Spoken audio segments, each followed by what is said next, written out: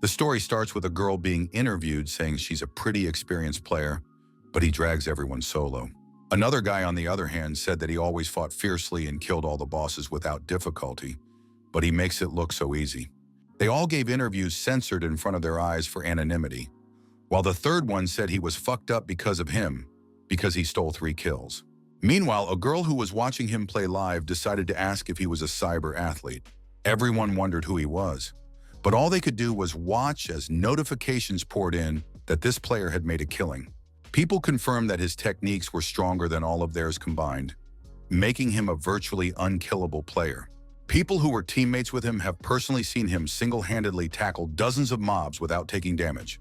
They were sure that this is not just a player, but a real genius, which in this game simply has no equal. Online, many people have asked if Sunny is a great god or a mediocrity, a hidden talent or an utter worthlessness. Who the hell he is? He alone is able to sweep an entire location, earning a reward for himself alone. But his pumping doesn't end there. The most popular game right now is Glory. In this game, the account login is done with a special card. It has become commonplace in the world of gaming. Cyber sports tournaments have become more exciting and interesting. There was also an account dubbed God of War. Its owner's name is Sunny, who is known as the best player in Glory. There were hardly any players like him, and those who were still didn't reach his level no matter how hard they tried. On a snowy winter evening, a meeting was being held at Team Era's operations base, which was the starting point for Sunny. When he entered the threshold, the first thing he was told was to turn in his God of War player card, to which the guy reacted with indifference. They decided to hand over the role of team leader to the new recruit Sebastian. Today, he would become the owner of the God of War. The manager added that he was the Rookie of the Year. According to the Professional Alliance, Sebastian himself cursorily apologized. He also added that he had taken his place as soon as he arrived here, but there was not an ounce of regret on his face, only a smirk. Suddenly, a blonde-haired girl ran into the room, loudly and disgruntled, asking how they could have been so rude. Everyone looked at the guest in surprise, who stated that Sunny was single-handedly pumping up the War God account. Marie angrily kept saying that all of his 10 years of hard work was in there, so they couldn't just pick up and replace him. The manager clarified that the account belongs to the team and not to him personally. During the 2 years he was the leader, Era was at the bottom of the rankings. The God of War account should be played by Sebastian. Only in this way would his full potential be revealed. All the team members agreed with him. The girl was furious. I don't understand. How dare they say that? However, Sunny put his hand on her shoulder to stop her. She glanced at the guy, who silently waved his head at her, hinting at her not to continue this conflict. The manager's patience was also running out, so he raised his voice, asking him to give the card to Sebastian. The silent guy stepped forward with his head slightly lowered, and then there was a small pause that stretched for quite a while. Sunny stuck his hand behind his sinus, approaching Sebastian while Marie watched his actions worriedly. When he saw the card, the rookie thought he had moved to this half-dead team for this account to become the best in the world. Sunny held out his hand, handing the newcomer the coveted card. Looking at it, the blonde man broke into a smile, not believing his happiness. He was one step away from being the strongest. All he had to do was pick up a card and start the game. Suddenly, Sebastian froze with a surprised look on his face, asking Sunny what he was doing because he didn't want to let go of the card. The blonde man said that Sunny's hand was trembling. Could it reveal the truths of the War God's potential? And so he asked to give it to him. To be more convincing, he promised that the God of War would be known by every Glory player. But it didn't work. He was then directly asked to leave. But Sunny first raised his voice by asking Sebastian if he liked the game. He didn't understand what the question was about, so he only looked at the former member of Team Era unhappily. Still holding the card, Sunny said if he did, let him prove that he was willing to do anything for her, not just brag. After saying that, he let go of the card, telling her to take care of it, while the blonde man looked at him in surprise. The former account holder headed for the exit, not wanting to continue a conversation that was obviously useless and would lead nowhere. At that very second, Sebastian jumped up from his chair, irritably asking Sunny to repeat what he had just said. The manager said their team doesn't have any cards for him, so he can just be their coach. Sebastian confirmed that with his skills, only he was worthy of being their coach. However, it sounded like a tease. Looking at a distraught Marie, Sunny decided that he would decline the offer, because being a coach was clearly not for him. He then asked the manager to cancel his contract, to which he responded with an ambiguous smirk. Marie loudly asked the guy to take his time because he would have to pay a huge fine because of it, but he didn't care. The manager smiled, equivocally stating that he simply didn't have enough money to pay for it, but that didn't catch on with Sunny either. The man added that Sunny has always been a celebrity, but has consistently refused to appear in commercials or even interviews. He has great money-making potential, but he hasn't brought the team a dime. Although with his potential, that's ridiculous. Adding to the fact that he has to give financial support to his senior fellows, it's strange that he doesn't want to get paid. Looking at the guy, Sebastian said that a famous player like Sunny had no money, and he didn't even know it. Turning around, Sunny asked with a calm look to tell him straight out what conditions he wouldn't have to pay the fine with. Taking the notebook in hand, the manager replied that he didn't want to complicate things, so he only offered to announce his departure. Then they would have no problem taking care of the fine. Hearing this made Marie angry again at the manager's horrible attitude. She said he was well aware of the rules, which just state that a player who announces his departure can only leave after 1 year. Plus, he's 25 years old. If he stops practicing and playing, he won't be able to join the team anymore. Taking the notebook from the manager's hands, Sunny said that he had worked constantly all these years, and there was nothing wrong with taking 1 year off. Signing the statement, the guy thought about the fact that the contract for his departure was prepared a long time ago, which means that they were preparing in advance. While the manager scrutinized the application, Sunny headed for the exit again while Marie asked him to stop. The rest of the team paid no attention to their departure, surrounding Sebastian and congratulating him on his new position as leader. When they left the building, Sunny said it was very cold today, so he asked the girl not to walk him out. Marie paused, asking what he was going to do now, for she was uneasy about the fact that he had been kicked out so easily. With a wave of his hand, the boy replied that he would rest for a year and then return, his voice expressing no true emotion.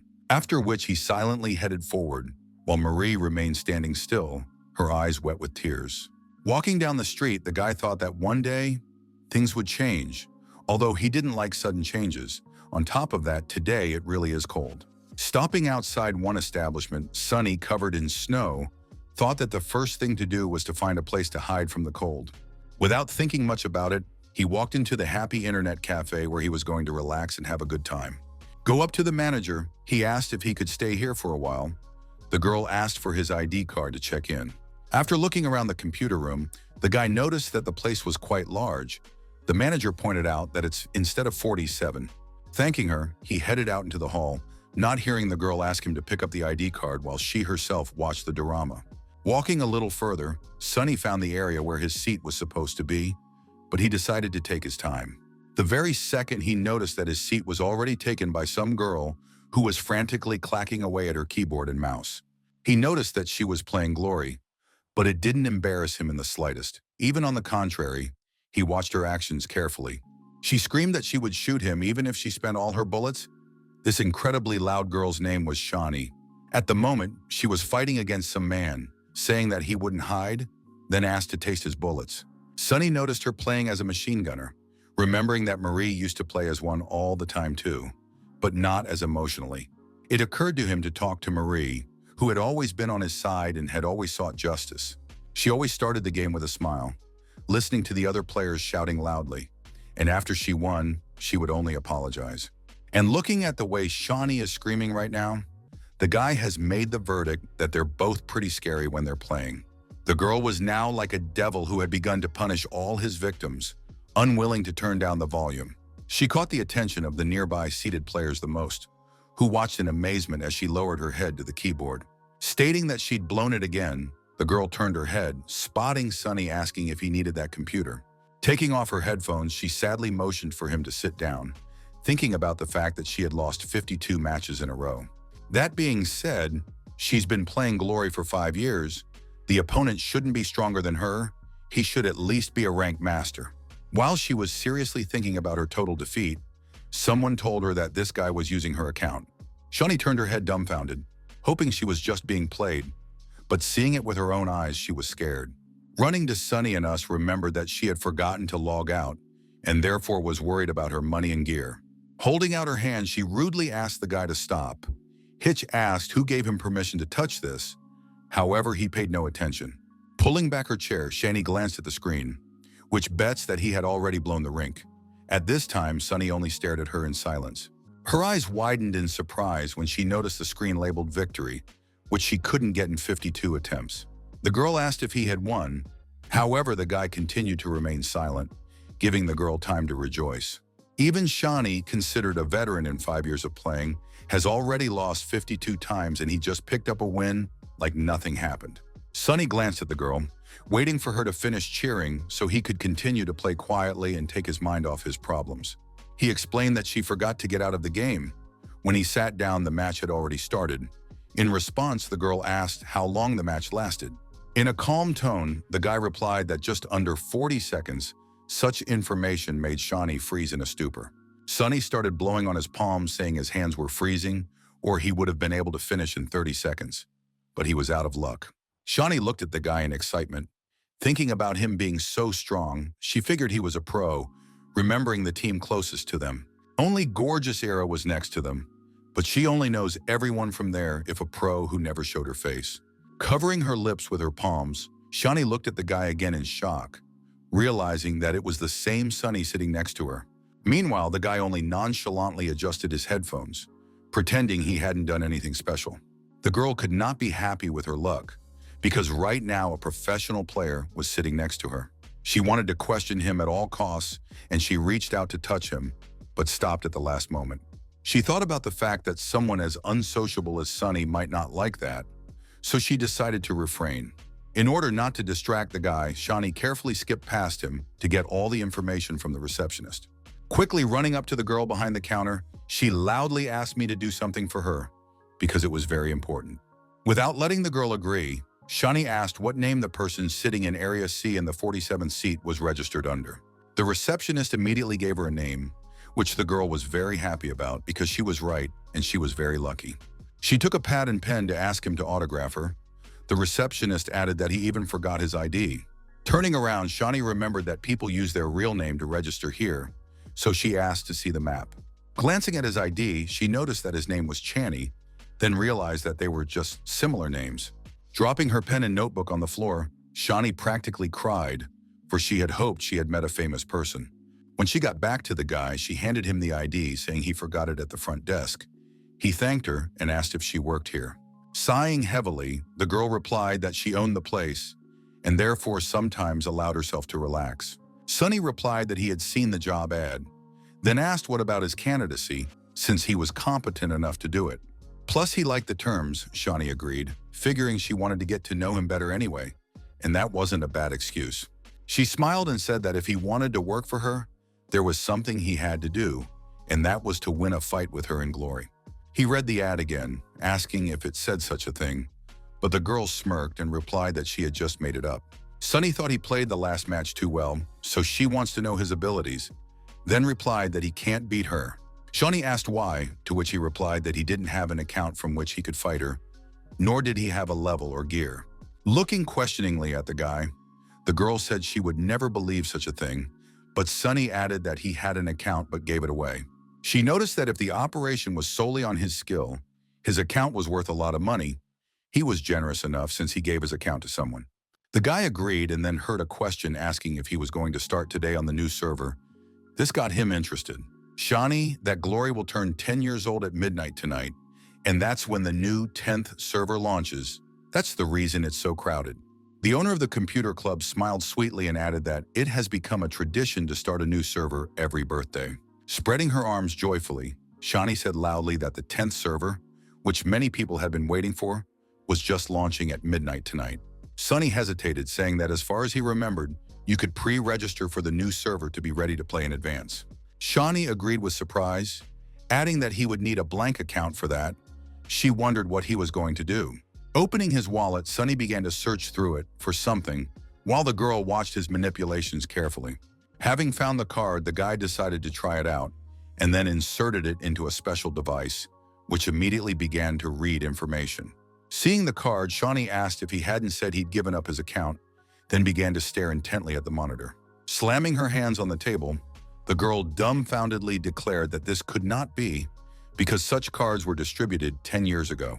Sunny confirmed that this card is from the first draws. She asked if he's been playing for 10 years. Even she only started playing 5 years ago. She reflected on the fact that he's a veteran who's been playing for 10 years. Now it makes sense where he got his skills from. He gave up his previous accounts going to start from scratch on a new server. She was even more curious as to who he was. When the guy announced he was done, Shaunie read his nickname, Grim Lord, saying he could now play safely on the new server. Taking the card in hand, Sunny leaned back in his chair, remembering the two people he'd started playing Glory with together. Putting a hand on his shoulder, Shaunie asked if he wanted a job as a systems administrator. The guy said preferably on night shifts. Reaching out, the proprietress motioned for him to follow her, thinking that she had gotten the ultimate nugget. It was all too fortunate, because he wants the night shift, and he also has a decade of experience in the game, and his aura is just like a real pro. After a while, she brought him to the apartment, told him that only a couple people lived on this floor, and she and now he would be living here. After looking around the apartment and setting down the crate of keyboards, the guy thought that not only did she provide food and blood, but the furnishings here were pretty good. So quickly made the decision to leave the magnificent era without even having any clear plan for the future. And now by fate, he started living here. At this time, Shaunie decided to show him his new room. Looking inside, Sunny noticed that it hadn't undergone any renovations. Shaunie said it might be uncomfortable, but that was only at first. The girl admitted that she had no need for extra workers and that the ad he was looking at was very old. The guy immediately realized what was wrong. However, it wasn't a problem for him. Everything suited him. Glancing at the clock, Shaunie announced that they needed to hurry up. Sunny didn't immediately realize what he was talking about, while the joyful owner grabbed his hand and pulled him along, telling him it would start soon. Turning around, she smiled, explaining that there were only 7 minutes left until the 10th server opened, and therefore they needed to be in place. The guy asked if she wanted to start the game on the 10th server, since her account from the 5th was already quite good, but she didn't pay attention to him. Instead, she pointed out how crowded the place was, thinking it was all to test his skills. At this time, there were indeed a lot of people in the room eagerly discussing the opening of the new server. Shaunie dragged the guy into the hall, relentlessly repeating that it was almost time and they must not waste a minute or they might be late. She sat him down at a free computer, telling him that they didn't have much time and therefore needed to get into the game as soon as possible. They managed to get in as everyone was loudly chanting the 5-second countdown, and the clock was almost showing midnight, encouraging the players.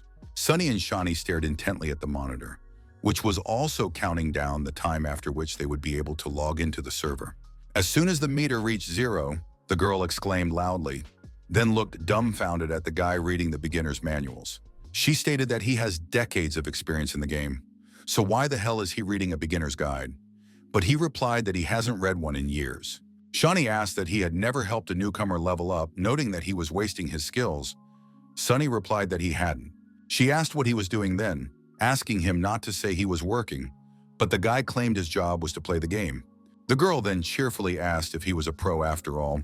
Then no wonder he won in just 40 seconds. She then leaned back in her chair, asking if he had retired. He asked in response how she knew about it. The girl replied that it was understandable, because he was no longer at that age, and besides, he seemed to be a regular amateur. She knows all the professionals around but has never heard of Shaunie, which makes one wonder who he is, if not an amateur.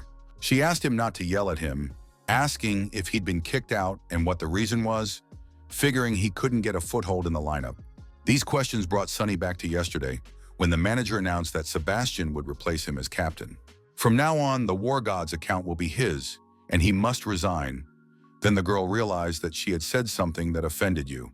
She immediately started apologizing, asking the guy to forget everything she said, but he only calmly replied that it was okay.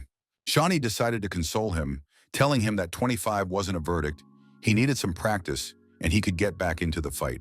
The corners of the guy's lips lifted slightly, after which he replied that he thought so too, and therefore he didn't have time to get upset.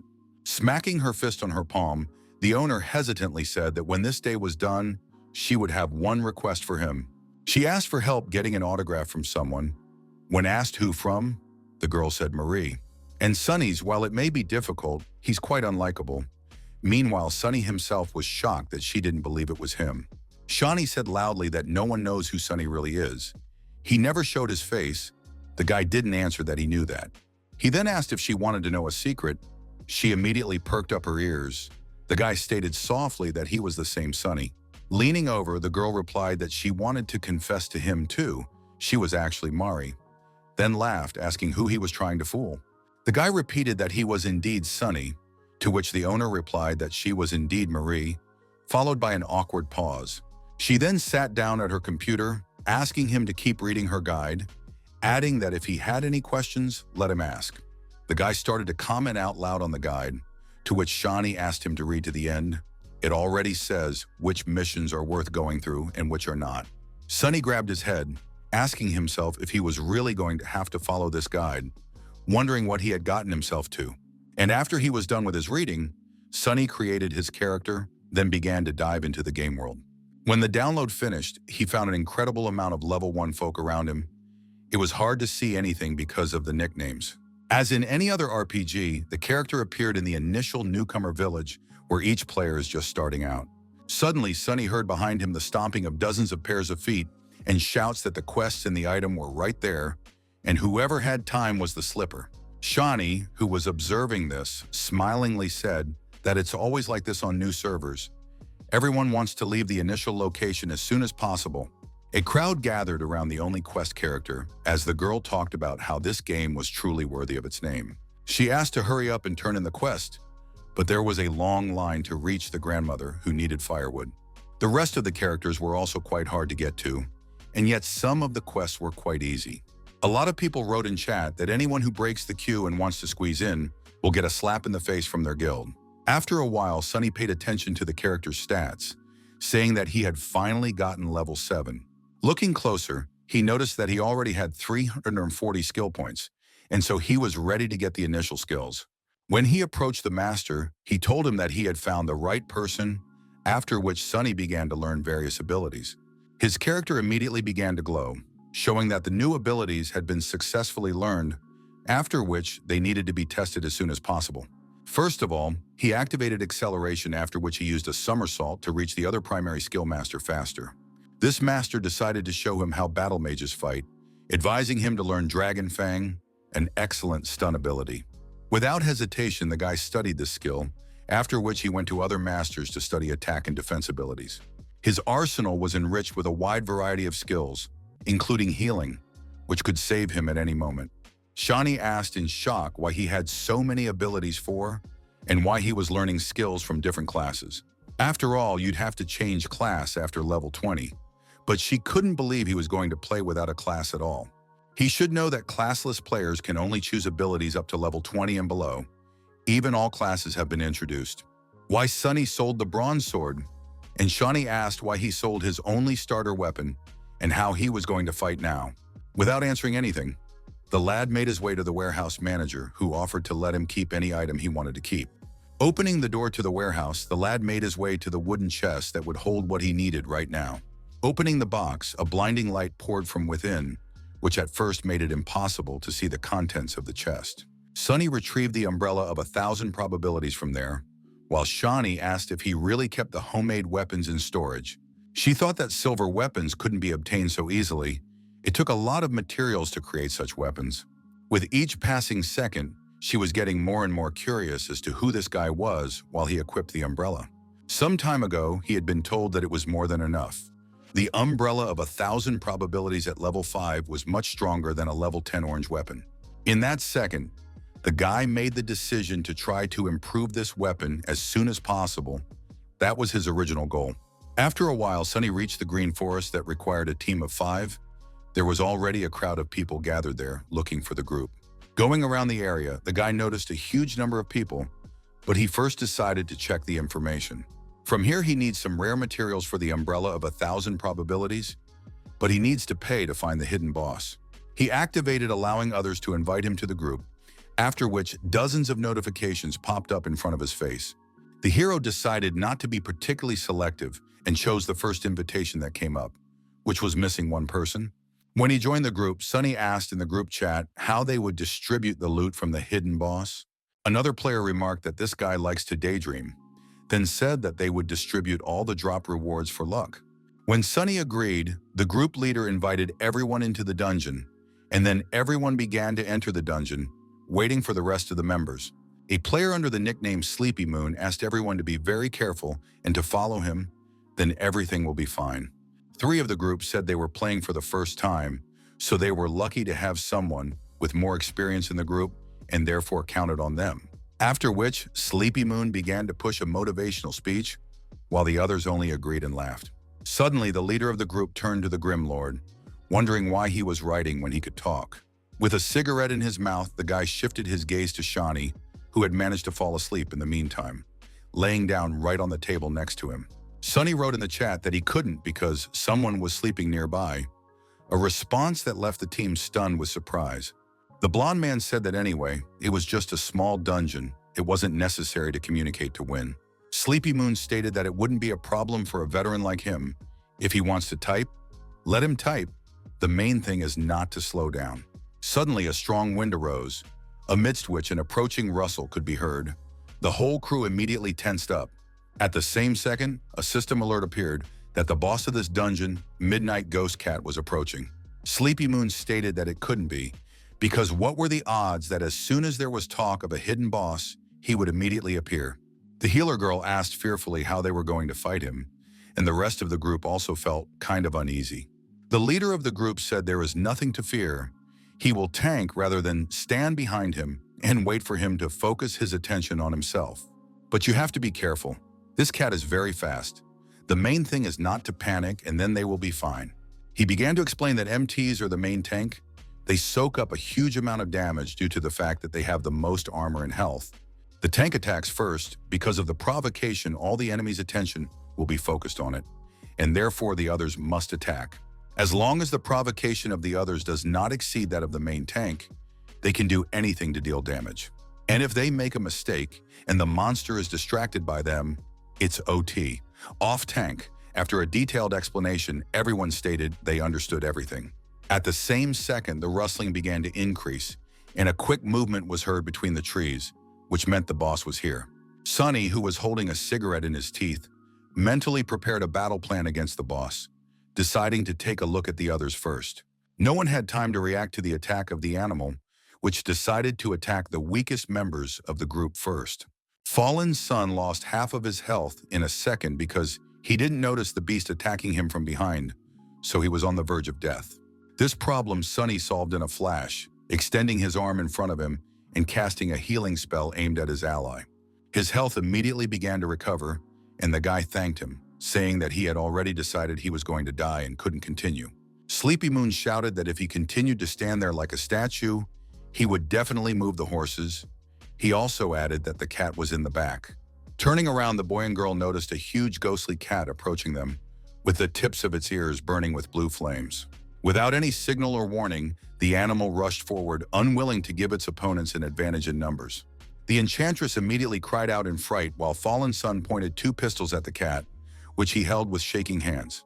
However, he was unable to shoot, but Sleeping Month immediately jumped out to help him, and he put his sword in front of him, taking the blow for himself. The beast's sharp claws scraped against the sword, creating sparks that fed to the blonde man's head, but he wasn't about to back down. He asked his comrades why they were panicking, since with him today they would definitely get their first kill, whereupon he chopped his sword right into the cat's chest. A notification sounded, signaling that the monster was distracted by the tank. Then he ordered the others to attack the beast. The newcomers were immediately enthusiastic, declaring that with Month at the helm they could definitely do anything, whereupon they prepared to attack. Everyone took their position, after which the monster was attacked from all sides, the cat receiving fire and magic damage. Meanwhile, Sunny stood silently and healed into the team, in no hurry to engage, deciding that it would be better to wait out the opportune moment.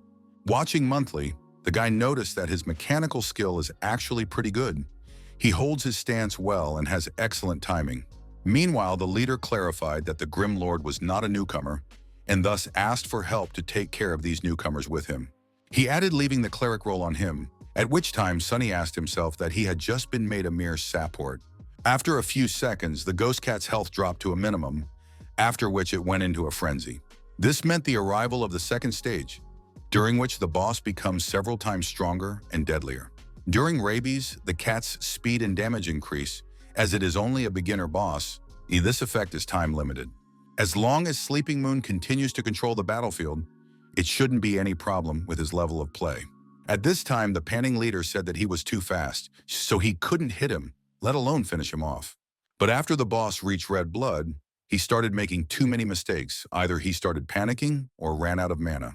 He began to play as if he was a completely different person.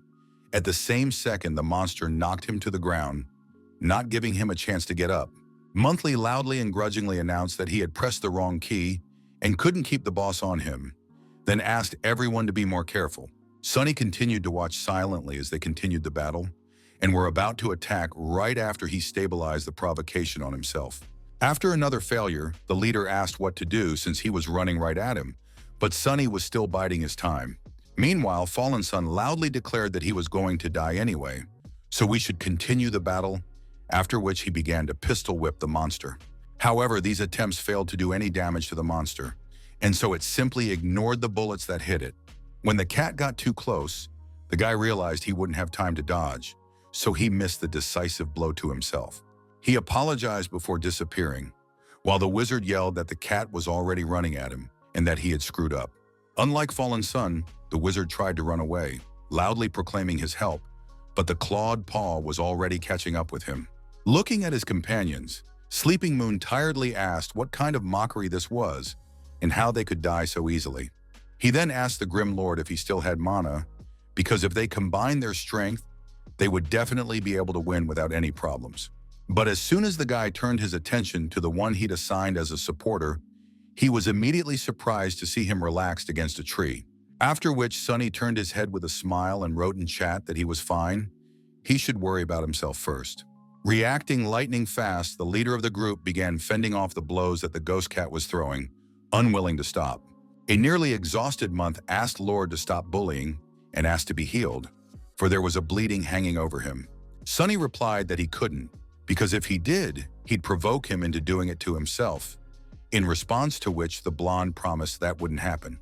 However, the latter didn't dare to listen to the order, continuing to watch the group leader fight the boss alone. Months shouted loudly in chat that he wouldn't provoke him to himself and asked him to believe it, and when asked what to do, he asked for a quick whiff of it. Lord wrote in chat that he was moving well and pushing buttons again, then asked if he had stopped pretending. However, what a shame he can't kill the boss alone, letting the rest of the group die on a guaranteed rule change to sample. He needed at least some command. The only thing left was to choose the right moment to miss.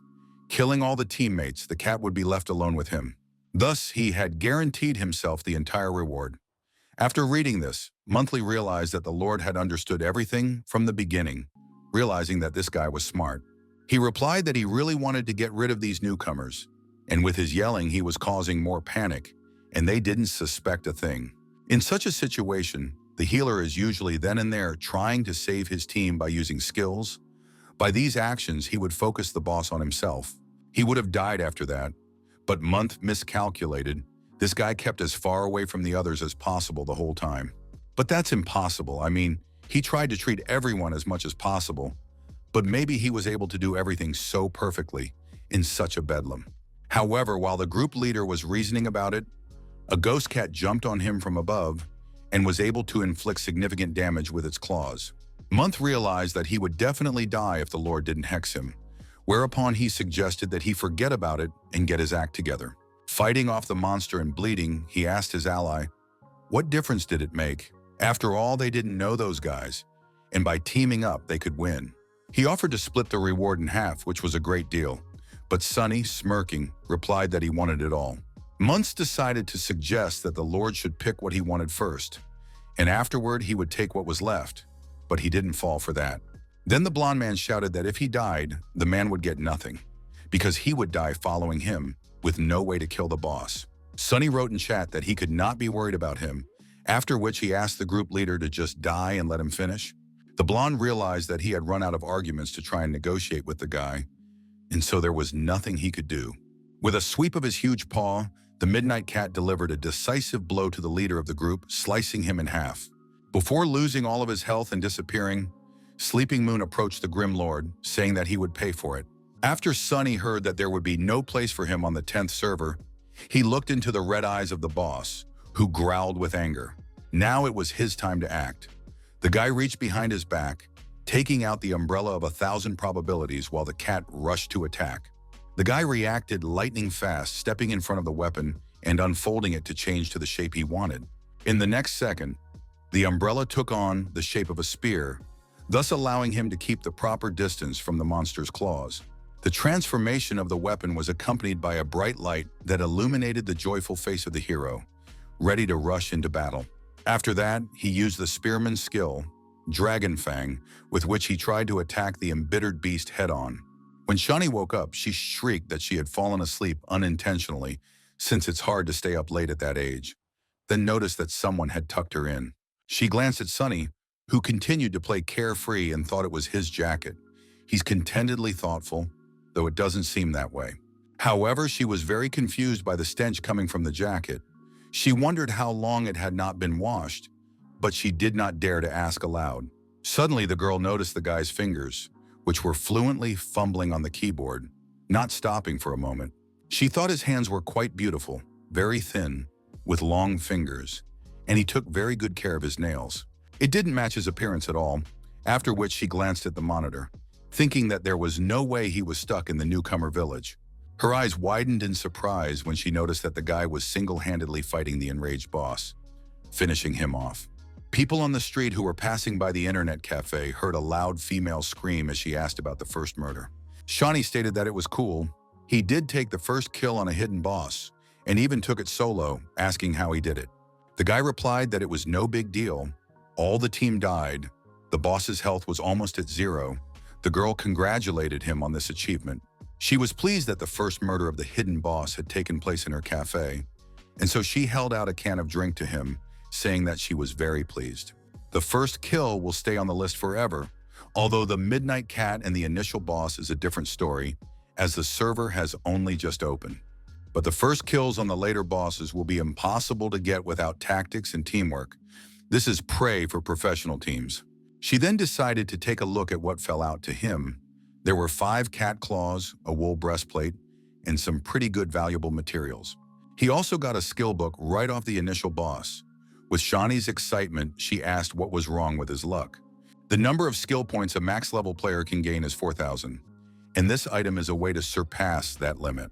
In the next second, the owner got another shock when she saw that Sunny had decided to use it right away, despite the rarity of the item. The guy said it's tied to the account and can't be transferred, though most people will think first before using it.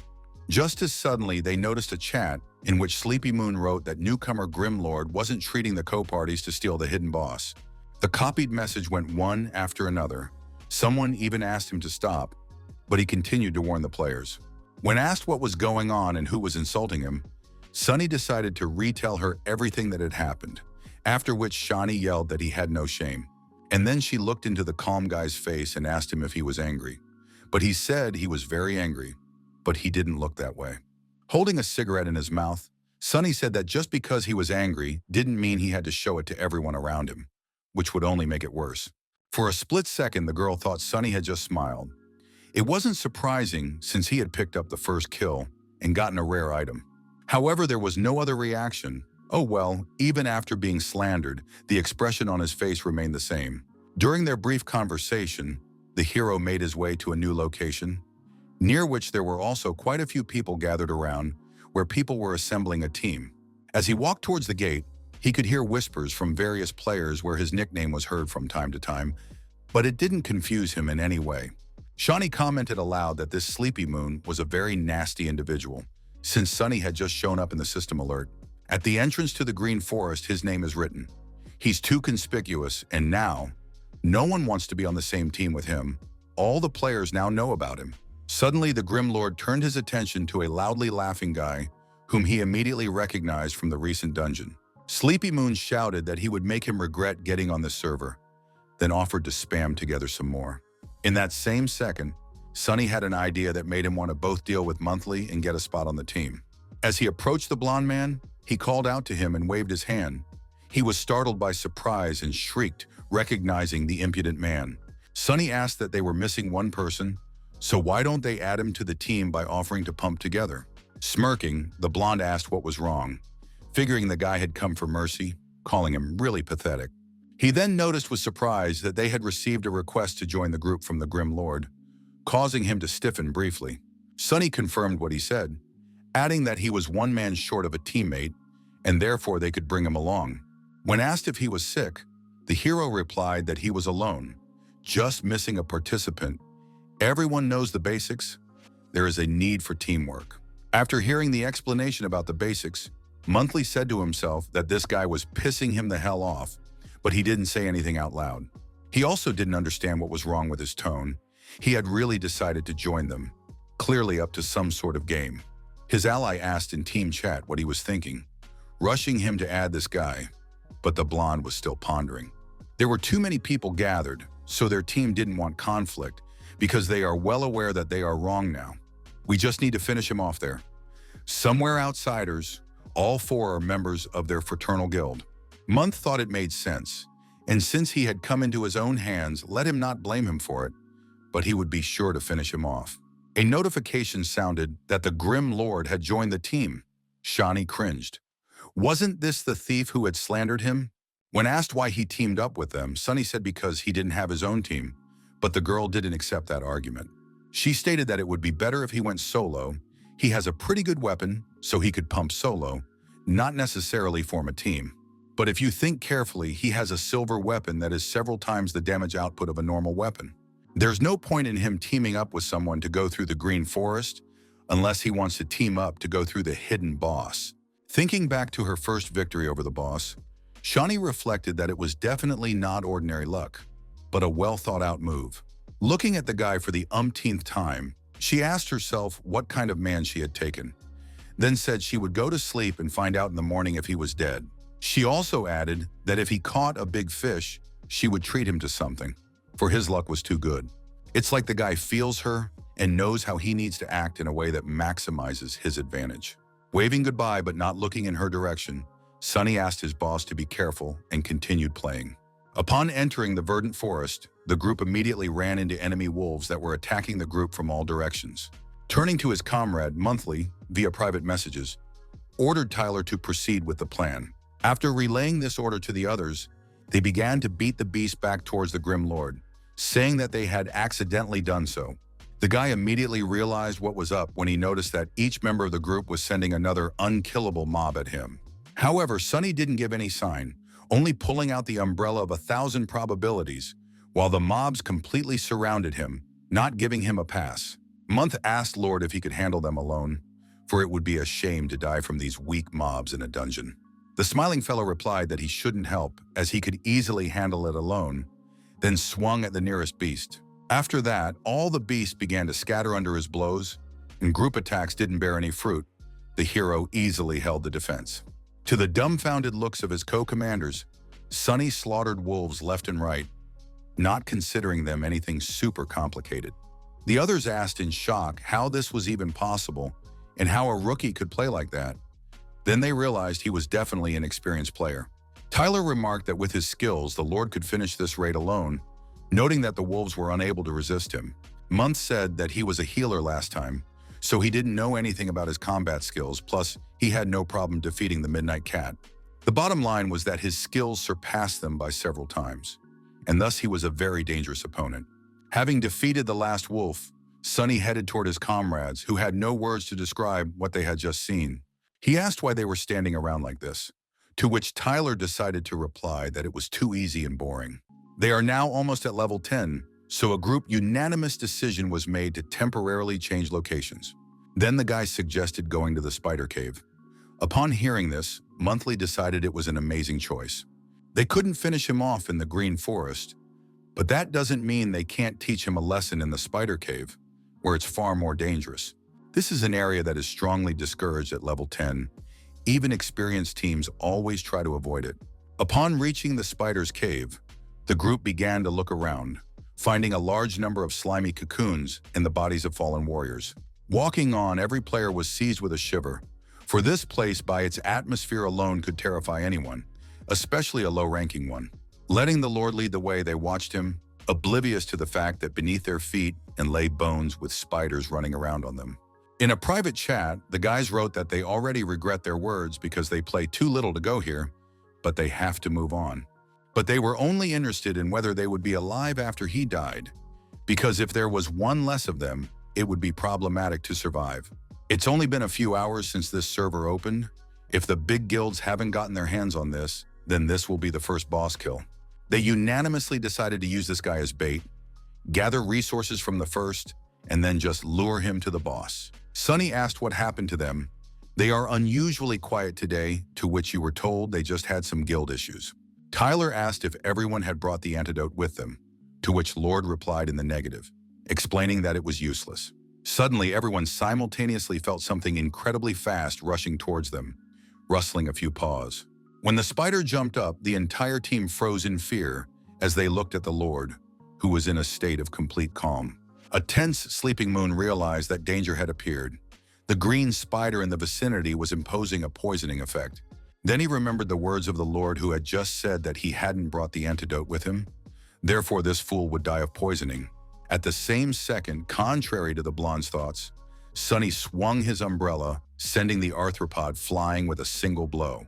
A group of players looked up and noticed a spider flying above them, spinning around, unable to group up. Grimlord, I decided not to wait for the spider to go to the ground. Instead, I headed towards it myself, jumping up high. Unable to attack and defend in the air, the spider was forced to receive 4 hits from the hero. The dumbfounded group at first thought they were all imagining that the guy had hit 4 hits in a row, but it was all real.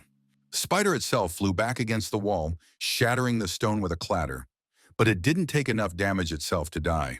One player had heard that you could only do such a combo if your speed was over 170, but Tyler thought otherwise. After changing professions, there is a bonus to attack speed. Also, weapons play a huge role. They probably have a bonus to attack speed. You have to be very fast, at least 200 to maneuver like that, and it seems even their head can't match it. As everyone drew conclusions, the whole group looked at Sleepy Moon, asking who the hell they were trying to provoke. Meanwhile, after 17 strikes in a row, Sunny had scored a crushing victory, finally finishing off the spider without taking any damage. However, now all the monster's attention is on him. The thing is that there's no poison on him because he hasn't been hit once. They all wondered if a level 10 character could deal with 7 monsters at once without getting killed. And they noticed Lord's excellent fighting skills and good movement. With such a technique, it was quite possible to do the impossible. They marveled at the strength of the one they wanted to betray, and so they rushed into battle, deciding to share the battle with their brother, the Grim Lord. One of them asked not to interfere with the master's fighting, while Month tried to stop them by asking if they weren't going to kill him. Enveloped in inspiration and rage, the 3 guys shrieked that they'd mopped up the whole thing and managed it pretty quickly, adding that their master was an MBA.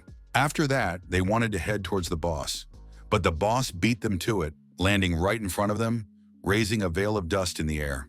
The Spider King was level 15 and had a fairly large amount of health, and was several times larger than his counterparts in size. The monster created a poisonous mist, after which Tyler ordered everyone to quickly drink their antidotes.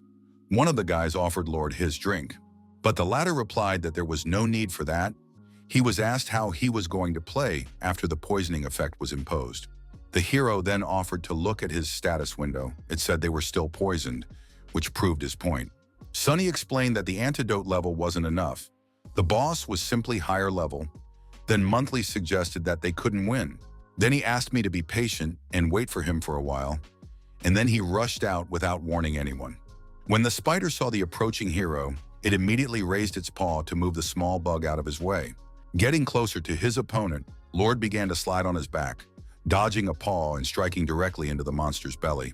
This damage was enough to pierce the shell and make the spider bleed, after which the guy hurriedly got to his feet. When the king was finished, Sunny ordered one to stand at 1 o'clock and the rest to stand at 7 and 9 o'clock and keep a distance of 2 meters. Everyone immediately understood the order, whereupon the Lord asked the little one to stand up for 4 hours. He addressed Month directly. He stood stunned for a second, trying to figure out if this guy was talking to him, but then anger began to take over. He asked if he had just called him a baby, adding that it was disgusting, but the others asked him not to slow the team down. The blonde man loudly asked everyone to shut up, asking Lord not to call him that again. Then he wondered why they should listen to him. After all, he is the leader of the band. Then he decided he wouldn't listen to Lord. However, he subconsciously became a 4chan anyway. He responded to the comments by saying that he too thought it was a favorable position, Then he asked the Lord to say what he was going to do next. Looking at the formation of the team, Sunny asked the leader to be patient, after which he asked everyone to stand there and not move. Meanwhile, the Spider King recovered, making an impossibly high leap towards Sleeping Moon. The dumbfounded guy thought it was flying right at him. It didn't seem like a strategy, he was just trying to return the favor. With fear and anger, he mentally turned to the Grim Lord, stating that his plan had gone too far. He joined his group acting like he knew nothing, then showing off some obscure trick. When Go idiots start praising him and doing everything he says, it belittles him as the leader of the group. Moreover, he had been foolish enough to fall into his trap, and now he would become a laughingstock. Then he called the Lord a murderer. Moon prepared himself for his fate by looking at the spider flying at him, but at the very last second, Sunny came up. Putting his umbrella in front of him, he repelled the attack, thus saving the leader of the group who didn't understand why he did it. The guy flew into the air then, delivering another blow to the spider, lifting it into the air and giving his group time. He then asked everyone to get their skills ready. For they were about to start, 1 hour, you need to use a front kick. Everyone noticed that the spider shifted to the left, thus moving closer to the man who would strike it next. The one who stood at 9 o'clock should use piercing blows. Accepting the order, the guy started swinging his sword. The next order was to use dissection on whoever was at 7 o'clock. All was executed flawlessly. In the same second, the monster shifted to the right, thus losing its balance and losing the ability to watch both sides at the same time. At 4 o'clock, Little Monthly was to attack. He quietly bellowed when once again he heard himself addressed in such a manner. This anger betrayed him even more strength to attack, after which he declared that he didn't need his instructions, noting that he had a dirty strategy. They pushed the spider back and forth, just like pinball.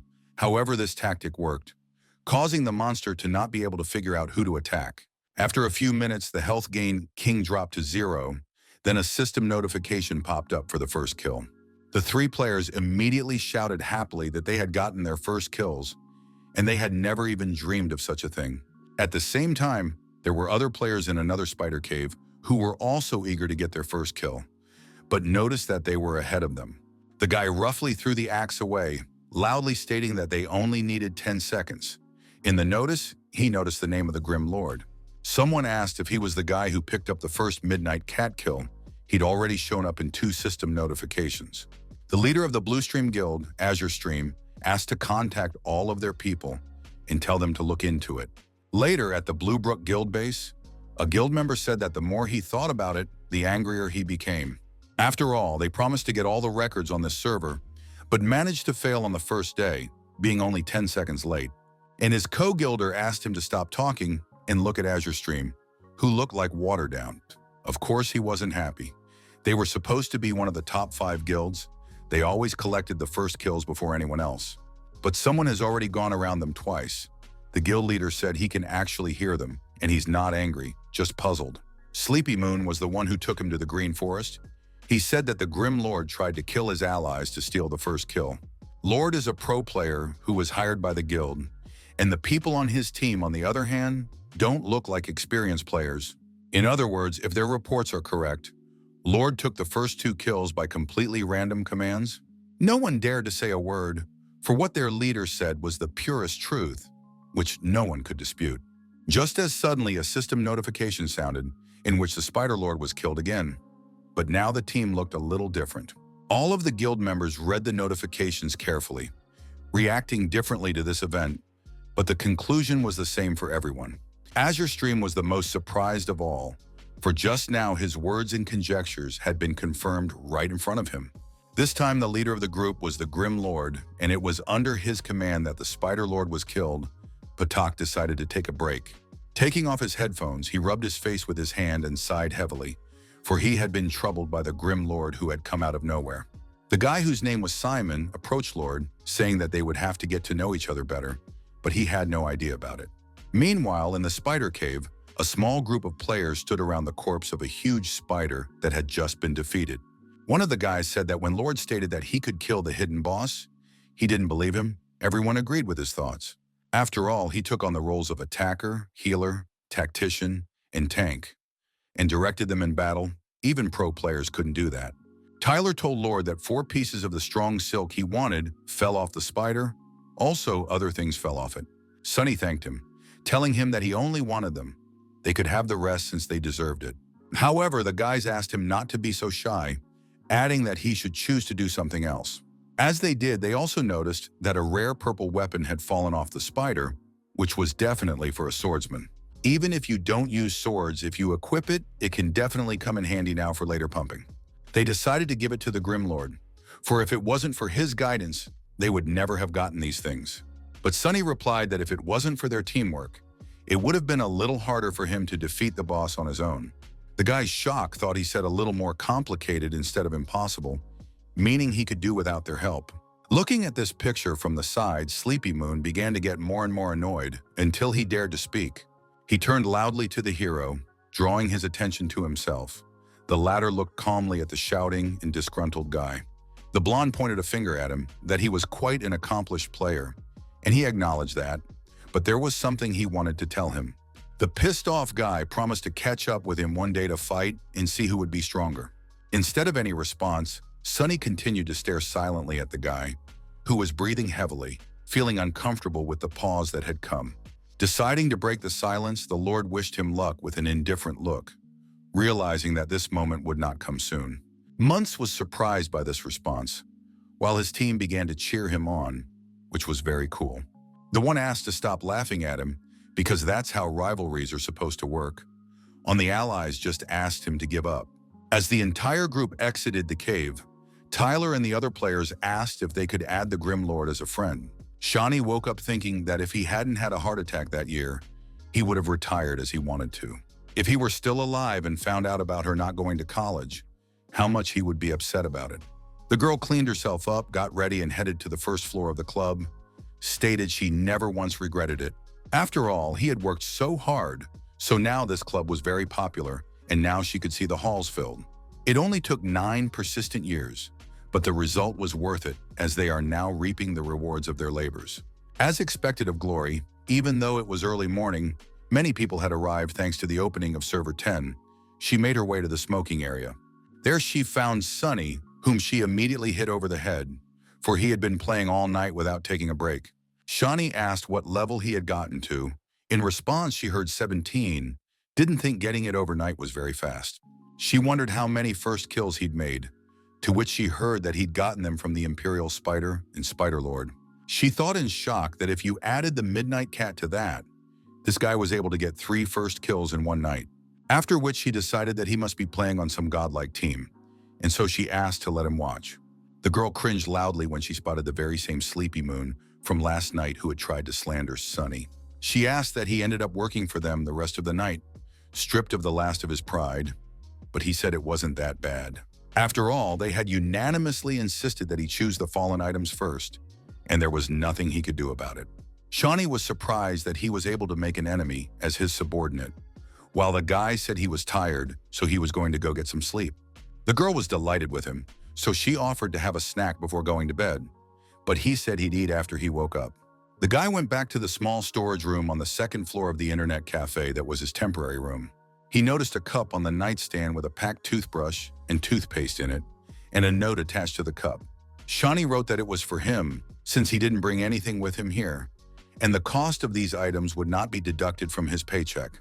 He mentally thanked his boss, who turned out to be very caring, after which Sunny wrapped himself in a blanket and fell asleep.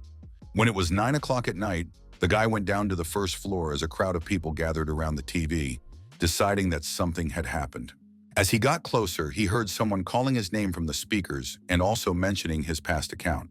Interest took over, and so he headed toward the cluster of people to see what they were saying about him. In addition to Vedusego's voice, he could hear people whispering about the fact that a great player like Sunny had decided to retire. 3-time league champion, 3-time most important player honoree, and 2-time rising star. As a team player, Sunny represents the pinnacle of the Glory Professional League. He is the benchmark to which all players aspire. They are grateful for these beautiful moments that Sunny gave them, and now the team manager wants to make a statement. Because of his recent failures, Sunny decided to voluntarily retire, but the Magnificent Era has always been ready for something like this. Their newest member is sure to be the next God Warrior in the Professional League. He will once again lead the Magnificent Era to the top of the league. The guy was tired of listening to this news, and so he decided to get some fresh air and get ready for his work shift. Stepping outside, the guy exhaled a club of steam as he suddenly heard a girlish voice nearby that refused to believe it. He noticed Shaunie saying that Sunny's career was still too far from over, and she didn't believe he had voluntarily resigned. Asking her boss if she was crying, she yelled that he was being facetious, then asked if he was feeling any emotion at all. Looking up, the lad replied that of course he wasn't.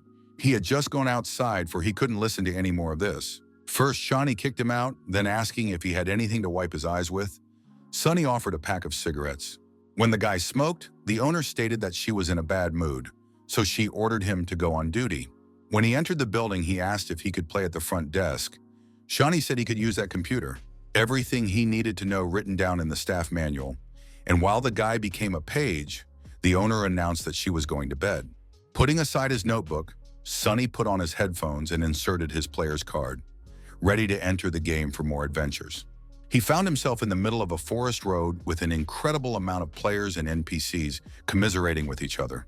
At the same second, Tyler called out to him, saying loudly that they were waiting for him. Along with him were the rest of the night group, except for Monthly. Toth is very upset about the news that Sunny is retiring, so he's not coming since Sunny is his idol. The heroes said that since they didn't have one person, it would be a bit difficult to kill the hidden boss of the spider cave if they met him again. He decided there was no point in going there again, and then suggested we go to the skeleton graveyard. Everyone unanimously agreed. They arrived at a location surrounded by tombstones and green lights, accessed from level 15. Tyler asked Lord if he needed anything in this particular dungeon. He replied that he needed a skeleton warrior saber. The guy thought that it was useless since it was decorative, but if this was what the Grim Lord wanted, he must definitely have a reason. Kneeling down, the whole group asked the dungeon to give them a hidden boss. Sunny noticed that they had developed a love for killing bosses. In the same second, their screams provoked the regular skeletons, who began to rise from the ground, roaring loudly. Before the guys could say anything about the mob showing up, Sunny had already rushed into the fray, pulling out his umbrella and using a tug. In a moment, he had already killed 3 of them, while the rest of the group just looked at their leader in delight. However, they did not want to lag behind, and so they rushed into battle themselves, destroying the skeletons one by one. Tyler noticed that these mobs spawned randomly, after which he asked why there were so many of them then, since they were hard to fight off. In addition to attacking, the Grim Lord had time to heal his allies, who in turn thanked the leader for his help. Since Sunny wasn't using voice chat and he couldn't respond to his allies, he was completely focused on the fight. The last skeleton was crushed by Lord, piercing it with his umbrella, creating a powerful shockwave, thus bringing victory to the team. They then began to examine the rewards, happy that a fragment of blue equipment had fallen from them, but they still hadn't encountered the hidden boss. Then Sunny proposed to go through this dungeon again, to which the whole team agreed, because they were eager to see the leader in action again. After a while, Tyler stated that this was their 3rd time here, so the sweep should go smoothly, but he got excited pretty early on. The first to sense the danger was the Grim Lord, who ordered his allies to retreat quickly. In the same second, the ground in front of them exploded, raising the air with rocks and a cloud of dust, behind which lurked the true danger. The dungeon boss appeared, a level 20 skeleton warrior who was fully clad in corrosion-covered lats. The 3 boys were immediately frightened and ran screaming towards their leader, who remained unfailingly calm. Then a system notification appeared, informing them that they had entered the resting place of the skeleton warrior. Sunny was glad that the hidden boss had finally shown up, even though after 2 tries he had no hope of meeting him. Shaunie appeared behind him, with a mask on her face, and stated that she didn't think Sunny should resign. The guy freaked out, told his boss that it's midnight, and not only is she awake, but she's also walking around with a mask on her face like she's cosplaying a ghost. As the girl sat down at a nearby computer, Tyler heard a female voice in the chat room, then asked Lord if it was his girlfriend talking. Shaunie said it was because he packed himself so high, which is why when Era got in trouble, he was thrown out first. She has always followed this team in their competitions, but she feels like Sunny isn't as strong now as he used to be. The professional league is becoming more mature, and now it's full of strong players. Then she asked the guy if he was listening to her, but Sunny only calmly asked her to help him find a guide. Shaunie leaned back in her chair, asked what kind of guide he was interested in. The guy replied that he needed a skeleton warrior guide, Hearing this, the girl froze dumbfounded, looking at her subordinate. She then loudly asked why he didn't read it before engaging in a fight with the boss, but the guy didn't say anything to that. Sunny said they forgot to watch the guide, and Shaunie, after taking off her mask, asked to be reminded which boss they were talking about. The guy replied, adding that he needed to know how to make the saber fall off him with a 100% chance. The girl didn't understand what he needed it for. After all, she is nothing more than a piece of jewelry, so no one is after her specifically, as she suddenly actually found a guide written by Sunny himself. He's definitely a big Sunny fan. No wonder he knows about it. The guy was interested in how many times you have to hit the belt buckle. Shaunie replied 24 times. There is also a picture here of the place to hit. Sunny asked to enlarge and let me see. The girl said the boss was trying very hard to help him, but he took a glimpse and quickly thanked her. Da immediately yelled that she put a lot of effort into the search, and he just took a look, after which asked for more attention. While the guy was standing AFK, the rest of the team was calling for him, because if he didn't come back as soon as possible, no amount of guiding would save them. They were already at their limit because the boss went into attack mode, and it was very difficult for them to defend against such a monster. Just as suddenly they noticed someone using the treatment on Tyler, guessing that the Grim Lord had returned. The hero stood at full alert and apologized for the delay, but in the meantime he had gotten all the information he wanted. A beep sounded. One of the players claimed to have regained health as well, but it caused the boss to look away from him. But the guy claimed that was exactly what he was after, and then rushed to the attack while the others asked what the technique was. Along the way, Sunny gave orders for Field 7 to run to the left, and Cloud Sunset to get behind. Drifting Stream should go to the right. All at once accepted the instruction, but was asked if Tut was going to go at him head-on. He answered in the affirmative. The first thing that caught the hero's attention was a belt buckle that really stood out among the rest of the boss's attire. As the skeleton warrior swung, Sunny managed to land 4 strikes before bouncing off the monster's blow, increasing the distance. With a sharp jerk, he approached again, continuing to attack the buckler, striking for the 8th time, the skeleton's slowness playing to his advantage. While the boss raised his sword, the hero attacked nothing but the buckler, striking for the 11th strike in a row. One player said that a character with no specialization takes no damage while fighting from the front, and he did the least damage. Shocked Shaunie was looking at Sunny's actions. I said that he has to dodge all the time, but he still hasn't botched a combo. She felt as if he could stuff that combo until the end of time, then asked why he needed the guide. Without changing his expression, the guy replied that it was necessary just in case, but it was obvious he was doing just fine without it. He hadn't fought this boss in a long time and thought he had forgotten how many hits were needed, so he decided to reassure himself.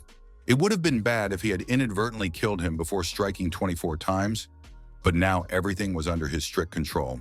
As soon as the last 24 blows were struck, the skeleton let go of his sword, screaming loudly, after which the guy decided to chop off his arm. The notification that the skeleton warrior had been killed sounded. No one had time to realize when and how it ended, not because everyone was just standing still. Seeing that a saber had indeed fallen out of the boss, the hero considered it a success, after which he quickly cleaned it up. The rest of the team and the guys felt devastated, as they win every time without putting in any effort.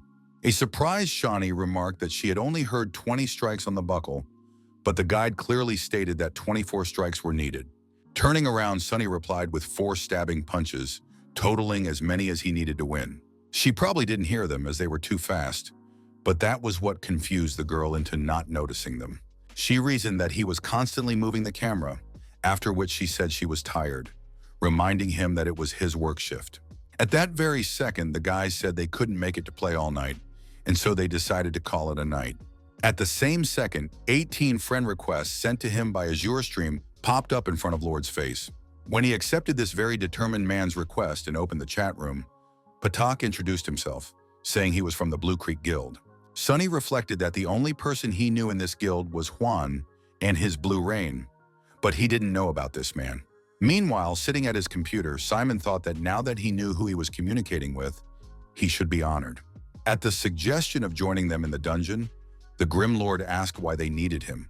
The annoyed guy mentally replied that, but he had taken both of the first 2 kills, so their guild couldn't accomplish anything in this dungeon. You can't help but recognize his good skills. because it's easier to find 10,000 soldiers than one general. So you should try to get together with him. Simon offered to let him take the purple equipment that fell out in return for helping them sing the passing record. Sonny replied that he didn't need the purple outfit. He was far more interested in getting rare materials. Simon picked up on that.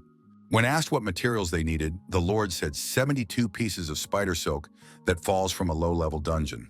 He will also need the mithril pendants that fall from the White Witch. These pendants don't have any properties, so they are just jewelry. All of his requests are so petty, they can easily fulfill them as many times as they need to. For their guild, they are petty. In the same second, the guy froze in surprise when the Lord asked for 8 pieces of white wolf fangs, which was already harder to get. White wolf fangs are materials that drop from the Ice Forest boss. But most importantly, each player can only enter the forest 4 times per day. Hidden bosses appear rarely as it is. The chance that this boss will be exactly a white wolf is 2-3. 8 fangs is too much.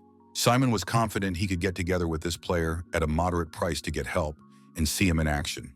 He began to write that his demands were too great and therefore would have to choose rather than requesting everything at once.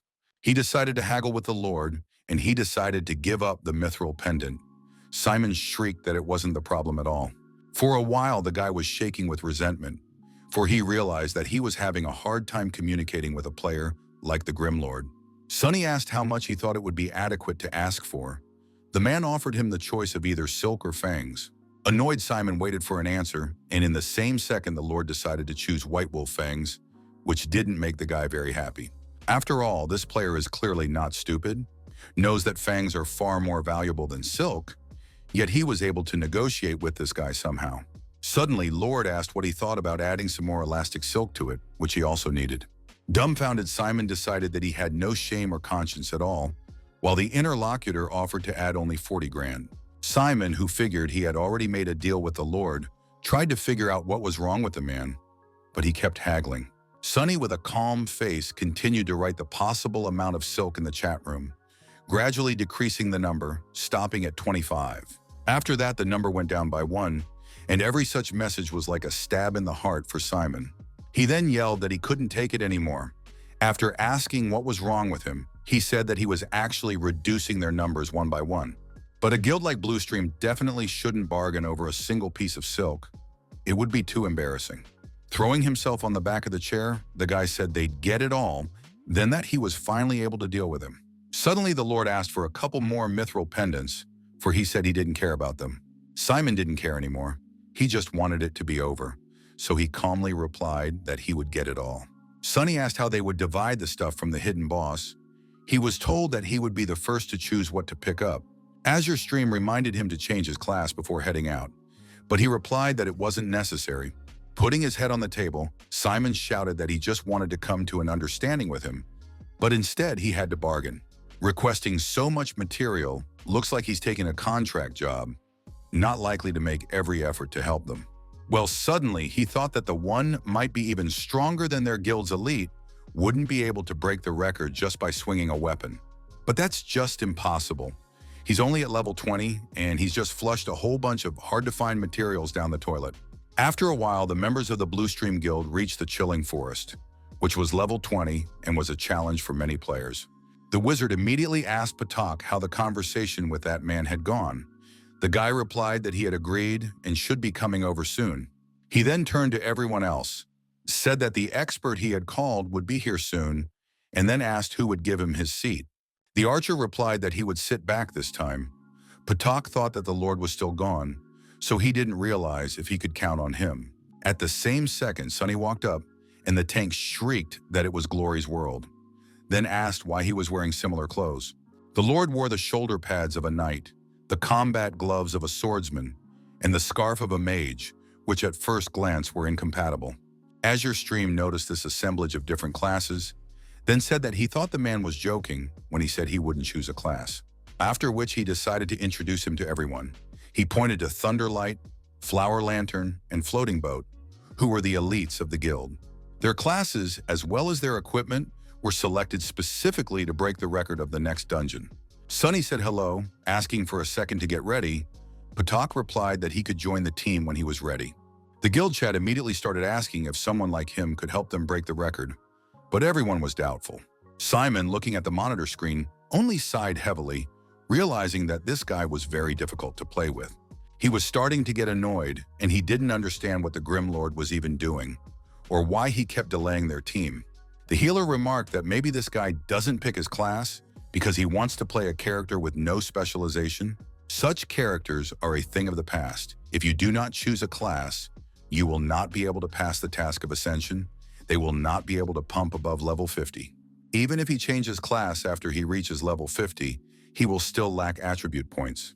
Then they asked Patak if he had seen who he had found, whereupon they gave him a judgmental look, but he only asked why they were looking that way. Then the guy said it's a new server, so everyone is level 20 or so it's not a big deal that it's without specialization. Tank asked if he'd brought enough weapons since he still hadn't chosen a class, then asked him to make sure he didn't get confused. However, the Lord didn't reply anything to that, continuing to stand still, causing the wizard to laugh. The guy turned to the tank, stating that he was standing AFK, and therefore missed his ears and whatever the co-guilder was telling him right now. Sonny wasn't going anywhere, however, noting that he had gathered all the materials he needed and the umbrella of 1,000 probabilities could now be improved. First, he needs to use the claws of the Midnight Cat by replacing the tip, then the weapon will have new properties.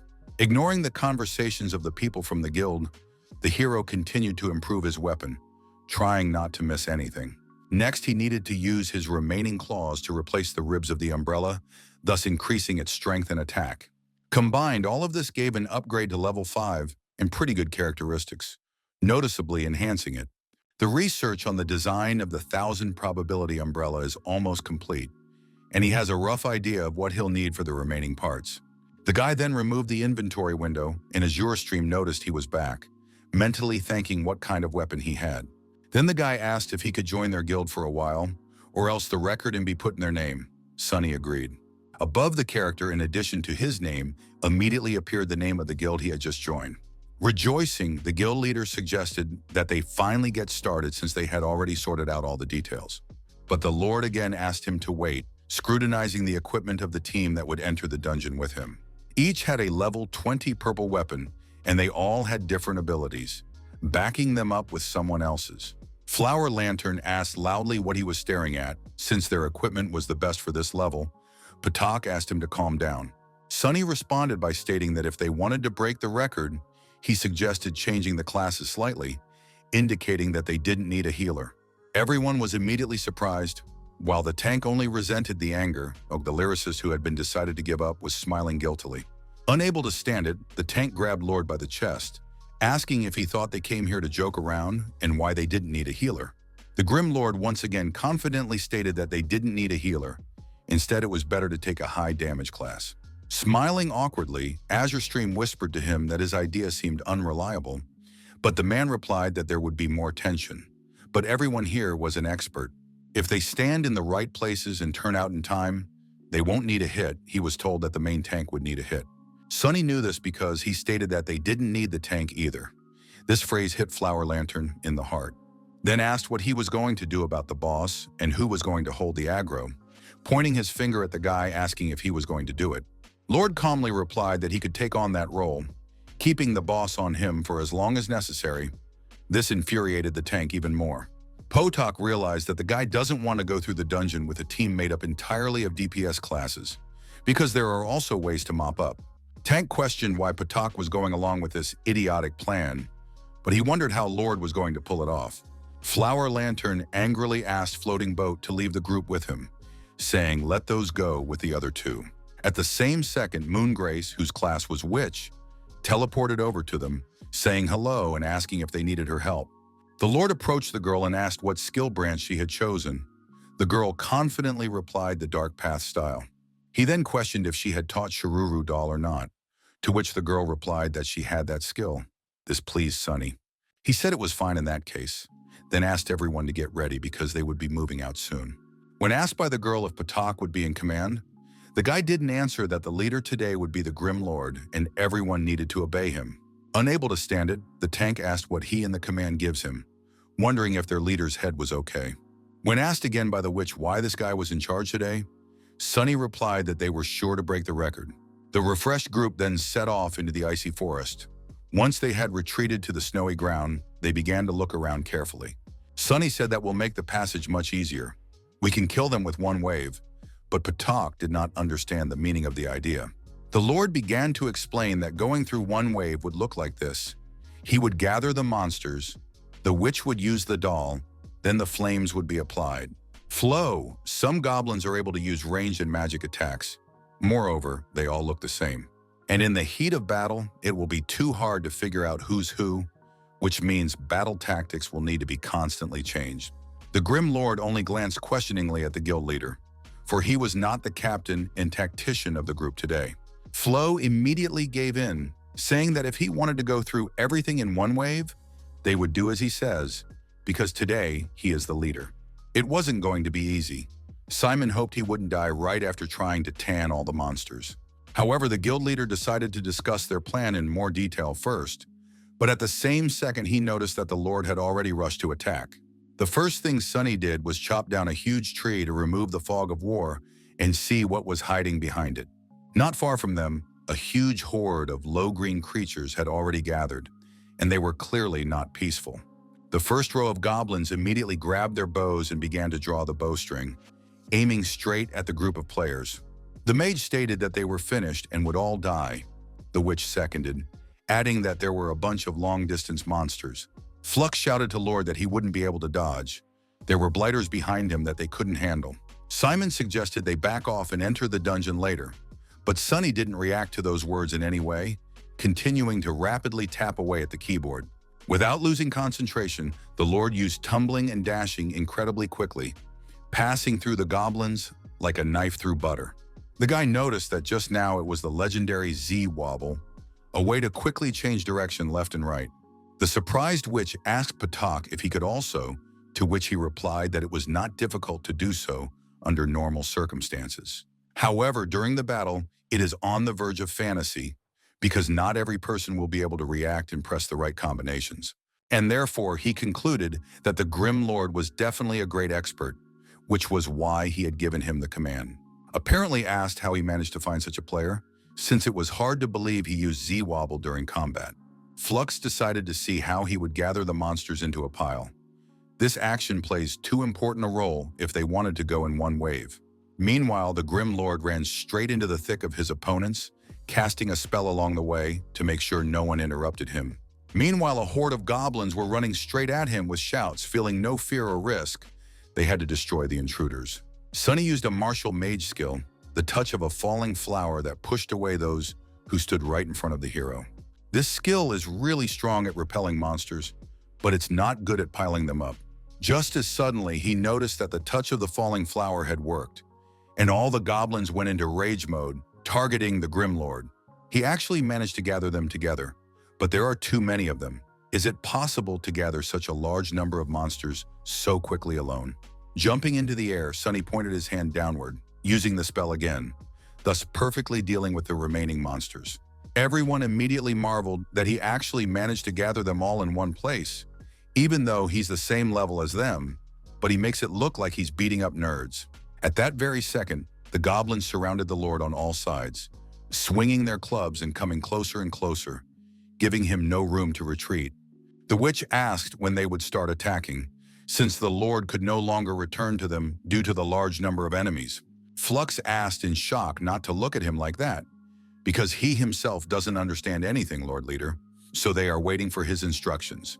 After running around the goblins, Sunny gathered them all into one pile, then had them chase him across the snowy clearing. Potok noticed there were so many monsters, but he broke through and probably lost a lot of health because of it, but he still had 75% left. This information pleased the guild leader, but it was unclear why the guy was running farther and farther away from them, taking the goblins away. The monsters will still chase him until they catch up. After all, he'll just die and all their plans will be ruined. However, the guild leader underestimated the abilities of Sunny, who never went into the field without a clear plan in his head. Unless he could somehow get to them through the air, but that just wasn't possible. At that very second, Sunny gave the umbrella the shape of a rifle. Soaring into the air, the hero made a single shot. Not really aiming, it was necessary to get the momentum for the rebound. Looking up, all the group noticed that the Lord had flown right over them, breaking free from the encirclement of the huge horde. Sunny landed next to them, and Patak noticed that it was a gunner's skill to move through the air using recoil. Shooters can fly backwards from the line of fire. The stronger the recoil of the weapon, the farther the character flies away. The witch loudly asked Azure Stream to stop analyzing, for a crowd of goblins were already running at them. Sunny ordered the mages to attack and the witch to prepare to use the doll. Everyone immediately got into a fighting stance, accepting the order.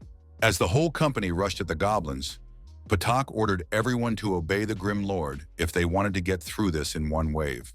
To do this, they must not allow the bot to counterattack, and so they must take the attacking position as quickly as possible. Sunny asked the mage to prepare a fierce flame. The mage immediately began to cast fire around him, directing it at the horde. Not expecting such a thing, some of the goblins immediately began to burn in flames, losing some of their units that were in front. Then the order was given to use the blizzard, directing a stream of magic to another part of the goblins. Those were engulfed or chilling cold. The goblins that survived the attack or were behind continued to run forward. The monsters were too far apart. Some of them got hit and the recharge is too long. The Lord ordered the witch to use the doll quickly. The girl cast a spell, releasing her small copy forward, thus attracting the attention of the goblins. The doll provokes all monsters within a 2-meter radius, causing the monster's aggression to switch to her. But there was one drawback. The doll has too little health. She won't be able to last long because she was literally attacked from all sides. However, the Grim Lord declared that it was enough for him, whereupon he soared into the air, aiming to attack his opponents. Landing on the ground, the guy created a shock wave that pushed in the monsters closest to him. Azure Stream shouted for them to get up. At the same second, Sunny asked the Swordmaster to use the Sword of Falling Light. Simon, as if reading his thoughts, was already preparing this ability, swinging his sword towards the tenacious goblins. His sword then dropped to the ground, creating a whirlwind of blades around the caster that rained down on the monsters. The wizard declared that their leader was cool, but the latter replied that it was too early to rejoice, for the recharge of this ability was too long. If the monsters get up and attack again, they'll all flipper around here, instead of coming through in one wave as planned. The guy didn't know what to make of them, asking himself if the Grim Lord had learned any AoE skills from the other classes. But as it turned out, Sunny had a different plan. He calmly but confidently asked the witch to use the Shadow Cloak. The girl smiled and said she understood, then began to cast the required spell, waving her wand. The goblins were immediately enveloped by a shadow that raked them into one pile and lifted them into the air, preventing them from escaping anywhere. She then brought her hand down sharply, thus bringing all the goblins to the ground, stunning them and incapacitating them. Azure Stream had completely forgotten about this spell. Now they had enough time for their skill cooldown to complete. Simon realized this guy was something with something. He was using skills not normally reserved for crowd control. He wouldn't have been able to pull it all off if he wasn't very experienced in the different classes. But what happened was that the passage of one wave was complete. It wasn't over yet, however, so Sunny encouraged everyone to hurry up so they could break the long-awaited record. At the same time, in private chat, Flower Lantern asked if they were alive, to which Patak replied that the guy was just a freaking god. As they headed to the next location, Simon wrote that the Lord led them in one wave through the dungeon, much to the tank's surprise. Simon smiled smugly, thinking only that at this rate, they could definitely set a new record. The group stopped in front of a sleeping goblin that was different from all the others. They immediately began to act quieter. The final boss of the Ice Forest, Ice Emperor Tane, didn't look that strong, however was level 25. At the girl's remark, Patak asked her not to be silly. Though he was the size of an ordinary goblin, he was much more dangerous. He is also the first boss in Glory to have a name. While he was explaining this to her, he didn't notice that Sunny had already rushed into battle. The guild leader called out to him, but the Lord ordered everyone to start and deal as much damage to the goblin as they could. Once up in the air, the guy decided to use the infinite air combo, while everyone marveled at his abilities. They then decided to help him quickly when they suddenly noticed that the boss had abruptly disappeared from sight somewhere, returning from an attack. Azure Stream stated that he teleported, then asked them not to attack lest they become tanks. If someone becomes one now, considering the entire team is made up of attacking classes, they could all die. The second AA didn't notice the boss decided to attack them from the back, but the mage couldn't react in time. The goblin also didn't expect an ally to come to the guy's aid, who stabbed the monsters in the back to thwart him. Everyone immediately realized that it was a shadow clone, Lord somehow managing to keep up with Ice-Tane's teleportation. His attacks didn't slow down even a little bit. It's only possible in theory, but the hero was demonstrating it all clearly. Without stopping fighting, Sunny asked everyone to attack him, adding that they wouldn't be tanks, to which those responded that they would give their best. The next second, streams of blows and spells rained down on the boss, apparently noticing that she really hadn't become a tank, dealing maximum damage. Potuk asked how he was so good at holding provocation. This boss has a special attack pattern after all, and usually requires 2 tanks. Otherwise, it would be hard to keep him, to which the Grim Lord calmly replied that he just deals more damage than them. Simon could hardly believe those words, but the Lord had already proven that he could do the impossible. The entire group looked dumbfounded at the DPS rank, noticing Lord on top, concluding that he was not only a tank, but also a DD. The boss's health bar has almost turned red. When this happens, he will enter super armor mode, and no one will be able to interrupt his attacks. The second they said that, super armor appeared, so the whole group decided to temporarily retreat to come up with a strategy. Flux noticed that Lord didn't back down, but he knew this dungeon like the back of his hand and knew what was about to happen. After he gets super armor, Ice-Tane always uses the Ice Whirl spell, and if you don't retreat, you will 100% get hit by it. But for the umpteenth time, the Grim Lord proved that he was capable of going against the system by grabbing a goblin and throwing it over his shoulder. Using a throw behind his back, he interrupted his attack and canceled his super armor, something a dazed Simon could not have expected. The rest of the group looked dumbfounded at this, thinking that they definitely wouldn't have thought of this in such a situation. Everyone concluded that characters without specialization were really cool, not like some people, after which they looked at the guild leader. Flo, why are they looking at him? It's better to look at the boss. After all, he's almost dead. I therefore need to finish him off quickly. This they dealt with rather quickly, after which a system notification appeared announcing that Ice-Tane had been killed. A second window appeared congratulating the players of the Bluebrook Guild for setting a new record, a sweep time of 20 minutes and 24 seconds. All of the guild members were immediately excited that they could do this. Setting a new record, only Sunny kept his cool. Coughing, Azure Flow turned to the hero, saying that it was a beautiful job that he had done just perfectly.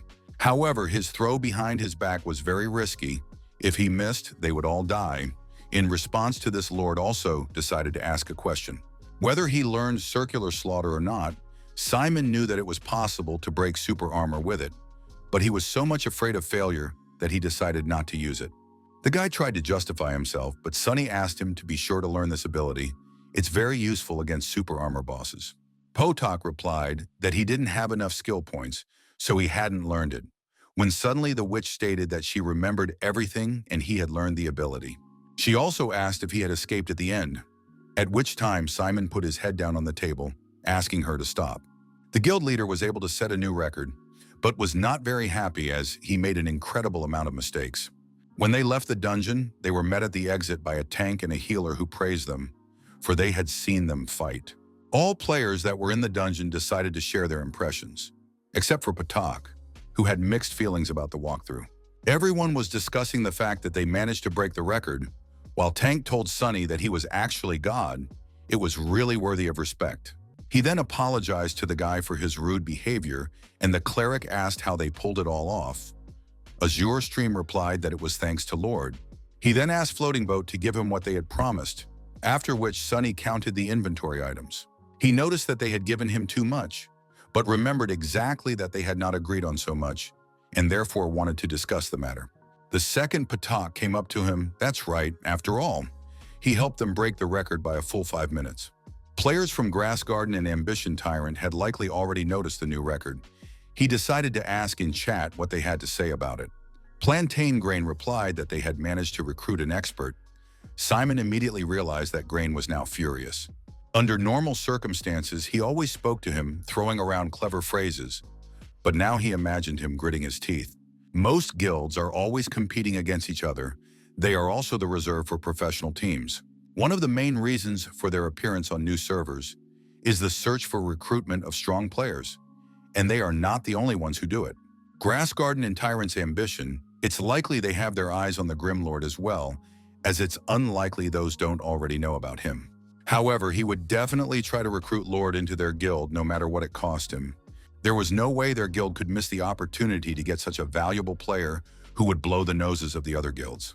As your stream approached the Lord, wanting a private conversation with him, Sonny turned his head in his direction, listening intently. But in the next second, Simon noticed a system message that said that player Grim Lord was leaving the guild. Such an action dumbfounded the guy. At the same second, Grain wrote to him, asking how come he couldn't hold it together. Toth replied that the Lord could do as he wished, himself thinking that the grass garden was watching them. They had found out everything too quickly. Continuing to examine the inventory, Sonny concluded that with these materials, he would be able to improve the umbrella of 1,000 probabilities. Suddenly, Seventh Field sent him a message congratulating him. The hero replied that he would be able to enter the dungeon 3 more times today. As soon as he asked for a team to be assembled, Tyler clicked him into voice chat, calling out to him since he was already nearby. The guy said that it was the Blue Stream Guild. They would definitely give up a lot to keep him. He wondered why he had left. Speaking of a player with exceptional skills like Sonny, the fact that he doesn't join a guild means he can work with anyone.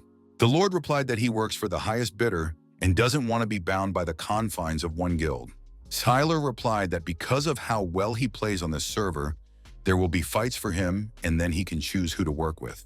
At the same time, the guy thought that even though he wanted to go to the dungeon with them, not only was he a great player, he was also a saint. However, Sonny hadn't thought things through that far, so he asked for equipment that would increase damage and prepare to go in. After a while, visitors to the Happy Internet Cafe wished Sonny a good morning, thanking him for his hard work. The guy replied that his shift was over, so he would be back by nightfall, after which he headed to his room. He heard a sneeze from Shaunie in his room, who was sleeping uncovered on the couch in front of the TV on. He didn't pass by, carefully taking a blanket. He covered the girl so she wouldn't get cold, being careful not to interrupt her sleep. He then went to his room, taking off his sweatshirt to prepare himself for sleep, as this night had exhausted him. He lay on the bed wrapped in a blanket while the sunlight streamed in through the only window, warming the guy. Shaunie was tossing and turning in her sleep. From the outside, it looked like she was dreaming about something dynamic that made her unable to lie still. The next second, she simply fell off the couch, tangled in the blanket, shrieking loudly, more out of fright than pain. She sat on the floor, trying to figure out where she was and what had even happened, but sleep still hadn't left her body. After a moment, she realized that she had fallen asleep on the couch again as she suddenly noticed the blanket, though she remembered exactly that it wasn't there. The girl guessed who might have taken such care of her, and so she decided to check out what Sonny was doing now. She found the boy in his room, sleeping like a dead man, oblivious to the creaking door and the passing sunlight. While brushing her teeth, Shaunie thought about how she had been watching soap operas a lot lately and then suddenly falling asleep. Then she wakes up from the cold in the middle of the night and drags herself to her room, but that was quite a routine. But this was the first time in a long time that someone had taken care of her and covered her with a blanket. Even though it was a simple act, it meant a lot to her. The smell of the blanket was so familiar, so she thought she was sleeping in her own bed. She wanted to turn on her side, ended up falling off the couch. And it's lucky he's not tall, or she'd have hurt her knees, which wouldn't be a good thing at her age, because she's tired enough as it is. Suddenly, the doorbell rang. Shaunie was surprised, as she rarely had anyone come to see her, and now she wasn't expecting anyone at all. Opening the door, she shrieked that little Tina was finally back. Noticing that Shaunie was just waking up, the girl said she would wait for her in the hall. She entered the room carrying a huge black suitcase and a filled backpack behind her, settling in comfortably. Tina asked about the fact that she had hired a new employee. Shaunie realized that she had already been told everything, whereupon she replied that he lived in the storage room. Now he's asleep after the night shift. But the girls also said she had a fight with him on her first day of work. She agreed. Suddenly, Shaunie asked, how about we have a duel between the two of them, since this guy is very good at glory? Tina hadn't expected such an offer as soon as she arrived, and so she didn't say anything back, hoping to silently move out of the conversation. Glancing at her watch, the owner of the internet cafe remarked that Sonny was probably awake by now, and so they should be introduced. Meeting the half-asleep guy who had his mouth full of brownie, Shaunie immediately introduced him to her friend. Putting her arm around the girl's shoulder, the proprietress introduced her to the guy, who still hadn't recovered from his nap and didn't understand what was going on. Holding out her hand, Tina said hello and said it was nice to meet you. Shaunie returned the handshake, saying it was mutual. Looking at their handshake, Shaunie thought they had insanely beautiful hands and those long, thin fingers. Tina's hands are so graceful and neat, but Sunny's hands are also very beautiful, even though he's a man. The girl then asked who would win, determined to find out sooner rather than later. Sunny, who had no clue about anything, froze in place. When asked by the guy what it was about, Shaunie replied that it was about the duel between the two of them in glory, because that's what she had been waiting for all day. Sunny asked Tina if she was into glory, to which the girl replied that she was just an amateur and only knew the basics. Shaunie asked the guy not to listen to her, because that's being modest, and compared to her, Tina is a real pro. To this, Tina said she just wasn't interested. Glory is too easy a game, so she gets bored quickly.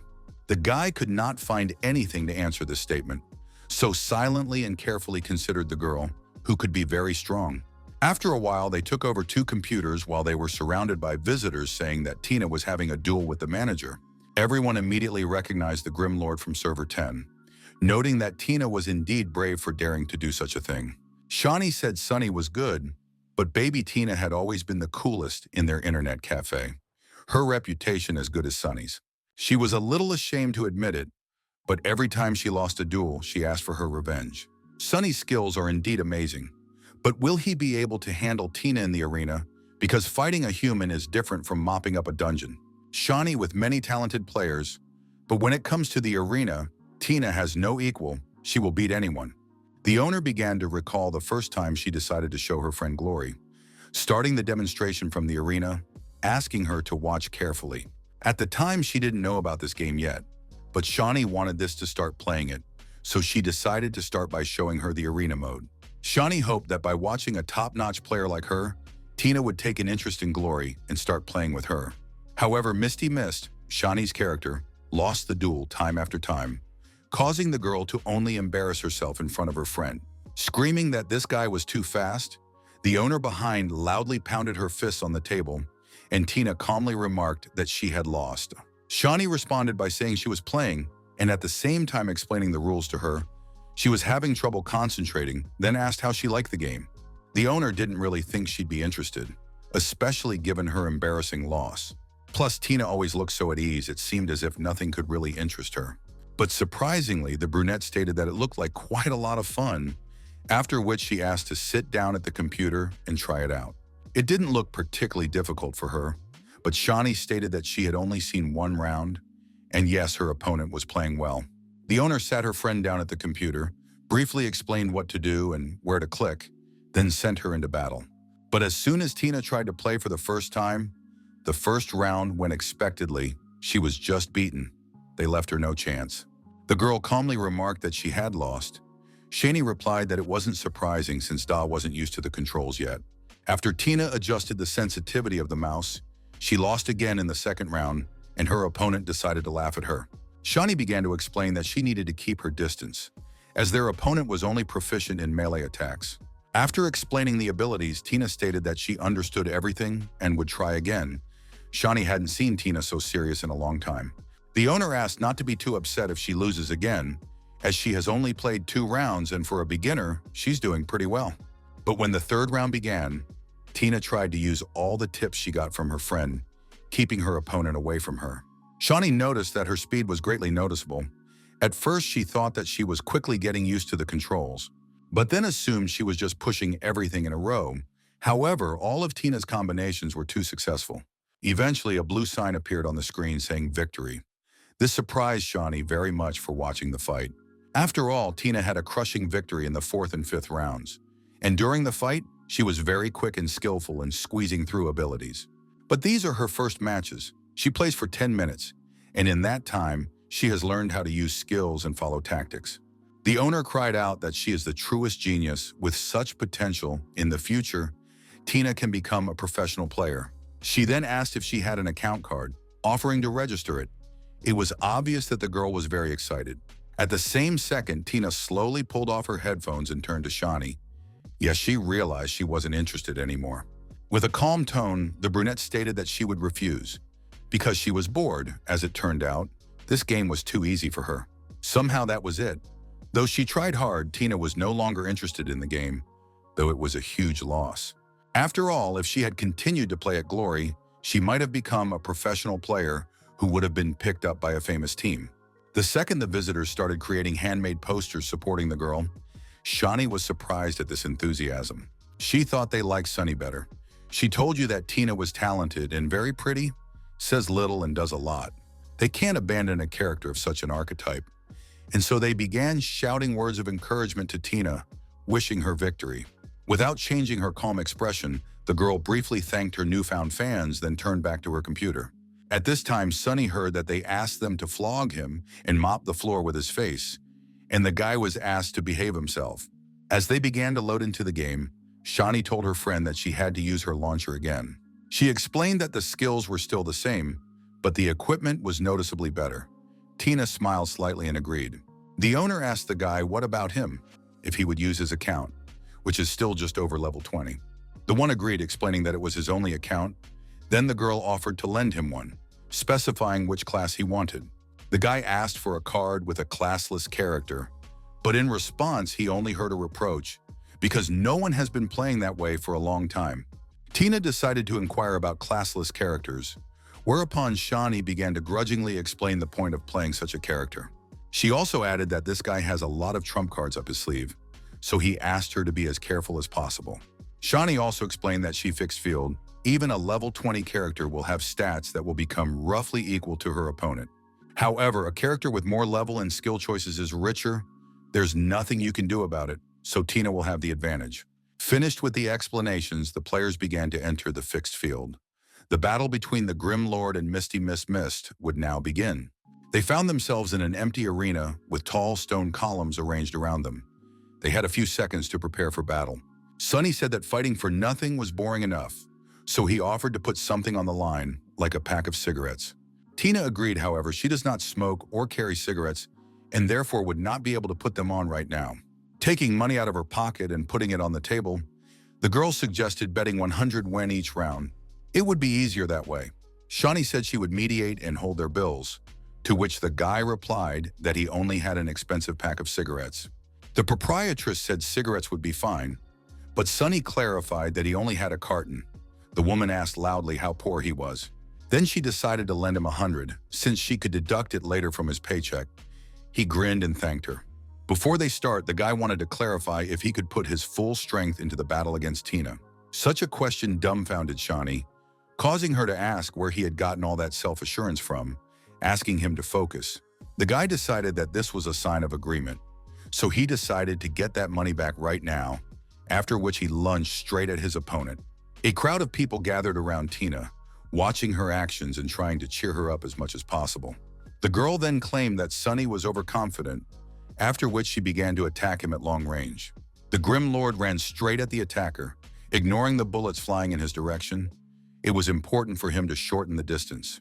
He pulled out his umbrella, listening with the edge of his ear to the sound of bullet casings falling to the floor, but it didn't throw off his concentration. Mugla realized that she had wasted too much time to do any damage to her opponent while standing still. That was her mistake. That's why the guy decided to use the Swordmaster skill, sword drawing, but Tina managed to dodge. The sword only caught a strand of hair, causing no damage to the girl, but it was too close to ignore. One of the visitors noticed that he was able to shorten the distance without taking damage, but Tina's evasion skills are also amazing. Shaunie thought he used Z hesitation and immediately applied the sword pattern, deciding to confuse his opponent first. However, it wouldn't be hard for Tina to get back. If it were her, she would have already fallen under this attack, as she suddenly noticed that the guy had already changed weapons. Sunny headed toward Blink again, not giving her a second to think or pause, wanting to take control of the situation. Getting as close as possible, he lunged with his sword, but Tina used her rifle to bounce back from the blow. Shaunie thought Tina's reaction speed was something. That jump allowed her to get outside of his attack radius. Now she needs to use aerial fire. The recoil from the shot will allow her to break the distance and at the same time come back from any hit. While she was in the air, she noticed that the Lord's weapon began to transform again, which discouraged her a bit. That second hiccup was enough for the guy to stab her in the shoulder. Changing from sword to spear, he was able to reach her at a distance. As soon as the spear slammed into flesh, Sunny used the power of inertia to plow the girl to the floor, not letting her get away. It was a martial mage skill, a circular swing that knocked the girl off her feet but didn't do any noticeable damage. People noticed that this voiceless character had too many aces up her sleeve, because they were sure that Tina had definitely dodged. Classless characters are able to use the basic skills of all specializations. This is their advantage.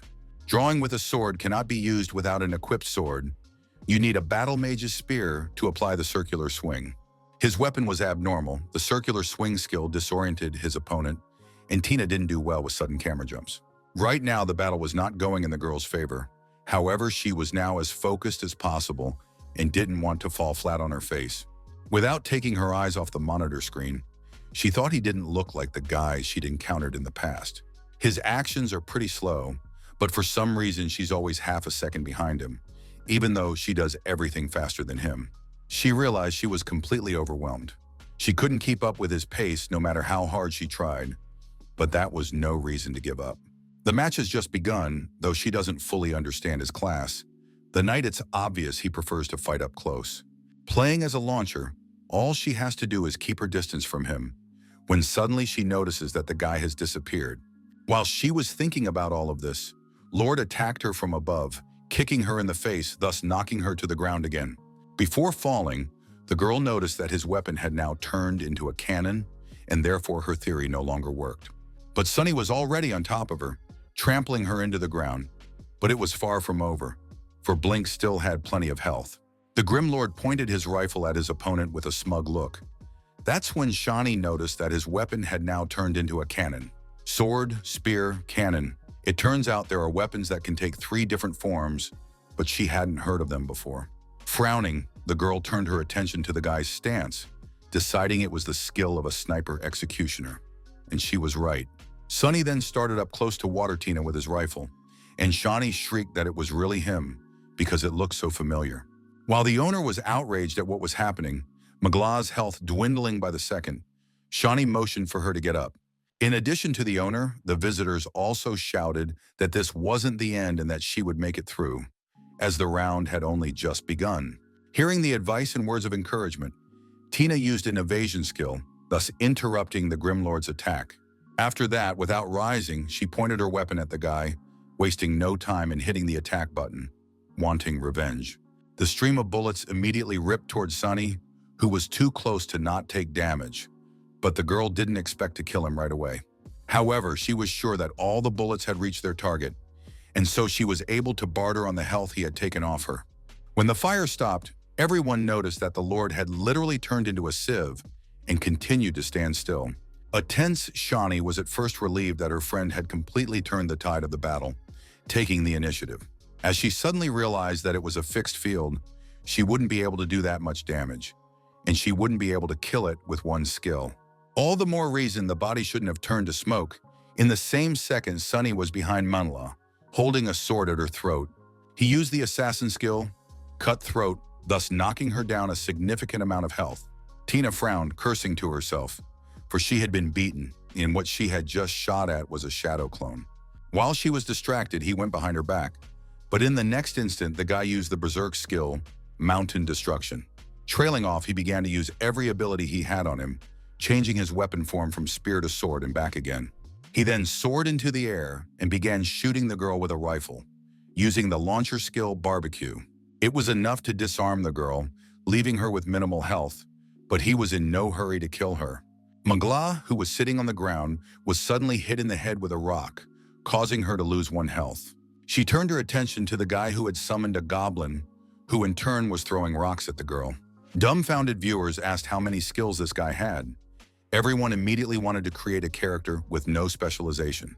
When it was clear that this fight was over, Sunny slowly pulled off his headphones, deciding to get some rest.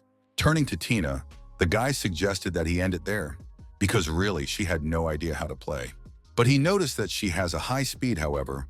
Her right and left hand coordination is a horror, and her knowledge and skills and equipment is meager. She has very little real-world experience, and her tactics are too predictable. Her ability to anticipate and adapt is practically nil. Therefore, if she wants to defeat him with such skills, let her come in 100 years. These words caught the girl's attention. Shaunie screamed that he was taking it too far. Since Tina isn't that bad, the guy apologized, saying 100 years was just an exaggeration. The proprietress asked herself, couldn't this guy have been a little softer, also in front of so many people to say such a thing?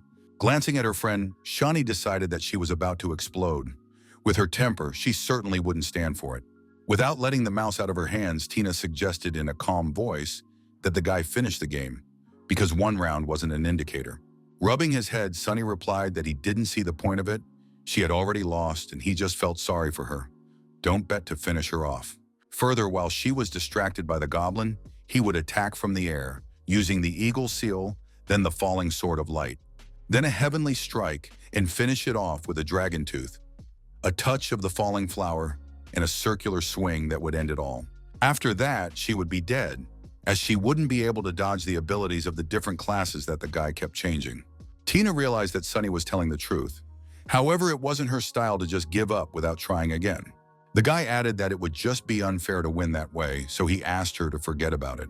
But Tina refused because a loss is a loss. She does not need his pity, and therefore he earned the money honestly. Shaunie shouted loudly for him to take them away, thinking she needed to hurry up and forget about this like a terrible dream. While the owner was arguing with her subordinate, Tina laid a couple more bills on the table, much to the surprise of those present. Looking at Sonny, Tina calmly said that she had lost this round, then offered to play another. Even though she doesn't know how to play, I hope he takes her seriously. But losing like this, she won't accept it. Shaunie decided it was all Sonny's fault, since it was already the end. And on top of that, he decided to say all sorts of things to her. Tina is very proud and takes everything too seriously. Even if she loses, she still won't accept a handout from her opponent. She asked the guy why he was looking at her like that. After all, she had no influence over it. It was all his fault. So it was up to him to sort it out. Sonny smiled, offering to put up another fight, a serious one this time. But it wouldn't be a pleasant gaming experience for her. The attendees watched in amazement as their favorite Tina was unwilling to give up, demanding a rematch of a rather strong player. No matter how hard the girl tried, Sonny kept catching up with her, using different and incredibly fast combos that were hard to keep track of. One of the guys said that when Sonny said earlier that he didn't put his best foot forward, he thought he was just joking. Meanwhile, Tina was completely absorbed in the game because earlier it seemed too easy for her, but now she literally can't do anything. Once again, the Grim Lord defeated her by an incredible margin while taking virtually no damage. A red sign popped up in front of the girl's face, notifying her that she had lost, to which she was rather surprised. She couldn't believe she'd already lost, since she hadn't even touched her opponent, and the guy still didn't seem to be playing at full strength. Last time, she thought she just couldn't keep up with his pace, but now she was completely lost during the fight.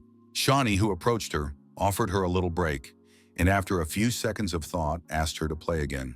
After a while, Shaunie thought Tina was losing over and over again. She didn't stand a chance. The first round was just a joke compared to the rest. This time, Sonny is focused, cautiously ruthless.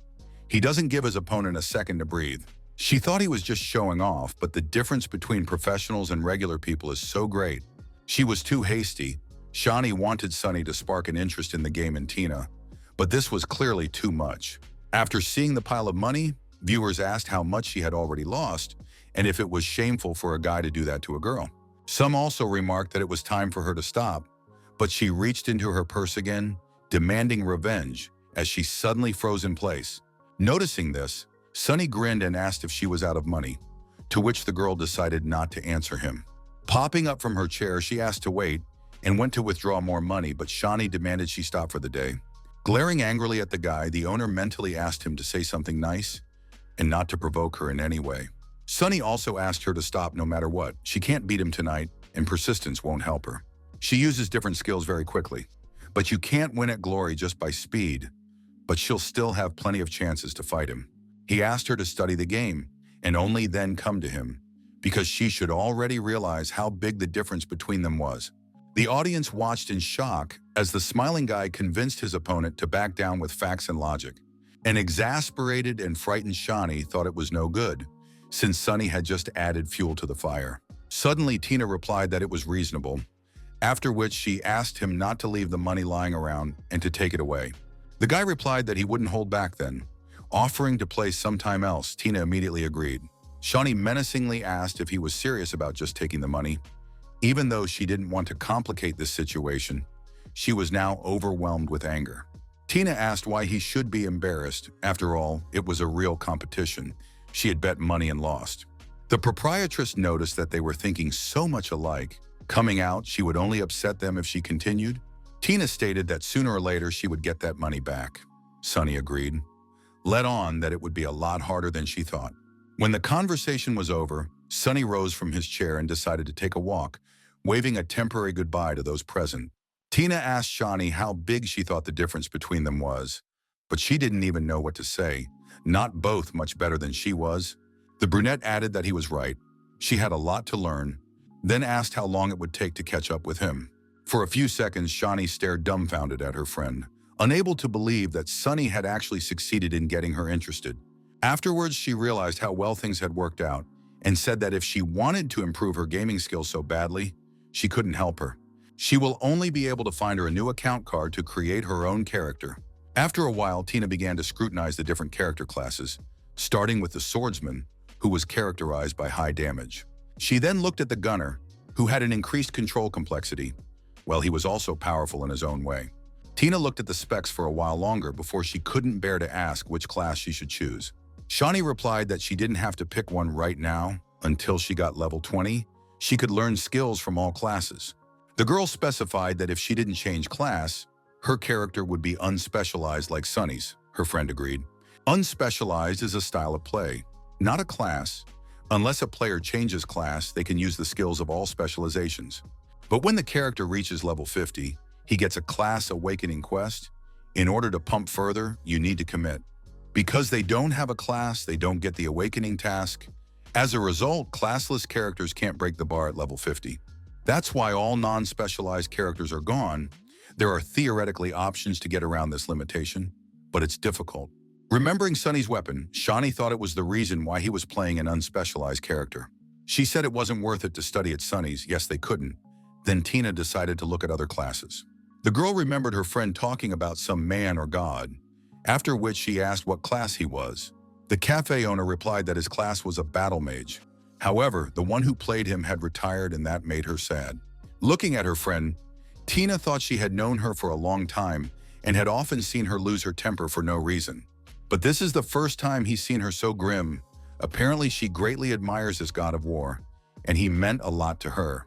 She decided to cheer her friend up by smiling and asking her how about her choosing a battle mage. After all, who knows? Maybe one day, she'll be the next god of war, admired by many people. Shaunie shouted happily that it would be 1,000 times cooler than defeating Sunny, and she should strive to become the god of war. Sunny came up to them and asked if she wanted to play as a battle mage. Since he could teach her, Shaunie asked if he was eavesdropping on them. The man replied that she was talking so loudly that the whole cafe could hear them. The owner replied that she didn't need his help.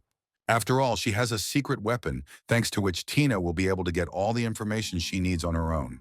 The girl opened the folder, revealing that she had all the combat can-do guides Sunny had written, attributes, skills, equipment, and combat tactics. The guy was surprised that she'd rather choose to study alone than with a living person, but she questioned whether his training would be better than the Guido's. Sunny smiled and said that these guides were written 9 years ago. Since then, many updates have been released and many things have changed. Arguing that all these guides were long out of date, the guy started to move the files to the recycle garbage can, but Shaunie tried to stop him. He added that if someone helped him update these guides and he found out about it, Sunny would be pleased, but he needs some time. While he's doing the update, the girls will have time to create a new account and customize their character. After a while, Tina asked the guy if he was the Grim Lord. Tina didn't answer, just looked questioningly at the monitor. The girl looked at the leaderboard of the first kills instead of pumping her character. Tina replied that there were too many people there, so she decided to do it later. With that, she asked if the first kills could be replaced. Sunny explained that there is only one chance to get the first kill, but it's not something else one person can handle. It takes a team. Everyone must play cohesively, and everyone must know their duties perfectly, depending on the character class. Looking at the girl, the guy mentally asked her if she was coming up with a plan to break his record, but that was still a long way off. He then said that if she didn't understand anything in the guide or the game, she could ask him. She immediately thanked him. Sunny asked why her speed was so high, to which he got the answer that it had always been that way. But as it turned out, he wasn't that important. A slightly frustrated Shaunie sat in the manager's seat, thinking about everything that had happened in the last 2 hours. As she lifted her head, she noticed Tina and Sunny chatting nonchalantly, even though it was so late and they were still playing. Their two managers are playing games while she, the hostess, sits at the front desk. She feels like something is wrong here. Sunny really teaches Tina, though. She rarely sees him so energetic. He usually looks like he's about to die. And her friend was finally interested in Glory. After all, a duel between them turned out to be a good idea. Although it didn't go the way she expected, the most important thing is the bottom line. Tina is very talented and hardworking. Maybe she can go pro. She loves Gloria too, but unfortunately, she's not as good as Sunny, and she doesn't have Tina's talent, nor any chance either. Suddenly, she jumped up from her chair, deciding to stop being sad. Even though her fingers aren't that fast, she can't be so pessimistic. She has a freaking internet cafe. Maybe one day she can start her own professional team. A customer who approached her asked to extend her session, but she shrieked for him to ask the manager to help with that. She beckoned loudly to Sunny, but he and Tina didn't react in any way to their owner, figuring her mood was very fickle today. After a while, Sunny, along with other players, decided to pump in the burial ground. Other players knew not to get in here. Here sway either crazy or skillful, because the monsters are too strong, although they give more experience for them, but it is difficult to defeat them. The guy the zombie pounced on screamed loudly that he was out of potions as the Grim Lord suddenly appeared out of nowhere. He helped the stranger escape death. He immediately realized that this guy was strong, as he suddenly noticed that he was only level 21. They were about to add him as a friend when suddenly Lord was called out by a familiar voice. Sunny decided to interrupt the destruction of the mobs. He spotted a familiar group whose leader was Azure Stream. The latter asked if he wanted to join their team. After saying that, the guy immediately received an invitation to join the group, but Sunny was in no hurry to accept the application, looking at it for a few seconds. The swaying guys immediately recognized the Blue Stream Guild. Since they wanted to invite him to join the team, they didn't stand a chance. Blue Stream is one of the 3 strongest guilds in Glory. Azure Stream is the guild leader. His invitation has never been declined. However, this case was an exception. Lord declined the invitation, saying he could pump himself, which upset Simon. He regretted his decision before he even sent the invitation. There were so many people gathered here, and he couldn't be gentler. Then Patak said he was misunderstood. They weren't here to pump up. It was an affair he wanted to lure Sunny to him. There was silence for a few seconds, during which the Lord reasoned why they wanted to call him, then stated that they wouldn't need that many people to grind experience. They also recently cleaned up the burial ground dungeon. Hence their guild is here because of the savage boss, Blood Gunner Jaga. He was sure that those decided to ask him for help. Potok replied that as expected, he understood immediately, after which he asked again if he wanted to join them. Simon figured he wouldn't refuse this time. The Grim Lord certainly wouldn't put down the opportunity to get material from the wild boss. Even someone like him can't defeat the savage boss alone, and he'll need a good team anyway. A wild boss is a boss that is not in the dungeon, but on the level-up area itself, and appears 3 times a week. It happens at different times in random locations, but unlike dungeon bosses and hidden bosses, wild bosses are available to all players. Because of this, wild boss battles often devolve into massive guild brawls. The boss itself is not as important. Randoms and loner teams don't stand a chance. Smiling, Lord decided to agree, asking where he would appear, after which he invited everyone to go watch. Azure Stream had a bunch of thoughts and questions floating around in his head about why he wasn't going to join the team and whether or not he should be invited back. He then decided that the latter was planning to take the boss alone, but he had absolutely no way of guessing what Lord was thinking. But he didn't want to seem rude, and so he agreed to Sunny's suggestion, after which he beckoned him to follow him. After a while, they reached a rocky area where a yellow lightning bolt struck the ground not far from them, creating an explosion.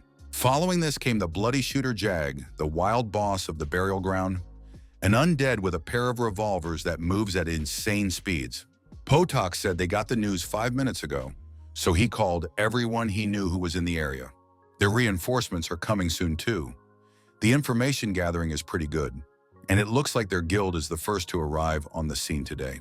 Just as suddenly, the leader of the Herbal Garden Guild, Plantain Grain, said that Azure Stream was a little late.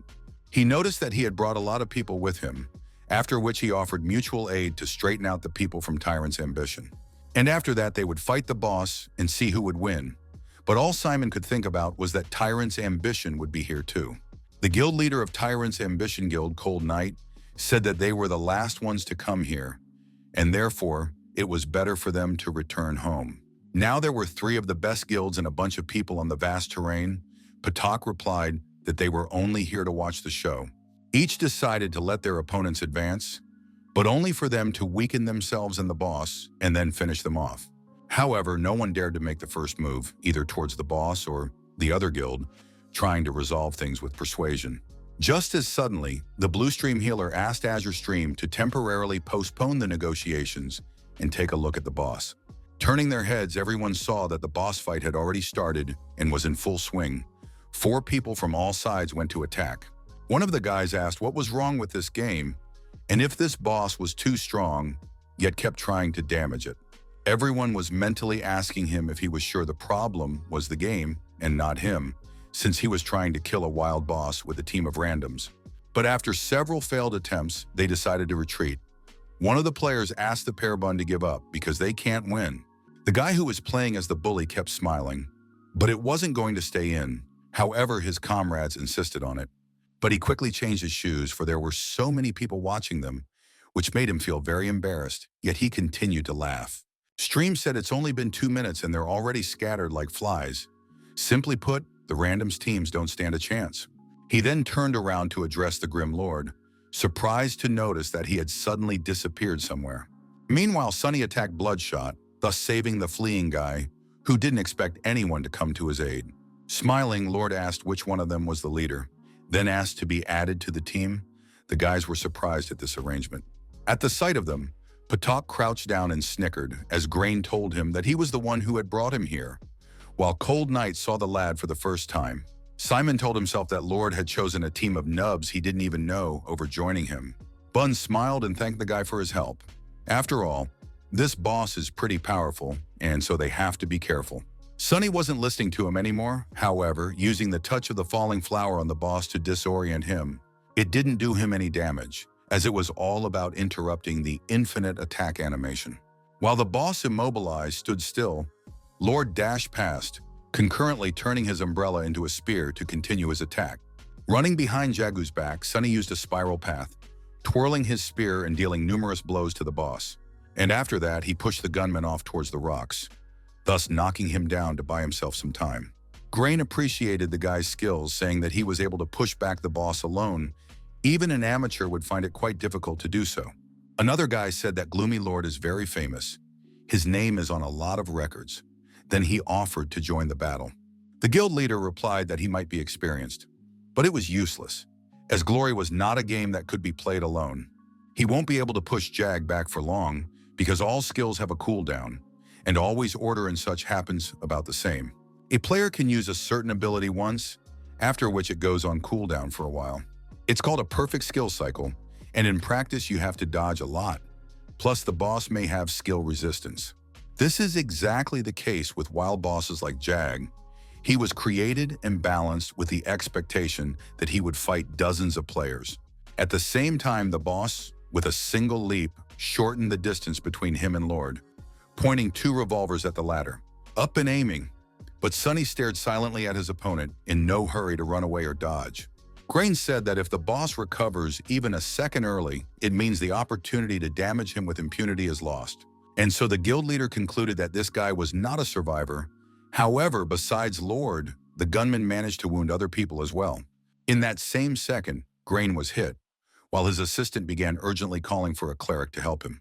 But Grain noticed that Lord used a normal attack to repel Bloodshot's hand. He didn't understand how that was possible. Noticing the same, Patak mentally praised the guy while his ally wondered if they should join. But the leader suggested to wait a little longer because the other guilds haven't moved yet, because they think that the Lord can't win. However, he doesn't believe it himself, even though he's seen how strong he is, but his level is too low and the boss has a lot of health. And their real opponents are Grass Garden and Tyrant Ambition. If they join the battle, they will be at a disadvantage. One of the guys noticed that the guy who joined them, Grim Lord, is a server 10 legend. He's the one who was able to get the first 3 kills while still in the starting village. Pretty much everyone knows who he is. While Sunny's allies were engrossed in conversation, he was able to land another blow on the boss, knocking him down again. Seeing the dumbfounded faces of the other people, the guy smiled and asked how long they would just watch, then invited them to join. Sunny's small team asked how they should fight him. Since he was rising again, the guy asked that they listen to his commands. Giving the boss a surprise blow, Lord asked the berserker to quickly use a bloody cross while Jag was in the camp. His ally did as he was ordered, and it was now much easier to hit him since the enemy was paralyzed. The Lord then asked the mage to cast a fierce flame. The girl immediately complied, creating a stream of fire. The gunman was engulfed in flames, during which he saw no one around him, and so Sunny decided to take advantage of this. Using his spear, he gave Jag a heavenly strike that lifted the ladder into the air, preventing the boss from counterattacking. The allies excitedly stated that he had pulled off such a combo so easily. Before this, they hadn't even had a chance to deal damage. And the bully cheerfully asked what he should do, to which he received the answer that, after the boss got up, he should use a sand throw. The guy took this order seriously, approaching the boss and charging at him with a handful of sand, asking him to taste it. It looked as ridiculous as possible from the outside, as Jag didn't react in any way to the ability sent at him. He only soiled the boss's clothes, and it was noticeable that he was angry. The surprised guy couldn't figure out what he had done wrong. The gunman immediately started firing revolvers at him, and the man quickly ran away and asked why his skill didn't work. Sunny replied that he had to throw sand in his face or he wouldn't be blinded. Now he needed to use a brick kick, only the attack needed to come from behind. Bun accepted the new instruction, immediately turning around, changing the trajectory of his movements, grabbing a brick lying on the ground. Dodging bullets, the guy interjected that he just needed to get behind him, adding that it was easy.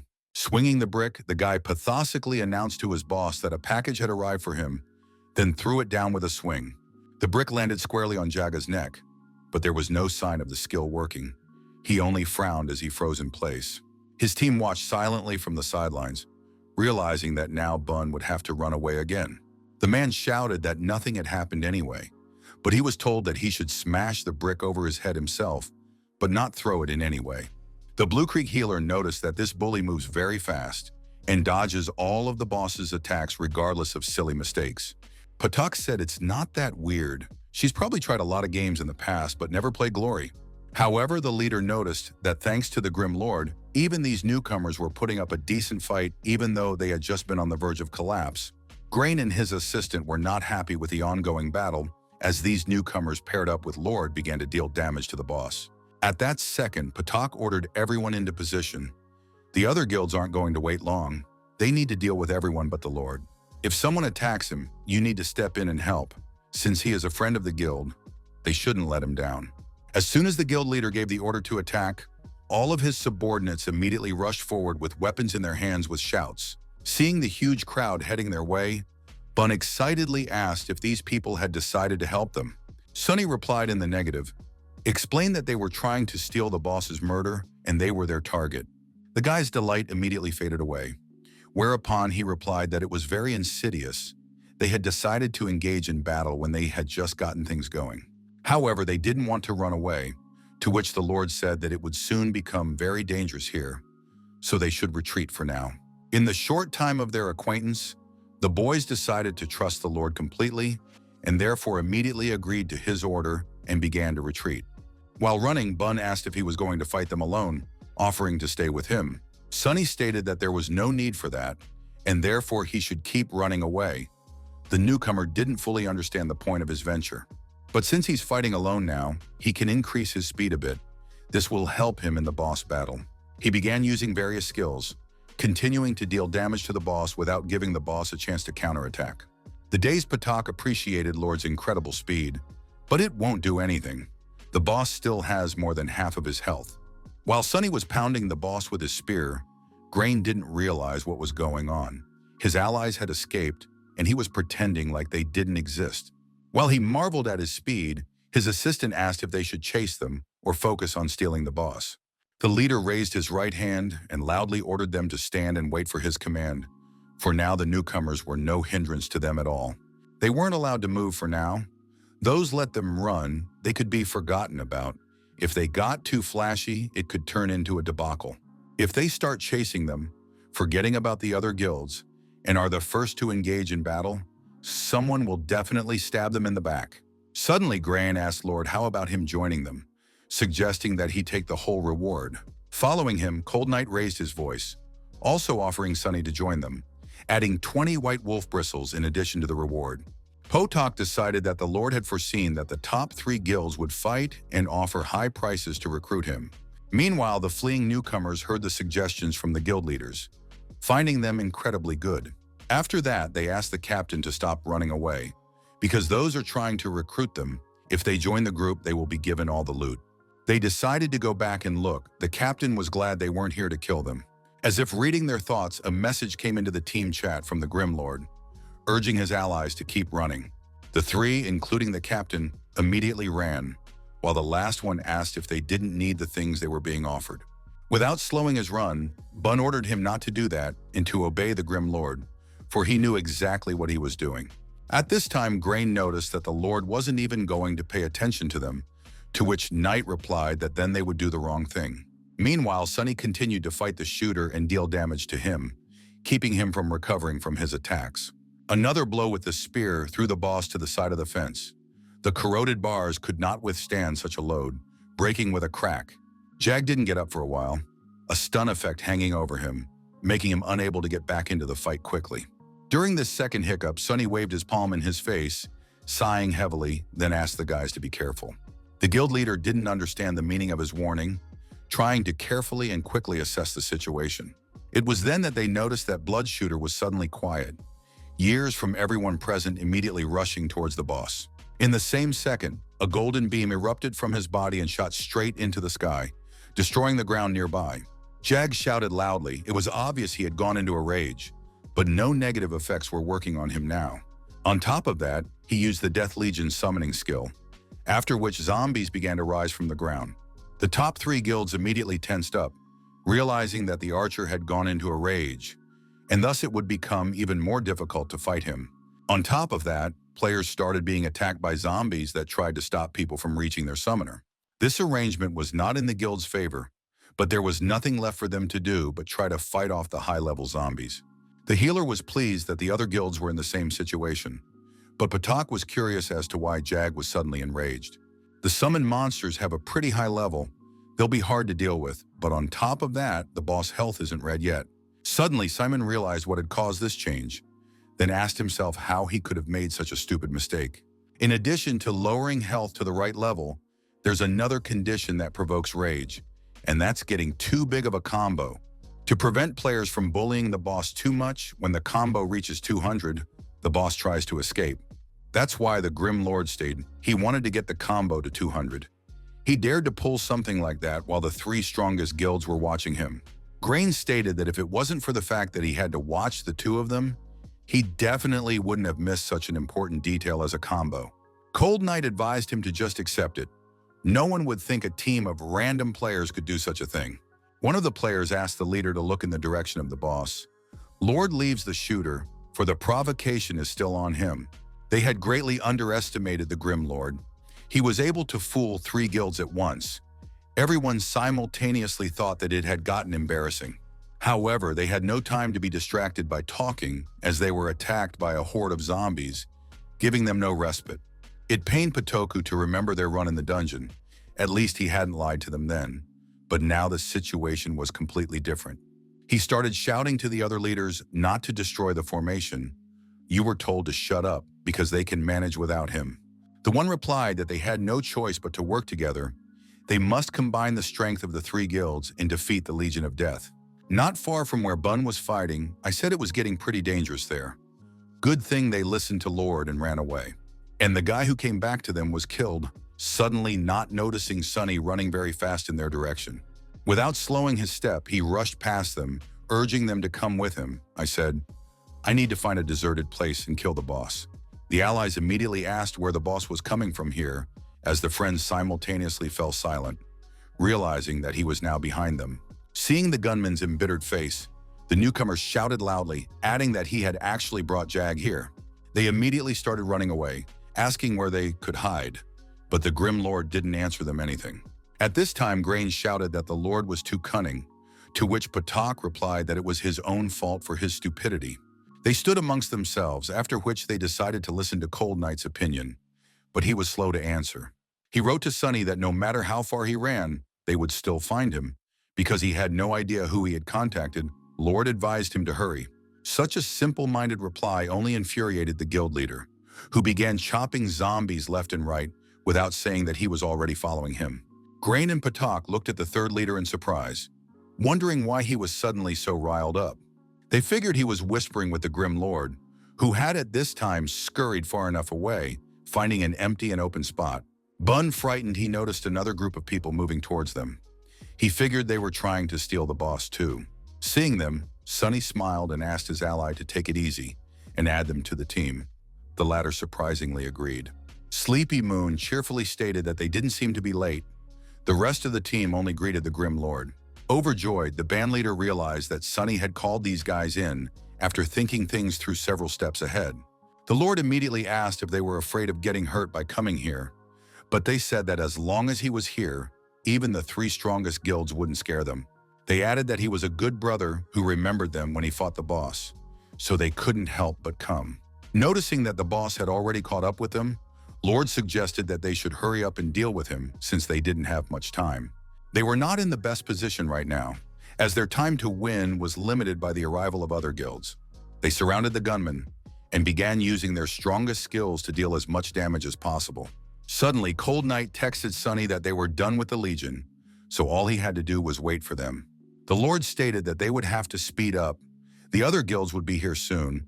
They needed to concentrate and increase their speed. Rushing forward and attacking the boss with his spear, the hero asked his allies to keep up in order to finish everything as quickly as possible. Tyler asked that they weren't fast enough earlier. After all, he had already reached his limit, so he would have to try harder. The newcomers said they were having quite a hard time keeping up, the wizard adding that he almost missed with his attack. Sunny realized they were average players. He was demanding too much from them. Hitting faster was easy, but doing it without mistakes was another conversation. After all, the accuracy of their movement will suffer greatly. Among all, only Bun had incredible fun, and declares that it is fun. This time he successfully used sand throw and brick strike while doing it very fast. Lord noticed that this guy was very good. When the group leader stunned the boss, it became easier for his allies to hit him and deal damage, causing his health bar to almost turn red. Suddenly, everyone stopped when someone behind them announced that they had been found. Month turned his head, stiffening in surprise. And there was an incredible crowd of people slowly approaching them with a decidedly unfriendly attitude, which tensed the entire group. Cold Knight was the first to step forward, turning to the Grim Lord, menacingly declaring that the hour of reckoning had come. He acknowledged that he'd beaten them, but he bet he didn't have any more aces up his sleeve. Sunny figured they'd found them faster than he'd planned. Bun asked what they were going to do next, since they couldn't stand up to so many people and still finish off the boss. Cold Knight shouted that the boss had very little health left. They should split into 2 groups, one such a boss and the other such a gloomy lord. A huge number of players immediately rushed into battle.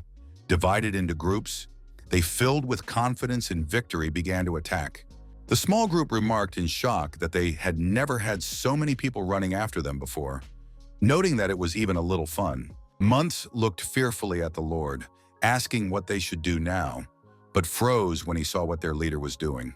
Thoth continued to fight the boss even though they had too little time left and urgently needed to retreat.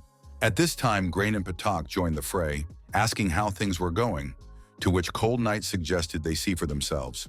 They noticed that his men had already run to attack, and replied that it was too good a chance, and therefore he did not dare to wait for others. He tried to fool them but ended up digging his own hole. He wanted to hide and eat it all by himself, but he presented him with a boss with low health. They would get rid of him first. The boss would stay for last, after which he apologized to Patak, saying that their guild would get the first kill. But Grain interrupted the joyful thoughts of the head of Tyrant's ambition, for the latter himself had said a few seconds ago that Bloodshot had little health left. By purposely continuing to fight the boss, Lord was making sure to get his health and drop below 5%. At that very second, Sunny got his way, deciding to temporarily break off the attacks, for now the grand show must begin. Jag, with a smile on his face, began to cheer in all directions with his revolvers, using the random fire skill that would catch up with a random player. Knight remembered that when the shooter's health reaches a critical point, he starts firing in all directions. He was too angry and didn't notice it. Hiding in advance, Bun's group rejoiced at the perfect skill to massacre the crowd. The entire guild is in range. No wonder Lord told them to take cover. But now he's dead too. Even though they've gotten this far, they still won't be able to kill the boss. Sitting beside them, Sleeping Moon refuted their words, saying that dying with his enemies was not his style. They then noticed Sunny turning his umbrella into a sword and attacked the boss from behind, determined to end this battle in one blow. The blade entered the shooter's body with a crunch, interrupting his endless attack, thus saving many players from being killed. The newcomers rejoiced that he survived, realizing that his clone was killed then. It was done to confuse the guild. The three leaders looked dumbfounded at the system alert that said the first bloodshot assassination had been made. Once it was all over, Sunny tiredly removed his headphones, sighing heavily, but in his heart glad for the victory. He didn't notice that there were people around him asking what he managed to play a boss from under the noses of the top three guilds. He hoped that none of those people were in that cafe, because they must be very angry right now. Meanwhile, Knight stated that this wasn't the end. He recognized the skills of the Lord, however. None of them would leave here alive, for they were able to fool the top three guilds. Keeping a calm, yet serious look, the Grim Lord only grinned and offered the leader something to discuss. Sunny menacingly suggested that they back off, or else he would stop being so lenient and then they would know his full power. All the players in front of him were shocked when they heard such speeches from a single player who was going to confront three guilds. Knight panicked, wondering if he was bluffing. There were many more of them, yet he still decided he could beat them all. The second he noticed the strange aura coming from him, it could also be that the Lord had more in store. Knight ordered his men to leave. When asked if they would fight, he repeated the order again in a drooping voice. Turning around, the huge crowd of people began to leave the burial ground, while Sunny continued to watch them. The newcomers sighed quietly, thinking that they were about to get a serious beating, but they would like to see the Lord straighten them out. Sunny only smiled and glanced at the guy while simultaneously thinking that he had less than half his health and 0 mana left. After that, they decided to take a look at the loot.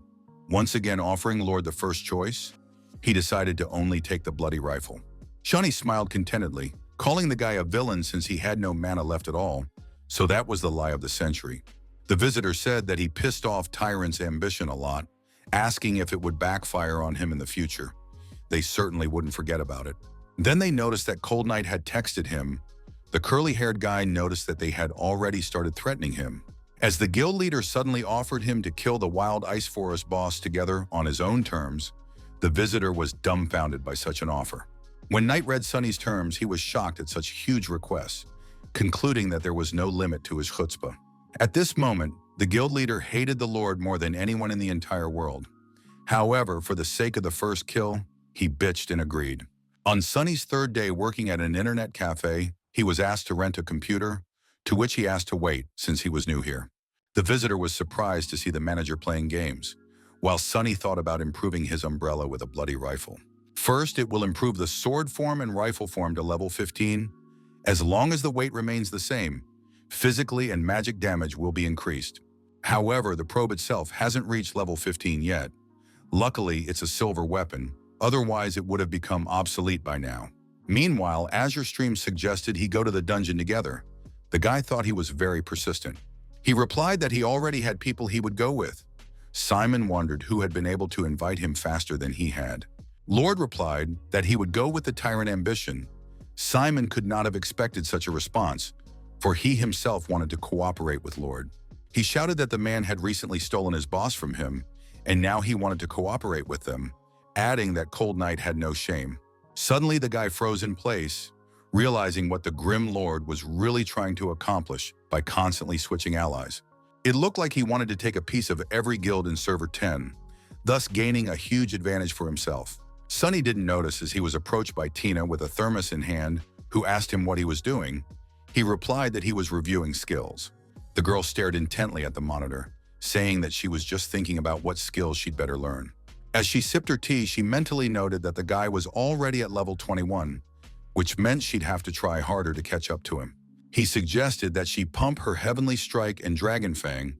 It was worth pumping them exactly enough to maximize their complement to her fighting style. She figured she was only at level 6, a whole 15 behind him. She should hurry up and catch up. Then she left the front desk, heading confidently into the lounge while Sunny watched her.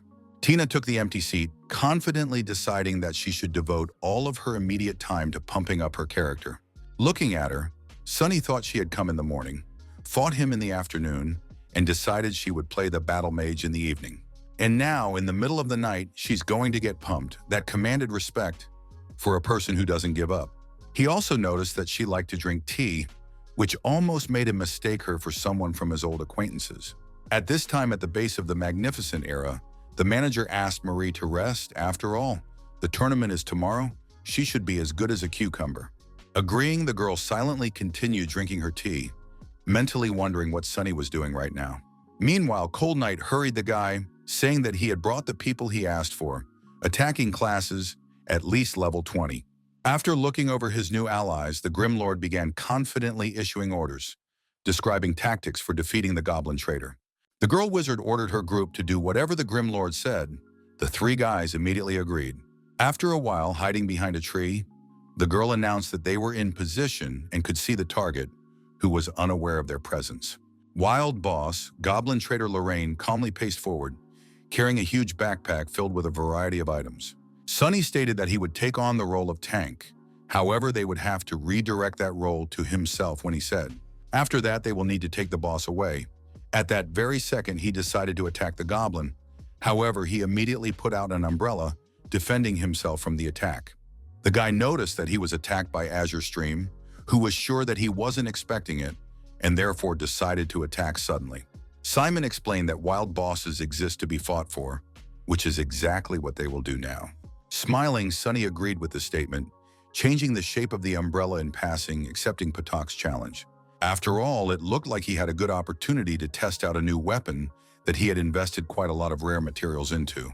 Simon noticed that he was back with that strange spear or sword. He had never seen anything like it before. At this time, Sunny announced to his team to prepare to become tanks. They immediately took the order and started attacking the boss. Apologizing to Patak, the gunman ran off, concomitantly provoking the boss to run after him, and Simon wondered where the guy had even come from. He didn't understand why they were hiding and becoming tanks to take the boss somewhere. In his eyes, it was a very strange strategy. He then took off his headphones, wondering if it was Tyrant's ambition now, but next time it might be Grass Garden. Meanwhile, the leader of the Magnificent Dynasty Guild, Chuck, said that they were working hard to get a new record. He explained that a guy by the nickname of Grim Lord showed up, and he's strong, but the interviewer thought he wanted to ask him to set a couple records. He asked not to worry about them being exposed after all. Sunny had already bailed, so no one would care. Sometime later, a system alert congratulated Ambition Tyrant for getting the first Goblin Merchant kill. Cold Knight noticed that Lord, before the death of the boss, left the team, so their guild got all the glory. In response, Sunny said it would be nice if they threw a couple more White Wolf brindles on top, along with the agreed-upon payment. He offered to give him another 25 bristles. Hearing this figure, the guild leader fell into a stupor, dumbfounded by the guy's insolence. Knight was too stunned at how shameless he was, but when asked what was wrong, he said it was fine. After that, he asked his subordinate to bring them to him, because they should have a few left in stock. She quickly wrote to him in the team chat. And then the leader found out they were out. The girl clarified that they also needed to get the 20 he had originally asked for. Knight asked how urgently he needed to stubble, because the best members of their guild had already reached level 25, so they wanted to go through the ice forest again. They're going to break that record in the next couple days. If he helps them break that record, don't deal with all the compensation at once. In this way, he hoped to delay the time of issuing what he had promised. The hero agreed, deciding to clarify something about the compensation. The annoyed leader clarified that he could ask for anything, in response to which the guy didn't hold back. So he decided to ask for 30 White Wolf bristles, 2 mithril pendants, and 1 crystal staff in addition. This staff is a level 25 orange weapon, so it would be hard to get it, but if they don't already have it, they can use something else as collateral. Trying to restrain himself, the guild leader thought that he would have to strain the entire guild for them to get these items. He tried to figure out who was working for whom here. It was as if they had become his personal slaves themselves, and it was unclear how that had happened. Satisfied with the trades, Lord asked what was wrong. In response to this, Knight, trying to hold back the shivers and tears, again replied that everything was fine. For the sake of getting records for the guild, he would endure anything, after which he asked what kind of players he needed for the record. Grimlord replied that he needed 4 level 25 players with high damage. Pointing to the Knights group, he said these would do. Once they get in, those should obey him, and just try to do as much damage as possible as they go for a single wave pass. The sorceress girl asked with interest what the one-wave pass was, but the leader told her to just do what the Lord says. Before they could enter the ice forest, a group of players had already encountered the goblins who were unsuccessfully trying to defend themselves. During this skirmish, they verified that the past record reached 20 minutes and 24 seconds. Then the Grim Lord helped with it. The girl replied that it wouldn't be hard to beat him because, Lord, you said yourself that they could do everything in 16 minutes. But if his speed isn't the fastest, you'll have to find a way to gather all the monsters in one place. Meanwhile, Cold Knight's right-hand man was telling the leader that it had been almost 10 minutes since they had entered the dungeon. Bluebrook Guild and Grass Garden are also inside the dungeon and trying to break the record, but that didn't surprise the guy. He looked very tense and wished he could be there in person to go through this location. Just as suddenly a system alert popped up in front of them, it said that the Grass Garden had finished passing in 17 minutes and 47 seconds. It was 3 minutes faster than the Grimlord's last record. They wondered if he could beat it. In the same second the girl sorceress told the leader that they had mopped up the first wave of mobs, he marveled at their speed. She's never seen such strategies before. But it's true, none of them stopped by the tank because Lord's damage is very high. Cold Knight rejoiced, saying that the Grass Garden had better get on with their celebration. Within minutes, they would break the record. Suddenly, another system alert popped up. The guys decided that this time it was the Bluebrook Guild that was done for the purge. Knight glanced dumbfoundedly at the inscription that said that the players of the Magnificent Dynasty had passed the dungeon in 13 minutes and 24 seconds. Aside from Knight, Sunny and the entire Bluestream Guild couldn't take their eyes off this notice, trying to realize what had happened. Cold Knight asked for a quick check on the fastest record among all the servers. His subordinate immediately went to fulfill the order. Lord said they also broke the maximum ice forest record in all of Glory. It's been a bunch of years since anyone has been able to beat the 14-minute time. The guy concluded that they were experts and at least 3 people on their team at a professional level. Ira's team may have been performing poorly lately, but they wouldn't fall so low as to drop training for the sake of a new server. After listening to the Lord's words, Knight concluded that it wasn't impossible to break this record, which meant they had a good chance. Sunny agreed, clarified that they should wait until he hits level 25. They also need to get past that mark. He also asked to collect the items he requested: 30 white wolf bristles, 2 mithril pendants, and 1 crystal staff. They agreed, so he asked them not to even think about it, but they didn't believe he could break the Magnificent Dynasty record. But it will be difficult to set a record. Each team member must have excellent skills and understanding of the game. Knight and his aide pointed to himself, but the Lord added that he didn't need healers or knights. It was a stab to the heart. Even if they have to take account cards to play the right classes, you'll have to do it personally. It's easier to forget about the record. Sunny smiled and replied that he could try to find the right people and account maps. Everyone immediately flinched when they heard that. They decided it was a trap. The Grim Lord in the eyes of others is a cunning old fox. Given his greed, he would definitely ask an exorbitant price. Knight agreed, but immediately pointed out that they wouldn't be able to give him anything else. He asked not to worry, they would stick to the original compensation. After which, he asked to find out everything about the 5 members of the Magnificent Dynasty, as well as provide some equipment. When asked what classes needed equipment for, Sunny said they would need a battle mage, a bully, and a luncher. His interlocutors were surprised to notice that he wasn't actually trying to bargain and was suddenly so serious. The Lord also asked him to wait until he raised level 25, then he would help them break that record. After this conversation, he decided to add Steam Bun as a friend since he was playing as a bully, deciding to see if he was available. He was startled by a sudden voice that said someone had broken his record, but he replied that it wasn't just his record that had been broken. The records of the other 9 servers were also broken. Tina asked if he would try to bring him back, then nodded affirmatively. The girl with bags under her eyes stated that if he got that record back and she could beat him, it would be even more fun. The guy said she was underestimating that record, then asked what level she was at. Yes, she replied that she was already at 16. He asked her to reach level 25. Something fun was waiting for her there, when suddenly 2 bags landed on their heads and Shaunie's disgruntled voice was heard. She stated that Tina couldn't imitate Sunny any further because she would jeopardize her health if she continued these games all night long. The guy was surprised that the girl had also sat up all night, to which Shaunie asked that they had played all night without even talking to each other once. After which she turned to her friend, stated that she couldn't compete with someone like him. It wasn't worth it. After Knight asked how he was going to find the players, Lord said it was something he had yet to deal with. The next evening, he decided to take a little walk and stretch his legs as a friend heard someone say that he expected nothing less from Marie. Seeing him, Shaunie said he's still new here, so he doesn't know it's a tradition of their internet cafe, Glory's tournament broadcasts. They are currently watching round 20, Era versus Team 301 Degrees.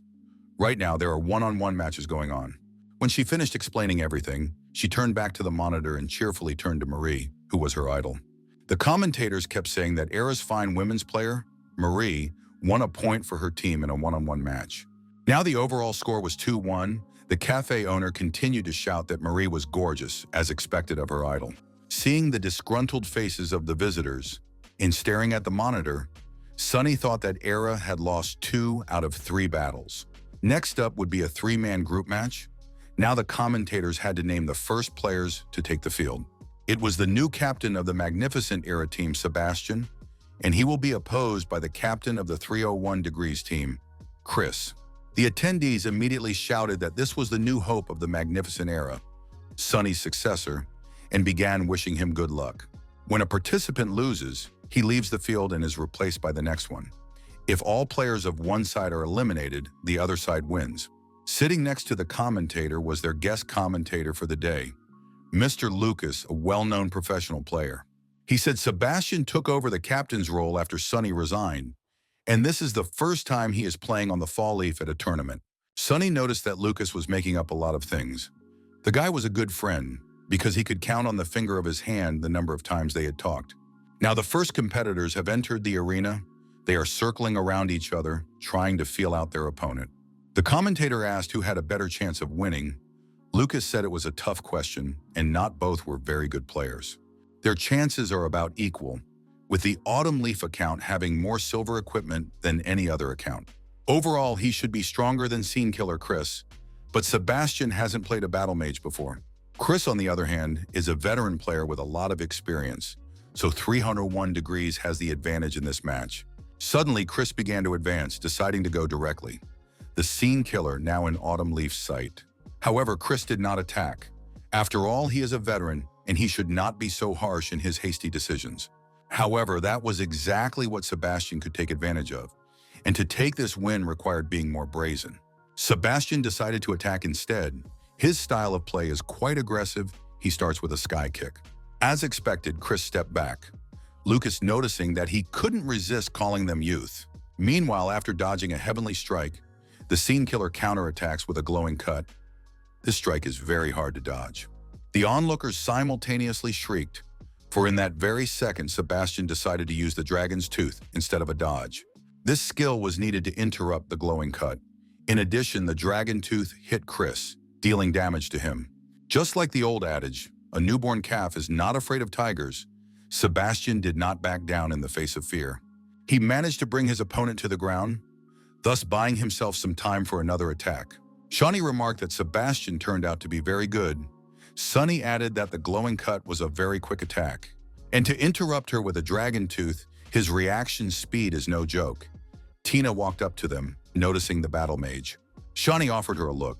After all, this guy was playing in her class. The very second the screen said win, which was Sebastian's. The onlookers who were in the cafe shouted loudly that the god of war was still alive, after which they began to shout words of encouragement. Young Sebastian starts the group match with a win. Apparently, he's used to Autumn Leaf by now. Next, the 301 Degree team sends the next player. They sent a swordmaster who was slowly getting closer to the mage. The audience laughed at how much he fears the god of war. Perhaps the man now thinks he's in a nightmare. Sebastian quickly overtook a cautious opponent before earning another win that happened all too quickly. The commentators from the audience were wondering if Sebastian would sweep away the next player and win 1-3. It was the first time the commentators had seen something like this in a professional league game, and Shaunie said 301 Degrees were making a mockery of themselves. The laughing commentators noticed that Night Tide, aka King of Exhaustion, entered the field next. Everyone decided it would be fun to watch, and Shaunie remarked again that this guy was such a coward for not daring to come out directly. This team may not even think about competing next year. Sebastian will help Era take them out completely. Captain Era addressed his opponent in general chat, saying that when he plays like that, he gets really embarrassed. He then did another combo, Sebastian's speed increasing like yeast, but Tide continues to run away. The spectators were unhappily asking why all he was doing was running away instead of fighting. At this rate, he would definitely lose. Meanwhile, the entire Era was asking the captain to just finish him off so they could move on to the next team. Tensing up, the guy wanted to do just that to end things as soon as possible, but his opponent was too annoying.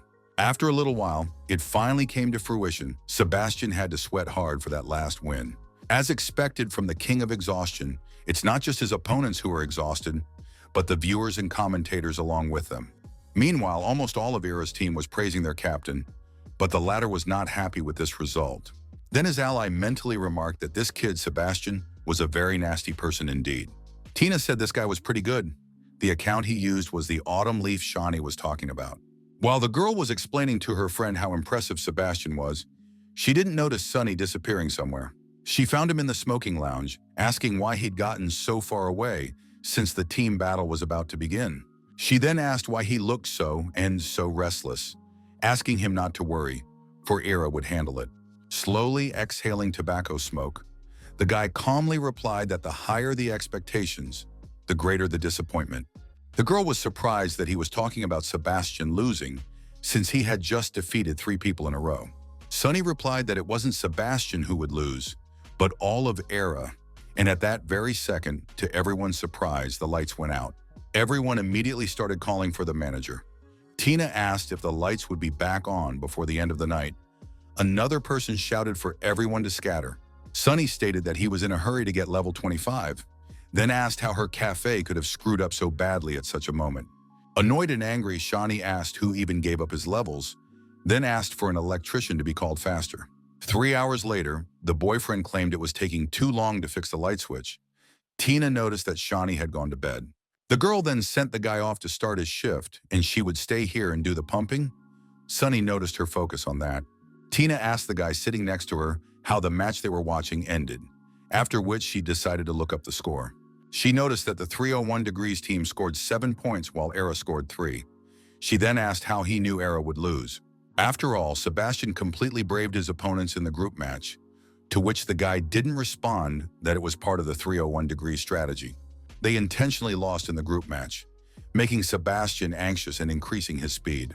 Although the first player they sent out was the very fast and accurate Chris, who couldn't lose that easily.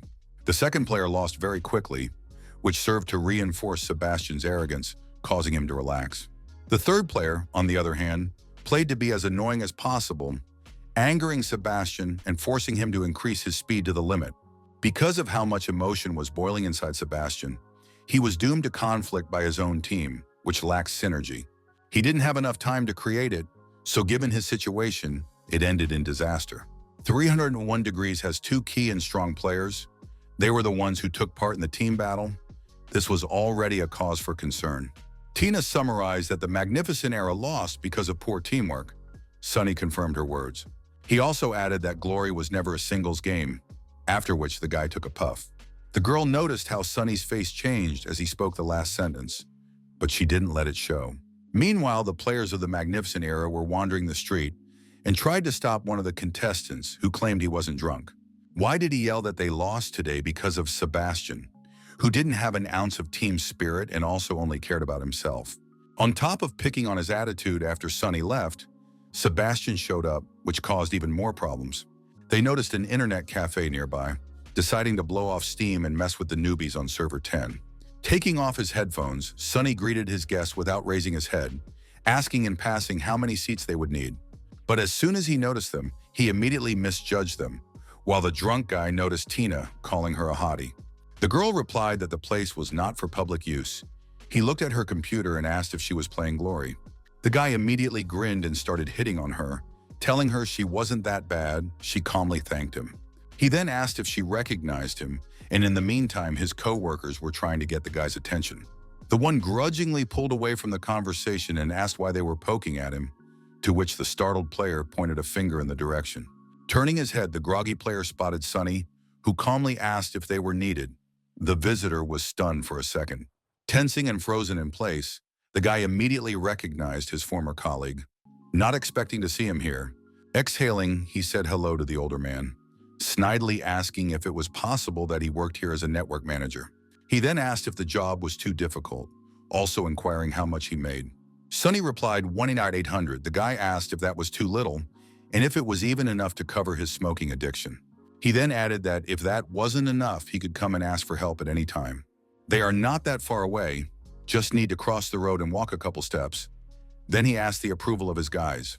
Tina hesitantly asked Sunny if they were friends or if they were his, but the visitor replied that she hadn't picked the right words. After all, none of them would dare to be dear Sunny's friend. It would be more correct to say that they were only his subordinates. The phrase was said with a smirk and pretense in his voice, but Sunny calmly withstood the verbal attacks.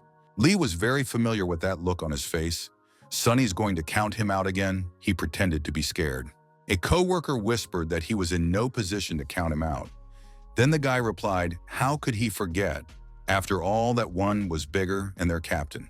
He turned to the older man, deciding to bet he had a lot of things he wanted to say to him now, the way he had before. Afterward, Lee said he was sorry. Now he could say whatever he wanted, but they didn't have to listen to him anymore. Tina asked if he'd had too much to drink, but he said something to the effect that he shouldn't worry. It was a private matter between him and Sunny. All of a sudden, Sunny had a blast, saying that he's told him off so many times, but he keeps doing everything wrong. If he wanted the man to stop, it would be polite to give him a chance to finally stop. Hearing that, the girl grinned. Such an answer made Lee angry, causing him to slam his palms loudly on the table, unable to contain his indignation.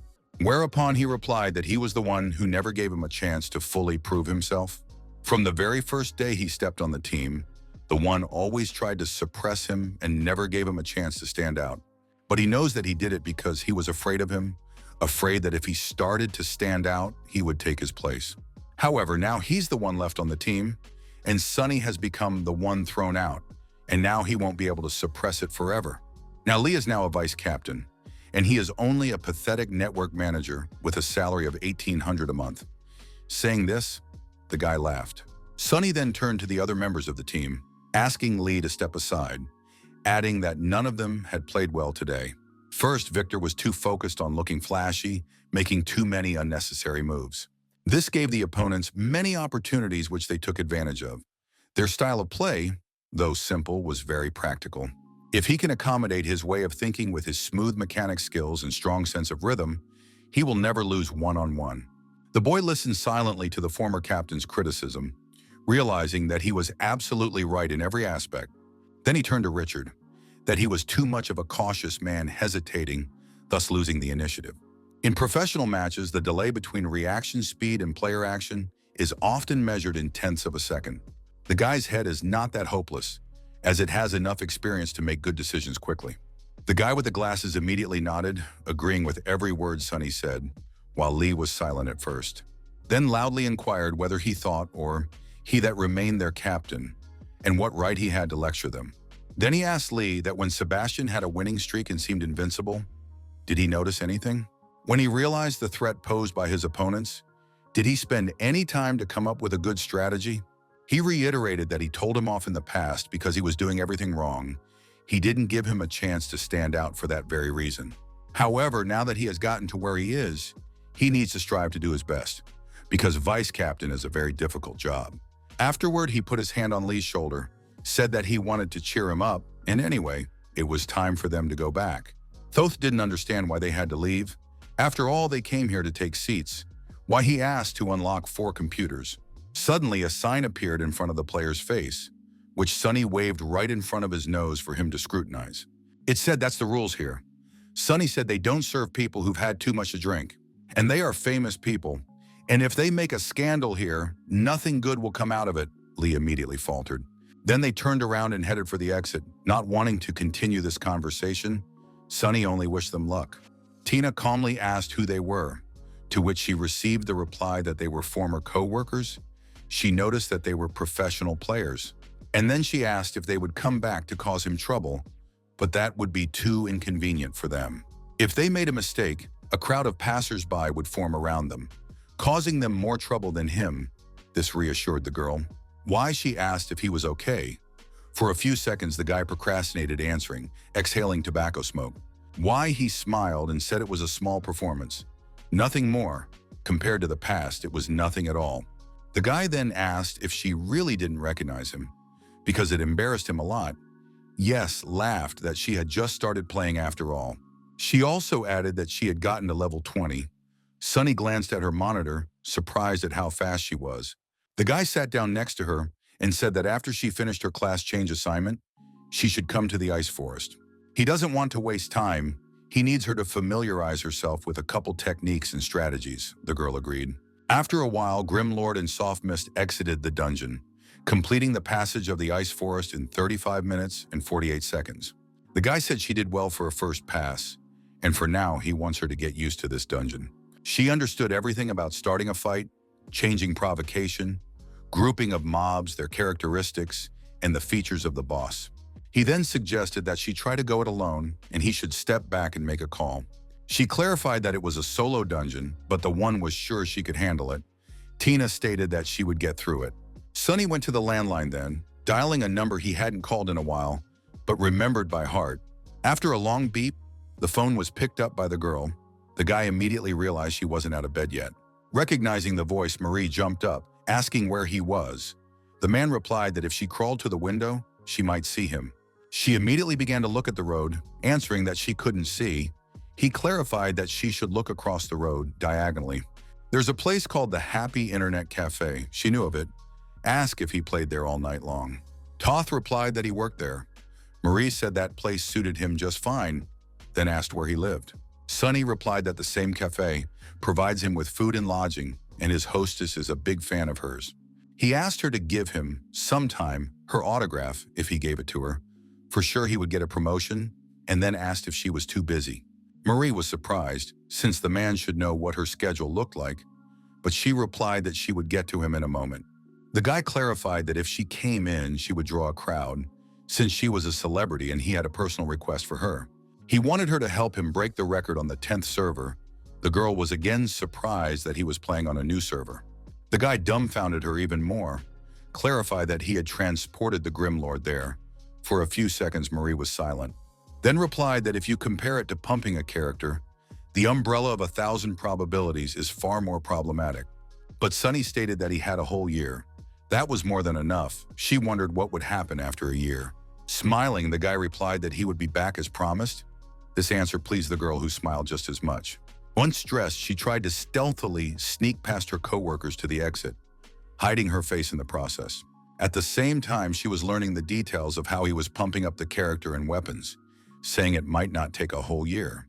Exiting the building, Marie took a quick step to the nearest store to purchase a single Glory account card. Meanwhile, Sunny said the problem will come when he gets to level 50, because he doesn't know how he's going to get to 70 yet. Anyway, he asked her to hurry up and get to level 25, then keep pumping so he could always rely on her. The girl understood everything. They were going to have to spend a lot of time pumping, and on top of that, break the server record. He decided to end the phone call, told her she would get the details later while he went out for a smoke. When Sunny stepped outside with a cigarette in his teeth, he froze when he saw someone in front of him that he didn't expect to see right away. On the other side of the road, he recognized Marie, who tried to hide her face with a scarf and dark glasses. The guy immediately revealed this disguise by waving a hand at his girlfriend. The latter responded in kind, happy to be able to see him again. All she could think about was that no matter where he was, she would always be there to help him. After all, she was his friend. After a while, Sunny returned to the internet cafe, wanting to find out how things were going with Tina's pumping. He walked over to Tina, who was completely focused on the game, and was mercilessly clacking away at the keyboard and mouse. She asked him what was wrong, but he told her not to get distracted as he was just watching her progress. She thought that there was no end or edge to these goblins. Next, she needed to use the touch of the falling flower. As she suddenly noticed that she didn't have enough mana, on top of that, she was injured, and the game warned of danger. Tina took too long to decide which potions she should drink now. Sunny noticed that she didn't skimp on the potions. Without taking his eyes off the screen, he explained that when you're trying to break a record, you can't wait for the potions to finish recharging. Yes, and besides potions, to increase efficiency, you need to calculate both the time of their use and your actions. Taking a seat in the chair, he offered to watch him for a bit so he could show her, but she immediately declined. It was a matter of principle to her, so she confidently declared that she would end it herself, no matter what it cost her. The surprise guy agreed with her, asking her to call him as soon as she was done. The girl gave an affirmative answer. Glancing at Tina, Sunny smiled, mentally telling her that Glory was far from as easy as she thought. While Sunny was minding his own business, he got a text from Tina that she was done with a single pass. He watched in amazement as the girl hopped back up, apologizing, for she had very much underestimated this dungeon. Taking a seat on the soft chair, she sadly lowered her head and asked if he could show her how to properly go through it. The one agreed, asking to listen carefully to everything he would say. The girl was surprised to notice the guy getting serious. She explains in detail how to maximize efficiency, saying that theory is often different from practice, because strategies are always changing. You also need to memorize the amount of mana that each skill consumes. This is all to be remembered so that no mishaps occur.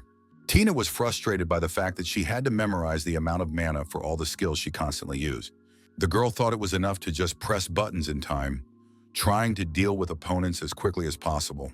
She didn't expect to have to put so much effort into just playing the game, but she asked the guy to keep going.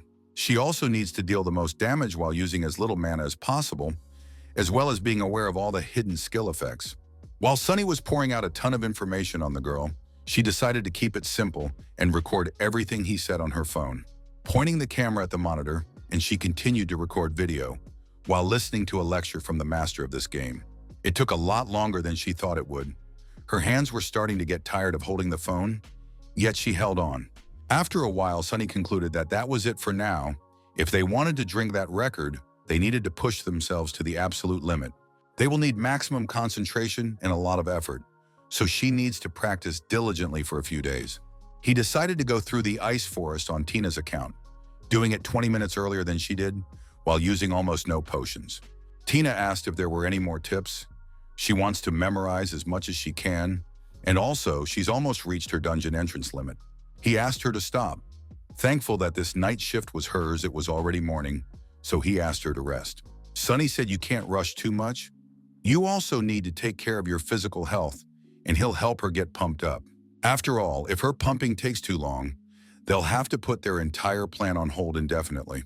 Sunny imagined it being said of him that after he retired, he became a training partner for the newcomers.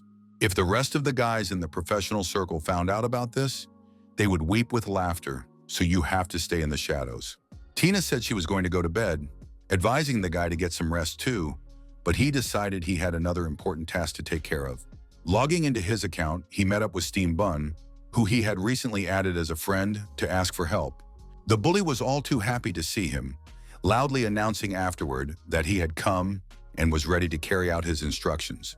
Sunny noticed that he was waking up pretty early, to which the guy replied that the guy had told him to stop raising the level.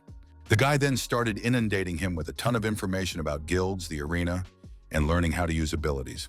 Seeing a goblin running nearby, Bun decided to visually demonstrate to the Lord what he had learned.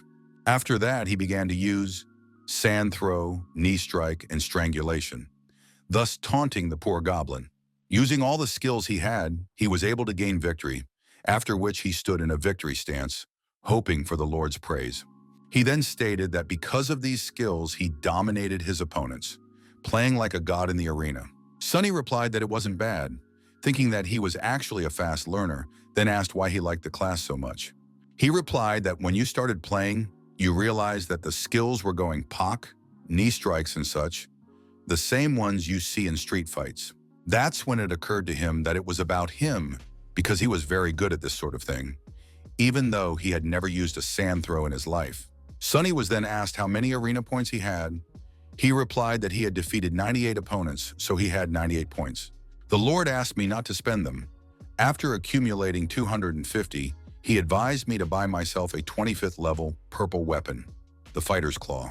Bun shouted happily that his next goal was 250 arena points. Taking off his headphones, Sunny asked what was going on in his head. Suddenly, he noticed a new friend request. Recognizing the name Cleansing Mist, the guy noticed that she was pretty fast. After chatting with Mari for a bit, Sunny concluded that the battle mage, bully, and luncher were all in place, just as he had planned. After a little while, customers were asking the manager to give them a pack of cigarettes and some noodles and some sausage and chicken feet. Running from place to place, Tina honored the requests of the customers, those asking to bring them a bottle of green tea later, preferably iced. Sunny told her that she was working hard, but her shift would be over soon. Da replied that she would start practicing in a few minutes. Putting on his headphones, the guy noticed that Tina had already managed to change slightly, which from the outside looked not bad at all. Cold Knight wrote to Sunny that he was able to get information on players from Magnificent Dynasty, that the magical swordsman was Lee, with whom he had recently gotten into an altercation, but had come out of it victorious. Sniper and Striker were the two players he pointed out the mistakes to, and those players took it for granted. Knight also said that he was pumping too slow, to which Lord replied that it didn't matter. His assistants leveled less than him. He replied that Cleansing Mist only had 16, which was the smallest among all those who must participate. The guild leader shouted that they would have to wait for a very long time for them to try and break this record. They couldn't procrastinate that long. Passing by, Tina A said she would need about 10 minutes and then she would join him. 2 days later, players began to gather in front of the entrance of the Ice Forest dungeon to set a new record. Knight said he brought the player the Lord had asked for. He was level 23 and was an elementalist with good skills. The guy stepped forward and said hello to everyone. His name was crowd favorite. He also hoped they would get along quickly. But Knight didn't realize what his intentions were, deciding that he had come here just to observe the Grim Lord. After all, the crowd favorite's account was not the main one. Behind that character lurked the larvae of a far more famous person. After all, his main account was Wandering Peak, who was the guild leader of Tyrant's Ambition Guild and was now here undercover. The entire group immediately turned around when they heard a rather boisterous guy calling out to the Grim Lord, drawing his attention. It was Bun who managed to score 250 points and acquire the purple weapon, the Fighter's Claw, that Sunny had advised him. Cold Knight immediately recognized the newcomer bully, remembering when they had fought for Bloodshot with a huge crowd. However, Bun paid no attention to his words, glancing at Tina. He said that there was a beauty among them, after which he said hello to her. The girl smiled and Sunny asked what she was laughing about. She remarked that the guy was funny, then asked how to use voice chat. The Lord decided to introduce her personally, clarifying that she was a rookie battle mage, at which time Tina coughed, preparing to speak to the team. With a smile, she said she hadn't been playing at Glory for very long, so she asked the team to take care of her as a newcomer. Smiling, Bun stated that she had a very pretty voice, then asked what her zodiac sign was. Lord asked him to keep his cool. Knight stood shocked when he heard that she hadn't been playing that long. He'd brought their leader here, and he'd decided to bring in a couple newbies. A disgruntled guy told Lord that they were missing one more person. Sunny replied that she had a job during the day, so she was a little uncomfortable. As a lone figure suddenly appeared amongst the fog and headed in their direction, Lord immediately pointed out that it had arrived just in time. Cleansing Mist, played by Marie, had managed to pump up to level 23 and therefore was fully prepared to get a new record. Sunny smiled as he greeted his friend, while Steam Bun blushed as he saw another beauty in front of him. As she approached them, the girl said hello to everyone, adding that she was happy to meet everyone and that she was a friend of the Grim Lord. Cold Knight was angry that they had another girl in the group. Sunny snidely asked if he looked down on the girl players. Lowering his head, the man asked if they could count on them. The Lord asked him not to worry and would like to ask for 2 pendants in advance. Knight reluctantly agreed, saying that there were 2 girls and a player, so it was logical that he would need 2 pendants. Marie smiled and said that they were materials for pumping the umbrella of 1,000 probabilities, then asked if he could really take them in advance. Smiling back, the Grim Lord replied that they were talking about the tyrant's ambitions. They had enough materials not to impoverish themselves. Suddenly, Bun came up to Nighty, poking him with his elbow and telling him that he looked very sour and worried.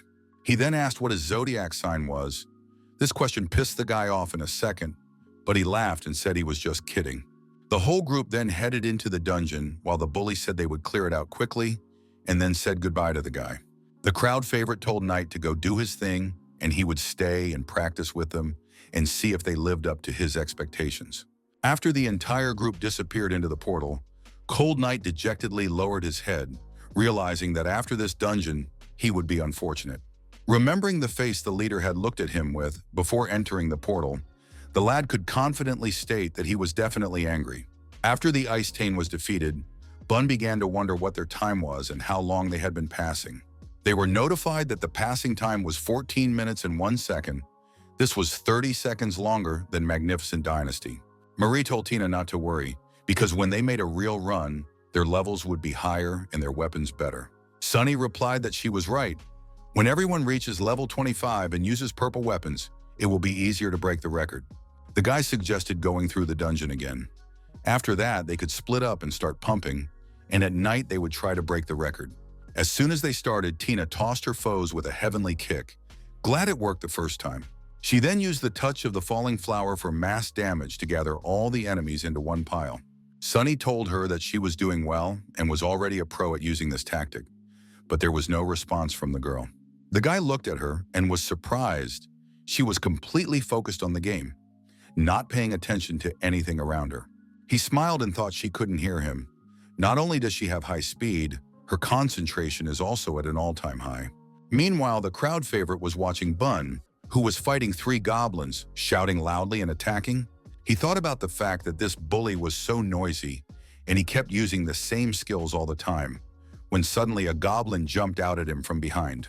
Bun reacted instantly, asking his ally to turn around, while telling the goblin to taste his poison claws. Once he had struck the goblin, then told the favorite to keep his eyes open, Sunny asked Bun not to stray too far away, for he was their main trump card. He explained that his chokehold reduces the target's physical defense by 50% for 3.5 seconds, so he needs to always be around. The boy immediately agreed, and Lord turned to the crowd favorite. The latter immediately snapped out of his thoughts, asking what was wrong. Sunny that he's done well in past runs, but he'd better focus now, because next time he won't be rescued. Dumbfounded by such a statement, the boy immediately apologized, for he had allowed himself to waste precious time in reasoning. He had been watching them for quite some time now, but these people were clearly different from other ordinary players. Soft Mist and Pear Bun are beginners, but their mechanical skills are perfect. With more practice, they will quickly become experts. But Cleansing Blink's playstyle is conservative. The speed isn't as good and it's not as dynamic, so it doesn't seem as strong. As suddenly his musing was interrupted by gunshots coming from behind him. Then he turned his attention to Marie. The boy noticed the girl firing a huge cannon, sending the goblin closer to Bun to deal with him. The crowd favorite was shocked to learn delivery arrows, that technique where you have to shoot at a target to get it to its destination. She was able to calculate the position and trajectory, then ferried the monster with delivery shots. He didn't understand how this was possible, because only a professional could pull something like this off, but not an amateur. Favorite to put together a chain of professional player and girl lunchers, adding to that by delivering shots. He figured it was Mari, then the Grim Lord, his strange weapon and his frantic request for materials for the sake of weapon enhancement.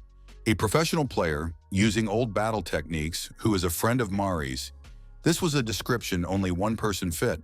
He didn't dare to confirm his arguments, for that would completely upend his world and the situation he was in. As he was suddenly pulled from his thoughts, he noticed that the Lord had asked Cleansing Mist not to fool around, for there could have accidentally thrown the boss into the forest. In a real race, this could mess things up big time. The girl began to apologize, thinking he'd praise her if she could pull this off. However, in the message, Sunny wrote to her not to use delivery shots, or else it would be revealed that she was a professional player. Exhaling, the crowd favorite thought that it was just a happy accident. It seems he had fantasized too much to himself. After a while, they were able to complete the dungeon in 13 minutes and 40 seconds. That was quite a bit of progress. Tina looked at Sunny with surprise, to whom a serious look rose from his seat and clapped his hands loudly. He asked the audience who needed anything, asked to speak now, because at 12 he would need to step away for a while. Tina smiled and said there was still plenty of time before 12, and the customers wouldn't hold back because he needed to go somewhere else. She also added that while Cleansing Mist is busy pumping, she'll practice some more. Meanwhile, at the base of the Magnificent era, Lee televises, snickering at the fact that he only barks but doesn't bite. He was still thinking about Sunny chasing them away, but he still works as a pathetic network manager, and his salary is only 1-800. He also called his current captain a naive brat. It was the perfect environment for him to reign from behind the scenes. Well, suddenly the phone rang. The guy couldn't understand why he would be getting a call in the middle of the night. He was informed that the forest record had been broken. Also, Lee confirmed that it was definitely professionals. As only they could break his record, we had to find out who did it. He was told that the man who broke their record they had seen yesterday. He asked someone to verify the true identity. The person who broke their record was Sunny. Hearing that name, Lee shuddered in surprise and anger. The guy screamed while the guy kept following him around. Figured he still wanted to mess with him still. Lee yelled loudly as his companion moved the phone away from his ear, deciding to wait for him to finish his outrage. After which Lee asked to plant another batch of accounts. The guy confided in Lee. I replied that he will now start preparing. Finished with the phone call, the player decided to go wash his face to clear his mind a bit and calm down. Glancing angrily at his reflection, he remembered Sunny's words saying that he hadn't given up hope yet and would definitely come back. Lee loudly asked Sunny not to worry, because he had already reached the limit of success in his life, and he would not get any more. Now all he can do is keep an eye on the poor internet cafe and thinks that breaking his record will accomplish something. Cussing loudly, the guy headed for the room, completely forgetting to ask what the new record was so he would know what he needed to do. Lee immediately sat down at his computer and logged into the game. The first thing he looked at was that Tyrant's ambition had gone through the dungeon in 13 minutes and 5 seconds. The guy smiled slyly, saying it wasn't all that bad, because he was beginning to think the guy had done something amazing. A while later, server 10 players were discussing that Magnificent Dynasty had regained its record in the Ice Forest. Simon smiled and said that it was nighttime. But there were so many interesting things going on, and the record tug became a competition. This is sure to escalate into something bigger, as Team Tyranny and the Magnificent Era are longtime enemies. At the same time, Lee yelled that no matter how hard Sunny tried, in the end, he was just dust under his feet. I mean, he'd said right off the bat that he'd break his stupid record. The guy thought he was the one inimitable king of Era. This accomplishment pleased him, whereupon he glanced at the account card that had been delivered to him right in the middle of the night. Plugging the card into the game, he noticed that it was a pretty good account with a level 24 character. He's not a member of a guild, also a berserker. It was perfect since a berserker isn't much different from a magic swordsman. First of all, Lee opened the Friends tab and searched for Gloomy Lord to add him as a friend as soon as possible. Smiling and rudely insulting him, the guy wondered what his former captain might be doing on the new server. Once he found Sunny's character, he didn't hesitate to throw him a friend request, happily waiting for a response. However, after a few minutes the reply still hadn't come. Annoyed, Lee decided that he dared to ignore him. After a few more requests, he received a reply that the Lord had accepted his request. This was Lee's personal victory. Guy was the first to start the conversation. While Lord asked who he was, Lee asked if he needed players for the team. Sunny replied that he didn't have a team, as all the people for the record consisted of random players, and therefore, if the opportunity arose, he would write. Lee asked if he wanted to duel. Lord instead decided to introduce him to his comrade, who would be more interested. Insulted because he had sent him to one of his pawns, as he was suddenly surprised, staring at the screen. Lord recommended Steam Bun to him, while Lee wondered how he even came up with that name. However, there was nothing left for the guy to do but accept the invitation and show him what he could do. He decided to teach him a couple life lessons to prove his superiority over the Grim Lord and the entire server. Using mountain crushing, Lee mercilessly attacked Bun, who had already spent a fair amount of time in the arena. Therefore, it didn't cost him anything to dodge another attack Lee was sending in his direction. The ground shook beneath his feet as the berserker's sword shredded everything in its path, yet still missed its target. Lee was becoming increasingly annoyed at the fact that this skittish guy was able to dodge his every attack without much effort. The bullies only smirked in response, confident that he could dodge indefinitely. In the same second, the guy lunged forward, grabbing the berserker by the throat and using a chokehold on him, claiming that he was now immobilized. He then used a brick kick on him, stunning his opponent and preventing him from moving from his position. Lee let out a loud curse, asking where this wild monkey who can only get in the way and dodge popped out from. Just as suddenly, the berserker swung the ball, using a reverse slash and throwing the bully away from himself. Abruptly approaching him, he figured the guy thought that since he was holding back, he was weaker than him. However, that was far from the case. With the next swing of his sword, he sent Bun straight into the column, which immediately cracked from the heavy blow. Lee was sure the man had no idea who he had decided to pull on, so he decided to show the pup where he belonged. In that second, he faltered, realizing he couldn't win. This guy was very skilled for an average player. If Sonny starts to suspect him, this is all just going to get more complicated. If he loses a couple times, it's going to look like he's just inexperienced. Gotta make sure Sonny doesn't realize anything. Closer to 5 a.m. Lee had suffered 5 defeats, deciding that was enough. If he wants to get into Lord's group, he has to pretend to be an ordinary player. But after all, no one would turn down a strong player. Writing to Lord, the latter replied that Bun had told him that he was pretty weak. Lee became angry again, for the newcomer had just called him weak. But Lee replied that Bun was just lucky by corresponding with the berserk. Sonny, I noticed that this evil sword has a lot of enthusiasm. However, he still decided to invite him to the graveyard for a ride. Tina was surprised to ask who it was. After a brief reply, the girl proceeded to pump, while Lee thought the penetration was successful. However, in all this time, he never learned anything, at which time Tina told Sonny that she had a morning shift tomorrow, so she left to get pumped. Sonny agreed with her, deciding to make a group at this time for now. A few minutes later, the girl sat down at the computer.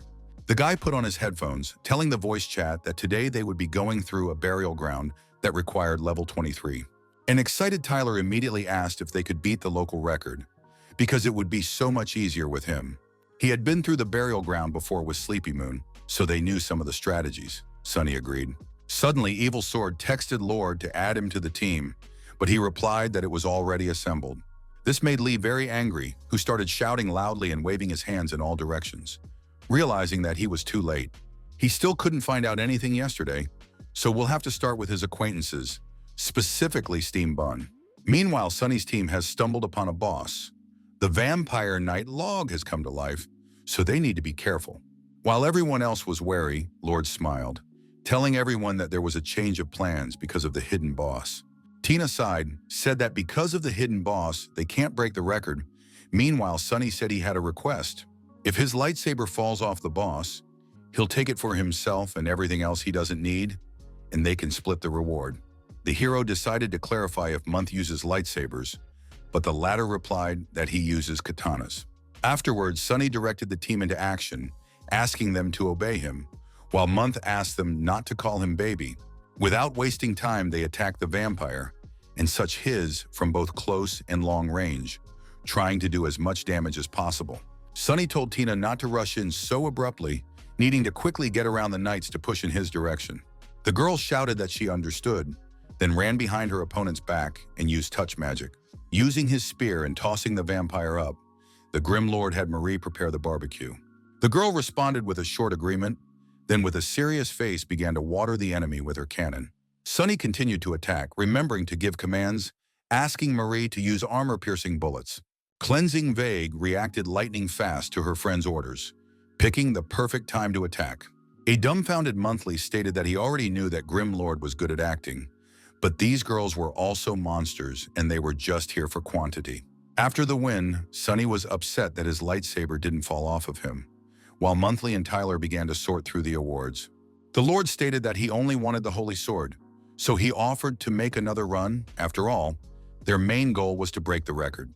Time later, during a boss battle, Tyler yelled that they weren't keeping up, offering to replace them. Tina, stay focused on the battle. Ask me not to say such demoralizing things and keep playing. Sonny only smiled, reminded that they were the ones who wanted to drink the record. Tyler realized the foolishness of his words, saying they would try. When the record was broken, Lee was shocked to think that Bun was his main trump card, but he was able to set a new record without him. He decided to text Bun why he didn't call him for the record, to which he replied here that you can't be distracted in the arena.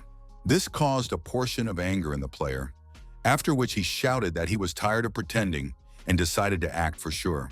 He began to attack his opponent with all his strength, using all his skills and all his experience as a professional player. After he won, he decided that now the guy would realize how good he was, because now he didn't look so weak. When asked about Lord Bun, and replied that he was going through the dungeon with other people, and they had already started, whereupon Lee shouted, When it was 3:01 a.m., Tina looked at the screen in surprise, deciding to approach Sunny and find out in person. She asked how come he was out of the game. The girl figured something was wrong, but the guy seemed calm. He replied that he wanted to explore the burial ground a bit, to which Tina replied that they had already set a new record. She needed to focus on the ice forest. Sunny replied that until they improved the equipment, it would be too hard to beat him, and he thought to himself that she was only interested in records. The guy said thoughtfully that he didn't know what the tyrant's ambition people were going to do, but he had lost control of the records of this server. So he needs to get fresh and useful information as soon as possible while coming up with a new strategy. The girl said with surprise that they had set a new record, then asked that there was something wrong with the way they had passed the burial ground. The guy didn't answer that their goal should be a record that no one can beat, otherwise they'll get beaten every time. And because of that, most people would stop asking him for help. She liked the idea of a record that no one could break. Tina then stated that she would get back to pumping, asking him to tell her if he came up with anything about a new strategy. Meanwhile, Lee had been calling Juan, asking if he had found out anything. As it turned out, Sunny was helping guilds with records for a fee. Lee decided that we were having a hard time there now, whereupon he asked how much he was charging for the run, for he could pay him too. But he got the answer that Sunny does not charge in money, but in rare materials and silver weapons. Suddenly, the guy realized he was working as a mercenary for the big guilds to get back into the Pro League. Then he asked for 5 accounts, but the classes will say later. Juan realized that here wants to send 5 professional players. Lee mentally asked Sunny if he could handle them in their current position, while getting out of the mud and into the princes. Meanwhile, at the internet cafe, Sunny asked Shaunie to borrow his account for a while to run into one dungeon. Upon receiving the card, the guy explained that he just needed to look around in the burial ground as he had reached the login limit on his account. Approaching his desk, the girl asked why he had such a mess. The man replied that it was just dungeon notes. She wondered if he was making so many records for the sake of the record. Sunny replied that he was doing a little research to break the record. Shaunie was saddened to think that the professional league had abandoned him, but he still continues to play in glory. She figured her favorite professional player felt the same way after retiring, so she could understand his feelings. The guy noticed the change in his boss's mood, and so he decided to gently ask what was wrong. She looked at him pitifully, said through her tears that he would do well, and wished him luck. The man looked at the girl in disbelief, wondering if he had heard her, but Shaunie shouted that she was trying to sympathize with him. After midnight, Bun and Lee were in the burial ground. The bully asked to listen carefully, for they would soon meet the Grim Lord. He also asked the guy to be nice to him, and if he gives advice, he should remember it for the rest of his life. At this time, Lee thought he had heard enough from Sunny in the past. If it wasn't for his plan, he wouldn't have to listen to him. After a while, Bun greeted Lord, who was in the company of 2 pretty girls. Lee immediately looked at Cleansing Mist, who greeted him cheerfully, deciding that it was definitely Marie. Bun said they have been fighting constantly in the arena for the past 2 days, and his opponent has gotten much better. Sunny replied that then he wouldn't mind taking it, then asked him to follow all his instructions. The newcomer agreed. Lord said this will be a trial run to test his strategy for the new record, but it's not perfect yet. As he began to explain the details, Lee thought about how this was complete nonsense. After all, 4 opponents in the beginning was impossible to avoid. But Sunny decided to demonstrate everything in person, lunging forward at the first 4 monsters while the others looked on. Lee said he had great positioning and was able to get everyone in one place, but it wouldn't help them kill them any faster. Just as suddenly, the Lord bounced back, replacing his body with a shadow clone, thus confusing the monsters. Everyone watched in amazement as the guy professionally used the shadow clone, while the monsters didn't realize anything. Following that, Sunny used a touch of the falling flower, hooking all 4 zombies, throwing them up in the air. While those were in the air, Lord began to pull out the umbrella of 1,000 probabilities to see his plan through, used the dragon tooth, and the ground beneath the guy's feet began to crack and crumble, creating a shockwave. Suddenly, Bun decided to rush forward, shouting that he would help while pulling out a brick. As he landed on the ground, Sunny menacingly asked him not to move, just stand there and watch to memorize everything. At that very second, the guy noticed that 4 zombies were stuck in the crevice of the cliff, preventing each other from getting out. Lee was surprised to notice that he was using the surroundings to keep them from getting out. Not a bad strategy for a solo run, but it wasn't clear how that would help pass in dungeon faster, since they'd be free and they'd still have to fight them. In response to this question, Sunny began to attack the trapped monsters with his spear while they were helpless. He attacked them one by one, but you could do nothing to counter him, and then he silently accepted his fate. Lee figured he needed to kill them one at a time anyway, so there was no point, and he just wanted to show off. As Tina suddenly pointed her finger at the gap, stating that something was wrong with the last monster, everyone immediately looked over there. The girl dumbfoundedly stated that the last zombie couldn't get out, as he was stuck not only in the crevice, but also in the remains of his comrades. Bun concluded that the broken bones from the other 3 monsters kept him from moving, meaning they'd only have to kill 3. Shocked Lee didn't know it was possible to do that. He was just lucky he hadn't blabbed too much into the voice chat. The newcomer said it would be very difficult to push them together like that. Sunny agreed, adding that they needed to work together. Only so-and-so won't be able to go through everything as fast as possible. By his calculations, if this part of it succeeds well, they'll speed up by 10 seconds. The girls noticed that then, in the entire dungeon, they would be able to skip 9 monsters, which would add up to a whole minute and a half. So Lord urged them to start practicing sooner rather than later. Everyone headed after him with confidence, and Tina decided to try the first one. Bun noticed that Soft Mist seemed very agitated. The girl replied that it was perfectly normal. Meanwhile, Lee said that it was impossible to think that such a strategy was possible before, because it wasn't something the average player would have thought of.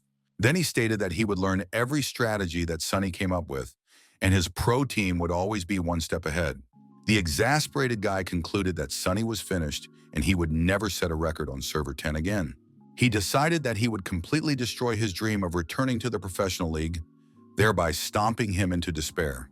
A few days later, they still continued to train in the burial dungeon as well, and Sunny noticed that his level had become 27. Not a minute after he leveled up, Azure Stream immediately wrote to him, deciding to join them. After all, he needed a vampire lightsaber too, since he was a master swordsman, and this weapon would suit him well. Potok knew that Lord needed more than just a lightsaber, and so he asked what else he needed. The latter replied that he would prefer 8 bone spikes.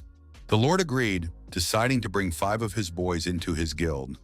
When questioned by Potok, he replied that this was the plan.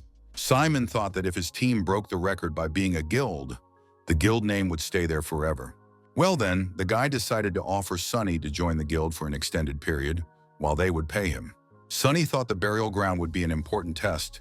Stream would be watching to see if anyone could beat that record in the future.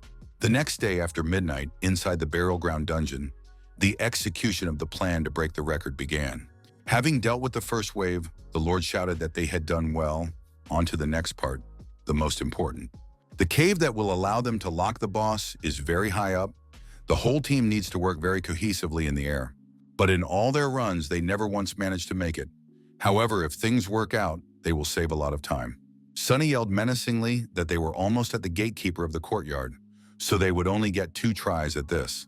Tina decided to do everything on the first try, but Lee mentally told her that they wouldn't be able to do it while he was with them. When they got to the spot, the Lord loudly ordered everyone to start, but decided to bait it himself first. In front of him was a level 27 zombie gatekeeper who cried out loudly upon noticing his opponent. When the whole team was around him, the guy asked Cleansing Mist to be first and Bun to be second. Bun made a slight mistake by picking the wrong angle, noting aloud that he had miscalculated, but it didn't seem to be anything critical. At this time, Lee smiled, thinking that he didn't even need to do anything. This guy had messed it up himself. However, that didn't stop the Lord, who loudly ordered everyone to not stop and continue. After all, it was a minor loss of time. Lee decided he couldn't reveal himself, so he decided to show them what the real skills of a professional looked like. He used a reverse slash, tossing the monster into the air, thus showing what a berserker in his hands could do. In the end, it's not the most perfect run, but Marie praised it, firing her cannon in passing. The newcomer smiled, happy to think that with his guys, he would easily break this record. They wouldn't even have to try. Bun was already flying forward at the monster, swinging his arm, and loudly begging for a response to give his right hook, which was already aiming for his face. The attack was successful, after which the blonde shouted that it was now the Grim Lord's turn to strike. Sunny stomped the monster into the ground, giving it no chance to escape or counterattack, determined to finish it off finally. Bun shrieked happily that he was immobilized, So they had succeeded. A disgruntled Lee was in agreement with these observations. Because of Bun's mistake, they hadn't lost very much time. About 3 or 4 seconds, he didn't know if it would be as easy as he thought. With a serious face, Sunny announced that they were moving on, for it was too early to celebrate. There was still a third dungeon left. Tina was no less focused than Sunny, and therefore leached to be as helpful as possible. Marie was pleased when they saw an alert that said they had gone underground in 17 minutes and 22 seconds. Simon watched the chat room discussing the new burial ground record, wondering how much money Blue Creek had paid for such help. Meanwhile, Sunny wondered if Awesome Dynasty would make their move, breaking the record they had just set. Tina then asked if they were going to continue, but Lord wasn't quite sure what exactly they were supposed to continue. The fired-up girl stated that they had made a small mistake with the second boss, so she suggested they have a couple more runs. Sunny announced that they'd had enough for the day, and Lee told himself that as long as he was here, they wouldn't see a perfect record. After a little while, Era players asked Lee if they would be trying to sing the record. The latter replied that he had already prepared accounts. One of the players said that if I'm not going to set the record straight now, they won't have time to prepare for today's match. The 4 allies stared dumbfounded at their vice captain, hoping that he had just decided to make a joke. But they realized from his face that he had indeed forgotten, whereupon they reminded him that they would be playing against Blue Rain.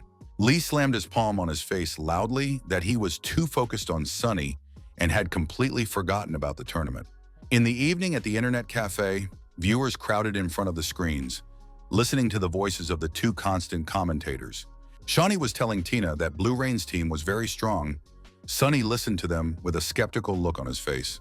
The commentators wondered if the Magnificent Era would be able to hold their ground in the upcoming matches. They spotted Problem Rain. It was the team's main ace, Sherlock, who slowly walked onto the stage. As soon as the cameras were pointed at him, all the audience heard, started talking a lot, insulting his opponent. Tina was surprised that this guy was quite talkative, and therefore questioned if he was really that strong. However, Sherlock immediately proved his words with deeds, quickly destroying his first opponent, which I expected from a holy sword. He had already dealt with one of Era's players, even though the match had just started, but Era's fans didn't like this start. After that, one autumn leaf entered the stage. You can immediately notice that the character's appearance has changed. He began to look more like Sebastian. Meanwhile, Sherlock began to nitpick his opponent about his new appearance.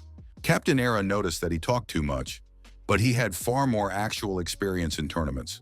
And the commentators were saying that both sides show a great battle, but Sherlock has a clear advantage. He doesn't miss a single opportunity, taking advantage of his opponent's weaknesses, but Sebastian figured he'd have a hard time in a team fight. Lee creased his face as he watched the reaction of his captain, who was sure his team would take the lead. A team battle ensued, with Era's home advantage absolutely not helping them. Sebastian was about to reach his limit. Lee knew made a mistake. This allowed Sherlock to counterattack. Everyone noticed that Lee is showing very poorly today. He also lost a one-on-one match, and now he made another mistake. The audience, and including Shaunie, asked what Lee was doing, because they thought he had forgotten how to play, and even they would score better. Meanwhile, Sherlock used all his skills under perfect timing, after which the commentators announced that Lee was out of the fight. However, Sebastian hasn't given up yet. He fights with even more fury, but Sherlock is still one step ahead. When the Magnificent Era team saw the defeat notice in front of them, the headphones dropped to the floor with a crackle. Sebastian immediately jumped up from his chair and turned to Lee in a rage. He had seen someone make an incredible amount of mistakes. The vice captain immediately bowed and apologized, explaining that he couldn't concentrate. However, it was a terrible argument that made the captain even more angry. He stated that he didn't care, then headed for the exit. When the whole team left the room, Marie, which was the last to leave, said she would go too, whereupon they left Lee alone. One of his comrades returned, deciding to check in about that record, thank you, whether they would try to break it. A new portion of anger came over the vice captain, who, with complete determination in his voice, declared that they would do it. After everyone finished watching, the attendees headed for the exit, discussing the Magnificent Era game. One customer said he really missed Sunny. The cafe owner shared those sentiments with him, smiling sweetly as she said goodbye. Shaunie said tonight's tournament was painful to watch. It's about to be 11 p.m., then asked if they would be playing all night. Tina was a little embarrassed by the question, while Sunny looked at his boss calmly. not wanting to answer directly. The girl understood everything, saying that they were really crazy, even she wasn't that addicted. After which she asked Tina not to sit for long. When asked what record would be next, the guy said the burial ground. Tina, since they just broke the record there yesterday. Suddenly, one of the visitors said that someone had already managed to break the burial ground record, and it was Magnificent Dynasty again. The girl immediately ran to the monitor, loudly asked what time it was. She was told 16 minutes and 56 seconds. They did manage to break the record, and by more than 20 seconds, which was a pretty impressive result. Tina asked Sunny what they should do, because even if they didn't count Bun's mistake, it would only save them 3 or 4 seconds. The guy only smiled sweetly and asked the girl not to worry, as she suddenly noticed a man wandering near their cafe. She shuddered, loudly saying that someone was just outside. That person had done nothing, however, she was soundly frightened. Sunny asked to forget about him, then suggested that they go and text Bun, saying that they would go through the burial ground one more time. The girl asked what if it was a mugger. The guy said he would be on the lookout. After that, the girl went to the non-smoking area. In private messages, Evil Sword and asked how someone was able to break their record. Sunny replied that the person didn't put their best foot forward. A surprised Lee reread the message several times, still unable to understand what Sunny was talking about. The way the guy answered led Lee to think that he had revealed his identity, asking if he had forgotten who had trained him. The terrified player asked himself what he had worked so hard for. After all, he had even lost to Blue Rain because of this. Then he tried to calm himself down, because even if he realized everything, there was nothing to worry about after all. It wasn't a defeat yet. They won't be able to bring back Gravedigger's record. His underlings aren't the equal of the pros, and they certainly can't pull their gear. Meanwhile, Sunny leaned back in his chair, thinking about the new record, and the fact that it was up to them to get it back. And as he suddenly turned his attention to the street where some guy was waving to him personally, he gestured for him to come in. With an incredibly quick movement, the stranger opened the door and headed for the counter, his face hidden by a black mask. Leaning over to the guy, the blonde asked if anyone recognized him, to which he heard a counter question about whether he had come alone. Thoth kept answering in a whisper that he wasn't going to come with his whole crew. Sunny didn't say anything to that.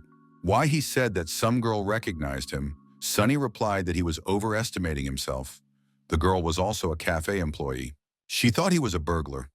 Sherlock stated that couldn't be the case, as he had fans and this cafe was a dangerous place for him. Sunny sent him to Section A. Computer number 1, no one is there. He himself has the night shift now, so they'll talk in the game.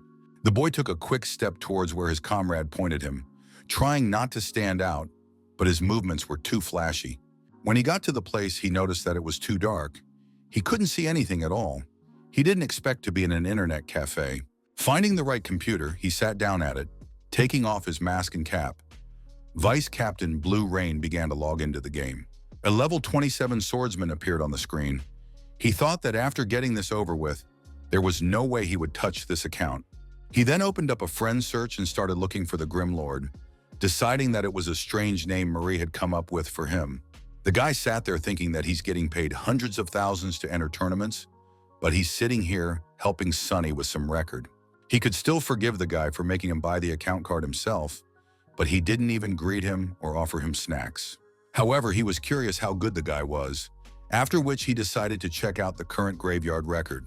Once he got to the Grim Lord, he was left pestering him with questions about how they had managed to break that record. Sunny briefly replied that there were a couple new strategies, but he heard more questions and comments in response. Sherlock noticed that he was not only trying to break records on the new server, but also developing new strategies. Not wanting to respond to these comments, Lord calmly stated that he had prepared a weapon for him. Toth immediately asked to see it, adding that if it didn't fit him, she wouldn't use it. Whereupon the guy froze, glancing disappointedly at the vampire lightsaber he was very familiar with. Taking the weapon in his hand, he began to twirl it around in his hand, examining it closely, then asked if he had gotten it for free as a bonus for signing up. Lord asked him to just get over it. Sherlock replied that his credibility had been destroyed by a common vampire sword, and he couldn't have anyone finding out about it. After a little while, the whole team, represented by Marie, Tina, and Bun, came up to them and asked where the evil sword had gone. Sunny replied that the man said he wasn't coming for personal reasons. At that very second, Marie noticed the new guy and started asking who it was. The Lord wanted to call his name, but he quickly shut his mouth, loudly asking him to shut up and not reveal his identity. Both girls immediately squeezed their eyes shut at the guy's scream. And after all, they were wearing headphones, and the sound was very sharp and loud. Sighing heavily, Sunny asked why he was so angry, since he wasn't really as recognizable as he thought he was. Bun asked if he was Lord's friend.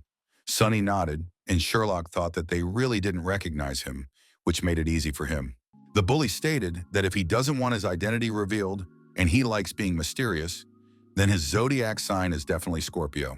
But the newcomer replied that he was a lion, whereupon Bun started humming a song that Marie liked. But Lord asked everyone to calm down. After a while, Sunny began to show strategy again, while Sherlock began to pepper him with a bunch of unnecessary questions. Then the newcomer turned to the others. I started to ask if they had seen it, but Marie only asked him to watch in silence. Sherlock drew his sword, stated that he had already figured it all out, and asked to just watch, then rushed forward. If you kill the 3 skeletons of the cave entrance, their bones will block the paths, preventing the zombies from getting out, so he decided to give it a try. After successfully implementing the strategy, the guy was surprised, to which Lord said it would help save them at least 10 seconds. The leader also added that there are 9 such parts of the race. This strategy can also be used on the second boss. Sherlock urged everyone to hurry up. Tina marveled that this guy was able to execute strategy after one demonstration. Bun added that he was mega energetic. Lord asked Tina to provoke the boss. After all, he has another strategy. He'll write it down later so she can look more closely. Ta agreed, hoping that without proper knowledge she would be able to implement Sunny's strategy, who tried to describe everything in detail. Then he turned to Bun, saying that when the boss came over and they performed as practiced, they would work together and throw him in the air. Asking Sherlock to stop studying the walls, Sunny wanted to show him where he would need to be when executing the strategy. There's nothing complicated about the positioning itself. The most important thing here is to work cohesively to lock the boss in that cave. When they got to the right place, Tina announced that she had brought the boss, and then the showdown began.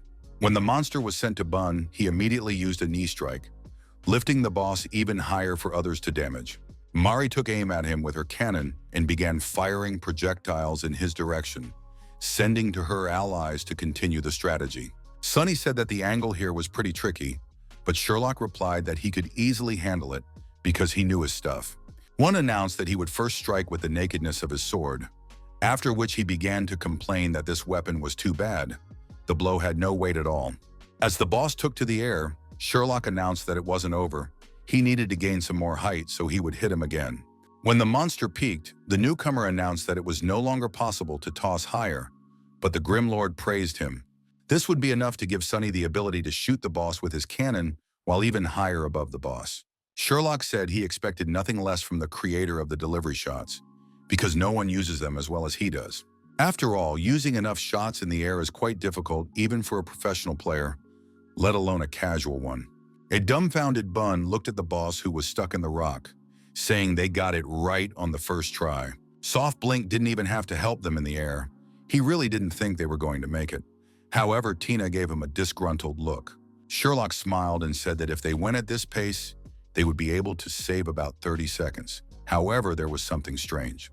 Dynasty would not have been able to set this record without his strategy, but Sunny is the creator of it, and the question arose as to how they were able to recognize them. The entire team immediately began to stare intently at the Lord, who replied that Evil Sword was Lee, a player from the Magnificent Dynasty. The first to go into shock was Marie, who had never expected her teammate to go to such a nasty lengths and so brazenly steal their strategy. While Sherlock asked what the Evil Sword was, Bun asked who Lee was and how that even relates to the record. Sunny replied that Evil Sword had learned his strategy by playing with them, and then he helped Dynasty set a record, which surprised the bully. He smiled and said that this kid really enjoyed learning, but then she realized the gist of Lord's words and froze in shock. The second Bun realized that this guy was a spy, so he wanted to tell him everything, but Lord advised to do it in private messages. Mari was surprised that the guy recognized him right away, but decided to play with him anyway. The guy replied that he had decided to help himself. Why would he refuse? Sherlock said he was 100% focused on stealing his strategies, so when it came tournament time, he played like complete garbage. But he still learned his strategies and gathered a whole group of professional players, It was unclear if they could break their record.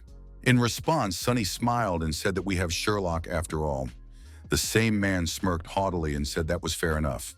Marie stated that in such a low-level dungeon, it didn't matter how good Sherlock was, it wouldn't be enough to outplay Lee. And his strategy with delivery shots doesn't buy him much time. Lord replied that Sherlock isn't their only advantage. After helping Lee, they got a vampire lightsaber. The blonde looked at his weapon in surprise. "Thank you. Does he talk about this garbage?" Then he realized something and asked that he had planned on calling him in all along, all just because they needed the special effect of that trash. He treats him like a thing, and he can bet Sonny was counting on it as well, despite the tournament. Lord said he also needed it to improve his weapons. Sherlock replied that he hated it and regretted it. Sonny asked him to chill out. After all, they were setting this record for his guild, so they should try to set a record on the first run. After a while, there was a system alert that Blue Creek Guild players had set a new dungeon record, 16 minutes and 24 seconds. When Lee saw this, he panicked and asked who Smoothtree was, suspecting that he was a good professional player. Sonny's secret trump card playing the Swordmaster. Then he remembered today's tournament, deciding he had Sherlock's help. At the same second, Marie walked past the guy, thanking him cursorily for his help. He flinched and stared at the girl. When she was near the exit, the man loudly asked her to stop. Marie froze, trying to gather all her confidence. Then she turned around sharply and asked menacingly what he wanted. Now the pretty girl looked very embittered and dangerous. Lee was scared. After all, she wasn't usually like this. He didn't understand why she seemed so determined today, even though she had never been like this before. Marie added that if he didn't need anything, she would go. Lee clenched his hands into a fist and thought that Sonny's follower was trying to provoke him. He mentally asked the girl what would come to the girl's mind that might disrespect the pizza captain. Just then, that she had a pretty face.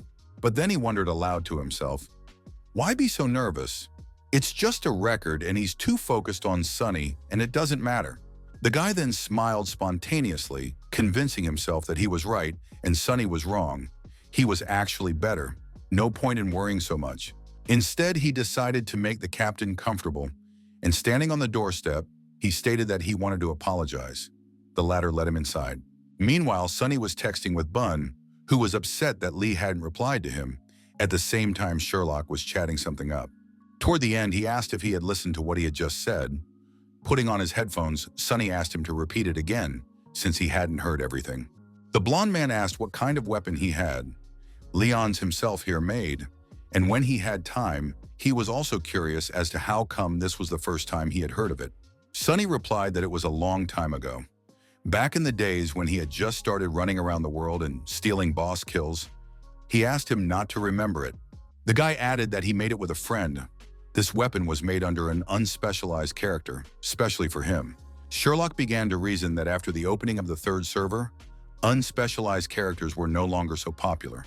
He then asked if Sonny was going to return to the pro scene. He said yes, after which he was heard asking why he resigned then. The guy replied that his team started to perform poorly at tournaments, so the captain had to take the hit. Sherlock cringed as he watched all of his tournaments. The problem was clearly with the team and not him. They just made a scapegoat out of him. The blonde immediately realized it was Lee's doing. Sonny asked when he became so good at understanding people, to which he replied that it was Yexi's words. The guy asked since when did he start caring about others. At that very second, Sherlock ran up to him, saying he didn't answer his question. He couldn't believe that he had taken a hit for his team, so he wondered why he had resigned after all. Sonny smiled and asked if he needed to stay. Only as a training partner, it seemed disgusting to Sherlock. That's why he said he should have tried to move to another team, but not to go to such extremes and resign. Who knows, maybe one of the teams would have offered a high enough price. It was worth waiting and pondering it before leaving. Sonny calmly asked that if he moved, what about Marie? Because unlike him, she brings them a lot of money. And if he went to another team, she would definitely break the contract. And there's no way Era would forgive her for something like that. It's not worth it to her. He agreed, for given what commercial value Marie had, she would certainly be made to pay a large sum. Upon learning that there were 6 months left on his contract, Sherlock shrieked that it was too long for a return to the pro scene. In response, Sonny smiled and told the guy to just wait because he would come back and rip it up again, just like old times.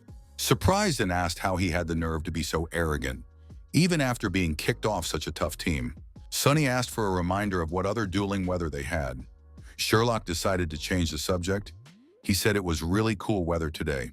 After a couple seconds, he froze, thinking about something, exhaling a cold vapor of air. Apparently, the guy was trying to find the right words. Then he looked into Sunny's face and, with a serious tone, asked him to make sure he came back, because he should be a professional player.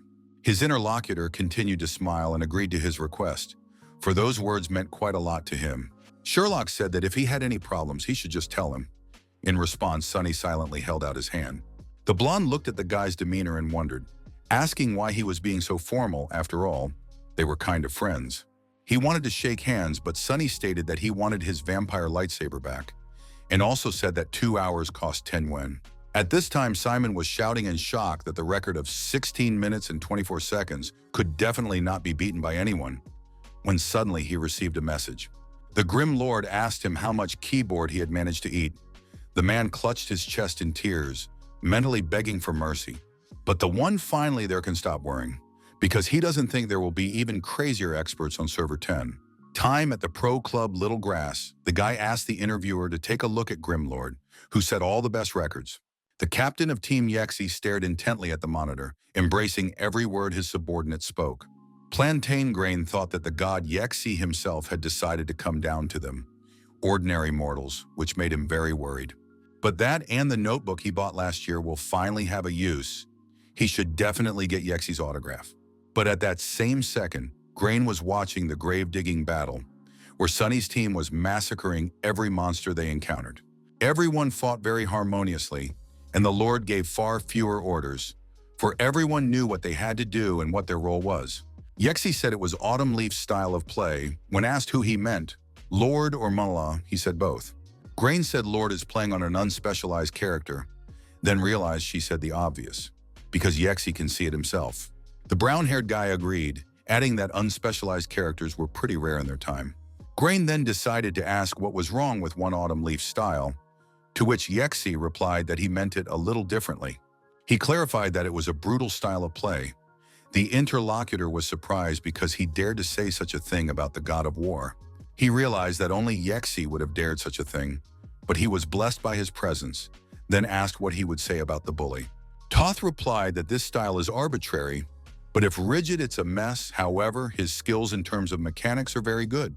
Suddenly, Yexi asked for Zern's account so she could personally communicate with the Lord. Here was surprised, but offered him a seat. The boy was excited to be able to see Yexi himself play in person. He was beyond excited, thinking he was very lucky. After checking the mouse keyboard, the guest asked if he would mind if he changed the keyboard layout to customize everything. At first, Grain agreed, but then cried out that he didn't need to change anything, since he was his idol, so he put you already layout like his. Yexi was surprised at first and then smiled, saying that it must have been hard to play like that, but Grain immediately shook his head. The boy hugged himself, shuddering, thought Yexi was so polite, though any other player might find it odd. At the same second, Sunny noticed that someone was rapidly approaching them from behind, causing him to have to stop attacking the monsters. However, the wizard's first target was Tina, who they expected to be attacked from behind, causing her to get hit in the chest. Pulling away slightly, she glared menacingly at the stranger and asked what he was doing. I myself was trying to figure out what was going on here. The wizard didn't answer anything, so the girl decided to attack him, but he moved from his seat, heading towards the Grim Lord. Sunny thought that he had just been hiding earlier, so he assumed that he wanted to ask for help with the dungeon, but he suddenly decided to attack them. Suddenly, Plantain Grain suggested the girl learn from each other, then smiled without stopping moving. Tina was shocked at such a suggestion. Sweating slightly, she didn't fully understand what this man wanted from her. However, she accepted his offer without a second thought, lunging at him with her spear at the ready to show him all she could. As soon as she got as close as possible to the wizard, he pulled away and Tina was enveloped in a green mist. She didn't know what it was, for this was the first time she had ever faced one-on-one combat against a wizard of such an unusual subclass. Grain continued to smile, creating new spells and sending them at the girl. One of them hit its target, and Tina noticed she couldn't move. Sunny asked in surprise if she had ever fought against witches, but she responded loudly with denial and panic. Bun stated that he knows this class. Having met them before in the arena, they can still fly on a broomstick, which makes them hard to get. He asked the girl that she now felt like her body was weakened and it became difficult to move. This agreed. The bully called the spell laxative. Yexi was surprised to clarify that it was a scattering powder. At the time, Sunny was ashamed of him, but he understands why he called it that. Dissipating powder, a level 20 witch skill, once successfully applied, it removes all positive effects and weakens the enemy. But since Bun had already fought against such opponents in the arena, he decided that he could overpower him, after which he prepared a signature brick. The blonde decided to act cunningly and outmaneuver his opponent from the back, whereupon he shrieked loudly that she had become during a brick, throwing it at Grain. However, the man dodged sharply and the bully realized that he had missed. Yexi decided not to waste time and immediately began to counterattack. He threw blow after blow without stopping his combo, while Bun cussed loudly, gradually losing his health. Grain decided to act for sure, whereupon he jumped the air and attacked with a fire beam directly from above, catching up with Bun. When the spell dissipated, the bully was lying on the floor, completely exhausted, unable to even get to his feet. Tyler and Month looked dumbfounded at Plantain Grain, questioning what he was even doing and if he was always this good. Somehow Bun got up, asking if he hated him, because he didn't hold back against him at all. Meanwhile, Yexi was just flying on his broom. However, the bully decided that this was not the end and it was time for a new brick, whereupon he threw it again at his opponent. Yexi reacted instantly, knocking the brick away with the edge of her broom, sending it back to her master and showing her superiority. In the same second, Sunny was already rushing to his aid, drawing his sword to destroy the malicious brick and save his comrade. Using the nudging of his sword, the Lord looked at the Plantain Grain with burning eyes, realizing that something was amiss here. Determined to support his leader, Tyler loudly asked the Grim Lord to flog him, for he was much stronger than the witch. While in the air, Yexi sent out another spell, targeting Sunny, as the main priority right now was to fight him. However, the Lord rushed directly towards him, diving straight into the spell, causing him to lose some of his health, after which he used Mountain Crushing. Yexi decided to dodge this attack as he was in the air, causing the rocks that Sunny destroyed to not reach him. However, Tyler and Month stated that the Lord had used Mountain Crushing almost to the point where now Grain would definitely not be able to dodge, and he would know a world of pain. Yexi only smiled in response to such a comment, for he knew what he had to do to dodge even such a dangerous attack. Without getting down from his broom, he began to twist turns, dodging every rock that was pointed in his direction with little or no exertion. It looked like it was more of a fun for him than a real duel. At this time, Tyler was surprised that he was able to dodge at this angle. Without wasting any time, he flew towards the Grim Lord, who lowered his head slightly, and Yexi thought that he was already exhausted. However, Sunny watched his opponent closely, recognizing this style of play and guessing who was now playing in place of Zern. Yexi didn't want to wait to be attacked, so he used his broomstick as a weapon, swinging it at the Grim Lord. Grain shrieked in joy that he had hit it. However, Yexi remained calm, saying that it was possible, however not certain. After that, they noticed that the Lord began to dissolve into thin air, and they realized that it was just a shadow clone. Yexi realized this at once, and Grain was dumbfounded to think that the Grim Lord was able to dodge an attack from the great Yexi that he himself would not have been able to stand against. While the guy was circling on his broomstick, Sunny jumped out at him out of nowhere, holding the umbrella of 1,000 probabilities in his hand, preparing to attack. The hero kicked him, deciding to use the bully's skill, the Eagle Seal, at which time Grain shrieked as he sidestepped him. When the Lord was able to knock him off his broom, everyone else looked dumbfounded at this battle, not daring to get involved in this duel. A veil of dust rose above the ground, out of which the air was quickly snatched by Yexi. Knowing something, the opposition was very uncomfortable for him. Sunny jumped out after him, daring to catch up with him while he was saddling his broom, but it was a matter of seconds. The Lord quickly drew his sword and used the sword nudging skill, noticing the stream of blood that gushed from the wizard. Everyone immediately noticed as Plantain Grain fell to the ground and his broom flew far to the side, robbing his master of his mobility. Taking off his headphones, Yexi smiled and said that fighting an unspecialized at level 27 was indeed very tiring. After the battle, Tina asked that it was the head of the Herbal Garden Guild, to which Sunny replied that it was his character, but he wasn't playing it. Month asked who it could have been. Lord replied that they weren't ready to hear the truth, but it was probably Yexi. A Month of incredulity snickered that he was Sherlock then. and Tina asked who Yexi was, which surprised the blonde man considerably. The one was surprised she didn't know that. Bun stood up for her and asked why they should know, also asking what his zodiac sign was. Sunny sighed heavily as he looked at Glory's two newcomers, who still didn't know much, but it was just about in his favor. He chose to clarify that Yexi is one of Glory's best players. He plays the class they have been dealing with recently. He is called the Wizard, and this title is not awarded to a character, but to the player himself. It was created specifically for Yexi. After all, this title reflects his style of play. He is always trying to come up with something that others don't expect. Bun asked why he attacked them. Sunny naively said that maybe he had seen his great skills, and there was no way he could wait for the opportunity to try him out. He was pleased. Lighting another cigarette, the Grimlord suggested that everyone get back to pumping, and if Yexi needed anything, he would be sure to come back. Leaning back in his chair, Sunny mentally told himself that he was more than sure it was Yexi, but it was unclear what he was up to. Meanwhile, at the Little Grass Club, Yexi rose from his chair, returning the computer to Grain, who was thinking about who the Grimlord was. After all, the latter was able to overpower the great Yexi, after which he decided that he probably wasn't in the mood to have any conversations right now. Suddenly, the guy turned around and smiling asked where he should sign, Granny, that he would really like his autograph. The bewildered guy immediately handed the player a notebook, thanking him loudly for what he had done today. Toth asked if it would be okay if he signed the cover. Granny blinkingly agreed, whereupon Yexi signed his name. Embracing the notebook, Grain was very happy, while Yexi stated that it was time for him to leave, whereupon he said goodbye. Grain stammered, not knowing how to address the guy, who stopped at the door, asking what else he was interested in.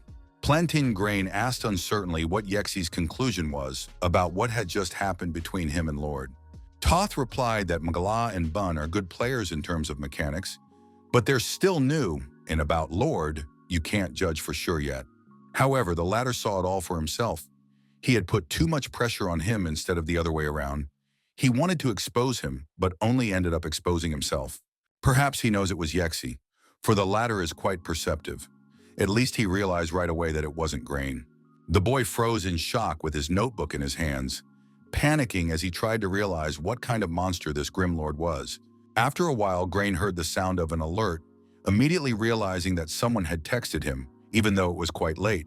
He was written to by a chapter who asked for 5 accounts with the classes Ghost Swordsman, Sniper, Battle Mage, Assassin, and Witch. The boy assumed that Yexi, after losing to the Grim Lord, had decided to take his team back and get revenge, though that was poorly believed. The next day, Grain was also sitting at his computer, thinking that there wasn't much time left and they should be here soon. Suddenly, he heard the door creak open, and a guy who was clearly shy about going inside started hesitantly peering in. He apologized for the disturbance and asked if the senior Plantain Grain was here. It was Little Grass's reserve player, Harold. Grain replied that there was no need to be so polite to him. The guy replied that Captain Yexi had sent him to run an errand. After all, the one asked to take the 5 account cards from him, explaining that they needed them for training. Zerno immediately realized what the matter was. He then said aloud that he thought Yexi wanted revenge on the Grimlord. Harold apologized that he knew nothing therefore about the matter. Grain asked to forget what he heard, then asked for his autograph. He signed and handed the notebook to the guy. Meanwhile, in the internet cafe, a visitor asked for 1 seat. Sunny immediately asked to show him his ID. At the same time, we hear the sound of the message. Simon asked him again about the offer, but he asked for a little more time. Patak thought this time he would agree. He said that all the guilds on that server knew how valuable the one was. Sunny agreed, thinking about switching to another account. Lighting a cigarette, the guy thought he had managed to deal with Lee, but the damage had already been done, for he had assembled a team of professionals. If that hadn't happened, he wouldn't have had to ask so many people for help, and now Bun and Tina were inundated with invitations. They can't go on like this anymore. It's not just Blue Creek. Tyrant's ambition has extended an olive branch to them too, which is not the case with Grass Garden. The Little Grass players had passed the burial ground for the 4th time, tiredly wondering how long they could pass it in. They realized they couldn't even get into the top 3, but that very second Yexi came to them asking if they were done. On seeing their result, the captain praised them, saying they had done well but was told they were very far from the record. It was all along the lines that they are using the wrong strategies to set such records. New ones were definitely invented, and that takes training. Yexi smiled and asked if they were joking and really wanted to waste time on something like this. The two blanched, not knowing what to say. Instead, the captain decided to give them another, more responsible task, asking them to find the Grim Lord personally. When asked what was next, he replied that he had to be killed once, after which they could go to bed in peace. Everyone was surprised that he only had to be killed once. But what got the response that in the future, it would be one of their main exercises? Frank asked Harold if he knew why the captain suddenly told them to hunt for the Grim Lord, calling it part of the training. At the same time, someone asked Frank to go and get some drinks, for it looked like he had some free time on his hands since he was thinking over the captain's words. Eugene asked to get him some green tea, thinking that he was still a green newbie, so he was unlikely to understand anything. However, he was also curious about who this Grim Lord was, after which he said that he needed to find this guy, and after killing him, he could go to sleep. The second he wrote to Zern, asking if he knew where the Lord was now, he replied in the negative, and was then asked to look into it. He knew he would make the main team in the future, but that didn't give them the right to be so familiar with him. However, someone should find out about Lord. After a while, Frank brought Eugene some tea. He asked him to leave it there, and after an audible notification, said they had information. The Grim Lord and his crew are heading towards the burial ground dungeon, so they need to split up and try to intercept them. They couldn't be allowed to enter the dungeon, so Frank was already at the entrance, hiding and keeping an eye on the company. He shrieked that he could see them. Eugene immediately demanded the coordinates and asked him to hold them. They would be coming to his aid soon. The guy wasn't sure he could handle such a task, but being asked to move immediately put all doubts aside. Gathering all his strength, he began to press the keys, then decided to jump out at the Grim Lord from behind, attacking him. Sonny knew they were being watched, so he quickly drew his sword and fended off the attack, scrutinizing the stranger.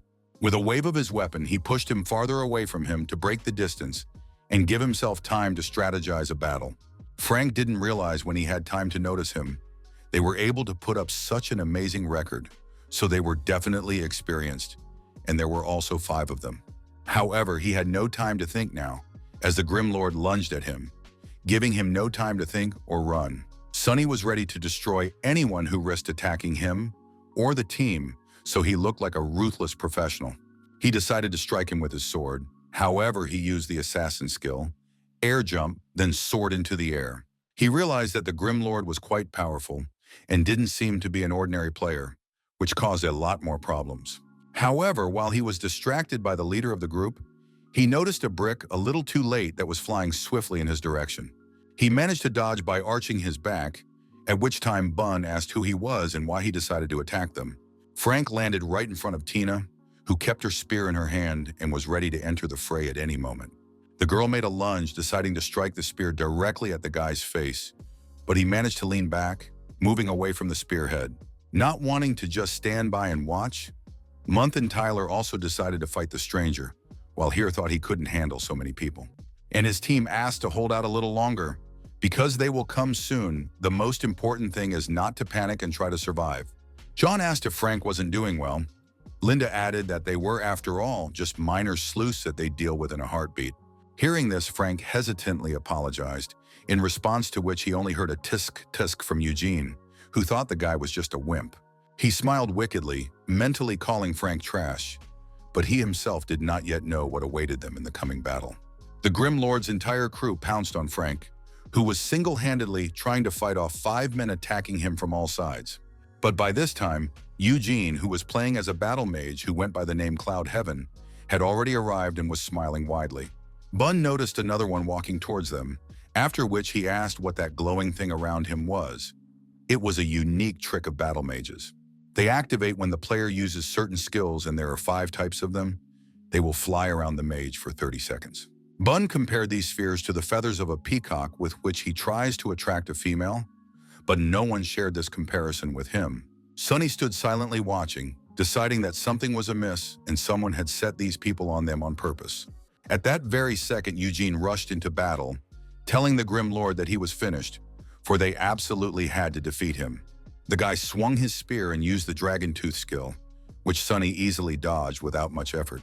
After which, he grabbed the umbrella of 1,000 probabilities and gave it the shape of a spear to fight with the battle mage as an equal. He used the dragon tooth in the same way, aiming the skill at his opponent, who immediately bounced aside with a sharp movement. This greatly surprised Eugene, who didn't expect him to start fighting him in the same manner without using any tricks. But the guy was sure he was much better at playing as a battle mage, so he decided to give that one a heavenly strike, but it passed him by. Sunny decided to answer him in the same way, while Eugene realized that the latter had decided to copy him, suggesting that the latter try to copy it. But he decided to show Lord the real skill of a professional player, and then he began to increase his speed. Pressing the keys incredibly fast, his character began to move in different directions, sending out various spells.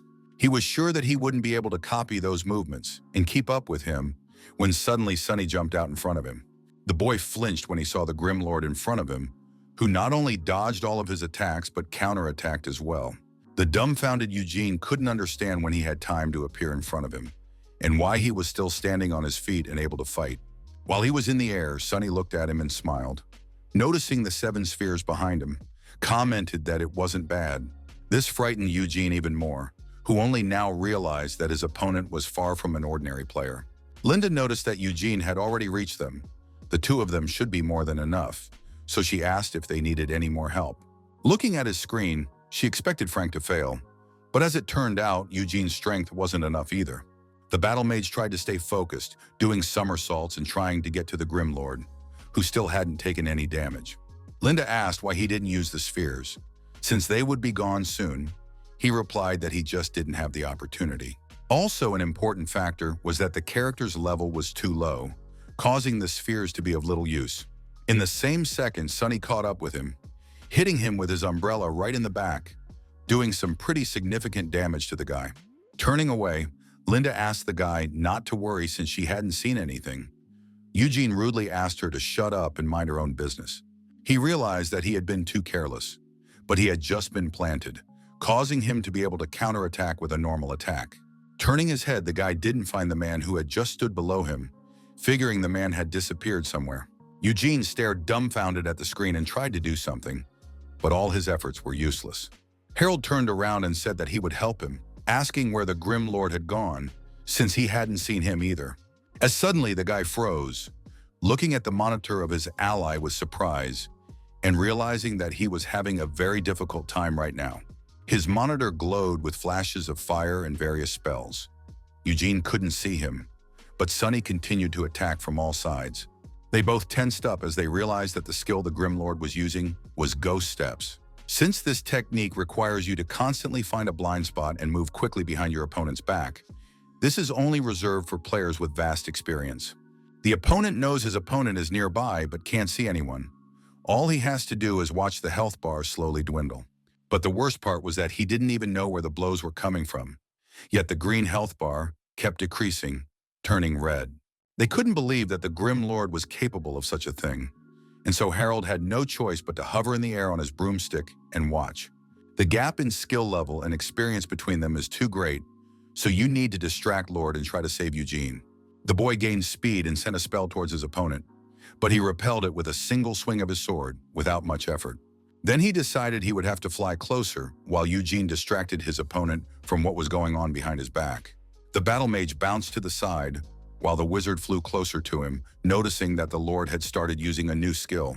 Harold noticed it rather late, after which he decided to stop the broom, realizing that he was now using the exorcist skill. The huge blue beam that was called the symbol of rebellion rushed high into the sky, nearly clawing the guy on the broomstick. If he is hit by it, he will also be tossed by the air. Then there is no way he can fly closer and help his comrade. Meanwhile, Sunny switched back to the battle mage and used his own spiral throw on him, hooking the latter with his spear. However, it was too late for them to do anything about it, because the Lord had thrown Eugene to the ground before Harold could fly up to him. The wizard glanced fearfully at his comrade, watching as he sprawled on the ground, his armor completely destroyed. His health bar had reached 0, and it was obvious that he had lost and his character had died, causing Eugene to be extremely resentful. The guy on the broom watched his ally slowly fade away, reaching his peak and perishing under another Grim Lord. Noticing this, Buns said they had handled one. At the same time, Frank noticed that the bully was distracted and thus opened up. It was a great chance to strike stealthily, making it easier to make it easier on himself and fight against fewer people.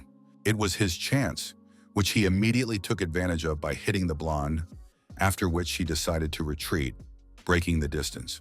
Bun immediately shouted that he had escaped nimbly, at which time Frank headed towards Harold, who was already waiting for him.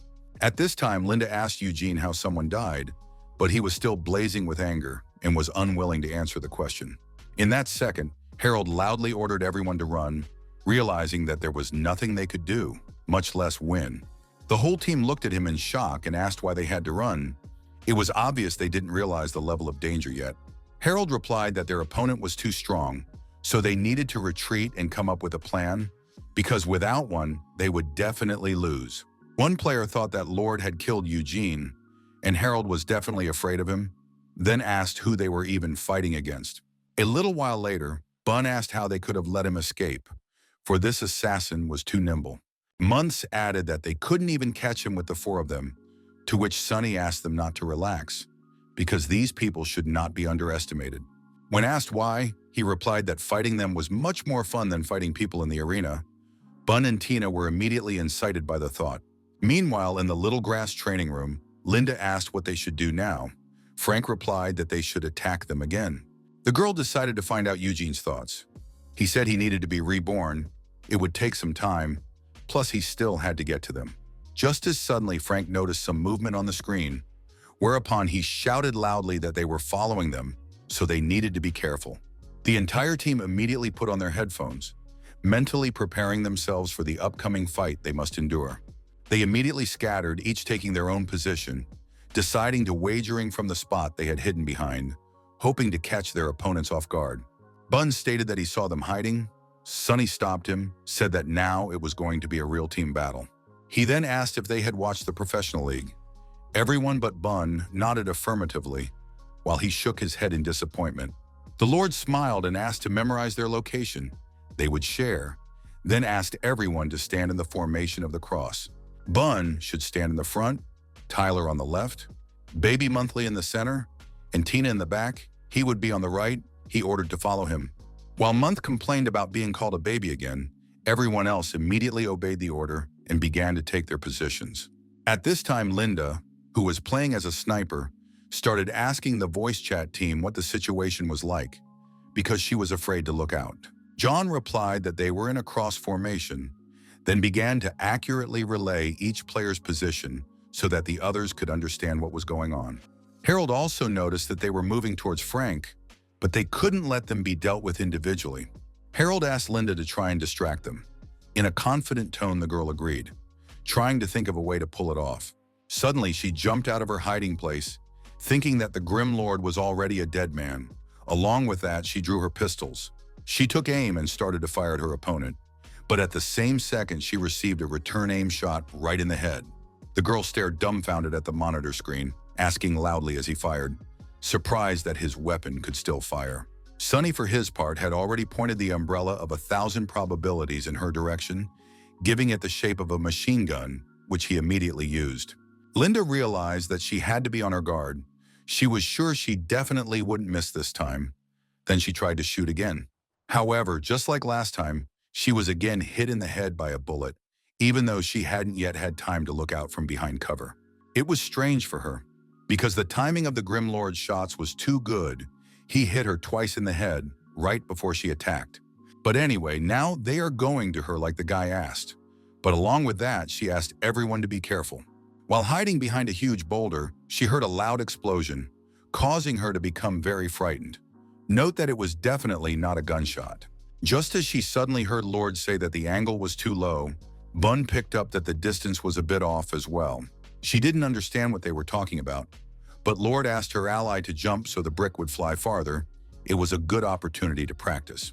Linda came harder in headphones to herself, asked what that sound was since she can't see anything from there. Her ally informed her it was a brick. The bully throws it at different angles she hid behind. The girl realized the one practicing, deciding they were just messing with them. However, she can't let them trap her here. Sooner or later he'll hit her, so we need to get out of here. She knew that the brick had a cooldown too, and so after another miss, she decided to keep score until the next attack. After counting to 3, she climbed out of her hiding place, figuring it was the perfect time, but she was in for an unpleasant surprise. The girl looked out so ill-timed that the brick hit her right in the face, stunning her and dropping her to the ground, incapacitating her. Bun was happy that he hit it by finding the right angle, but Sunny replied that he only hit it because she decided to stick out. Bully asked why she did it, to which he got the answer that he'd been leaving them for so long that she was tired of waiting. Linda couldn't stand such comments, after which she cried and asked if her team would continue to just watch. John thought that Eugene was dead and Linda was cornered. If used on them squares, he would be able to establish a ghostly boundary. This is a strong support skill. You should try to kill or at least wound someone while this effect is in effect. He then asked Harold to be ready, for they needed to coordinate their attacks. He immediately understood everything, becoming more focused. Meanwhile, Frank thought they hadn't even included him in their strategy, even though he was part of the team. At this time, Monthly wondered that they should attack from here since their opponents were hidden. Sunny replied that he would give them all the instructions they needed. Frank realized they were discussing strategy, so just in case, it was worth warning the team to be prepared. However, he was interrupted by John, who loudly asked Harold to use the shadow cloak, while he himself would put up a ghostly border. As the guy on the broomstick began to fly at his opponents, he noticed the swordsman lunging at him to attack, but it was obvious that he was not eager. Just as the order of the Grim Lord suddenly sounded, the blonde swung his sword, sending a shockwave into his opponent. Harold was dumbfounded by such a sudden attack and his blunder, but Monthly was just as surprised, asking how it happened. Looking at the wizard fall to the ground, the swordsman couldn't understand how this worked. Harold stated that they needed to change the plan. Frank thought in shock that they knew Harold would come out of there. He felt uneasy as he realized they could see right through them. Ghost Borders needs time to activate. Without any support, he'll have time to be stopped before it's set. Then you need to use Ghost Cut. It will be open for a short period of time, but can do quite a bit of damage.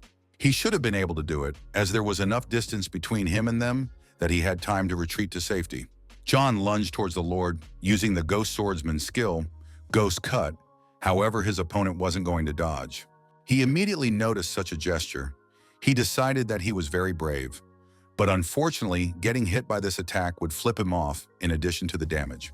All Sunny did was put his umbrella in front of him and opened it up, making it like a shield that took on the entire attack.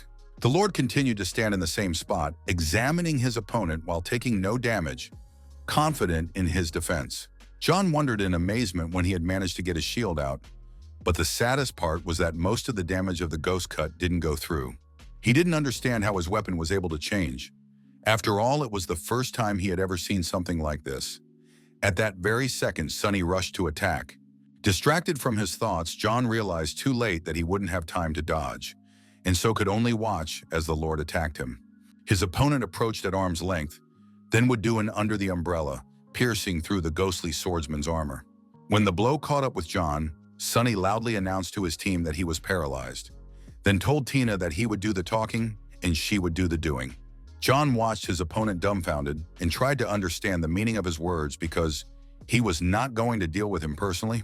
Soft Mangala immediately gripped her spear tightly and got into a fighting stance, agreeing with her leader's words, preparing to attack. The Lord's blow pushed John back, but Tina was already there waiting for him, stabbing him with her spear, causing a bleeding effect. The ghostly swordsman doomedly pondered that he had been caught after all. Fighting alone against two, he didn't stand a chance. Sunny threw another punch, toppling his opponent to the ground, telling his team that he was leaving the rest up to them.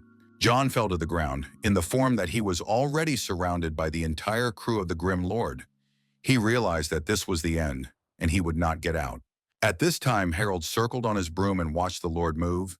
He had absolutely no way of knowing when he was going to strike. Harold fell on top of John. Sunny's whole crew looked on in amazement at the addition. Bun shouted happily that they had caught two already. However, the hero knew that there was still one left hiding behind a tombstone, and so he asked his team to catch it. Finding the girl and using the flower touch skill on her, he sent Linda following his comrades who were already being dealt with by his team. Bun greeted her while John menacingly asked why they were here too. The girl replied that this wasn't the best time to berate her. Instead, she cautioned him not to get hit by a brick, but Bun was already scurrying toward them, swinging his trademark skill. This simple attack was enough for the ghost swordsman's health to reach the 0 mark, thus taking him out of the game. John stared in shock at his monitor screen, where a red sign froze on it, notifying him that his character had died. After a couple seconds, the guy's nerves failed, and he yelled loudly, "Where is Frank, who did nothing to save them?" The boy was frightened by such treatment, but immediately pulled himself together and headed towards the allies. But his path was blocked by the Grim Lord. Frank wasn't going to back down, so he decided to cross his blades with Sonny's umbrella, just as he suddenly realized he had run out without any plan. This was his major mistake, whereupon the Lord loudly asked his team to catch another opponent who had shown up to them on his own. Frank landed next to his companions, but their health was already at 0, and so they began to slowly fade away. The boy shuddered when he noticed the hungry looks directed in his direction, for he was alone among his entire crew. The rest could only observe the red inscription signifying total defeat. The atmosphere was also not particularly cheerful. Everyone was silent for a while, trying to realize their defeat in the fact that they had failed to follow the captain's orders.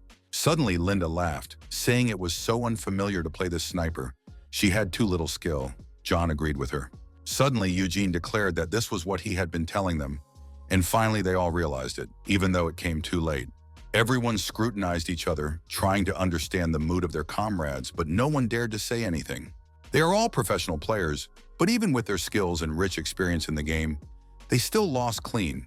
The next day at 5:30 p.m., Yexi decided to stop by the team's clubhouse, bringing along Little Grass Vice Captain Dan. The captain asked him to hand out account cards to everyone. He nodded quietly and began handing out a new card to everyone. As the guy approached each player, Yexi said that yesterday, members of their reserve team were completely defeated by one player. He asked Harold to talk about it briefly. The guy with the circles under his eyes stated that he was very strong. This interested Yexi. The guy added that he has a lot of experience, he attacks a lot and uses his skills perfectly, and his decision-making speed is always top-notch. He then raised his voice a bit, stating that he really thought there was no stronger player besides their captain. Key members of the team told him he was exaggerating, then asked him what they needed those account cards for. Yexi replied that after lunch, they would add a new segment to their training and go to a boss they didn't go to. He also added that it was the strongest boss in Glory's history. Of course, he was referring to the Grim Lord he wanted to defeat. Also, the captain added that, unless he is mistaken, the Grim Lord is a retired Sonny, and the account maps their classes. They would find him and spar with him. It would serve as a huge improvement to their skills. At that very second, the information from the grass garden came to them. They were informed that Lord was on the devastated land, also told that he was alone. Yexi put on headphones and announced that they were heading towards him.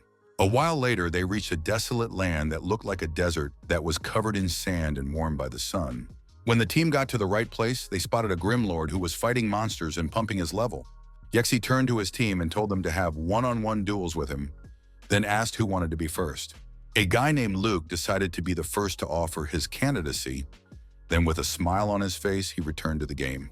His berserk character, Blood Madness, stepped forward holding a huge two-handed sword, hopefully using it to defeat the Grim Lord. Luke walked over to him and called out to him, but there was no response. Sonny's character didn't even move. Luke didn't realize what was wrong with him after all. This guy had just been killing monsters non-stop and now suddenly stopped. Meanwhile, Shaunie was telling Sonny that the price of soda has gone up 3 when his shift comes up. He mustn't forget it. Suddenly, the girl turned her attention to his monitor. Telling her subordinate that someone was trying to attack him, he immediately reacted. Taking the mouse in his hands just in time, Sonny noticed some berserker approaching him, deciding to attack from the back. However, this was no problem for the Lord, causing him to put up a lightning-fast defense in the form of his weapon that was suitable for any need. With a not particularly interested look, Shaunie began listing the nicknames of the people who had gathered here, asking who the guy had pissed off this time. Sonny wondered if these were the guys from yesterday, since their class assignment said it was Team Little Grass. The guy suggested that Shaunie talk about the price of the sodas a little later, and she agreed, asking him to deal with them first. Dodging the berserk attacks, Sonny thought that even though he was within range of their attacks, the others were doing nothing. He didn't know if they had decided to just observe, or if they had some definite purpose that no one could understand but them.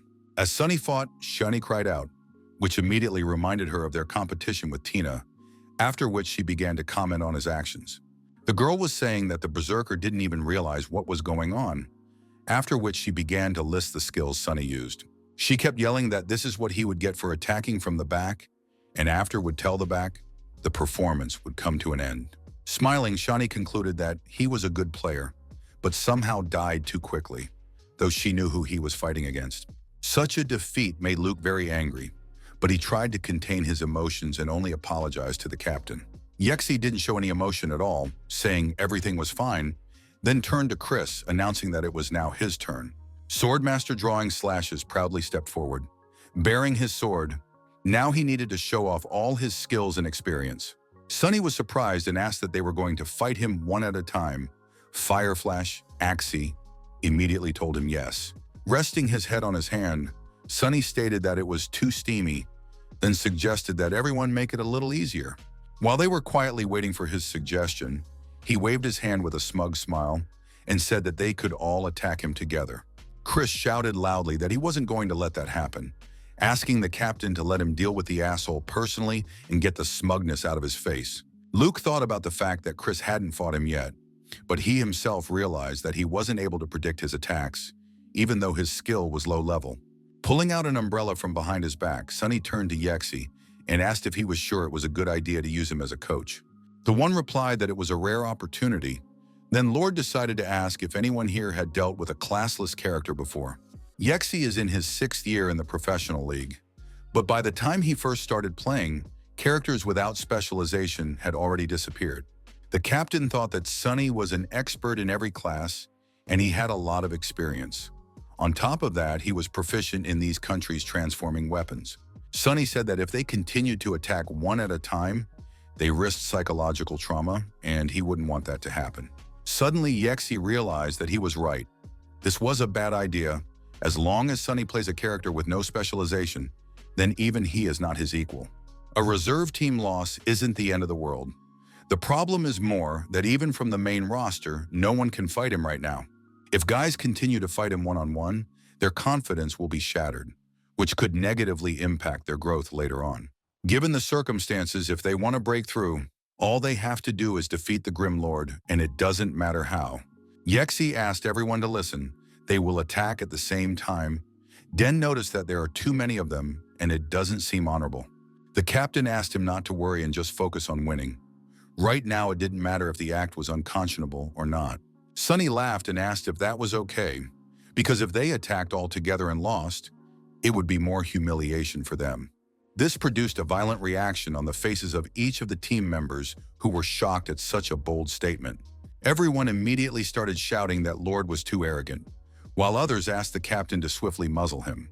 However, the captain only smiled and thanked Sunny, for his words were spoken at the most appropriate time, for he had ignited the team's fighting spirit.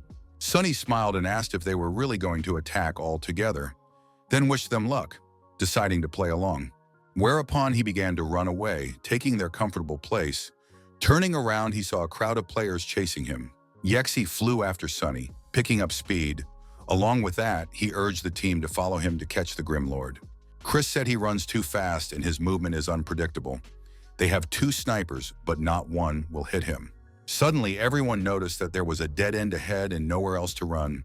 But Sunny kept moving forward with purpose. Jumping over the wall, which immediately began to crumble, Lord continued on his way, hopefully hiding inside the building.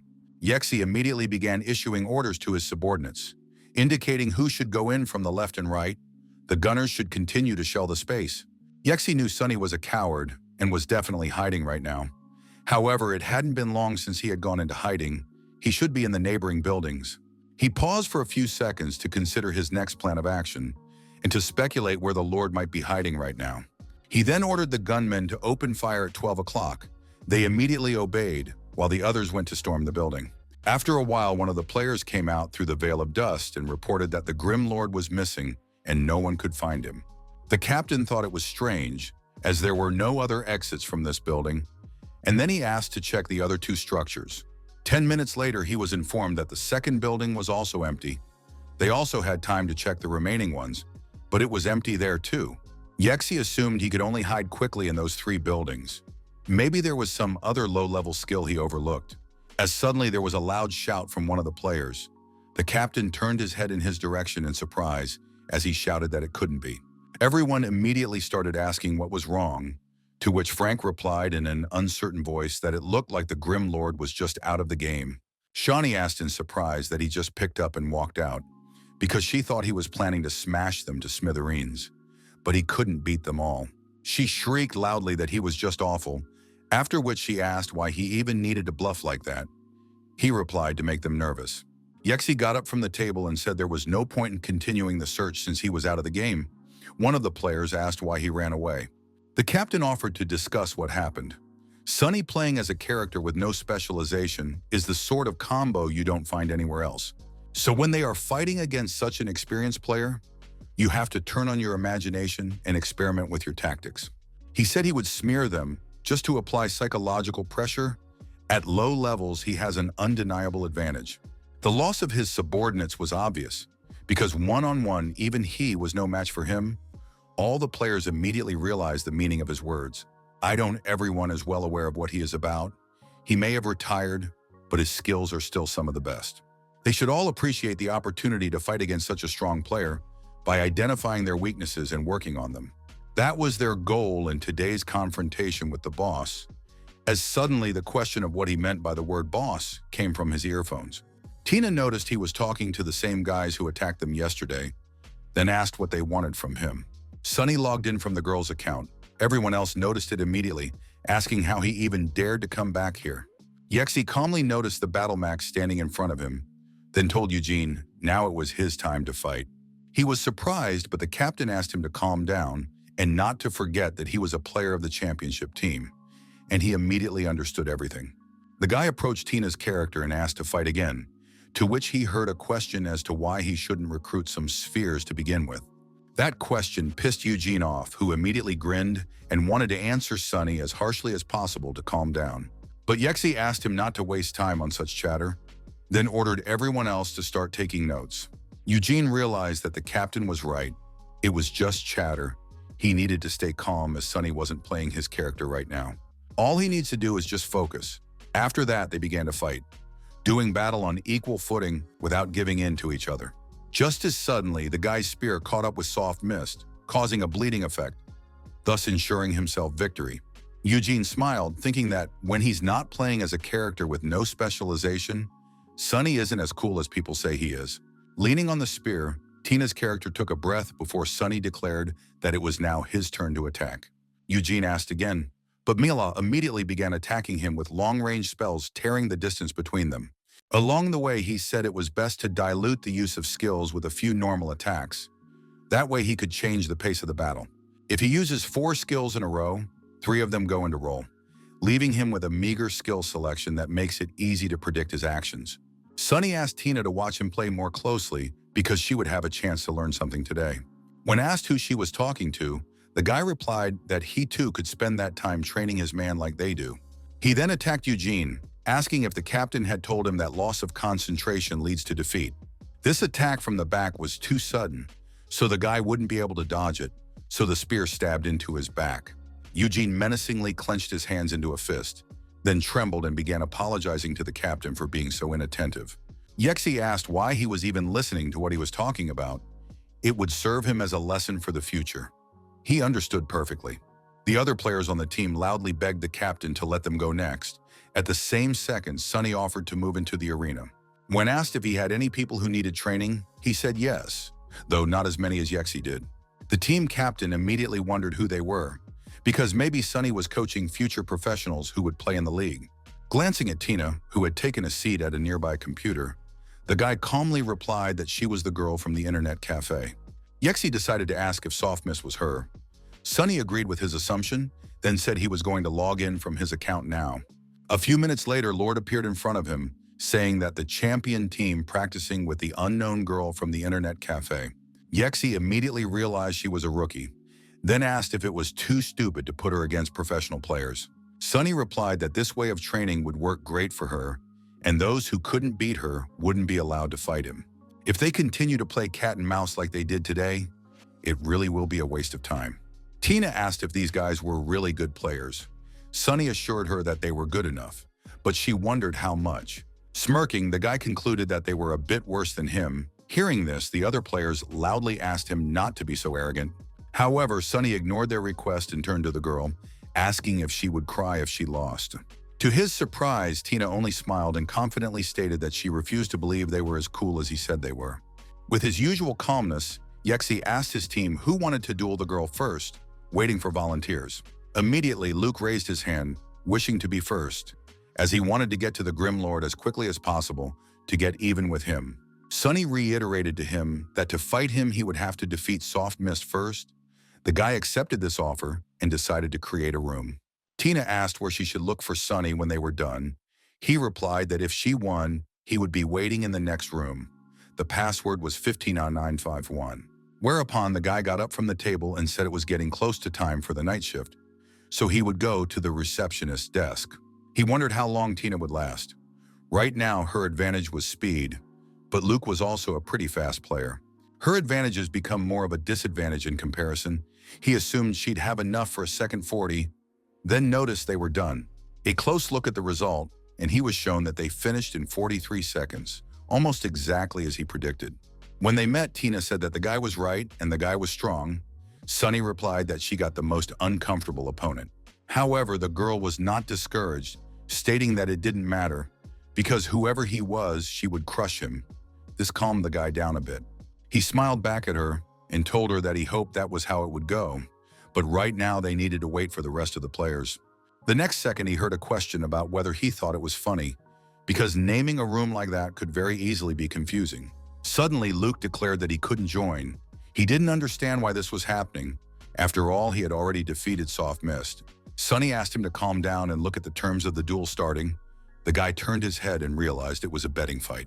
EXP decided to look at the rates and saw 40 pieces of solid got silk, then stated they didn't have that much. Sunny replied that it was no trouble. If there wasn't that much silk available, they could supply something equal to it.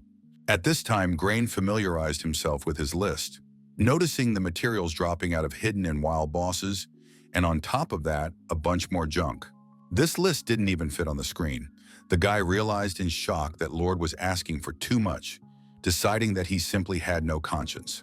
However, he had resigned himself to the fact that he had been given this task by the EXP god himself, so he had to smash himself to pieces but prepare the necessary materials.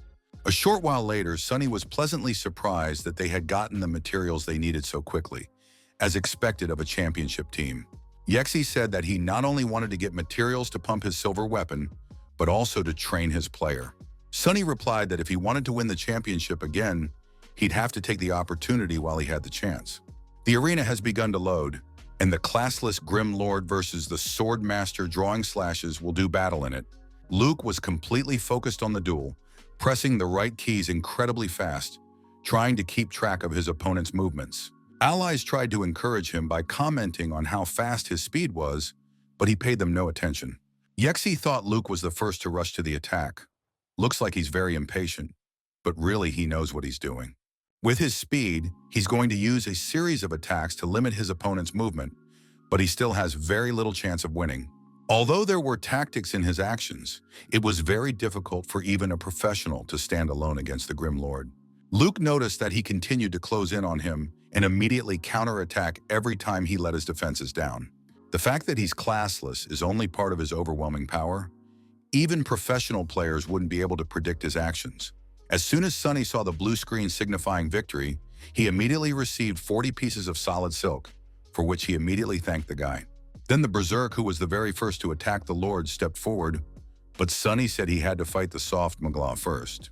A few fights later, Lord stood and smiled, satisfied with the victory as he had gotten the items from the bets along with it. It went on like this a few more times with Tina practicing her skills and Sunny beating everyone and picking up the bet. After a while, EXP asked his team if they were done. They grudgingly agreed, upset at the defeat.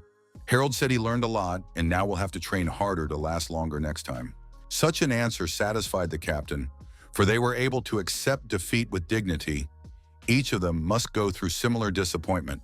This is the only way they can become stronger, as suddenly Lord decided to personally write to EXP, asking if he wanted to try it himself. He called the captain Big-Eyed, knowing that EXP used to have that nickname since one of his eyes was bigger than the other. After a while, Sunny noticed that Tina and Yexi had already finished fighting because they had returned to the next room at the same time. He then said his style has changed a bit. Previously, he could finish a fight in about 30 seconds or so, and the captaincy has gone in his favor. Axie briefly invited him to the arena, to which he said he wouldn't let him win, as they had already lost 10 matches. The captain turned his attention to his crew, who were loudly shouting words of encouragement, though they were quite shabby themselves. In a calm tone, the guy stated that he didn't think he had no chance of winning, as his level was much higher than the other players. However, Sunny smiled and tried to change his mind, saying that he knew they were gone, so the outcome of this fight was obvious. Players started asking if there was any point to all this chatter. Then he was reminded of how they lost a championship because of it, as everyone immediately began to worry about the captain, but he replied that everything was fine and this chatter didn't affect him. He invited Lord into the arena once more, and then they began to load up. Now the battle of the classless character against the witch was to come. Once they were in place, Yexi began attacking Sunny with magical projectiles without any warning, and Sunny replied. Yexi knew how dangerous this attack was, so he immediately got on his broom and soared into the air, as it was easier to dodge the projectiles. A veil of dust rose above the ground, but it didn't stop the captain from soaring through the air and out of the danger zone while the Lord was on the ground. The other players said their captain was unbelievable, because if they were in that situation, those projectiles would have definitely hit them. Classless characters are equally good at melee, and ranged, it seems like his character is basically invulnerable. Everyone was equally curious as to what their captain would do in such a situation, the very second Yexi decided to use ice powder. That way, he could deal additional magic damage to his class's basic attacks, but they didn't know that it could be used in this way. Yexi was still on his broom while spraying powder directly towards the Lord. However, the same opened his umbrella, making a shield out of it. While Sunny was brushing off the umbrella of ice powder, he noticed a magic projectile that was larger than usual already flying towards him. However, that wasn't all. Right after that, Yexi used a shadow cloak and Sunny in turn created a shadow clone. Players said their captain fights flawlessly. She still can't get the upper hand. I'll add that the classless characters are infuriating. The other guys stated that it was too early to jump to conclusions, as their captain was now accelerating to incredible speeds. They looked in surprise at the captain, who was clacking away at the keyboard very quickly, realizing that she was now going wild. Everyone as one realized that this was his true wizarding style. They too had a second she's such a lord, taking off some of his health. Even Sunny was surprised by this, as the captain's personal style of play is incredible, but for the sake of the team, he changed it a lot. Depending on how you look at it, you could argue that a wizard's play style is similar to that of a classless character. Characters with no specialization are that way initially, while the captain earned his title through outstanding intuition and skill. His maneuverability in flight is flawless, and he attacks from completely unpredictable angles. It was a true wizard. However, Yexi realized that even so, it wasn't enough, and so he needed to concentrate to the best of his ability to catch up with his opponent. He decided to switch to close combat and attack him with his broom. It was working, for the Grim Lord's health was gradually decreasing. But Sunny wasn't going to give up so easily, and so he was doing everything he could to make sure that Yexi's health didn't stand still either. It was a battle of equals in which neither wanted to give the victory to the other. Now they were both at their limits. Players decided it was just crazy because their captain only has the skills of one class at his disposal, but he fights great against a classless one. Unlike Sunny, their captain has a bit more trouble, but he still holds up decently and does his due damage. Tina thought that during the battle with her, he had absolutely not resorted to this tactic. If he had, she would have lost much sooner. But everyone watching them realized that the outcome of the battle was near, because their health was almost at zero. Sunny decided to bet everything on one last attack, then jumped up. Eerie jumped straight at the wizard who was still sitting on his broomstick. There was a loud explosion, and it was unclear who had won, as suddenly everyone noticed that the Grim Lord had run out of health. They decided that their captain had won, but at the same second they noticed that Yexi also had no health left, which ran out on them at the same time. Tina stared at the monitor in shock, realizing that they had a draw. It was quite a strange sight since they were fighting like monsters. Sunny reached out and said the video, as hard as he was trying, he had to give him a chance to save face. Standing up from the table, Yexi stated that that was it for today. From this day forward, he wanted them to come in every day and ask the Lord to train them. It's not mandatory, but he hopes everyone won't neglect this rare opportunity to learn something new. His experience, his way of thinking, and even the way he carries on a chit-chat are all worth learning from, after which he sent everyone home well-rested. All the players said goodbye to the captain in high spirits, asking him not to linger. The latter waved them back. Afterward, he reflected that he wanted Sunny to be their sparring partner, but it ended up being a little more complicated than that. Materials, training, sparring. When it comes to deals with Sunny, he always ends up winning, causing the vault and guild to be nearly devastated. Sighing, the guy also hadn't forgotten about Soft Mist, who seemed like a rather curious player with potential. The next night, everyone gathered again at the same place. Sunny said the rules are the same. They fight Mela first and then him. This time, Tina had to fight Linda. The girl was, in level, above a professional player. It didn't mean victory. The girl was completely focused and was very quickly tapping away at the keyboard, not wanting to give up and lose to the other girl so easily. However, she lost in 1 minute 47 seconds. She lasted 20 seconds longer today than yesterday. On the night, Sunny pointed out her mistakes. She needed a lot of tweaking so that she could, if not fight back, then last longer, thus becoming stronger. But a 20-second improvement was completely insufficient. However, Linda noticed that Soft Mist fought quite well. With her head sadly lowered, Tina thought that she didn't need comfort. She just wanted to catch up to all these people in skills. Yexi approached her and told her that she fought really honorably, then decided to ask her real name. She answered. As the team captain suddenly decided to offer her a little sparring, Tina immediately agreed and they headed towards the arena. The first thing Yexi did was to saddle up his broom and keep his distance from the battle mage, trying to move as fast as possible. Looking at that incredible speed, the girl immediately realized that he was fighting in the same style as the Grim Lord. However, these thoughts could in no way help her defeat such a strong opponent, and he didn't even seem like he was going to give her any indulgences. Using all his speed, he attacked the girl and took his victory in just 27 seconds, and the girl's screen showed a defeat. When she thought glory was too easy, but Sunny and now this team of players, ability the same ease to defeat her. She had only gotten to know a tiny bit of it before, but believing that she had already seen it all, she had very much underestimated how complex this game was. Yexi offered her another round, but Yu replied that there was no point as he was playing much better than her. The guy said it was temporary. The girl thanked him, then heard him ask if she wanted to join a professional league. This puzzled her quite a bit. Yexi seriously said that if the offer interested, he would send her an invitation right away, and that was no joke. He'd like to take him to Little Grass on probation. The girl immediately sweated that it was a team name. Tina declined, and Yexi thought in shock that joining a professional league was any player's dream, especially since their team were champions. He didn't understand why she was rejecting the offer made personally by the team captain. Tina replied that the way she was living now suited her. Yexi decided to ask how exactly she was living now, to which he got the answer that she was working at an internet cafe. This surprised the guy. She told him he could go fight the Grim Lord, while Yexi wondered why she was fighting them. She replied that she just wants to be a better person. His and her way of thinking are drastically different. It feels like he's outdone himself. He decided that he should have investigated her past properly first, but now he decided to watch Frank and Tina fight.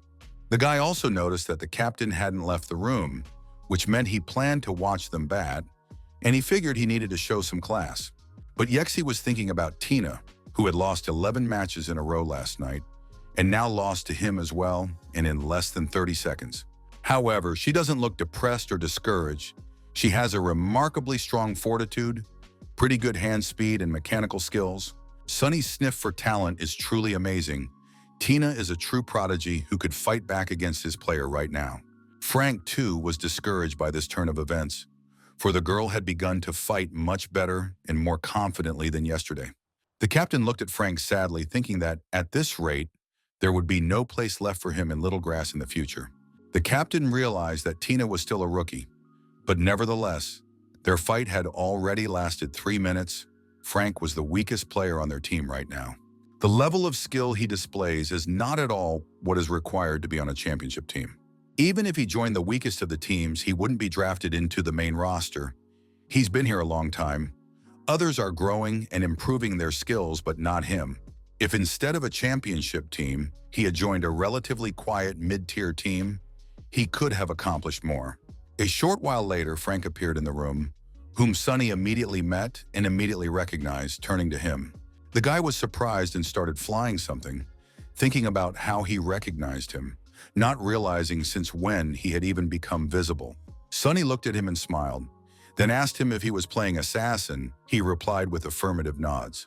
The guy then asked if he'd ever been offered a class change, because playing assassin keeps his potential from being realized. Frank didn't know what he was talking about. After all, Sonny had said he had potential, but that couldn't be true. Maybe he had him mixed up with someone else. He suggested he try Ghost Swordsman. Phantom demons use ghosts to support their teammates. That same night, Frank recalled their dialogue when Sonny said he had great situational awareness and also worked well with the team. He thought that an invisible person like him couldn't do that. Even if he started learning how to play a phantom demon, the team already had such a character. Moreover, his contract expires at the end of the season. Given his results, the club are unlikely to renew it. And when his professional contract expires, there will be no point in changing classes, even if it suits him better, anymore. But at the end, Sonny asked him to be braver, and that was the word that echoed in the boy's head, who couldn't sleep. Sonny is the only one who told him this. He decided it was still worth a try. He would slowly learn how to play a ghost swordsman. He didn't know how the team or the captain would react to it, but Sonny's words seemed like a lifeline to his career. A few days later, at night in a happy internet cafe, Tina continued to fight duels against little grass players. Her results got much better. Sonny's advice helped her. At the same time, Yexi asked if she had thought about his offer. She was asked why they wouldn't take Sonny and was told he was a retired player. According to the rules, he has to wait a year before coming back. A little later, she went to the receptionist desk where a guy was sitting who asked how she was doing. She said better than before. Sonny said he wanted to take advantage of opportunities to be more material. But when Yexi saw that he was starting to tire, he stopped the fight. He said he's really getting old because unlike him, Tina can lose 10 battles in a row and still be full of energy. She figured he was just tired of fighting weaklings. But the guy clarified that they weren't weaklings. Their team had won the championship 2 years ago. The girl then corrected herself by calling them weakling champions, Sonny, responding that such a title suited them better. Tina decided to tell him that Fireflash had recently asked her to join their team for a trial period. Sonny hesitated, said he had an eye for her because she actually had a lot of potential, then asked if she agreed. The girl replied with a refusal because she never thought of becoming a professional player. This puzzled the guy. Then he smiled and told her not to think of telling their boss about it, or she'd strangle her. She agreed with him. Suddenly, 1 Inch of Ashes, a level 23 ghostly swordsman, decided to add Sonny as a friend. He guessed who it could be. He noticed that the guy created a new account. It seems that his relationship with the other members of the team is very complicated.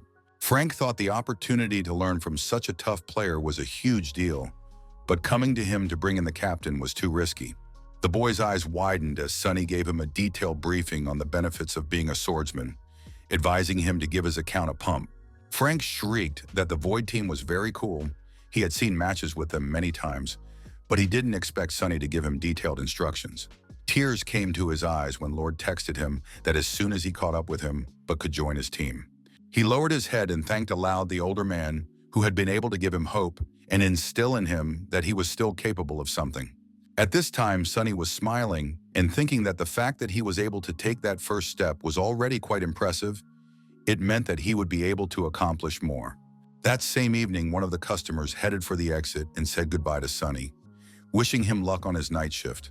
The guy reciprocated. He then sat down at his computer and logged into his account. While pumping with his team, he noticed that his level had reached 30th. At the same time, the heads of the various guilds started writing to him, but they were all too late because he already had an appointment with someone. However, before helping the Full Moon Guild set a record, he decided to test his equipment by opening the Umbrella of 1,000 Probabilities. It's gotten much more powerful in all aspects since the last pump. It's now a level 25 weapon at all 200%, but it needs to change its equipment too. Tyler texted him that their master had rushed after him, then asked him if he was really going to help the Full Moon Guild. Sonny replied that he was fine with it as long as it was paid for, but the interviewer thought the fee was too low. He asked not to worry. At this time in Bull City in one of the taverns, a guy approached Patak saying that the Grim Lord was now in a dungeon with the guild leader of the Full Moon Guild. Feeling like they were practicing before setting a new record, Patak realized that one was really helping this guild. The entire server is already aware of what's going on. Moreover, what the Grim Lord asked for from the guild in exchange for his help are parts of the Scarlet Moon set.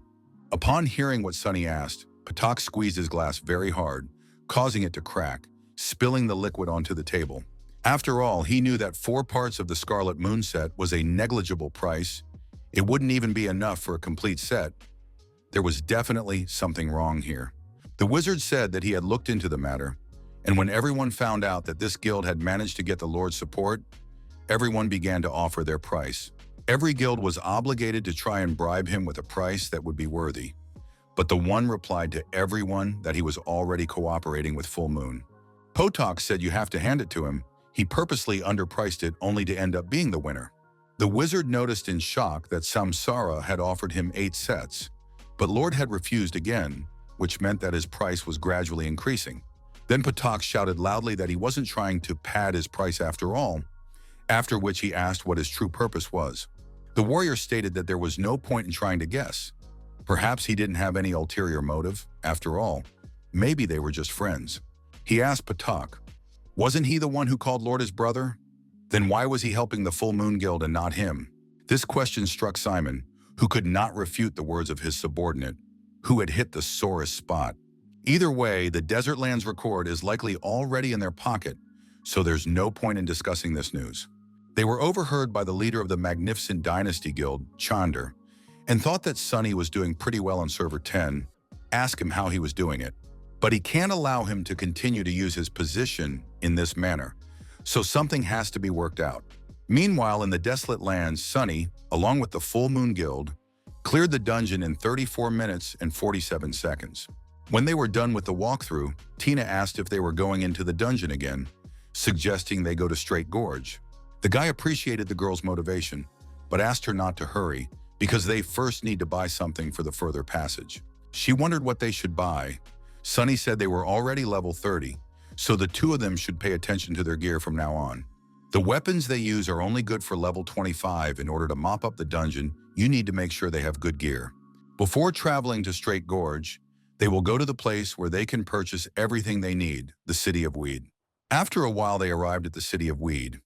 When they entered the gate, Bun noticed that it was very steep. This city was much larger than the City of Bulls. Looking around the neighborhood, Tina asked if this was where they would be shopping. Sunny said yes, smiling and looking around the town. The City of Grass is one of the largest in the world of Glory, and when you first play it, it's also the first major city you get into. Equipment and various other useful items are sold here. Bun asked if he would get stronger if he bought high-level equipment. Sunny replied that you have to choose what works best for you.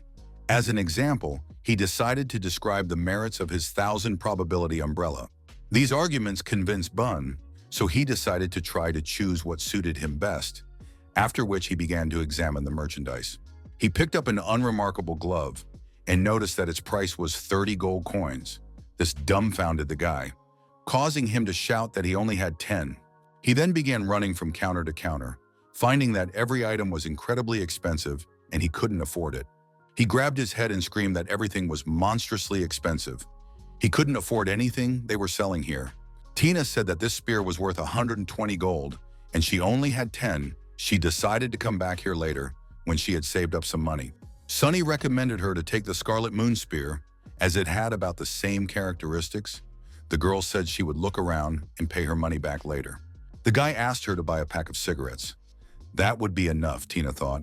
She hadn't gotten her paycheck yet, since she had lost all her money. Sunny told Bun to find a weapon to his liking. It would be his gift. He was happy and quickly ran to choose one. He didn't have to wait long. He started beckoning Lord over to him, saying here was the weapon of his dreams. Sunny was surprised at his speed. The guy looked in shock at the vampire claws that cost 800 gold.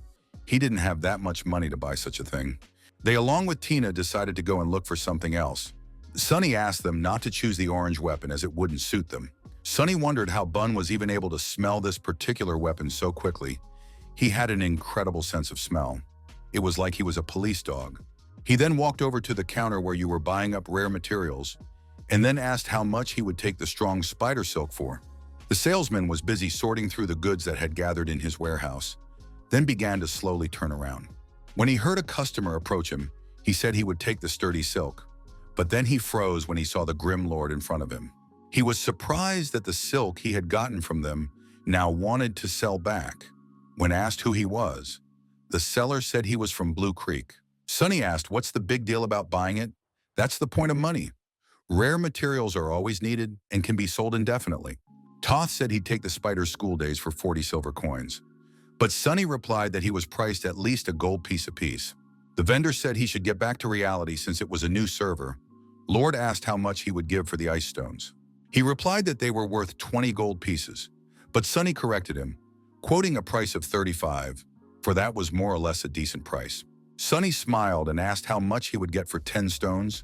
The healer turned around in shock and asked how he got so many ice stones. The one replied that he had as many ice stones as there were in their guild's vault, and he would sell 10 stones for 300 gold. It's a very good price because the stones are very useful. Only recipes drop in dungeons, so it will take stones to make all these things. However, the extra seller looked at him trustingly and said that 275 gold was the maximum he could offer. Sonny said it was his own fault, then decided to put his counter next to it to find a better deal. When he set up a table that he would sell ice stones for 30 gold apiece, players passing by immediately took notice of him. A bunch of people immediately ran to his counter. The healer immediately gave up and rushed to buy all the stones, announcing that they were no longer for sale. With a cheeky face, Sonny held up a bag of gold and thanked the guy for the purchase. The guy in turn calling him a sly fox. That money immediately went to buy gear for Bun and Tina, who immediately began thanking him for such gifts. As soon as they sorted out their purchases, they immediately headed to Straight Gorge to get properly pumped up there. They were being followed. The spy whispered an announcement that the Grim Lord was already here, asking everyone to keep an eye on his position and be ready to attack. Nothing portended trouble as suddenly a bullet flew in front of Tina, which made her tense up and bounce back. She asked loudly in a panic who was here, and in the same second the group of three was surrounded by a multitude of players. Bun quickly calculated that there were 24 of them, then asked Sonny who he had crossed paths with this time. The one didn't answer as he didn't know who was in front of them now. The second the strangers rushed at them to attack. They were unwilling to surrender even in the face of numerical advantage, so they began to fight in threes against a crowd of men. As suddenly everyone looked up dumbfounded as Sonny sent a spell not at his opponents, but at his allies. At first they didn't realize what was going on. Then they realized that the Grim Lord wanted to summon them from the cordon so he could fight more comfortably. Sonny soared sharply into the air, while his opponents wondered why Lord could fly too, asking someone to stop him. However, the guy quickly jumped over his opponents and ordered his team to run after him in an attempt to pull away. They were immediately chased. Bun asked who all these people were. Sonny said that was for later. For now they should listen to him. He began to explain that there are 3 modes of movement: fast running, regular running, and walking, which they always use. The first type of running is the fastest, but it requires endurance, which will be constantly decreasing. Walking is the slowest, but it will restore the index. Regular running cannot be called non-fast, immediate, and it does not affect endurance. If they start right from the sprint, they develop incredible speed for a short time, but this way you can't stand against an experienced player. If they adjust to his rhythm and watch him switch between all 3 types of movement, they can get away from them quickly. After a couple minutes, Bun noticed that they had really pulled ahead. Sonny said they could run no more. When asked why, the Grim Lord replied that this little test allowed him to reveal that their opponents were not particularly good. After which he pointed at the opponents and asked them to notice that there were 24 of them, but only one truly skilled player, a battle mage. Pointing to the only player who could catch up to them, Sonny recognized him as Chandler and asked if it was really him. The guy was dumbfounded to think that Lee was no longer interested in what was going on in the game, but he asked him to stick it to Sonny. He got kicked out of Era, so he wants to strike him before he joins some guild to throw him off his pedestal. Sonny noticed that his movement was far from perfect. He already had a good idea of his capabilities. Chandler asked what he was going to do. The Lord looked at him with a surprised look, and as if it was the most obvious thing, said he would destroy them all. Lord then ordered his small team to rush into the attack. Without a shred of doubt, Bun and Tina followed him. The remaining players asked the guildmaster what they should do. The guildmaster told them to take it easy and focus on the Grim Lord. However, this task was much more difficult than one might first assume, for Sunny used all of his skills to attack. He used abilities from different classes to repel, disarm, or disorient an opponent. The guy used not only his weapons but also hand-to-hand combat techniques, not forgetting to shoot enemies with a cannon. Tina and Bun tried to keep up as well, successfully dealing with each of their attackers while getting the joy of battle. After a few minutes, they stood back to back, surveying the battlefield, but all of their opponents had been defeated. One of the wizards told the master that they could not defeat them, for the minions of the Grim Lord are also incredibly strong. When Chandler heard Tina say they were too weak, his anger got the best of him. He grinned and ordered everyone to retreat.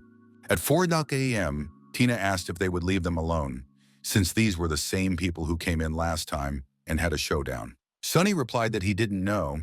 Maybe they just didn't want to see him anymore. The girl wondered if he had offended them in some way. Taking a puff, he replied that the guy they ran into today could be said to have ruined his professional career. There was no way Tina could have expected that answer, so she decided to ask what he did it for, since Sunny didn't seem like the kind of person who would do such a thing. It took the guy a few seconds to find the right words. Then he said he wasn't professional enough. Taking a sip of hot tea from the thermos, the girl replied that it came out that he hadn't done anything wrong, though she already knew that. She suggested that they were afraid that he might come back. Sunny replied that she was quick to gripe, but they hadn't quite figured them out yet. They now have the opportunity to create him, otherwise he wouldn't be in a situation where they can pursue and pressure him. Sunny said he was too lazy, needed to work on himself more. Tina asked if he didn't want to do it himself. The guy decided not to answer this question, silently finishing his cigarette and trying to think the words I told him my friend. Hearing no reply, she stepped away from the receptionist's desk, told that they could pass the burial ground 4 more times anyway. When 11 p.m. came, Sunny put on his headphones and asked Tina if she had been put on a different shift, adding that it was even more convenient that way. She agreed, saying that Shaunie had swapped all her morning shifts for afternoon shifts, since she was playing all night long now. The owner grudgingly said that if it didn't bother her, it bothered her for 2, and that she should realize that. The guy said that they were helping the Full Moon Guild set a record today, so they would be joining them soon. Meanwhile, Tina asked where Moo was, to which Sunny replied that he had no idea, after which he wondered what she had called Marie. He pictured 2 girls happily holding hands, realizing that he definitely didn't understand girls. But seriously, Marie still hadn't responded to the messages he'd sent earlier. He figured something was wrong, so he should call her. As soon as he picked up the phone, a girl who completely hid her face entered the room and asked for one computer. Rubbing his head, the guy declared that she had won, for she had finally dressed in such a way that he didn't even immediately recognize her, though it was quite difficult. Marie was surprised by such a remark, after which she said that she too thought that no one would recognize her if she dressed like that. He was surprised that instead of sitting in her room, she came here in the middle of the night. The girl replied that she was just bored. He wondered where to put her. Last time Sherlock had sat in Section A, but it wasn't good there. Too cold and dark. He pointed to the seat next to him. Even though it was the receptionist's seat, Sunny told Marie she could sit here. He clarified that this is the main computer, so other than the game, you can't do anything on it. If she does something wrong, all the computers will shut down. In a more serious voice, the guy asked her not to use that power. She replied that she would be very careful. Marie stepped in and immediately started apologizing for being late. Bun immediately said it was okay, because being late was a girl's privilege. Wasting no time, the bully headed into the portal, while Sunny stopped her friend and sent her a request for an exchange. He handed her a level 30 hand cannon. The girl was touched that he had bought it for her, then began to scrutinize it. She asked how much the cannon cost. When she heard the answer, she said it was cheap. However, it wasn't cheap at all for a new server. After they set a new record of 28 minutes and 1 second, Sunny decided to have a quick word with Mapletree.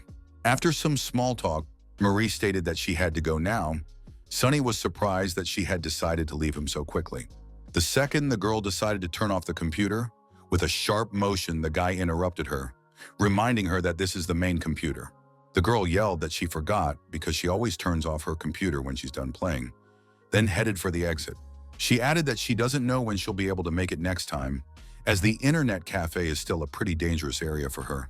After saying goodbye, Marie walked towards the exit, Sunny decided to stop her and ask if she was hungry, offering her something to eat. This question immediately made the girl come back. She cheerfully replied that she agreed, and her face immediately took on a joyful look. The guy started listing that they had beef stew, chicken and mushrooms, egg tomatoes, pickled ribs, seafood, and more. He asked what she would like. After thinking for a moment, Marie cheerfully replied that she would have chicken and mushrooms. So he asked her to wait for a while, after which he went to the refrigerator and started pulling out an order to cook. Sunny smiled and said she could sit down while he boiled water, so she didn't have to rush anywhere. After a while, the guy brought her noodles. Marie said she left the game in window mode because she wanted to watch the show. Sunny offered to help her find it. She said the title and that, and recommended a drama she hadn't watched yet. Mari added that their closed group for pro player girls, has been discussing this drama. There is some very intense correspondence going on.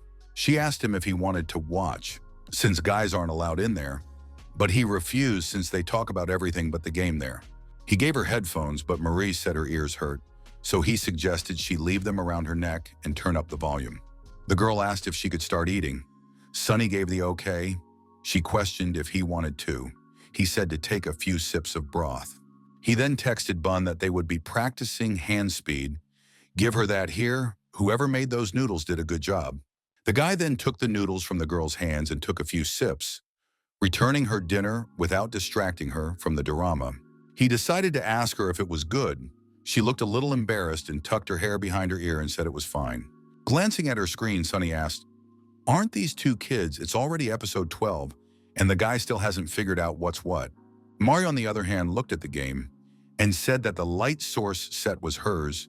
The guy replied that it was only level 30 gear after all. The girl replied that he looked really cute. The guy realized that this was not a professional approach, so he asked her to eat her noodles. As he continued to play, Sunny felt the girl pressed against him. Turning his head, he realized she had fallen asleep on his shoulder. The guy asked if she was falling asleep. She answered in the affirmative, after which he decided to go through the dungeon a couple more times. He tried to press the keys gently so as not to disturb his friend's sleep, though it was uncomfortable, but her peace was more important. He could hear Marie sniffling as she lay on his shoulder, but it didn't distract him in the slightest from the passage. At the same time, Tina, who was sitting in the hall, stretched out in her chair that her shoulders hurt and also ran out of water. She decided to go and get more at the front desk as she suddenly froze when she saw the sleeping girl on Sunny's shoulders. Tina decided to walk over to him and whisper to ask who it was, for she was very curious as to why she was sleeping next to him. The guy hesitated for a second, then replied that it was Moo Moo. Tina was very surprised and asked what she was playing from here. After that, the girl offered to take her upstairs because it was very cold here. She could sleep in her room, but the man asked her not to worry. Tina put the calmness back on her face and told him to make sure she didn't catch a cold, and went to her computer. Meanwhile, Marie woke up and smiled at the fact that when he calls her Moo Moo, it sounds pretty disgusting.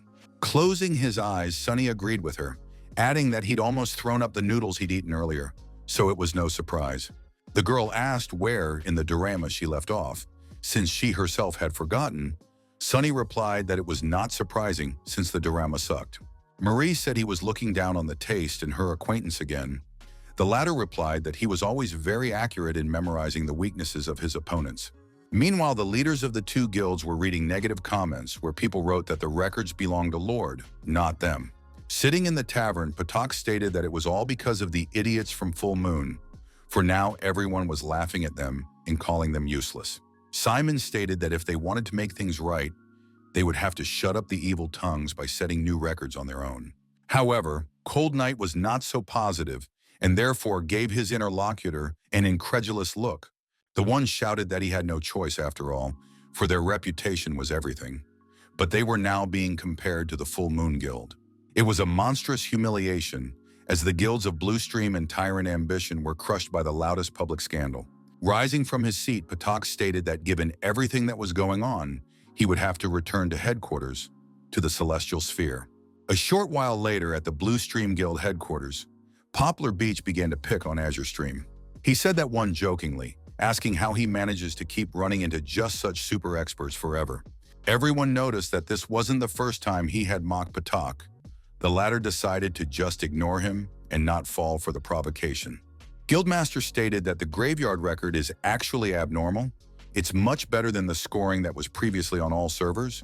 The record in the desert lands doesn't look ridiculous though. Their gear is pretty mediocre.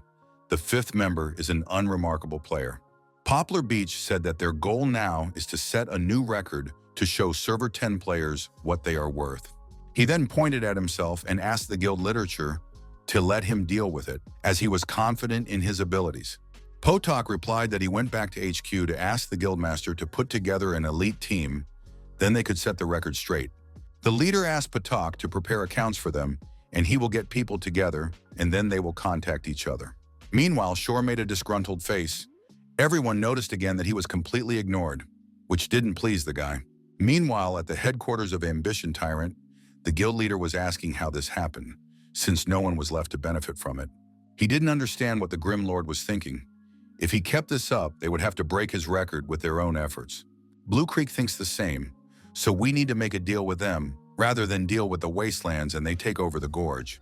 This plan pleased the leader, whereupon he said there was something that needed to be done before they started it all. From the first one, he wanted to speak to the Grim Lord to ask him to refrain from setting a new record.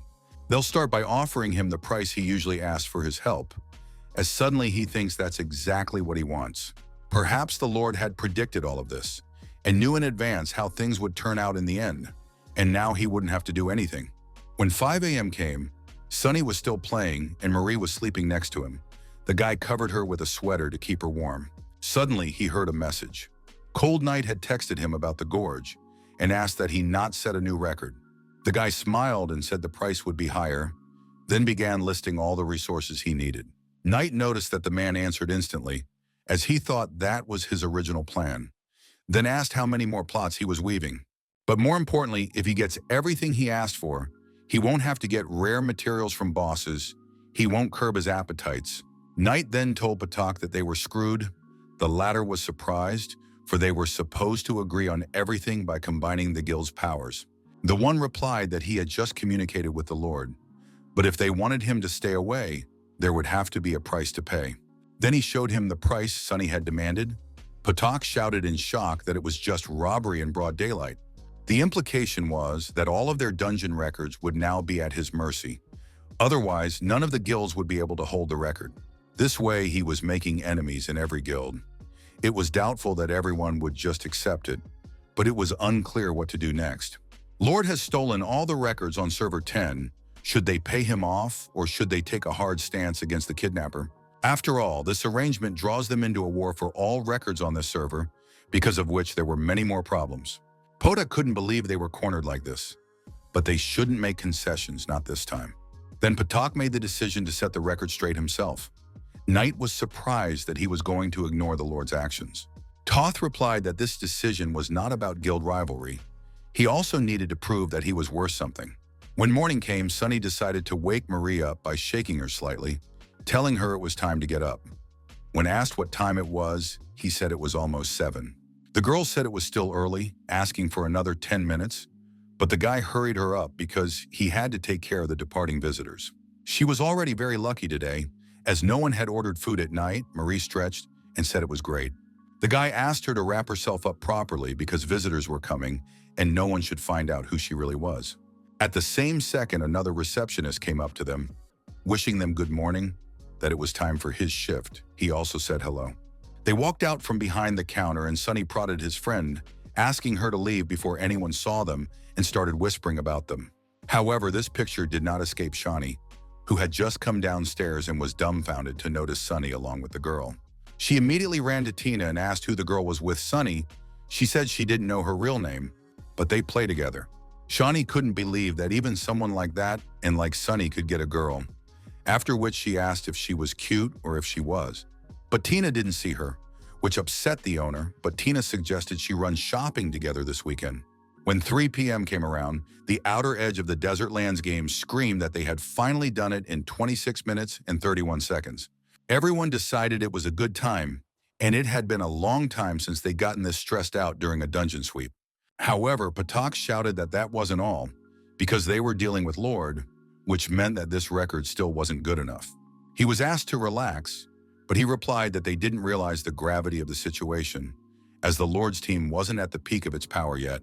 He wondered if he would come to this dungeon again and how much time he would mow down from the record, but had to remain optimistic. Meanwhile, Tina asked if they would be setting records again, but Sunny said no, because tonight they would be going to the wild boss. A while later, they reached the fire forest. The girl noticed that they were level 30 and the boss was 36. This was not to be underestimated. Many of their attacks would lose effectiveness, meaning that they would be useless. Bun shouted in shock that he would be even weaker than usual.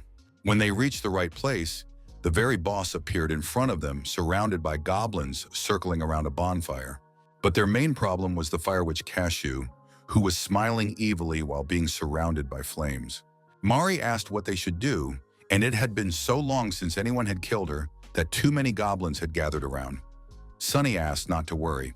He began to ask Tina and Bun to start running away, and Mari and he part-time wiped out so that the goblins would chase them. This way they would avoid the initial chase and then come back and attack. This strategy suited absolutely everyone. As they got even closer, a red triangle appeared above the boss, indicating that he was strong enough. Following that, an inscription appeared that warned that the Fire Forest Lord had begun to cast a spell. They then noticed that the goblins began to support the witch. Sunny immediately realized it was a group reinforcement, adding that the game had no conscience. The guy announced that it was time to fly, whereupon he and Marie began to run backwards, he hitchhiking to ask her not to crash into a tree. But she knew that if she followed him, she'd get around, and if he made a mistake, she'd crash first. But he was afraid she'd crash into him. They continued to retreat and shoot the goblins with their cannons as the Lord suddenly noticed that the witch was now attacking. Although she didn't stop completely while she was conjuring, her movement speed dropped significantly. You can use the time she casts a spell to get away from her. The guy noticed that Marie dodged perfectly. They had gotten a good break from those goblins who were watching them in amazement. Just a little more, and they would be in their radius. They were able to get the witch away from her helpers, and now comes the hardest part of their battle. Sunny continued to smile as he gave Bun and Tina the coordinates of where they had taken the boss. The same one reported that they were already running. A few seconds later, a brick came down on the witch's head, which apparently made no impression on her. She only glared at him menacingly, and the boy realized that she had simply ignored his attack. Lord asked him to be more careful. Dizziness won't have much effect on her, so it's best to use it to break the spell. Needing to watch the moment she got super armor, on command he used poison needles to crack her armor. As soon as the bully followed the order, he already bounced off and hid behind a tree while the witch tried to come to her senses. Tina asked loudly to shoot, for the boss was about to do something very powerful. They had to do something, at least run. Sunny reacted lightning fast, attacked the witch directly, then used the touch of the falling flower. Sighing heavily, Marie said they interrupted her or she would have destroyed them. Sunny asked Bun why he ran away. He replied that he was scared of the spell. The Lord said that today was a great opportunity to practice interrupting skills. He couldn't waste this chance, after which he asked to do it all again. He immediately agreed. The others did too. Sunny smiled and repeated for those to interrupt her attacks, thinking that Bun was just something since she does everything perfectly. At 2:30 a.m., Patak thought the Grim Lord wasn't going to set the record straight today, deciding to see what he was up to then. Then he noticed the system alert that was congratulating the Lord and his team on their first Fire Witch kill. When the healer came to him, Patak said that the Grim Lord had killed a wild boss while they were busy with the record. Maybe he's trying to say that if they want to get the first kill on the remaining bosses, they'll have to pay for them as well. Only 4 people, and a gap of 6 levels between them and the boss, such a huge difference, and yet they still succeeded. Then Patak came to even greater horror, as he had completely forgotten that this boss was far more powerful than Lord and his team. Simon was in a bad mood as Sunny texted him that the battle had been difficult and killing the witch had taken 3+ hours. The guy asked if he was going to be killing wild bosses like that in the future, wondering what he would say. Sunny replied, why not? It was predictable, because since he was good enough to kill the boss, no one had the power to stop him. If he was able to kill the boss, that means the others just couldn't. He knows exactly what he's doing and is just being villainous. It was the same with dungeon records. Setting a record for him was the easiest thing to do, so why not do it? If he wants to kill the boss, he'll kill him. If he doesn't want to, he won't do it. He's free to do what he wants. Grim Lord realizes better than anyone that all records and bosses are a public game system, not tied to anyone in particular. Many guilds don't want him to kill bosses, and in exchange for his inactivity, he asks for stuff. But even after that, they insult him. He's cunning, but he hides nothing and says everything in the open. It's not the Lord's fault, it's they who should blame themselves for not being able to fight back. Shaunie said that this record can be completed 2 minutes faster, but only if you have a non-specialized character. Simon lowered his head, realizing that they didn't have such a character. Then he decided to keep the record straight by asking Lord to stand idly by. After a while at Blue Creek HQ, Patak told the leader that Grim Lord had claimed he could beat their record by 2 minutes. If they don't ask him to stand idly by, not only will he make a laughingstock of himself, but he'll have to say goodbye to their record. Shore immediately said that Lord was bluffing, but Patak knew what kind of man he was and doesn't think he would lie to him. However, he takes away records and blackmails the big guilds with it, but Simon replied that everyone has a right to a record. And if Lord is really good at the game, so why shouldn't he get the records he deserves? The leader marveled at those words. Suddenly, Shore suggested that Patak was in cahoots with the Grim Lord, a statement that surprised Simon himself in the first place. The leader said he was overworked, asking him to relax and leave that record to them, with Poplar Beach replacing him. After considering the older man's words, Simon agreed, but he knew that this change would get him nowhere, and things could only get worse. The next day in the devastated lands outside the dungeon, the guy asked the leader if he thought Patak was in cahoots with the Lord. Toth replied that no, although they had come here to clarify some things. If they set the record straight, they would prove Patak wrong. Also, if they bow to the Lord and buy back this record, it would put the guild in an even more awkward position. At the same second, Coast came to them, logging in from another account and announcing his presence, then sinking everyone in the dungeon. Just as suddenly, another player called out to the leader and pointed his finger at a group of players approaching them. Among them was the Grim Lord. Shore approached Sunny to say hello in person. The latter asked who he was, whereupon the latter replied that his name was Poplar Shore. Suddenly, Bun laughed, asking if this guy was illiterate, for above him was written that his name was Blade Listening Cloud. But he called himself Poplar Beach, and not only did he misspell the letters and the number of words, the bully thought he was an idiot. Such a statement immediately angered the guy, who immediately turned into bicker with Bun and asked who he called an idiot. In the next second, Shore drew his sword and used the exposure of the blade to attack the blonde man sharply and suddenly. Bun immediately bounced back, saying he missed, then sent a handful of sand into his face, to which he was told he was already dead. Their seniors immediately decided to get into an altercation, pulling their subordinates away from each other and asking them to stop. The man introduced himself as Changeable Spring, asked if he told the stream that they certainly couldn't put out a better record than his. Sunny replied that's exactly what he said, then asked why Patak wasn't here, since they needed to bring him along. After all, when it comes to dungeons, Patak can be relied upon, while Shore is only fit to perform in the arena. This angered the guy again, who immediately challenged the Lord to a duel, bulging his eyes and pointing his finger menacingly at him. Sunny smiled and said he understood perfectly well too. They should only let him out in the arena and leave the record setting to Patak. Shore didn't even try to contain his emotions, loudly saying that he would definitely kill him, but the guild leader asked him to calm down. Sunny also asked him to be more relaxed. If he really wanted to have a duel, he should at least come with his real account. Shore shouted that if he lost to his account with his level 30, it wouldn't mean anything, and he wouldn't agree to that. Lord replied that he wouldn't have bullied him with his account, just asked someone to give any other with level 70. Bun said they didn't have time for that, as they were off to get pumped, and Tina asked if they would pick up the record after them. The girl immediately wondered when, to which she received the answer that it would happen when the 5th member of the team came to them. The Blue Creek player said it's worth forgetting about the record for now, as Shore is completely off his rocker and can't work as a team. The guild leader said it was fine. He needed to spill out what he had accumulated. Otherwise, he wouldn't be of any use anyway. But if Patak had been in his place, he would have kept his emotions under control. So here, the Grim Lord was right.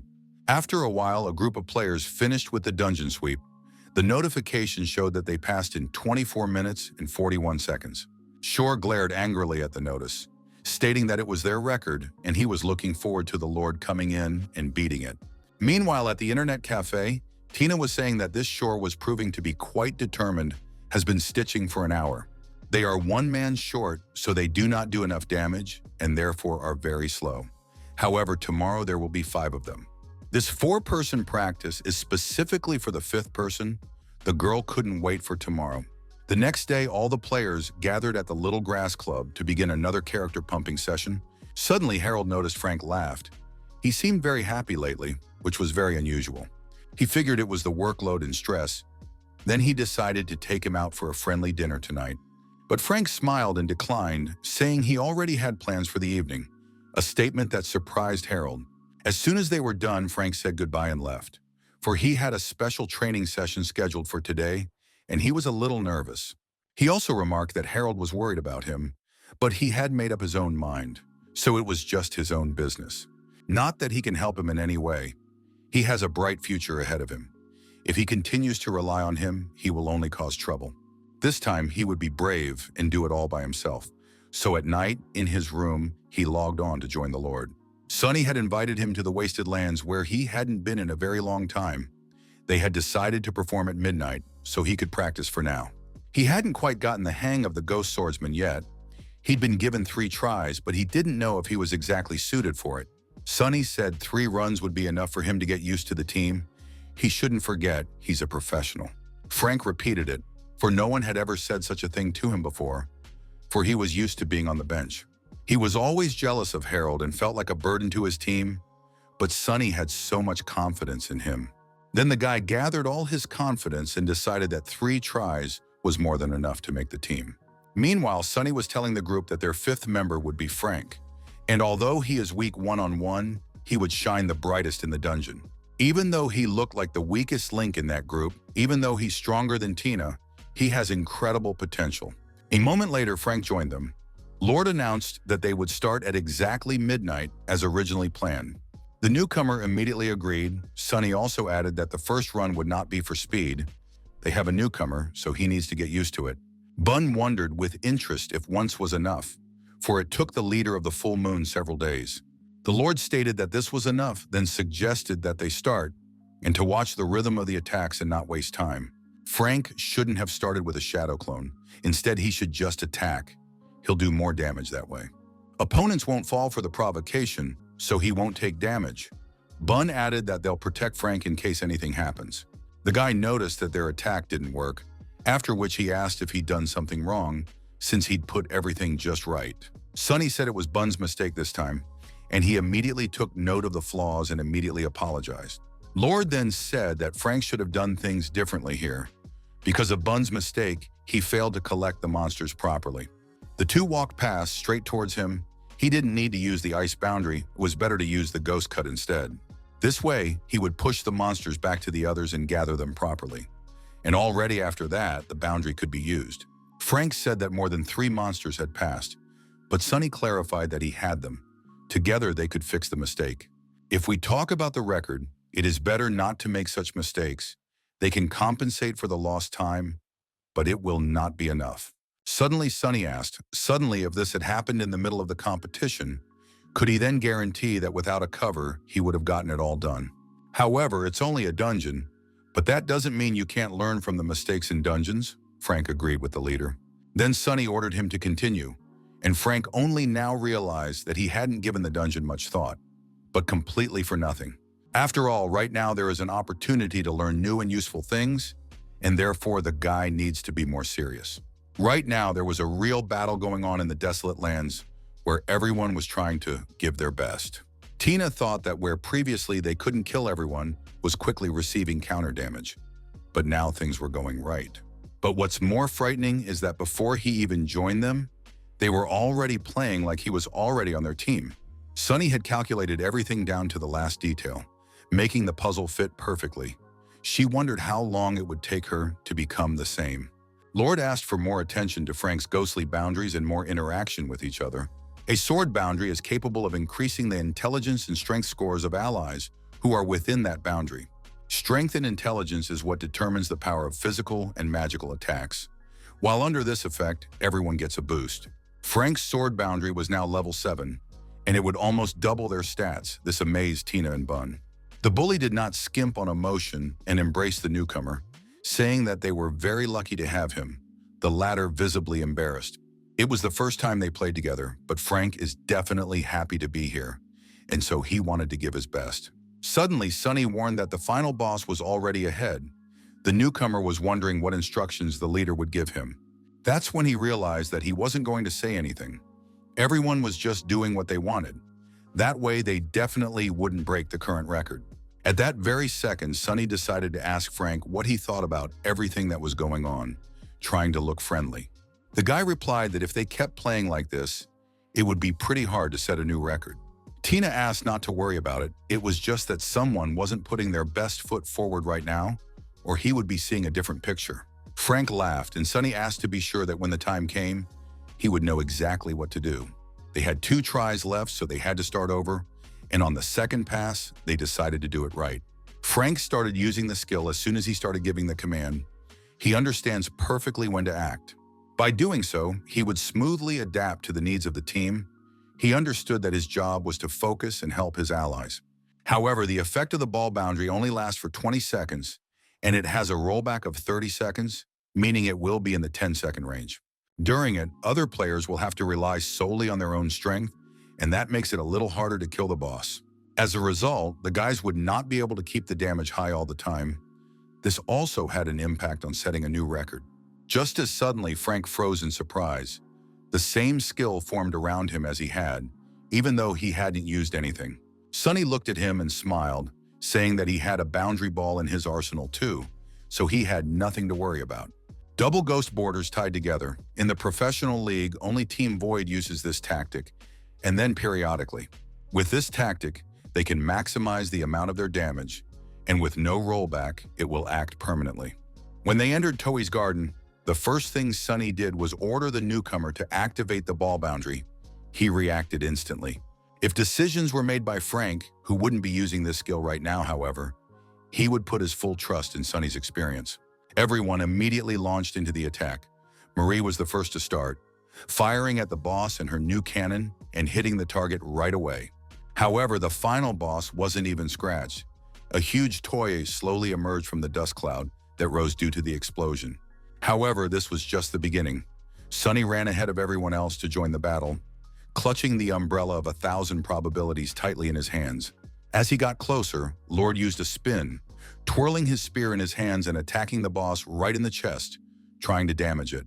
It seemed to Frank as if he was stringing all the attacks together purely by instinct, every movement designed to keep the boss from attacking. The advantages of a character with no specialization, speed accuracy, oodles of experience. Having all 3 of those components, you can do what he does. Sunny completely overwhelmed Toei without help, but even though Sunny is a key player in the battle, he needs to try his best too. Frank replayed in his head the alternating skills he needed to use because he had no margin for error. Suddenly, the leader warned him that the boss's health had almost turned red, causing his second stage to activate. After this information, the guy started hitting the keys really fast, causing him to get to the boss and use the ghost cut. It was followed by a moonshot that threw that one into the air, and at the end, the ball in Frank's hands became ice. In committing, he used the ice boundary skill, thus turning the boss into a block that made him freeze in place. This meant that they now had to attack all together. Sunny loudly ordered the entire team to attack without sparing any effort. A little while later, there was an alert that congratulated the band for setting a new record of 22 minutes and 35 seconds. The players who were in the devastated lands outside the dungeon were carefully reading the notification that popped up. Coast thought that what they thought was the best possible record Lord was able to surpass by 2 minutes, they certainly won't be able to get it back. Everyone in the chat immediately started calling for Blade Listening Cloud. This infuriated the guy who decided to challenge Lord to a duel. The next second, an alert popped up saying that a new record of 22 minutes and 29 seconds had been set, which meant it wasn't his limit. The next day at an internet cafe, Sunny asked to borrow Shaunie's account to have a duel. She immediately wondered with whom. While the guy was trying to remember what his opponent's name was, the owner decided to clarify what the room number was, but he didn't know that either. When they entered the room, Shaunie didn't realize what was going on, as Poplar Beach is one of Blue Creek's best players. Tina came over to her and asked if it had started already, the boss wondering what they had done this time and why there were so many people here. The spectators couldn't wait for the duel to start. and Shaunie thought in shock that all these people had come just to watch the duel. He decided she shouldn't miss it. She invited the guy behind the chair, and she herself would log into another account and watch too. Sunny put on his headphones and immediately heard a question from Shore. Whether he was a guy or a girl, he answered as it was, without lying. The opponent then asked if they were going to use this account and if they wanted to change to another and how many rounds they needed. Sunny replied that one would be enough to show him the boundary between them. He could guarantee that he wouldn't want to fight anymore. This attitude did not please Shore, who sharply rushed to the attack, not wanting to listen to such comments any longer. His character became a blur. I began to move a little faster, confusing my opponent, coming closer and closer. Shaunie shouted that it was shadow steps with 4 residual images. Sunny was surprised too, saying that 1 was good. But 4 residual images are too few. When Sherlock uses shadow steps, he can produce 6.5. Meanwhile, Shaunie's character used a quantum bomb, saying that the enemy knows to avoid the shockwave.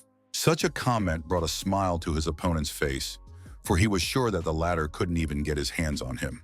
After all, this quantum bomb is nothing. He'll just cut him in half with the sword drawing he'll get just now. Sunny thought that this kid didn't understand the situation he was in at all. Using the sword drawing was a huge mistake. Shaunie commented on Sunny's actions, saying that he decided to use a floating bullet and change weapons to push Coast into the air. After that, the girl was upset that the one was able to dodge while her opponent used the swordmaster skill, triple cut. Sunny managed to easily dodge this attack, but he couldn't afford to let his opponent get so close. However, the guy rushed forward, and Sunny realized that this sword pattern was a trick, adding that it was pretty good. Shore replied that good players often use the floating bullet to change the weapon back to their cannon and fire a powerful attack. However, his gun was still on reload, so he was trapped. But Sunny only smiled, then let the weapon out of his hands. Shaunie loudly asked what he was doing and why he threw away her rose flower, since it was a max-level purple weapon. Shore thought the same thing, mentally asking if he wanted to lure him to pick up the gun, but he's not that easy, and Lord wouldn't be able to escape. Instead of lunging for the cannon, the enemy decided to attack directly, noticing that Lord crouched down to use a knee strike. It won't help him though. If he wants to use a skill with this effect for him to step on, he's the one who needs to be faster than him. But unfortunately, among all the classes in Glory, the launcher is the slowest. But in the same second, Sunny proved otherwise and hit him. After receiving one single blow, Shore grimaced and didn't understand how this was possible. After all, he shouldn't have been hit by this attack. Launchers always wear heavy armor and carry heavy guns, so his knee strike should be very slow. He realized then that the man held nothing in his hands. Now it was clear why he had thrown his gun away that time. However, Sunny quickly picked it back up and was already targeting his opponent, deciding to use one of his serious skills. A huge electric beam flew at Shore, knocking him down and throwing him some distance away. That wasn't the end of it though. Lowering the lighter to the ground, Sunny used the launcher, a homing heat missile. As soon as the fire from the lighter touched the ground, flames erupted around the arena, rising towards the sky, drawing out the boundaries. After that, flaming projectiles began to fall from the fire circle above the arena, which were meant to affect his opponent. Shore was able to survive this attack, but was quite battered. It took him some time to recover. He didn't realize what that sound was hovering nearby. Then he opened his eyes wide and saw a launcher in front of him with a gun at the ready. After another crushing attack, Poplar Beach's health reached 0, and Shaunie shouted joyfully that Sunny had won. The Blue Stream Guild headquarters at the chapter reported that the Shore was trashed, and Grim Lord Da Ridiculous's skills were perfect. They didn't know if they could break any of the records set by Lord on the 10th server. They were lucky that the server was new. Floating Boat asked if they could ask for help their core team. They could help them determine the exact skill level of the Lord. Meanwhile, a man entered the Blue Creek team's practice room, quietly closing the door behind him. It was Charlie, who said hello to everyone and apologized for the intrusion, trying not to distract the players from the game. He was immediately greeted by the team captain, who said that he hadn't been here in a while, so they were surprised to see him. Jackie smiled at his comrade while the latter said that there were too many worries with the opening of Server 10. The captain asked if he was sorting out the problems on the new server and why he was taking care of it personally. The captain replied that it was different this time. After all, a bunch of good players came out of nowhere, and the records set on the 10th server are the best of any in the last 10 years. He was sure there was definitely some professional intervention involved. Jackie wanted to see it for himself. This second Sherlock asked himself what Charlie had forgotten here, to decide that they had uncovered the fact that he was helping Sonny with his records. After seeing everything with his own eyes, Charlie said that Sherlock should take a look at it too. Those records on server 10 are really amazing. He pretended that he didn't know anything and started asking what was so special and was immediately shown everything. Charlie said the main person of interest to them is the Grim Lord. He's playing an unspecialized character. Their burial ground record is something on the verge of fantastic, and a record standing in second place with this established, magnificent dynasty. Jackie suggested that it was unusual help when the record was set. It was around the same time they had the match with Era. Their vice captain made a huge number of silly mistakes that day. It was probably because he was busy with the record on the server. The blonde was immediately uncomfortable under the captain's gaze, for it was obvious that he was guessing something, but not speaking directly. Sherlock said that simple skills would not be enough to set such a record, which means they came up with a new strategy. Charlie thought that only someone with first-rate skills and superior judgment could have given such a confident answer. Jackie decided that Lee was not there to develop a new strategy, but to steal someone else's. Everyone was surprised as Jackie went on to say that this new strategy was used 3 times in the same time period. 2 different teams were able to come up with the same strategy at the same time. It sounded very unlikely. Then they began to scrutinize the players involved in making a new record, and Jackie noticed a lot of things. He eventually decided that the Grim Lord had come up with a new strategy, and the Berserker was a member of the Magnificent Dynasty and had infiltrated the Lord's team. After he learned the strategy, then went back to his team and set the record straight. Then no wonder Lord didn't ask for his help. But it was unclear if the person playing the Swordmaster was more experienced than the Berserker, why he wasn't with him from the start.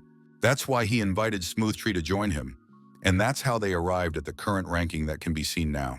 Charlie thought the captain's ability to observe and properly assess the situation was perhaps even better than Sherlock's. Blondin said he didn't think Lee would go so far as to expend that much energy for some kind of record. Jackie has decided that the Grim Lord has something to do with Lee, and they know each other very well, but it's all done to hide the truth. The truth of his fear, acceptance, and trust because of his fear of the Lord. He decided to sneak into his ranks and observe him. But to make Lee experience all these emotions at once, there is only one person capable of such a thing. Charlie wondered who it was. Jackie stated with complete certainty that it was Sonny. Such an answer made a deep impression on Charlie, who couldn't believe it.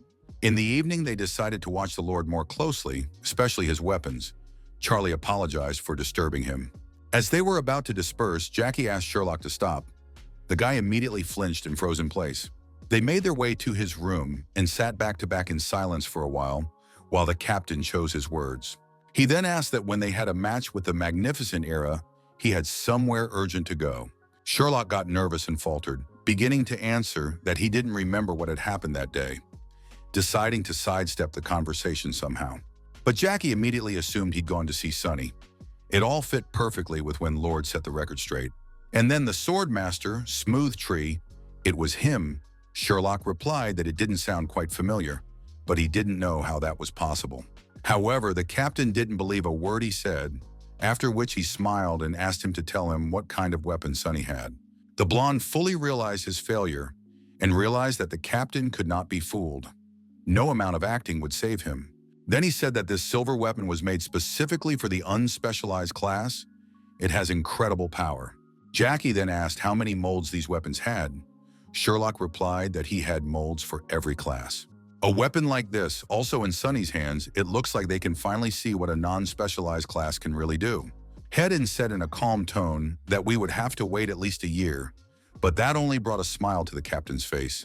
When news of this broke, Patak was very surprised to learn that the Grim Lord was Sonny, after which he asked what they should do now. The leader replied that they revealed his real identity, but it doesn't change the current situation in any way. After all, the theory itself is very drawn out. They can tell other guilds, but not the fact that they will believe them. You need to think hard about what to do with this information. We need to find a way to use it, after which he asked Patak to do his best. The latter was surprised that it should be him. The rationale was that everywhere else you server is under his jurisdiction, so everyone believed he could handle it. The others headed for the exit while Patak tried to stop them. said they couldn't just leave, but the matter was already closed.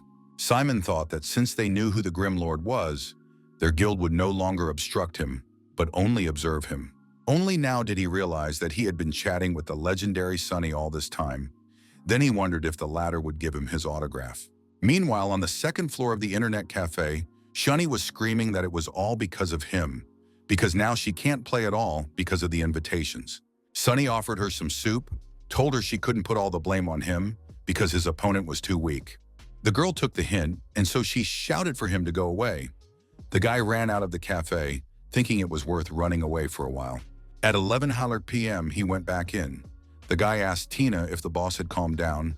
She said she was angry but still worried about him. The girl said it was the night shift, so she put the guy standing in the receptionist's office and went to the hall herself, saying they'd see each other in the dungeon. The second Shaunie started getting messages from Sherlock, who was in the bathhouse writing about being exposed. He also wrote that their captain found out about everything. Shaunie replied that he was very smart, but it was a shame he had disabled arms. Sherlock was shocked by this message because Jackie was standing right behind him and reading these messages.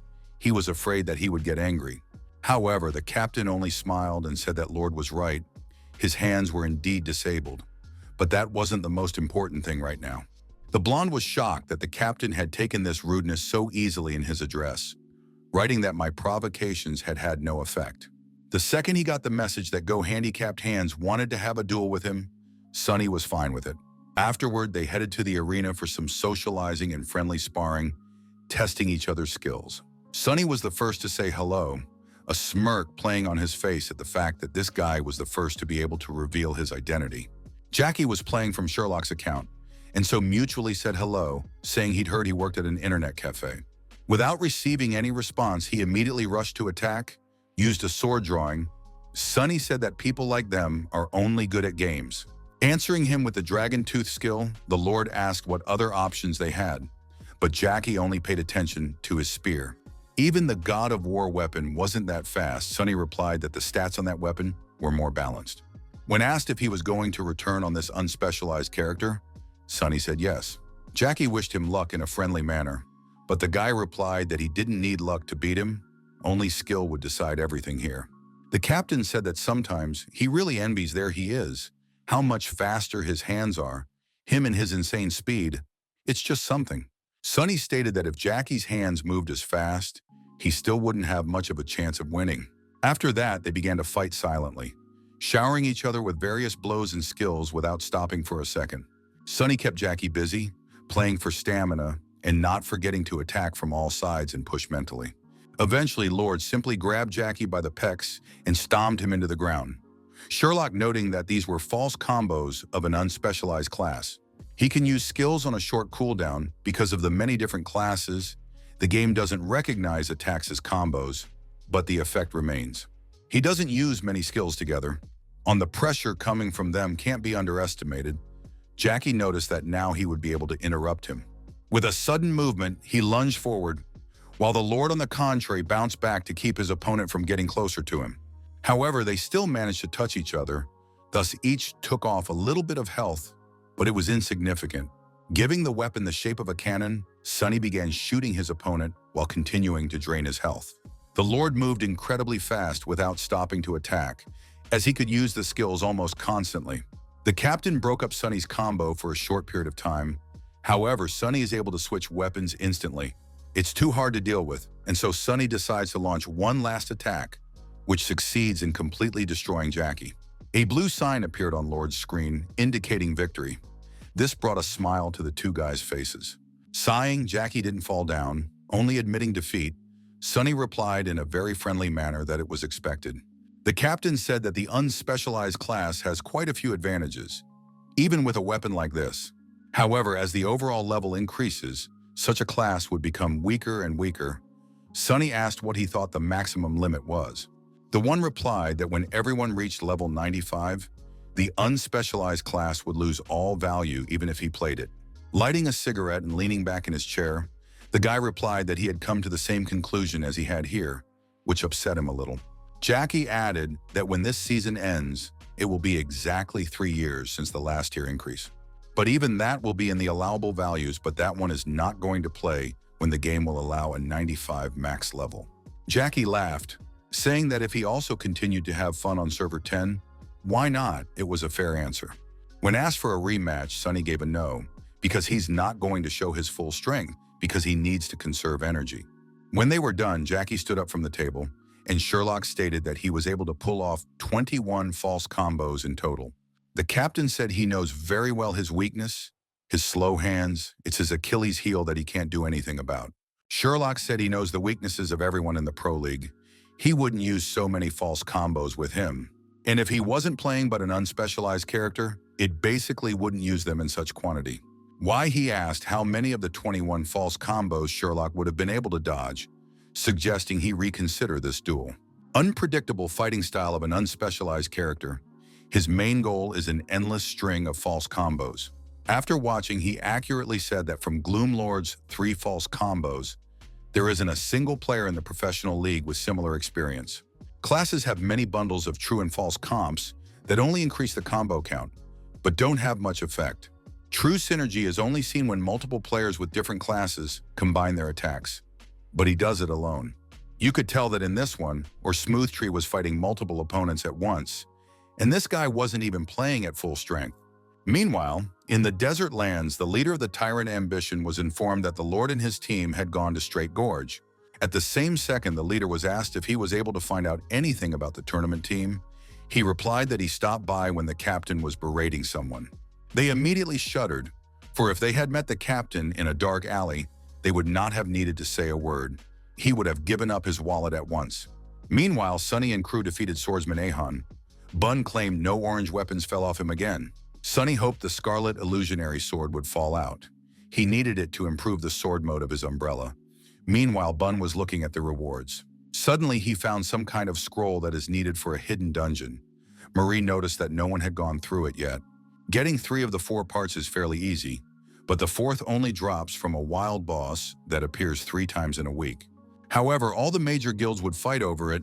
He was lucky that thanks to Little Grass, his inventory was pretty well filled up. The next day, Sunny approached Tina. Yes, she wondered, thank you, why here, and at a time like this? The one replied that business was booming today, so there was no vacancy at all in the smoking room. Why, he asked what it was busy for. The one replied that she reads the guides. The guy replied that for such a team, completely fixated on the level of which the usual guides are completely useless. Suddenly, he saw what Tina was reading and said he had never heard of Hidden Light. The girl asked what was wrong with this guide. Toth replied that it's very thoroughly written. It describes pretty much everything that could happen. It's very much like a step-by-step instruction manual. Tina said it was very long, only 7 pages, which is approximately 20,000 words. She decided to see how good the guide was. The guy did not notice a single mistake, on which he heard the question that this is an incredibly good guide. The girl listened to the verdict with interest. Sunny responded that not really, the strategy described here is very safe, but not the most effective. There are no errors in this guide, but there are too many restrictions. He asked her to send other guides to look at. Tina turned her attention to the cheery guy who said that one of the visitors to the smoking room was just about to leave. She then glanced back at her monitor as she suddenly found her soft miss lying dead. Sunny asked what happened. The girl said she was killed in the open world. Only a little money and experience was missing, nothing else. The guy asked to check if she might have been killed by a monster, but Tina replied that it was a level 33 magical swordsman with the nickname Zero Breakthrough. Sunny headed for the hall, saying that if she met him again, here should definitely kill. She agreed with his instruction. He came to the smoking section and then took the only seat available, immediately joining the game. He began looking for information on Hidden Light, who was the creator of the guidebook Tina had just read. The girl who approached him asked him how the search was going, and if he had learned anything. He replied that the strategy was pretty dumb. When asked why, he said that those who use it don't even have to think, just follow the instructions.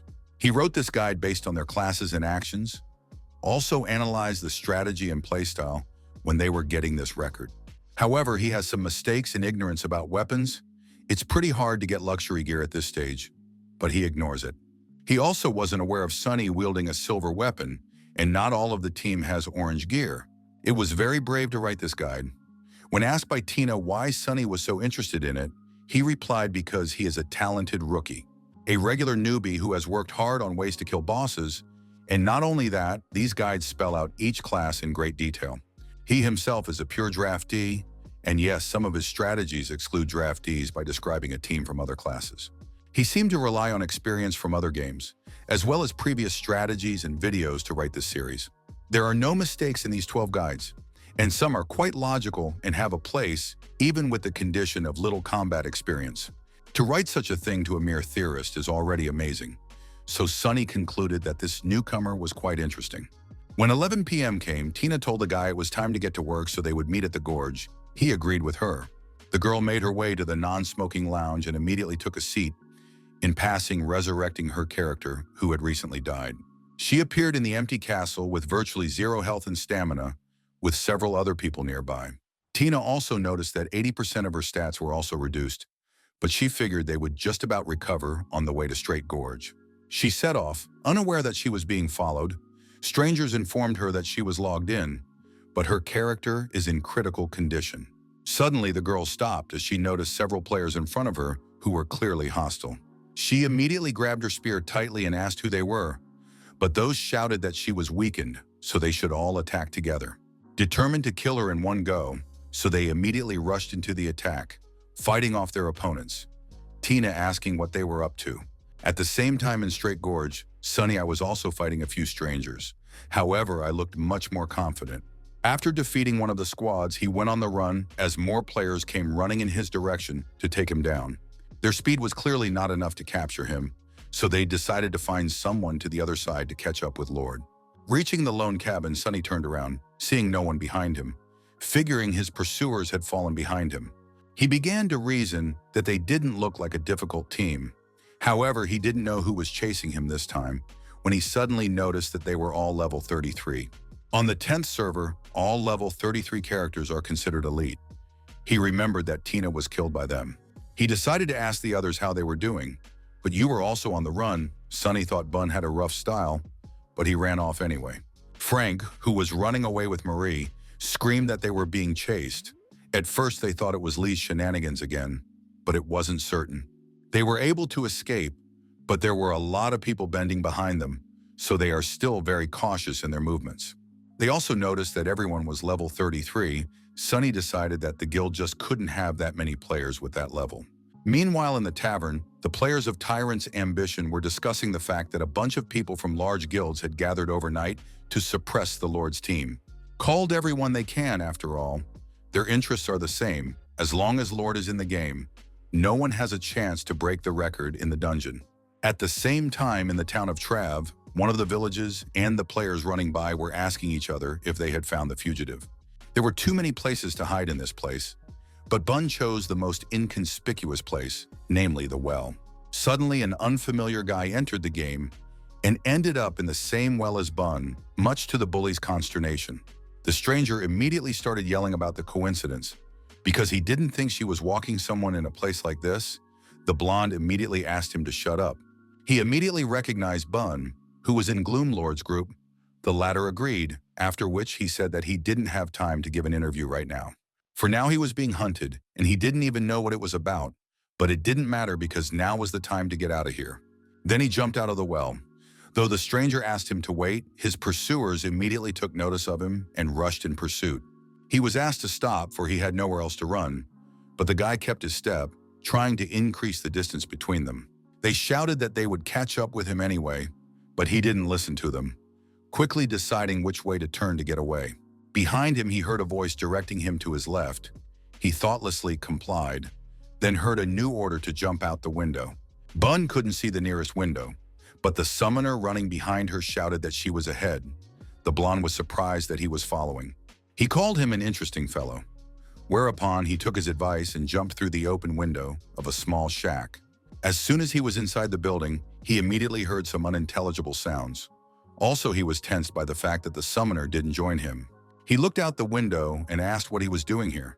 The frightened kid said he was jumping in, but you couldn't tell from the look of it. Realizing he wasn't doing well, the newcomer immediately rushed around the house and asked to be added as a friend. Surprised by this turn of events, Bun decided to look for this guy and immediately sent him a friend request.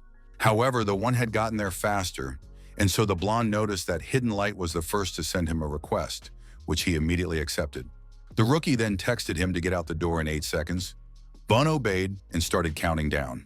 As soon as he looked out from behind the door, he spotted the summoner running past, surprised that he had gotten to him second to second.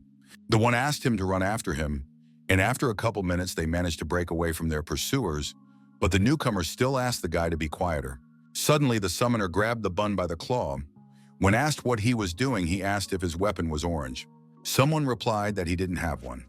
It was too expensive, so his boss wouldn't give him money for it. He was surprised to hear about the Grim Lord. The guy reflected that he was pretty sure the dungeon records were set by a team with a huge amount of orange weapons. He then said it was impossible because there was no way he didn't have orange gear. Otherwise, how were they able to set such records? As they chatted casually, Bun noticed that it looked like they had finally found them, so they had to leave. The blonde stated that he needed to meet with his boss, after which he asked the newcomer to help him distract these guys. Blondie stated that he went to the grass forest, but the summoner said he couldn't escape by that road, deciding to personally guide him.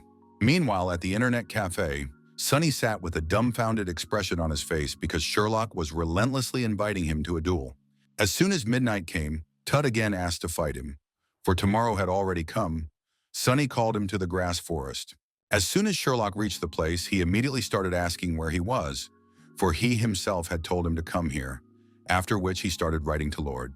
While he was texting, Sunny's silhouette had already appeared behind him, announcing his arrival, but he didn't stop running. Sherlock decided to ask what the man was up to.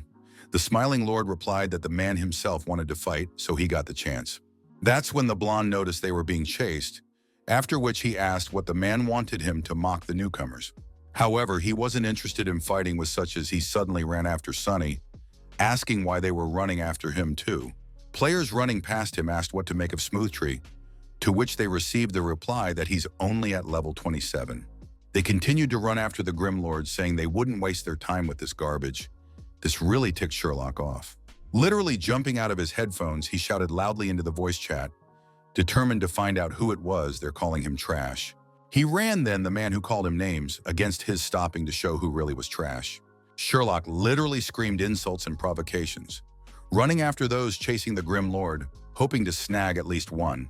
One of them slowed down, said Sherlock was annoying, told him to shut up, and the guy realized he was the one who'd called him garbage.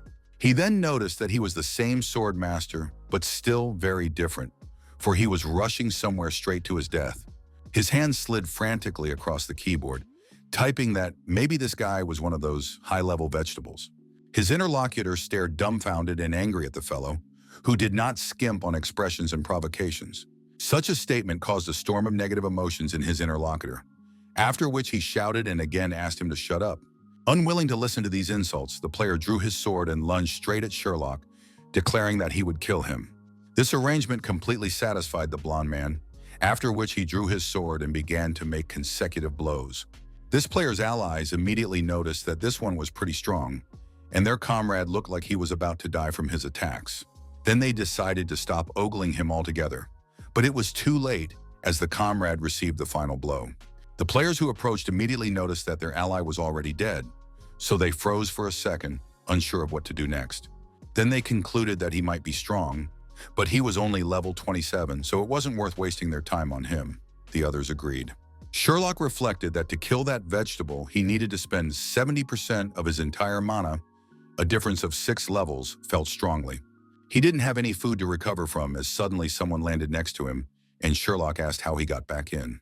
Instead of answering the question, Sunny said that he had some potions and food so that he could restore enough mana.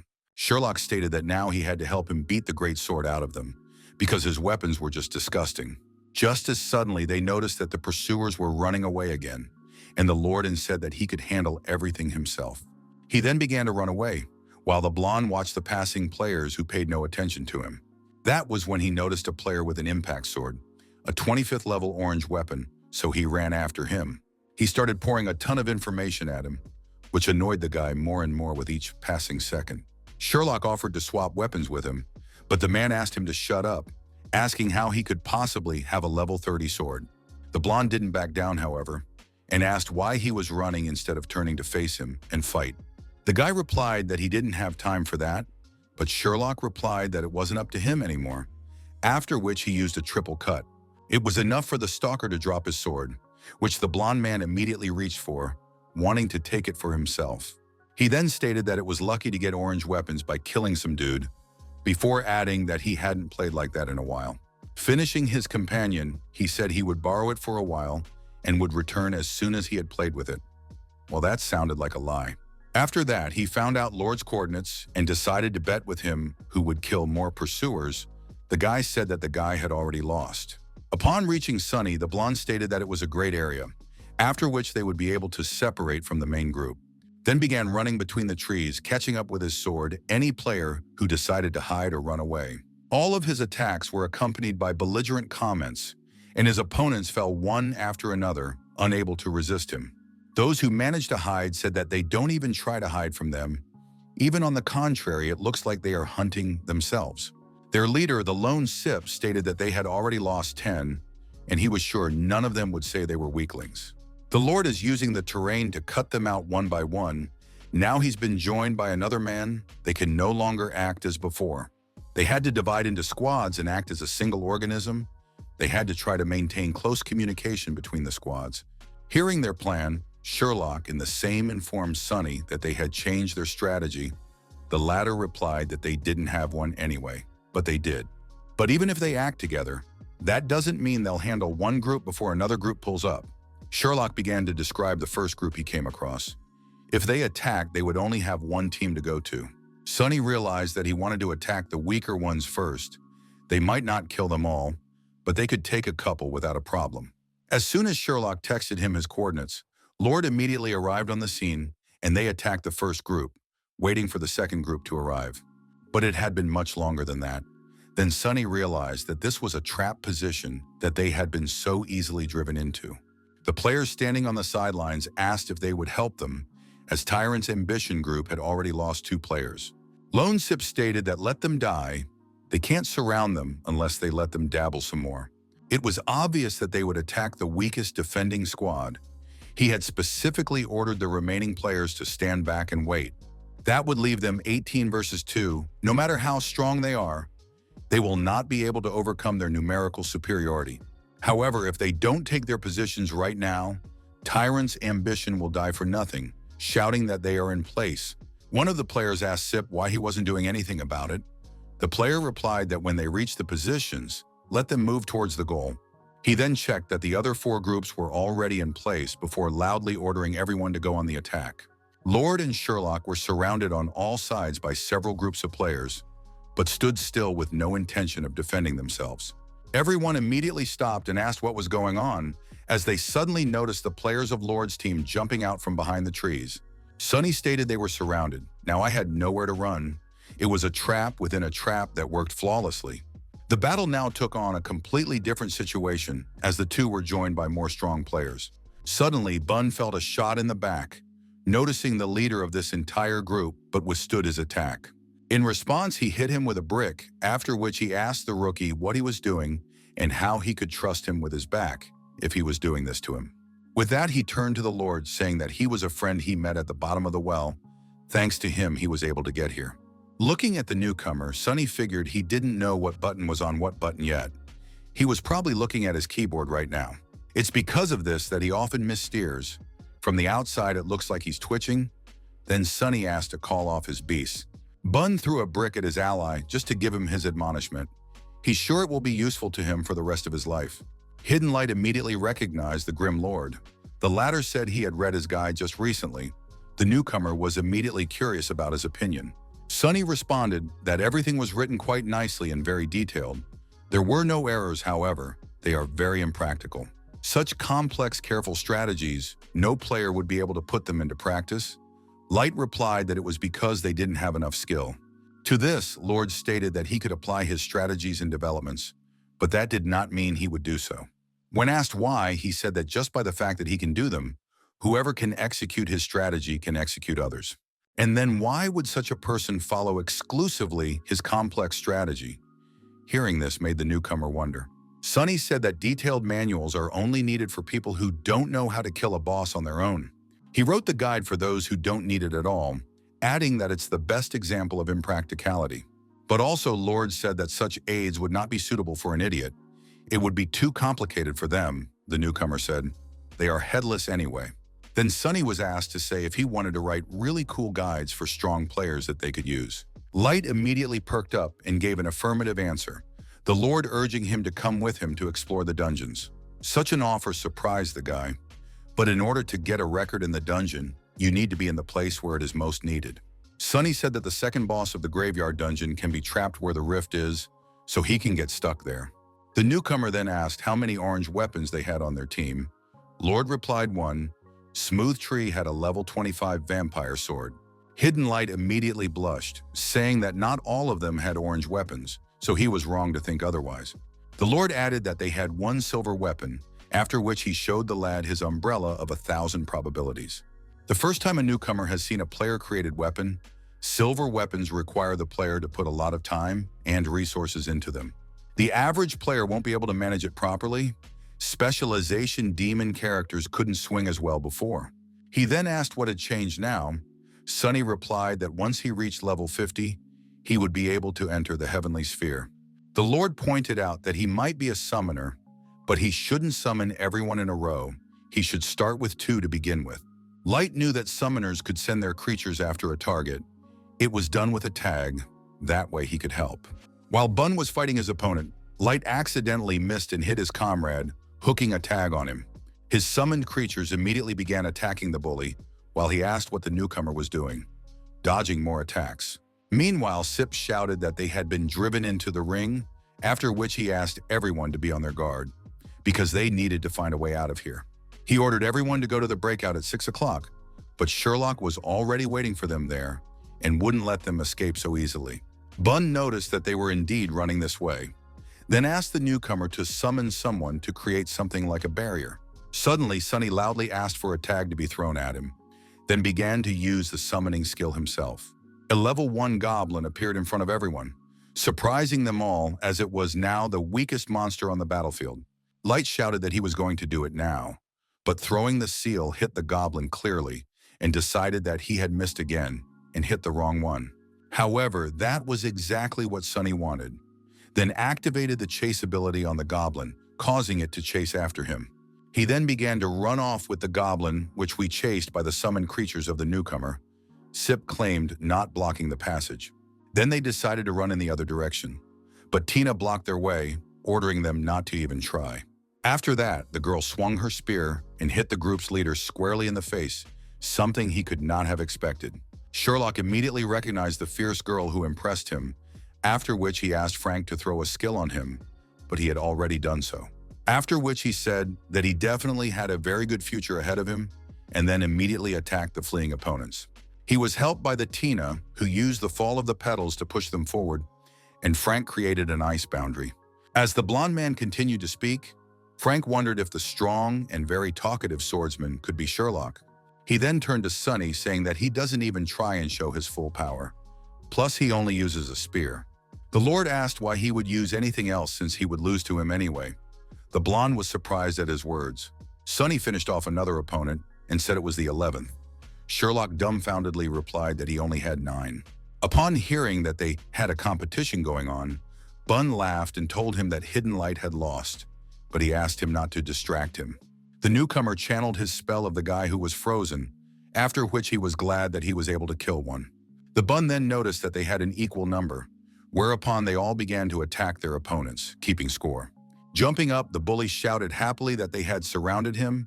Sip asked who he thought he was and why he should be surrounded at all. However, after those words he lost it. Marie asked what they would do now. Sonny said he would send more people after them. Tina remarked that there was no problem with that, since they themselves could attack them first and defeat the same number of people. Sonny said he won't get any results because of this, so even if they beat them, they're still wasting their time. Instead, they will go to the dungeon, for they are afraid of the fact that they will set records that those can't break. Sherlock shouted that they had agreed to a duel after all, but noticed that the guy had put together a very good team.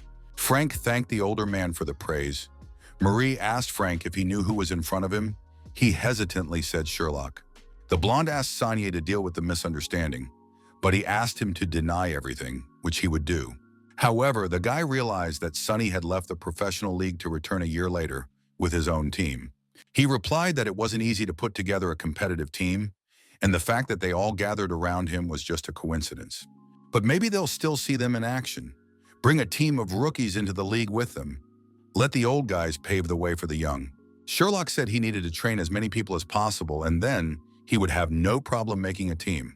Sonny replied that they needed to deal with the guilds now, as he suddenly noticed wizards up ahead, even though no one was supposed to be here. Hidden Light stated, there is a 7th quest future of Weiss taking place in the city of Weed. You need to go to the abandoned mill that is on the edge of the gorge. After, you have to go back to the forest to compare the tree bark. So, there will be players going from the mill into the forest here.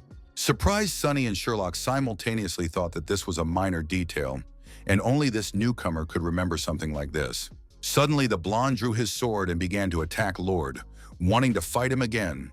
The latter fought back with his umbrella and asked him to be quiet. Sonny then invited the newcomer to the dungeon to set a new record, but he refused, for they had seen him in action. Everyone was well aware that he would be of no use, so they wished him luck. Hopefully, he could write a good manual. When Hidden Light teleported away, Sonny smiled and announced that they could now go to Straight Gorge for a new record. Meanwhile, in the grass forest, a shout was heard from the head asking that they had killed all the players. In response to this, Lone Sip chose to remain silent. He grinned. He thought, Sonny's in a goddamn internet cafe, but still keeps pestering him. If it wasn't for him, he'd be a pro by now. Cold Knight stated that he had just received word that Lord and crew were headed to Straight Gorge with the goal of breaking the record. Sip cried out that they must stop them. If they didn't do it now, they wouldn't be able to catch up with them later. The decision was unanimous.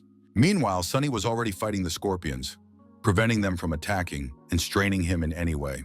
He then said that because of a mistake at the beginning, they lost too much time, so going in will definitely not be able to break the record. Suddenly, he turned his attention to Tina and Bun, who were fighting without much enthusiasm and fighting while practically standing still. Sonny wasted no time rushing forward and quickly killed the scorpion the girl was fighting, asking if they thought it was boring. Tina glanced dejectedly at her comrade, replying that they were really bored because those monsters were very weak. Sonny decided to cheer up his team and asked Bun to sing them some song. He agreed, however the girls were against it. The Lord admitted that dungeon sweeping could be boring, but if they wanted to get better, they needed to do it from time to time. Fighting monsters and clearing dungeons is pretty simple, but giving it your full attention will improve their abilities several times over. The boy thought of using a new method of training for him and Bun. The bully was immediately interested. They can try to always hit their target in the same place. They will have no choice but to be more accurate.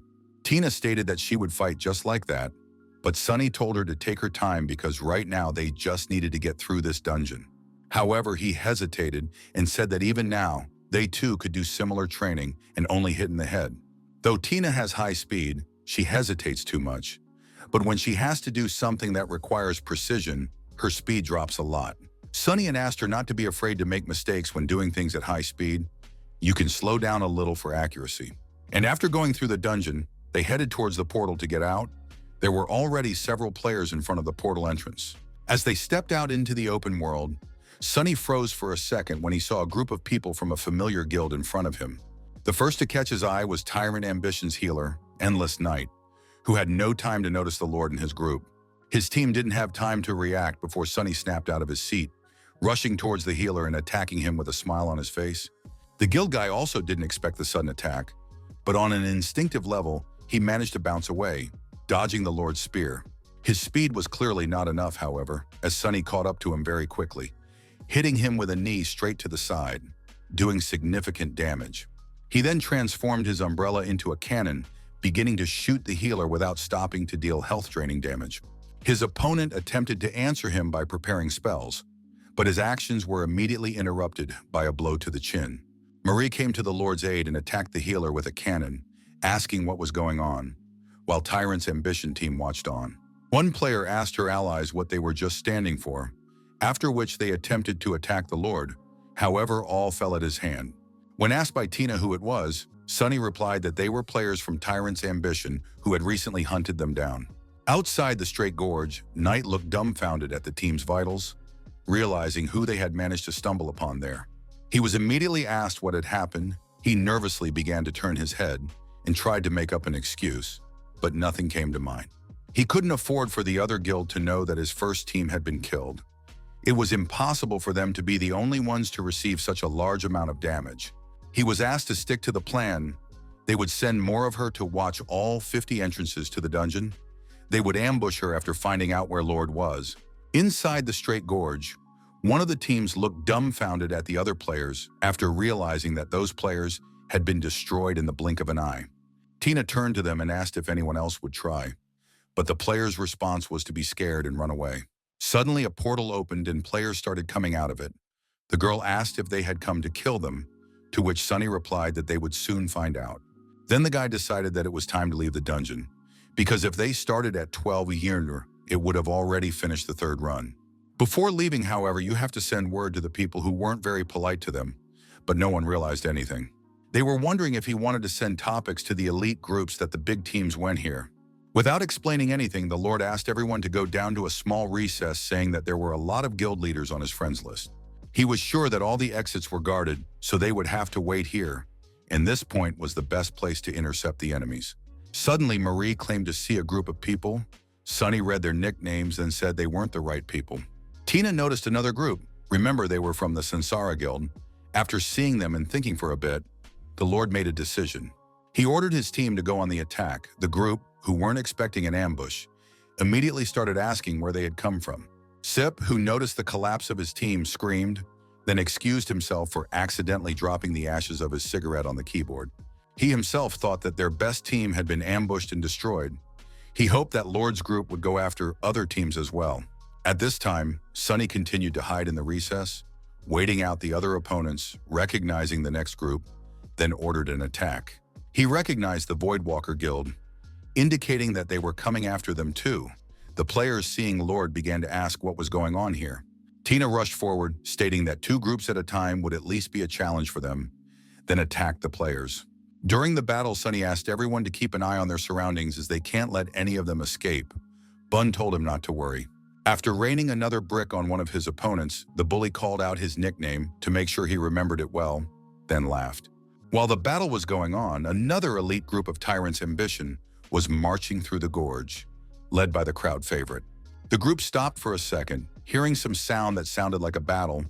The girl knight said that the voice was coming from over there. They peered around the corner, seeing bright flashes of explosions and hearing the screams of players who could do nothing. He immediately recognized the people from Void Step and 100 Flowers, noting that they were all being trashed by the Grim Lord's team. Favorite decided to help them, because they must save people from the allied guild. Only working together, they will be able to resist the Lord and his team. Without waiting for his allies to act, he was the first to rush into battle, swinging his staff and creating a fire spell. Sunny hadn't had time to notice him yet, as he was fighting another player, hitting him pretty hard with his spear. It was enough to bring his health down to 0. The crowd favorite said out loud that he was the very real devil. He immediately relayed the coordinates to his men, and Sunny spotted a group of Tyrant Ambition. Mari also stated that they were already here. Following that, the girl began to exchange fire with the guild shooter, who wasn't going to give in to her for a second. She decided to use more explosive ammunition, thus causing her opponent to leap into the air. The blonde was surprised that he was able to dodge, noticing that this group was not like the others and seemed stronger. The girl shouted that this group was not like the previous 2, but Sunny noticed this as well, so he agreed with her. The excitement that played out inside made the Lord rush into the very epicenter, causing him to be completely surrounded by enemies. One of the warriors immediately attacked him from the side, stating that he had acted quite bravely here, but Sunny reacted lightning fast to this attack. Smiling, he extended the hand in which he held the spear, thus throwing away the opponent who thought he was too fast. Swirling the spear in her hand, Lord made the other enemies tense up and break the distance a bit to avoid being hit. However, for Sunny, distance was no barrier, causing him to transform his spear into a cannon and start shooting enemies from afar. Explosions began to erupt all around the perimeter, thus lowering the health of the Tyrant's Ambition players who had no way to defend themselves. The fact that he was about to be attacked from behind did not escape Sunny, and then he simply threw a grenade without even looking at his opponent. The girl could not expect that he would notice her, so she could not dodge the grenade, and as a result, she was defeated. The minion thought in shock that his skill in battles against players was even more terrifying than his skill in mopping up dungeons. However, such a picture could not completely destroy his fighting spirit, causing the wizard to begin to create a flame spell again. However, his panic was so strong that he missed with his attack while the Lord stood still, making no attempt to dodge. The dumbfounded crowd favorite couldn't understand why he wasn't going to attack him and what he was stalling for. He got his answer a second later when a projectile sent by Marie, who was covering Sunny, flew into his back. He realized he had left his defenses up, but it was too late. Lord was already by his side and said with a smile that it had been a long time since they had seen each other.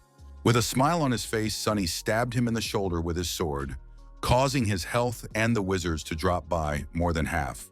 He fell on top of the warrior girl, who still hadn't dispatched from the grenade blast, and now felt an ally falling on top of her. Sunny once again landed in the center of the battle. However, all the opponents were defeated. They thought the Lord was much stronger than they expected. The pet asked everyone to be careful so they could show him all they could do. The second the warrior girl was attacked, the wizard realized that the Lord was completely reading them, and every time they focused their attention on him, the launcher would immediately launch an attack behind him. His eyes rounded as he wondered whose style of play this tactic resembled, but he hesitated to believe his own thoughts. He was pulled out of his musings by the shout of an ally telling him to watch his back. Turning his head, Loveday noticed an ally flying towards him. Lord also took advantage of their blind spot. If they get distracted by the launcher, he immediately slips into a spot where they can't see anything. Once they started paying attention to Lord again, it would immediately be the launcher's turn to attack them. That was their strategy. Mari, meanwhile, continued to shoot her opponents as they tried to get to her leader, the favorite asking everyone to be careful. Launcher provides support being in the thick of the battle, using on-screen tactics, because they have an attack range and a large viewing angle. Abuse with favorite zones and use of the cannon screen makes it clear that Lord's squad isn't just for casual players. However, it's not a foregone conclusion for them yet. They just need to get rid of the launcher. With these thoughts, Loveday began to cast a spell. Creating two spheres, he sent them towards the girl, who immediately aimed them, thus destroying them. The wizard remarked with a smile that they were very precise attacks, however. This time, his raging flames would accurately hit the target. As he suddenly started to receive a series of attacks, thinking that he was just about to finish the spell after all, it was unclear how she was able to fire first. Turning his head, the wizard noticed that it was the Grim Lord firing, remembering her that he could use the launcher abilities. Realizing that he was being shot at from both sides and there was no way to leave or return, he realized that this was the end. The last thing he saw before he died was Marie's slight smile as she pulled the trigger one last time, releasing the shell. When the attack hit the wizard, he realized that the unspecialized were too strong, and with this tactic, it was something new. His character was immediately revived in Weed City, where there were a few other players who hadn't paid much attention to his appearance. However, the Lord's battle didn't end there. He noticed that they had already brought in reinforcements, but they wouldn't be able to fight at this pace indefinitely. They definitely didn't have enough mana for all of them, so they had to figure out an escape route to recover their strength. As he suddenly spotted a group of people who weren't taking part in the attack, Sunny said hello to them, asking if they were coming from the dungeon. Blue Creek's top team, led by Patak, watched in shock as events unfolded, trying to figure out what was going on. A player from the others shouted at him that he was good for nothing, as Lord had only broken records with them a couple times, and now they were afraid of him. With a glance at the Ambition Tyrant player, Patak stated that they were having a tough time on the table, and he thought it even lifted his spirits. He then said it was his birthday, so he wanted to get out of the game early, asking the guys to have fun without him. Shooter immediately started insulting him, but at the same second Bun ran up to him, throwing a brick at his head and wishing Patak a happy birthday. The next second, Mari warned that a whole mob was running here. Sunny replied that when they got to them, they would kill them and run away. Once they were done fighting, the guy showed them the way, asking them to stay close to the wall to stay out of the enemy's sight. He also asked them to keep an eye on everyone they came across, because they probably had sentries posted at all 50 entrances. Mary realized that he was trying to lead them down a path where they wouldn't run into anyone. But it wasn't a given that they wouldn't take the predicted route. Sunny said it's not that complicated, because there are only 5 entrances in the direction they are going, so they can avoid bad routes. A couple minutes later, other players arrived at the scene of the battle, but they did not catch Lord and his team on the ground. Swallow realized they were too late. Knight wondered just how strong the Lord was, since even the guildmaster couldn't handle him.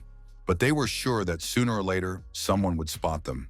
They'd have to go to one of the gorge's entrances anyway. We need to notify everyone currently in the pumping area and those walking around the wasteland to beware of the Grim Lord. At 3:00 a.m., the players were complaining that they had been standing there for over half an hour, but nothing had happened. Plus, they were very sleepy. Upon seeing the record alert, Knight noticed that their men were spread out all over the place, but they managed to sneak in and set the record. Sip decided to send his men to defend the dungeon to prevent the Lord from escaping once again. At the same second, Knight received a report that his subordinate had found a wild boss in a rather desolate area of the gorge. It's the middle of the night and they have relatively high levels. While the others are busy catching the Lord, they can quietly slip away. Meanwhile, Sunny said that they won't be able to make another run because after the notification, the players will definitely block all the entrances to the dungeon. Smiling, Mari said that since they wouldn't be going in there anymore, she went. The newcomer also joined her, leaving the game. Sunny asked those left behind to stay focused while pumping and pay attention to their surroundings. These may still be looking for them. While Tina and Bun continued to do their restraint training, Lord decided to step away from them and check out the situation. Peeking out from behind the cliff, he turned his attention to the wild boss of Straight Gorge, the Alpine Ronin of Sheer Rock. At the same second, his comrades approached him. Sunny asked them to step back, noticing that someone else was watching the boss. He had already been spotted. Most likely a bunch of people would be coming here soon to kill him, when suddenly he spotted Bun, who was scouting the situation. The Lord said they should be careful. This boss's weapon has the swing of a palash and the speed of a katana, but they will still fight him. They decided to steal this boss, and when asked by Tina if they were doing the right thing, Sunny replied with a smile that they were Tyrant Ambition's men. They won't be able to take it themselves, as it will take them at least 3 hours to kill the boss, so they won't have time to kill him. They'll steal it towards the very end. Ambition won't send many people from here either, as some of the players are still around other guilds. When asked what if they did go to a whole bunch of people, Sunny replied that they would just send a message about it in the general chat. 5 minutes later, they found a secluded spot, because if someone was going to send people here, there was no way they were going this way. However, during this time, no one has come yet. If the people who are supposed to kill the boss never come, then they'll just stay here sitting here bored. As the boss started to leave, Tina asked what kind of place they wanted. Lord, I thoughtfully replied that as close to the boss as possible. This is one of the game rules. If they start attacking the boss at the very end, they won't get it, so they need to kill the others besides the boss. Thus, all the credit for killing the boss will go to the group left behind when he dies, so they should be around. They will have to act fast, which means they need to make sure that in addition to the post, they can also kill the other players. But that's where the boss is going, and I'll have somewhere to hide. Tina offered to start a fight with him right now to take him away where no one else will be. Sunny replied that they couldn't find a place like that. If they got desperate, the whole server would know about it, and then they wouldn't be able to find a deserted place. Suddenly, the guy thought about it, said it could work. They could try something if they had no choice. However, they need to wait for the Tyrant's Ambition players to arrive first, even though they were too slow. Noticing a group of people, Bun stated that 5 people were coming to see the boss. Sunny menacingly asked him to stop sticking his head out. The girl asked what he had in mind when she saw the smile on his face. He asked as she looked at the general chat room. The coordinates of the wild boss were listed there. Meanwhile, Knight realized in shock that Lord had decided to send this message to the general chat. How suddenly his eyes widened in surprise when he was texted that these coordinates didn't match the location of the boss. Suddenly, his comrade asked him not to move, stating that it was an incredible coincidence, and the Lord was trying to create chaos to slip away. Knight realized that when Lord realistically could have pulled this stunt, he decided to do it the moment they found the real wild boss. Judging by the amount of time that had passed, if the Lord is really just mopping up the dungeons, then they are already finishing their 3rd run. The guy asked his subordinates to inspect the coordinates, because if there really is a wild boss there, they will do anything to steal it. Inside the gorge, Tina asked if that was his plan. Sunny agreed that he wanted to scare them, and these coordinates point right here. The girl noticed them approaching, then wondered if the opponents would run into them while they were hiding here. The Lord replied that they would definitely go straight ahead, for if they went that way, they might run into others coming out of the dungeon. Trying to avoid people, they would surely return to where the boss came from when they noticed that the players had already started attacking Ronin. This made it easier for them, for they could continue to hide along the left side, for when they moved away, they could move on to another place. They climbed up one of the cliffs before heading towards the battle. Shaunie ordered everyone to stick to the left side. They weren't allowed to stick their heads out to be noticed. Tina noticed it was the same group from before. They decided to hang on the edge of the cliff, waiting for a convenient time. Bun asked if he would die if he fell. However, that would not happen. Lowering his head and looking down, Shaunie noticed other players running towards the coordinates he had discounted. Then they went back upstairs to change their position and get as close to the boss as possible. They watched the players who were still trying to find the wild boss, all the while checking the coordinates hanging in the general chat. Lord and his team decided to discreetly go downstairs to get a better position. Shaunie suggested they wait here. It should have taken 6 people half an hour to kill the boss. He also advised the guys to watch something, like an instructional video. After a while, Shaunie stated that it was almost time, then asked if everyone had replenished their health and mana, reminding them to check their equipment. He then said that the opponents were very coordinated. They would really have no problem eliminating the boss. And why should I rush? I should just wait for them to finish the fight, and they will destroy them in one fell swoop. You have to kill the players first, and then the boss. They decided to allocate targets, give numbers so they could communicate without letting them know who the next target would be. The next second, the boss went into a rage. Lord and ordered to pay attention to safe places when the boss is attacked. Ronin began to spin around, attacking the nearest players with his huge sword. The warrior girl tried to defend herself but still took damage. She immediately began to be healed by an ally who kept some distance from the boss so that he could have a chance to support his team. After regaining her health, the girl rushed behind the back of the boss, then attacked him, reducing his health bar some more. However, this only infuriated Ronin more, who shouted loudly, hinting at a new, rather serious attack. Upon striking the ground with the sword, flames immediately began to appear, appearing in random places, dealing damage to players. Its attack is fast and hard to interrupt. The rocks he tosses are also fast-moving and hard to defend against. If I don't look down right before the rocks go off, I can see the ground protruding a little bit where it will explode. At this time, the crowd favorite ordered to keep it up because they were almost done. He was glad that the boss was almost dead. His subordinates were in solidarity with his thoughts and therefore also shouted encouraging speeches, rejoicing at the approaching victory. Lord and his team jumped out from behind cover, then decided to attack. Tina on the second, Bun on the fifth. The day's players raised their heads, not understanding what was going on and where the grim lord who had come out of nowhere had come from. The group of 3 landed right in front of the boss, causing the others to freeze in surprise and retreat one step. The crowd favorite mentally questioned that of all people, places, and times the grim lord had come here just now. The appearance of this company was messing up the guild's plans big time. It was also unclear what else the 5th and 2nd they were talking about were. However, while he was thinking about it, the battle began. Turning around, the wizard noticed the lord who was already aiming for his back. He didn't make it back in time. However, the bullet flew past. He immediately realized he wasn't the target. Then there was the question of what he was trying to do. The projectile hit the boss, which took off some health. Grimly, the lord immediately got on the list of those who did damage on the boss.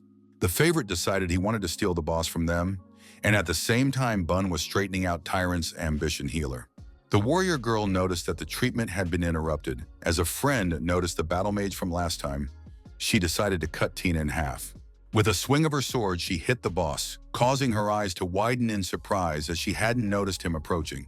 Shaunie, in turn, opened his umbrella and made a shield out of it to protect Tina from an attack that could damage her. Meanwhile, their rival casually attacked an ally, asking if he was all right, but the ally was in no hurry to answer.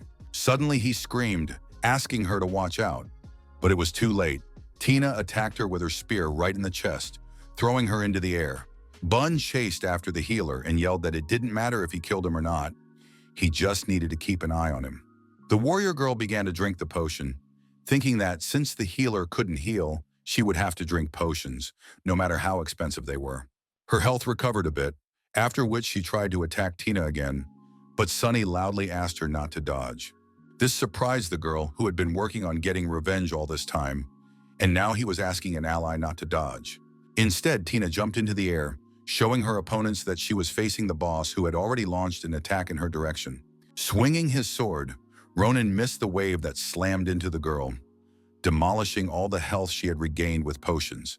After that, she was immediately approached by the Lord, who attacked her with a spear to the stomach, giving her no chance to dodge. As soon as he bounced aside, the boss grabbed her by the throat and pinned her to the ground, attacking her with his huge katana along with it. To finish her off, Sunny transformed his umbrella into a cannon and aimed it at the girl, giving her one last smile. After the explosion went off and the warrior girl was killed, Sunny told Tina that she shouldn't stress so much. After all, their biggest problem is over there. He pointed towards the boss, who angrily turned his attention to the guild players. The terrified crowd lover realized that Lord wasn't here to steal the boss, but to help him. He began to run away from the boss, shouting loudly that because of the provocation, he was focusing on them, and therefore it would be much harder for them to defend themselves against the Lord. In the next instant, Ronan and Sunny joined forces to massacre the players from Tyrant's ambition. The boss would roll players to the ground, practically finishing them off, while Sunny would deliver the final blow with his cannon, not giving his opponents a chance. The pet found himself in the city of Weed, where the rebirth point was located. As soon as his character was reborn, he let out a loud bellow. He turned his attention to his ally, after which he began to complain that Lord had teamed up with the boss, and his behavior was simply shameless. At the same second, another comrade appeared behind them and irritably declared that they had no honor at all. The favorite thought that this way, they would definitely miss the boss, but they know his location, so they only need to gather people. Even though there's not much health about the mustache, but there's only 3 of them after all, it'll take them some time to finish him off one way or another. There were only 3 left on the list of those who attacked the boss: Sunny, Tina, and Bun, who were actively turning from all of Ronan's attacks. While Lord fought alone, his team stood back and dumbfoundedly declared that the boss was incredible. Sunny loudly reminded them that they were not her performance, then ordered them to attack with him to finish him off faster. Without thinking long, Tina and Bun attacked the boss at the same time, lifting him into the air to give him as little room to maneuver as possible. Then the girl paired with the Lord used the touch of the flower to push Ronan off to the side of the cliff, disorienting him. However, things went a little off track, causing the boss to land on his feet. Tina yelled that he was going to use an enhanced attack. Pushing off the rock, Ronan rushed forward, but immediately met head-on with Sunny, who couldn't let him counterattack. The Lord decided to use all his techniques to the max and then attack the boss right in the neck, causing him to hesitate. Surprised, Tina and Bun immediately recognized the assassin technique their leader had used. Sunny asked again why they were just standing there. They immediately came to their senses, and then they all began to attack Ronan together, slowly but surely reducing his health bar. At that second, the guild leaders looked dumbfounded at the alert that congratulated the Grim Lord and his team on their victory over Ronan. Favorite thought that most of the fallen players were because of the guild, and the boss they stole had to be theirs too. Sip and other players wondered where cleansing mist and 1 inch of ashes were, to which they received the answer that they were offline. We need to hurry up and call off all the people they have set up at the entrances to the dungeon.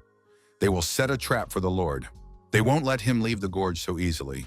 They won't leave them this time, not unless they learn to fly. Suddenly, Knight shouted that the Grim Lord was out. His comrades shouted back that he had no shame or conscience. In the end, they never accomplished anything. They don't even know where he was before the shutdown, so they can't wait for him either. One had to guard the entrance to the gorge. One must not panic. At least they might try to visualize his movements. At this time, a happy internet cafe Sunny pulled a cigarette out of his pack, lazily peering at the monitor screen. From the boss, he is fulfilled with an amber crystal, a very useful item for the umbrella. It was luck to knock it out the first time. Right now, he's the only one of his kind on server 10, and there won't be many more of them coming out within a year. Also, now they have 1 purple weapon, 2 blue gear, and 2 rock breath. If you sell them, you can get a lot. At noon that same day, in the dining room of Tyranny, the players looked at the doorway with surprise at the man who had arrived. Everyone wondered why the head was here at this time of day, at which time Jin stood with a tray in his hands. He walked over to the table where the vice captain was sitting. Asking him if he could sit down, he nodded affirmatively. Tyranny's vice captain, Mike, continued chewing rice, not bothering to be the first to start a conversation, deciding to eat his lunch first. Jin immediately turned to him, wanting to discuss something with him, but the man stopped him, suggesting he eat first. When the vice captain set aside his third plate, Jin thought he was done, then tried to restart the conversation. However, it was a false start. Micah took a bowl of soup and began to eat silently, not reacting to the words of a comrade. As soon as he was done, he asked what he wanted to talk about. Jean replied that it was about the game. After hearing this, the vice captain began to summarize about a player with no specialization and a weapon that could change its form. Jin noticed that the vice captain was more concerned with his tactics. After all, unless you count Sunny, he's one of the remaining master tacticians. The other two are still in league play, but this Grimlord is also very cunning and resorts to some interesting tactics. Mike asked him for an account he could lend him to take a look at it. He immediately agreed. He decided to visit him in the afternoon, even though he had a practice scheduled at that time, but for the sake of it, the guy would ask for the day off. As soon as it was 2 p.m., Mike was all set. He had brought his keyboard and mouse, and yes, he looks very serious. Jin noticed that Lord still hadn't returned, even though he'd gotten out of the game back in Straight Gorge yesterday, but he still hadn't returned. Taking the healer's account, the vice captain logged into the game and asked his comrade to calm down, for they would just wait for him here. They continuously watched the Lord's appearance as they suddenly noticed that he had entered the game, which meant they had a chance to catch him. After 2 hours, the players were getting visibly angry because he still hadn't been found. Even though he was supposed to appear somewhere in the area, suddenly Mike froze, noticing one of the players walking towards them. He immediately realized that Lord was heading towards them. Sunny walked in their direction with a slow but steady gait, noticing that no one was going to attack him. Mike asked Gene to go down to the bottom of the slope. He sent him the exact location of where they were now. The crowd favorite was surprised to notice that he had identified all the positions he wanted them to take with such maddening precision. All the players near him began to scatter, taking up positions, and the favorite was the first to rush forward. Sunny thought he should go back to Weed City, since the busybody had almost no durability left, but for now he'd have to switch to another weapon. Choosing a two-tailed sword, the Lord paid attention to his enemy's formation, thought they had a great layout. Sunny decided to ask the healer who he was, to which he got a little too close, which surprised the guy a little. The crowd favorite looked at the tactician in surprise and marveled that he had started a correspondence with the Grim Lord. The one suggested he be the first to launch the attack, Sunny agreed, rushing forward, and the favorite looked at him in surprise. He mentally turned to the vice captain. I had said that the Lord was running at them. However, it appeared that the latter was not going to hand out instructions to them. Given their formation, he should be the first to strike. But does the vice captain see no need to give any instructions? Mike was only naming a player's specialty, and Loveday didn't understand what he was thinking so much, since he was now half a step behind everyone else. However, he still tried to stop the Lord by aiming a spell at him. It worked, and he began to dodge. The pet was surprised that he could have dodged those two Lee on her in a multitude of ways, but chose the fastest and riskiest option. Plus, it required great skill. The second, Mike ordered the gunner to begin his attack. Holding his pistols, he fired relentlessly toward Lord, but he dodged every bullet. Bo decided to shorten the distance a bit to make it easier to hit. However, it didn't help. Lord was too fast. The pet cried out loudly, but it was too late. The 3 shuriken that Sunny had sent were already fiddling with the shooter's body. At the same second, a warrior entered the battle and ran at his opponent, and Lord had already prepared 2 swords. With maximum acceleration, the warrior was able to catch up to his opponent and hit him in the shoulder. He rejoiced at his small victory. He was immediately asked what he was rejoicing about, the warrior meanwhile asking the Lord to taste his eagle seal. After he executed his ability, he realized that instead of Sunny, he had attacked a shadow clone that he had managed to summon very quickly. The Lord, who was keeping some distance away, used a spell, after which darkness rained down on the warrior. Sideways, Sunny noticed the warrior girl quietly sneaking up on him, wanting to avenge her past defeat. She quickly drew her sword from its sheath and swung it toward her enemy, but the Lord was able to bounce aside in time. Sunny's eyes widened as he realized that he had managed to let slip and fall into the trap of the sacred fire after all. His opponents immediately rejoiced, declaring that now he was definitely finished, and they could finally defeat him. Sacred fire is an ability that deals periodic damage, the effect of which lasts for 10 seconds. However, damage is not the most important part of Holy Fire. The most important part is that Holy Fire grants silence for 3 seconds. Anyone burned by Holy Fire cannot use the spell for 3 seconds, meaning the Lord will be vulnerable. As Mike finished reading the spell, he asked all of his allies to prepare for a general attack. Using the move, Sunny quickly bounced back, thinking that he couldn't predict where this healer would use the sacred fire once more. Damage isn't too terrible for him, but being immolated for 3 seconds, that's definitely not something to mess around with. The crowd favorite didn't waste any time, and with a smile on his face began to cast a flaming spell, eager to catch up with the Lord. The fire beam immediately caught up with Sunny, who followed immediately after the holy fire, as if it were one. The Grim Lord was surprised to notice that they were so carefully thinking out their every move. These guys seemed to have figured out his tactics. This holy fire was very even. The Grim Lord wouldn't be able to use his abilities for 5-6 seconds. It was a great chance to kill him, so all the players immediately rushed forward, wanting to avenge his past deeds. Mike wondered why he didn't use air fire. With it, he could get off the ground to wait out the effects of the holy fire. Air fire is a basic attack that is not affected by silence. Non-specialized can also use it. At the same time, the gunner was trying to shorten his distance with Lord to make it easier for him to deal damage from his guns.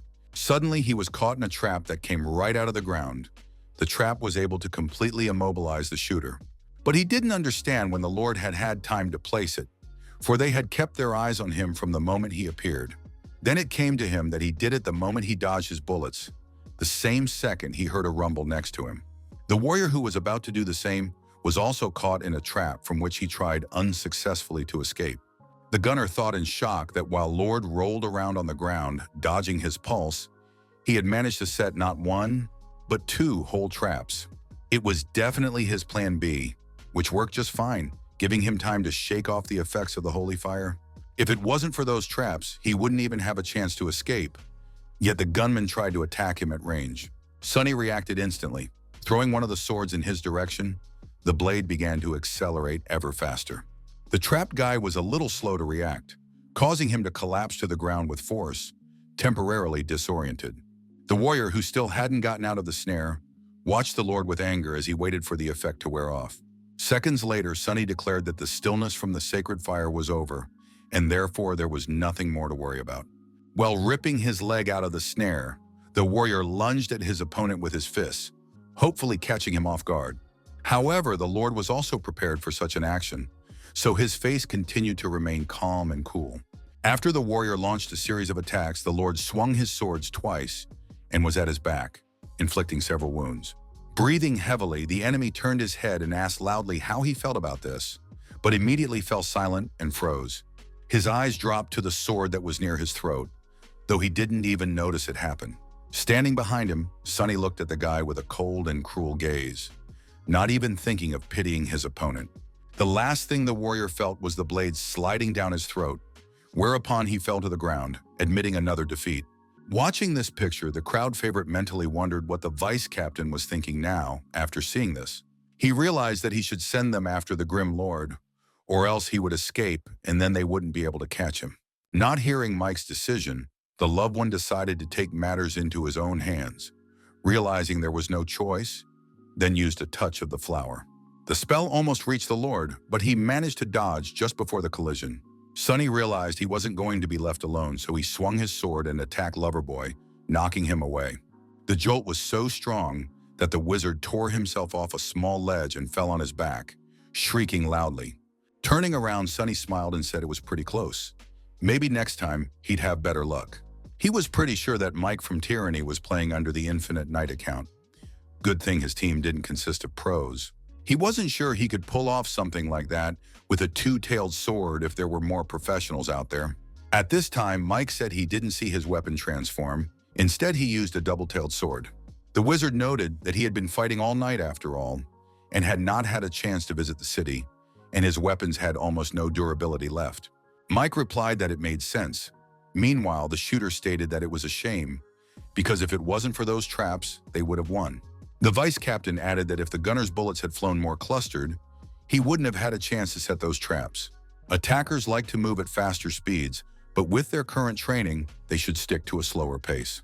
This conflict started because of the dungeon records. If it continues like this, both sides will only waste time and energy. So Mike decided to make a deal with him for a 5-out-of-5 team fight tonight at the arena. If they won, he wouldn't touch any records. The crowd favorite was surprised that Lord had agreed to stop breaking their records. He was fine with that arrangement. As he smoked another cigarette, Sonny noticed that he had received a message in which Infinite Night accepted his terms. The guy smiled, saying that he would start by talking to his team about what time they could all be online together. Mike frowned, suggesting we meet at 9 p.m. That would be in 4 hours and 37 minutes, just enough time to get ready. Sonny began tentatively clacking on the keyboard, saying that perhaps this time might be a little short. He knew that Tina and Shaunie had gone out together today, and Frank was usually gone at this time, so he needed to find a replacement for him. However, they still agreed on 9 p.m. Putting his hands behind his head, Sonny made sure it was really Mike. At 8:55 at the Bull City Tavern, Marie asked where everyone was. Sonny replied that Soft Mist had left with her boss, and the rookie wasn't playing at that time. Bun, on the other hand, went to buy himself a weapon. He would be here soon, which meant they still had time to play. However, time was running out. The second Sonny got a text from Mike asking if they were ready, someone replied that they weren't packed yet. He wanted to reschedule for 12 but was turned down, thinking he was inefficient and that time would be better spent sleeping. Mike decided to reschedule for tomorrow, but Lord stopped him, saying he had someone who could attend. He wrote to Smoothtree, whereupon he agreed, and they traveled together to the lava cemetery. There, the strongest team of Tyrant Ambition, led by Mike, who continued to play the healer, was already waiting for them there. There were 3 people, Lord, Marie, and Bun, heading towards them to meet them, who were in quite an elevated mood. At the same second, Sherlock beamed at them, smiling and shouting happily that they wouldn't waste any time. When Mike asked who it was, the favorite, and replied that he had killed many of their people in the grass forest, but he was only level 27. The healer stated that it was very fashionable to be a chatty swordmaster in their time. At the same time, they noticed another player. A man with the nickname Zero Kills appeared behind Lord's back, yet none of them had ever heard of him before. The annoyed Lord turned to Sherlock and stated that if he didn't want to be exposed, he should try to talk less. He clarified that they would be battling against Mike. Hearing the familiar name, the blonde put his hand to his mouth, dumbfounded. Suddenly, Zero Kills rushed forward. Sherlock asked who it was. Sonny replied that due to the lack of people, he had opened the room to everyone. Tyranny's team watched silently as the unfamiliar player rushed at them, trying to figure out what he was up to. Mike realized he was rushing right at them. She somehow was an unfamiliar strategy to him, so he was puzzled. In the same second, to the surprise of everyone, the stranger simply fell into the lava, causing shock on the faces of some players. Curing him, Sonny thought about what he knew, that he wouldn't magically meet another professional player. Sherlock told him he was too impatient. The man replied that someone had said he didn't want to waste time. A disgruntled Sonny told Sherlock that the others could hear him too, then asked the newcomer to try not to listen to him. Zero Kills asked a rookie like him not to give out orders to others. The blonde man asked not to be called a rookie. Sonny ignored their altercation, saying that their enemies were on their way, then asked them to try not to fall into the lava. Mike was tense at the fact that they were slow, but he couldn't let himself relax for a second. He watched carefully as a group of people headed in their direction, with the Grim Lord walking ahead of them. Mike loudly asked his team to remember to lunge and use a 2-to-3 formation. Immediately, they accepted his order. Sherlock, I noticed they were changing their formation, Sonny agreed, and asked Marie to get ready. The girl immediately agreed and readied her gun, awaiting the leader's further orders, keeping her eyes on him. The 2 teams were separated by a huge crevice, at the bottom of which boiled lava that was dangerous for any player. Seconds later, Sonny gave the command to open fire. Mike in turn ordered his men to duck. Mari immediately started firing the cannon, firing several shells at once to make it harder for the enemy to dodge. 3 huge shells rushed at the enemies, after which they all scattered, dodging the explosions. Each of the 2 teams took their position, waiting for the second step, for their leaders to give the order. Mike thought Lord was pretty good, picked the perfect time to launch his attack. Well, that's just what he expected. The healer only gave the order to go on the attack, after which the warrior girl drew her sword and rushed forward, hopefully slaying her enemies. Sonny transformed his umbrella and began shooting opponents with the cannon, trying to stay in the air. Thanks to the inertia of the shots, he was able to push off and soar upward so that he was harder to reach. The warrior thought menacingly that the Lord had abruptly changed direction, causing him to miss the eagle seal, but it could have been worse. To a second, he stopped at the very abyss, looking at the lava bubbling at the bottom. Suddenly, someone approached him. Turning his head, he found a chatty swordmaster who had his sword drawn above his head, pointing it at the warrior. With a slight swing of his weapon, he sent his opponent straight into the lava. Bun appreciated this devious move.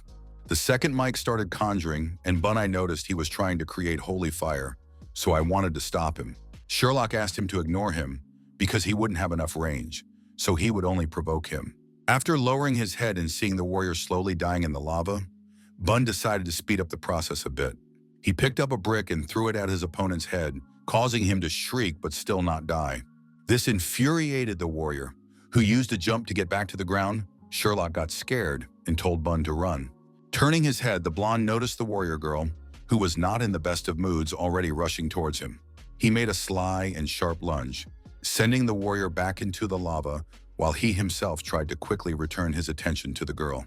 He turned very quickly but managed to bring his sword up at the very last moment, thus exposing the block. The warrior who had fallen into the lava was cursing loudly, for no one could heal or save him now, making him look useless.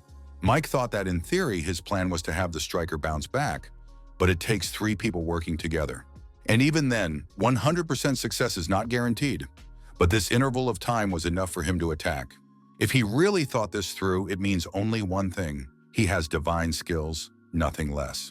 The healer realized that there was no way he could save the gunman. Now the plan was to attack them with the lightsaber. As if reading his thoughts, the warrior girl rushed into battle. However, it was too soon. Mike tried to stop her. By doing so, he distracted the girl, who missed with her attack, causing Sherlock to bounce to a safe distance. Holding the sword firmly with both hands, the blonde smiled, then swung the weapon, shaking the ground beneath him. The girl, who was already flying into the lava, was surprised that he was able to use the falling light blade before even jumping. The warrior, who was still in the lava, was surprised to see a girl flying towards him, whom the healer was trying to heal. Frowning and casting a spell, Mike realized that things weren't going well, and things weren't going any better for the mage and the gunslinger. Turning his attention back to his comrades, he realized that Lord and his friend had already sent 2 people into the lava. Mike looked at the screen and thought that even though Jean's men were not professionals, they were not weak. They still spread them out playfully, though. Lord and Tree are far superior to them, as well as the launcher. She's very good at suppressing enemies and interacting with the team. And he's a regular healer. Even now, they're deliberately ignoring him.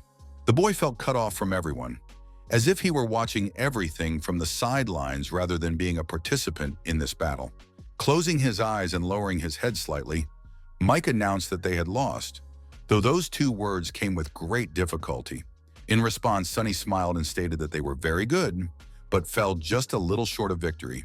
When asked who he was, Lord replied that he was a pro like him. Mike wondered if that was really true. This joke had gone too far. Sonny asked that since there was nothing else they wanted to tell them, they could go. The opponents briefly agreed. As soon as they left, Sherlock stated that Mike had really given up. He thought about catching him off guard, but that was too naive. There aren't many people who could replicate something like that. But Sonny is one of those dozen, so Sherlock once again offered to fight him. Lord stated that Mike already suspected something, so if the blonde man did, he would provide him with the final proof. Sonny then thanked the guest for his efforts. The guy thought in shock that he hadn't even done anything, but he was given a purple weapon anyway. Meanwhile, in the Tyrant Ambition room, Mike said that he flopped and underestimated his opponents too much. When asked just how powerful the Grim Lord was, the vice captain replied that they were one step closer to determining his true strength. We needed to fight him again. He did say he was up for it anytime. So Mike, I decided to bring some people. Jean thought that Mike wanted to lead a whole team of professionals. Then they could definitely defeat Lord. If Lord's team will be so strong that they will defeat the pro team, then they should definitely not fool around. They have a match in 2 days on Saturday, so it would be better to schedule a battle with him on Sunday, Jin replied. Lord agreed. A short while later, Captain Han was in Tyranny's training room, clacking furiously on the keys.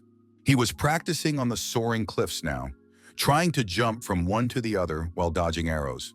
Mike walked in thinking it was too late. The captain had always had a problem with footwork, and now it was going to show.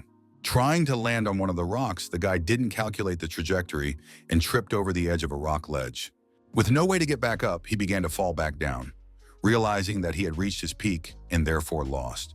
He pounded his fist loudly on the table in anger, and Mike thought he would never be able to break his old records again. Seeing the vice captain's reflection on the monitor screen, Han turned his head and asked how it had gone. Mike bluntly answered that they lost.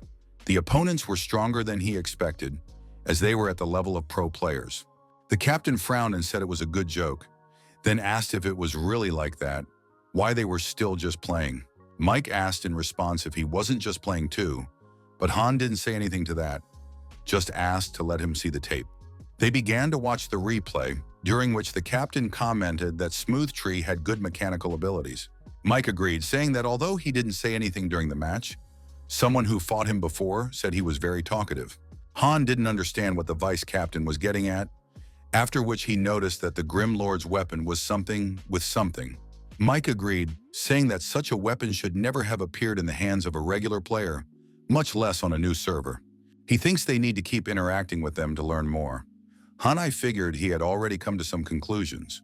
This weapon was created specifically for the unspecialized class. Of all people, only Vernon would be suitable for such a weapon. He's very good, though his speed is lacking for this kind of character, but he's definitely enough to fully support his team. But people in the guild said he sits online a lot, and it doesn't seem like there's more than one person playing as that character. However, Mike decided it was Sunny after all. Han asked why he was attracting stares again if he had retired. Not getting an answer to this question, he began to ask what they did then. He was told that they asked the Lord for a rematch. The captain wants to bring in people from the team, and when asked if he had spare accounts, he said he had one. Han frowned even more, then stated that he too could join them to see everything in person. His gaze turned back to the monitor, on which the figure of the Grim Lord paused, smiling victoriously. Meanwhile, in sunny Straight Gorge, I noticed that Tyrant's ambition got the boss after all, so he decided to ask them what items they got. When asked where they would go now, the Lord replied that they would go to mop up the dungeon. Leveling up was their best defense against guilds. In the Fire Forest, Tyrant's ambition group was once again unsure where the Grim Lord had gone, deciding that he was headed for Straight Gorge. Cold Knight said they should mind their own business, and if anyone noticed him, they should just share the news. Their best players agree with this too, as they definitely can't beat him themselves, and this running around has taken up too much of their time. However, the guild leaders of the Magnificent Dynasty and Grass Garden guilds were rootlessly disagreeing with Knight's proposal. Chandler thought that Plantain had also realized that the Grim Lord was Sunny, but it was unclear how he had come to that. Grain stated that he's their biggest enemy right now, but that's a short-sighted approach, and their development could stall because of it. The Blossom Valley leader replied to him that they are not giving up. They just want to change their approach a bit. Even when they put guards everywhere, it did nothing for them, so they should accept the situation as it is. If they unite, they'll have ears everywhere. They just need to attack the Lord from time to time so he has a sense of danger. That way he won't dare go to crowded places. He'll have to hide to complete quests or go through dungeons. Lone Sip replied that he liked the way it sounded, so they would take a more flexible stance towards the Lord from now on. And now they will all go to the gorge together, for there is a possibility that he is there now, and they will station men at every entrance. The dynasty head angrily thought that now that they were united, they would no longer be able to make the guilds harm each other. When Sunday came at 9 p.m., two groups of people were gathered in the arena, facing each other. A warrior from Tyrant Ambition proudly stepped forward, showing his leadership by scrutinizing the Grim Lord. Sunny, sure, so you don't musicians are played by another person? This striker is definitely Vernon, and the healer is left to Mike. The vice captain looked closely at the Lord's command and could not understand what was happening, for the change was in plain sight. He didn't understand where Cleansing Mist, Steam Bun, and Smooth Tree had gone. These were the first time he had seen these players. Vernon asked where these people he mentioned were. Mike replied that when they talked about this fight, they didn't specify that point. Tired of waiting, Sunny asked if they were ready to start. Vernon immediately agreed, keeping his eyes on the Grim Lord. He then told his companions to take on those four, while he would try to exchange a few blows with Lord. Without wasting any time, the captain rushed forward, taking down 3 players from Sunny's team without even bothering.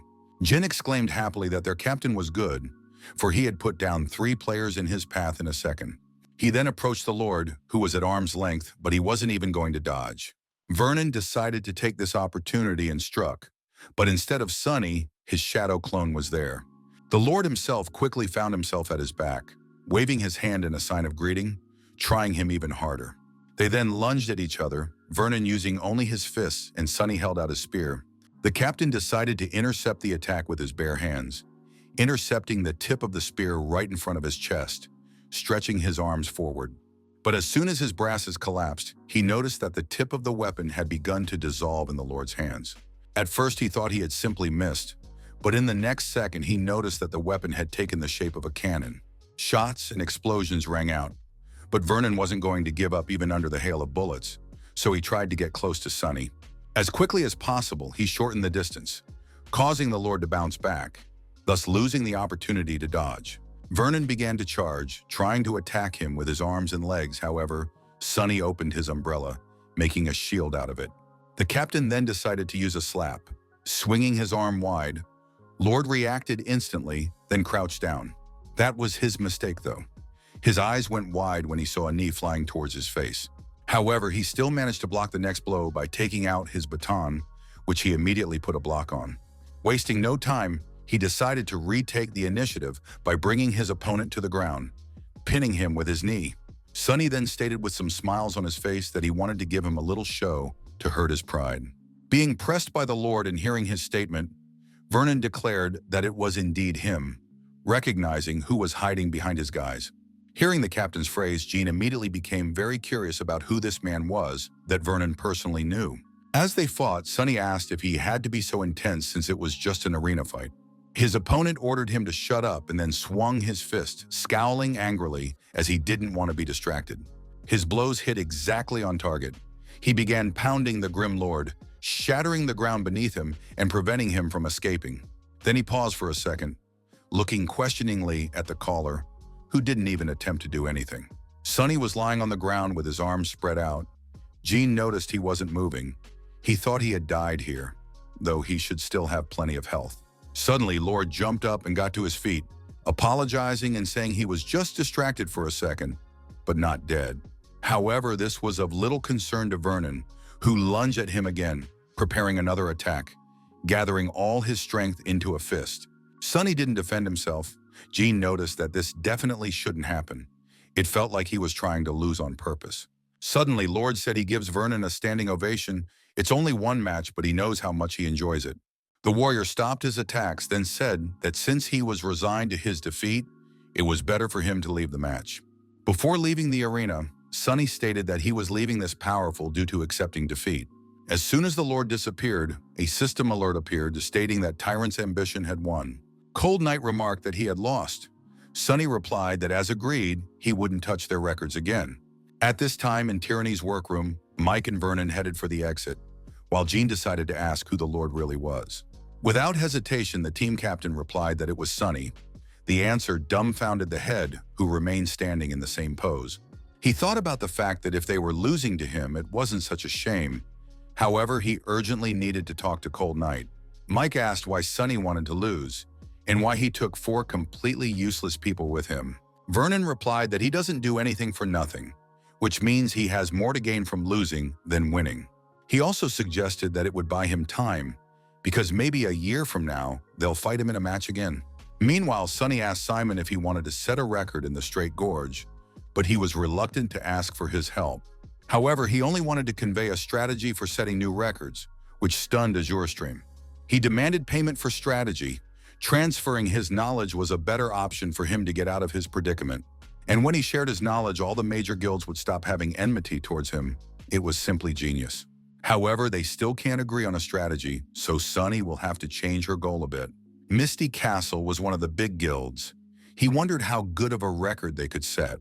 Afterward, he began discussing the beginner's guide to Straight Gorge with Hidden Light, and Sunny texted him an updated version. At the gorge at 2:30 a.m., the crowd favorite noticed that it had been over half an hour since they set their record, but it hadn't been broken yet. Suddenly, they noticed an alert in which Misty Castle broke the record, which surprised the players of Ambition Tyrant. It was a stab in the heart. After all, they had just solved their problem with the Lord, and now Misty Castle was starting to do the same. At this time, Sunny was chatting with Misty Blink, not discussing future strategy for the Fire Forest, asking him to prepare materials. He was asked if they could get priority treatment in the next strategy. Sunny agreed, allowing them to make their first bid. When 6:30 a.m. came, Sunny finished preparing the practice schedule for his team. Meanwhile, in the Bull City Tavern, the favorite seemed to ask what Misty Castle bought strategy from the Grim Lord. Knight replied that he could sell them a similar strategy as well and see if they could perhaps get a record to sing. That's when they realized Lord had decided to take on a new business, and buying his strategy would be key to setting the record straight. He probably planned it in advance, so he called random people to the battle last night to lose. Knight asked if they would buy strategy from him in exchange for materials. Loveday angrily agreed. Even after everything that's happened, they'll still have to rely on the Grim Lord to set new records. When it was December 24th, Shaunie stated that the Christmas event was about to start, so she asked Sunny to plug in soon. She offered him a seat next to her, since the other seats were already taken. He immediately accepted her offer. The main goal of this year's Christmas event is to hunt down the Christmas thieves who have stolen Santa's gifts. For this, Santa will reward players with a gift box according to the gifts they bring back. The number of thieves caught will be converted into points and will be displayed in the hunter rating. It will be divided into several parts by levels. After completion, players will receive a gift depending on their place in the table. The best players will receive the best reward. Thieves also have levels. The higher their level, the more points are awarded. There are also elite thieves and bosses. After reading the necessary information, the group of 3 began hunting for the thieves, and Shaunie had already found one. However, that doesn't mean she'll always be leading, even though the one-hit rule applies here, because no one will steal it now. Sunny, who writes through the woods, has been corresponding with Marie, who has decided to hunt thieves in Sin City, where there should be few people. It was a city of 37-39 levels of pumping, where Lord had decided to visit to help his friend with a thief hunt. Along with that, this way he could raise his level a bit, killing monsters that were already an order of magnitude stronger. Sunny knew that the people of Sin City had a very long provocation range, and they also had high aggressiveness. Besides, this map has limited visibility. There's also a lot of background noise. He didn't know if Tina would be able to adapt here. Shaunie was surprised that they went to Sin City, since they were still very low level, then went back to catching thieves. However, the girl shifted her gaze back to the sled monitor, hot on the fact that they had moved off to the other side, asking him to move forward. She stated that at this rate you could have just rushed forward and killed them all. Mind you, the guy is strong after all. However, Sunny continued to sit and wait, trying not to provoke any extra monsters by waiting out the thieves. As soon as one of them stepped out from around the corner, he was immediately shot in the head with neither from the cannon the Lord had gotten. The thief immediately started advancing on Sunny. However, the other monsters didn't even bat an ear to attack the guy. Shaunie noticed that he decided to avoid the range of aggression at all costs. There was very little time, but he still made it. She didn't know if she could pull something like that off, but better not to compare him to herself, she decided to go see what Tina was doing. Shaunie noticed the epic happening on her monitor, but noticed that her friend wasn't quite in control. The owner asked Sunny to help Tina, who was being chased by a whole bunch of monsters, even though he told her how to forcefully make them lose her. "You just have to turn and jump on the walls a lot." Shaunie replied that she does that, however it doesn't help. She then said there was someone here, turning her attention to another player standing on the roof with a gun in hand. It was Mari, who immediately fired a volley at the monsters to give her friend some time. However, with this action, she provoked all the monsters towards her, after which she began to run away on the rooftops. A little while later, the girl was back, and she seemed to have gotten rid of all the monsters that had been chasing her. Shaunie noticed that it only took her a couple of moments to do it. Getting rid of monsters like that was only a couple of trifles to her. Tina thanked Marie and Shaunie asked if she knew her. The girl replied that she was Sunny's friend, and they went through the dungeons with her. The owner decided to compare her to herself, but Sunny said she was better than her in terms of playing many times over. This upset the girl a bit, who only hummed and told the guy to continue on with his thief hunting. After an hour, Shaunie said a lot of players never caught anyone, and she caught 3, Sunny caught 14, and Tina caught 9. She picked up her mouse and decided to look at the rankings. Grimlord was at 261 and Softmist was at 784. For the sake of interest, she decided to take a look at Cleansing Mist, who was also doing well. She's at 319th place. Tina thought that the gap between her and Sunny was too big, so she should try even harder. Not wanting to waste any time, she continued to hunt thieves in Sin City, making sure not to let anyone get in her way. Suddenly, she spotted a fleeing monster that purely by chance came into her field of vision, much to her delight. She was about to run after him when she suddenly noticed another player who jumped off the roof and started chasing the thief. Tina flinched as she realized he was running faster than her to him, but there was no way that could be allowed to happen. Without a moment's thought, Tina abruptly sprinted in pursuit, hoping to outrun the player who had staked out her target. Then she noticed that they chased him at the same time, so she just needed to get to him sooner. But as luck would have it, it was the girl who was attacked by a monster that came literally out of nowhere. But he could interfere with her movement. Tina decided to stab him with her spear, thus pushing him as far away from her as possible to continue running. But suddenly another idea popped into her head, whereupon she used the touch of the falling flower and sent the monster towards the thief. In this way, she was able to provoke the thief, who began to run towards her because she was the first to be able to strike. Another player, who was also busy chasing, recognized Soft Mist, who was in Gloomlord's group. Tina noticed that the stranger had just run away, and it seemed that he had just decided to leave this thief to her. The girl decided to continue the battle, attacking the thief and fighting off the monster that happened to be next to her. With her side vision, she noticed the Swordmaster again, leading the crowd of monsters behind him. She wondered what he wanted to do. She noticed the sly smile on his face, and so she was worried about what he was going to do with those monsters. The player ran straight at her, so the girl decided to defend herself by knocking him away from her with her spear. The guy smiled and noticed that she really liked that punch. This behavior was very strange for someone who had just been attacked. After making this statement, the player spread his arms out, crashing into the crowd of monsters that chased after him. However, his smile didn't disappear anywhere. Then Tina was dumbfounded to notice that all the monsters were provoked at her. She realized that he had made her do it. In the next instant, she started running away from the monsters, trying to catch up to the stranger to get revenge. Tina made a lunge, however the guy came back, not even trying to counterattack, but silently watching the girl's actions. She tried to attack him in various ways, besides me using various spells that he dodged. Tina couldn't understand why he couldn't hit. After all, he doesn't make any mistakes in movement, but he anticipates the next hit every time. It seems she had experienced something like this once before, after which she tried to attack him with a normal attack that worked. At first, the girl thought it was a coincidence, after which she threw another punch that hit right on target, taking away the guy's health. Then she realized that this was what Sunny had told her about, that you had to use your abilities wisely. That's exactly what he does. She used a bunch of skills to deal with those monsters, and now most of them are reloading. Seeing her level, he concluded that Heaven Strike was the only skill she had left, which was why he was able to dodge. While Tina was trying to attack the player with normal strikes, she didn't notice the monster sneaking up on her, striking her. She couldn't lose her health like this anymore. She needs to think not only about him, but also about the monsters that haunt her. Sunny had once told her that during a battle of attrition, it was important to watch her stewardship of resources. The girl realized that this was going to be an uphill battle, but it was still easier than beating Sunny, so she could handle it. The Swordmaster was surprised to notice that the girl had drunk the potion and was once again lunging to attack directly at him. However, she skipped past and started fighting monsters. He wondered if she had been chasing him for 40 minutes and still wouldn't give up. If he knew it would end with this, he wouldn't worry. He asked her to hurry up and die. However, his smile faded a bit when he noticed that the girl wasn't even going to give up. It looked too cool for her. While the Swordmaster was thinking about it, Tina ran straight at him. He noticed that she was very persistent. The guy decided to subdue her by swinging his sword, but the girl jumped up, thus dodging the blade. This was a point the player didn't like, noting that she was very strong mechanically, even noticeably better than him.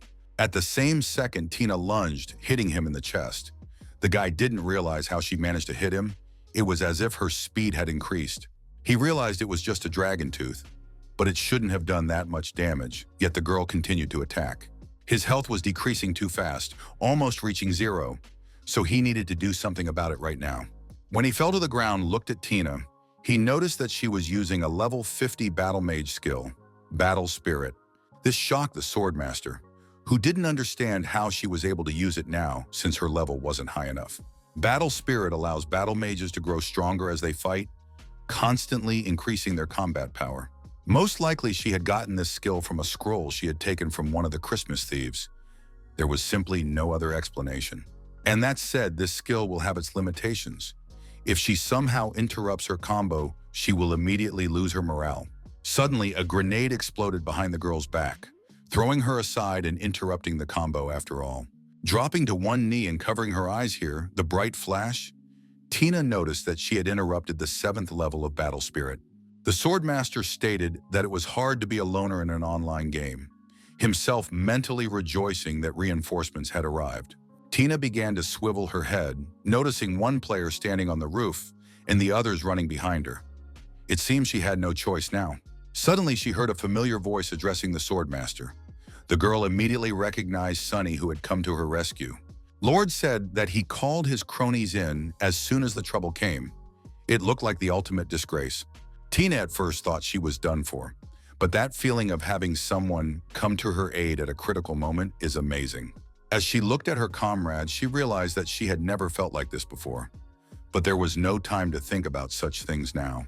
Sunny started to heal her and asked her not to just stand there with a comma because the monsters were getting close. She agreed, getting ready to attack. Tina began to fight with her spear while Lord covered her from the roof, using his umbrella as a cannon. He asked her to kill her Christmas thieves faster, and he would buy time and hold these guys off for now. Once they had disposed of the monsters, Sunny stopped and turned his head menacingly towards the Swordmaster. Already starting to run away, Shaunie recognized him, saying he was a pretty popular player from Magnificent Dynasty. Ever since she joined them, she began to hear more and more about the mischief he was doing to players from other guilds. She had found his behavior quite sweet at the time, but such behavior was unforgivable, especially with her dear friend. Sunny decided to cut off his avenues of retreat, firing shells right in front of his feet so he had nowhere to run. The chapter had said that the Grim Lord was Sunny. However, he didn't want to die here because he just didn't want to. However, the explosions were getting closer and closer to him, causing the Swordmaster to panic, thinking that the Lord was too accurate. He decided to try to fight by getting the ball without swinging it, but Sunny managed to dodge and bounce it into the distance. Accidentally snagging the monster, the others immediately turned their attention to him. He immediately realized that this was revenge for what he had done to Soft Mist. However, it didn't matter. He could still just escape. Now it would depend solely on his luck.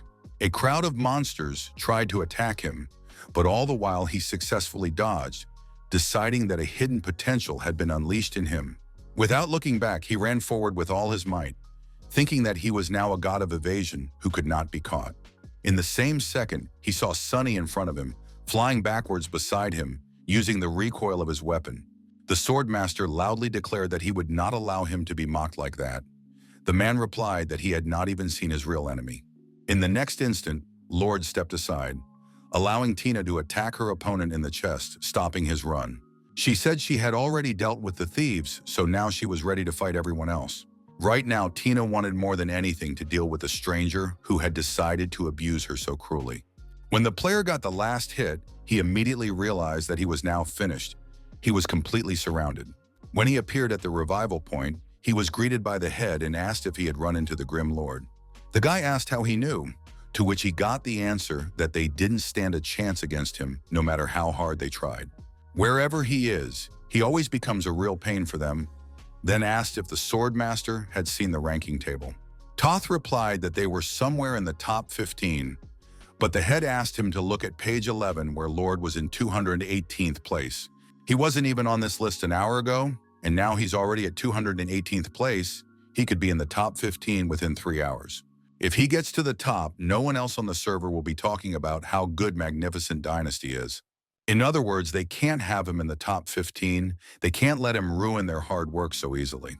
The Swordmaster asked what they should do then, to which the reply was that he would be given a few people to be in charge of. However, there was no need to fight the Lord, only to slow him down a bit. The head was sure the guy could handle it. After all, he is famous for this particular behavior, so such a task suited him perfectly. With a smile, the Swordmaster realized what the head was getting at, then confidently asked to leave the matter to him. Shaunie noticed that Sunny had a whole 14 thieves killed an hour ago, but in the last half hour he had only been able to kill 2. She asked if they were overdoing it, to which she got the reply that that wasn't the point. At the moment, Sonny was surrounded. He pointed to his screen, saying that some guys had tailed him, created a network, and were moving right behind him. They try to steal or kill all the thieves that show up near him, which is why he can't kill many. This is done by 25 people who were most likely from the Magnificent Dynasty, which is keeping the Grim Lord at bay. Shaunie asked what had happened again, to which Sonny replied that it was a long story. So now he needed to come up with some kind of plan. At the same time, the Swordmaster was texting the head, reporting back, stating that it was the easiest thing to do. Anger came in waves over the guy who thought it had been an hour, and the Lord still hadn't reacted. It seemed the master tactician was about to lose. At this time, Sonny told Shaunie that he had come up with a very foolproof method, but he would need someone brave to help him carry it out. Needing someone to cross the street and cut Dynasty's power lines, the girl immediately brushed that plan aside. Then he decided to take a couple more laps to find out their positions. The Swordmaster had gotten word that he was now on the roof. A moment later, he was given new coordinates, which made the boy shudder, for the Grim Lord was quite close. Looking up, he noticed Sonny standing on the roof of the building. This distance was very dangerous for him. According to their plan, they should run and tear up the course if they run into him. Everyone follows that exact plan. Running farther away, the guy decided that he hadn't followed him, but now he could assign everyone else to positions. The Grim Lord can't be allowed to leave this formation, but he noticed that they still had the Lord under their control. Though he jumps over walls and runs across rooftops, it won't be enough to elude them, he told Sonny. That's not all. The Lord, who suddenly appeared beside him, immediately inquired about the guy, knowing who he was.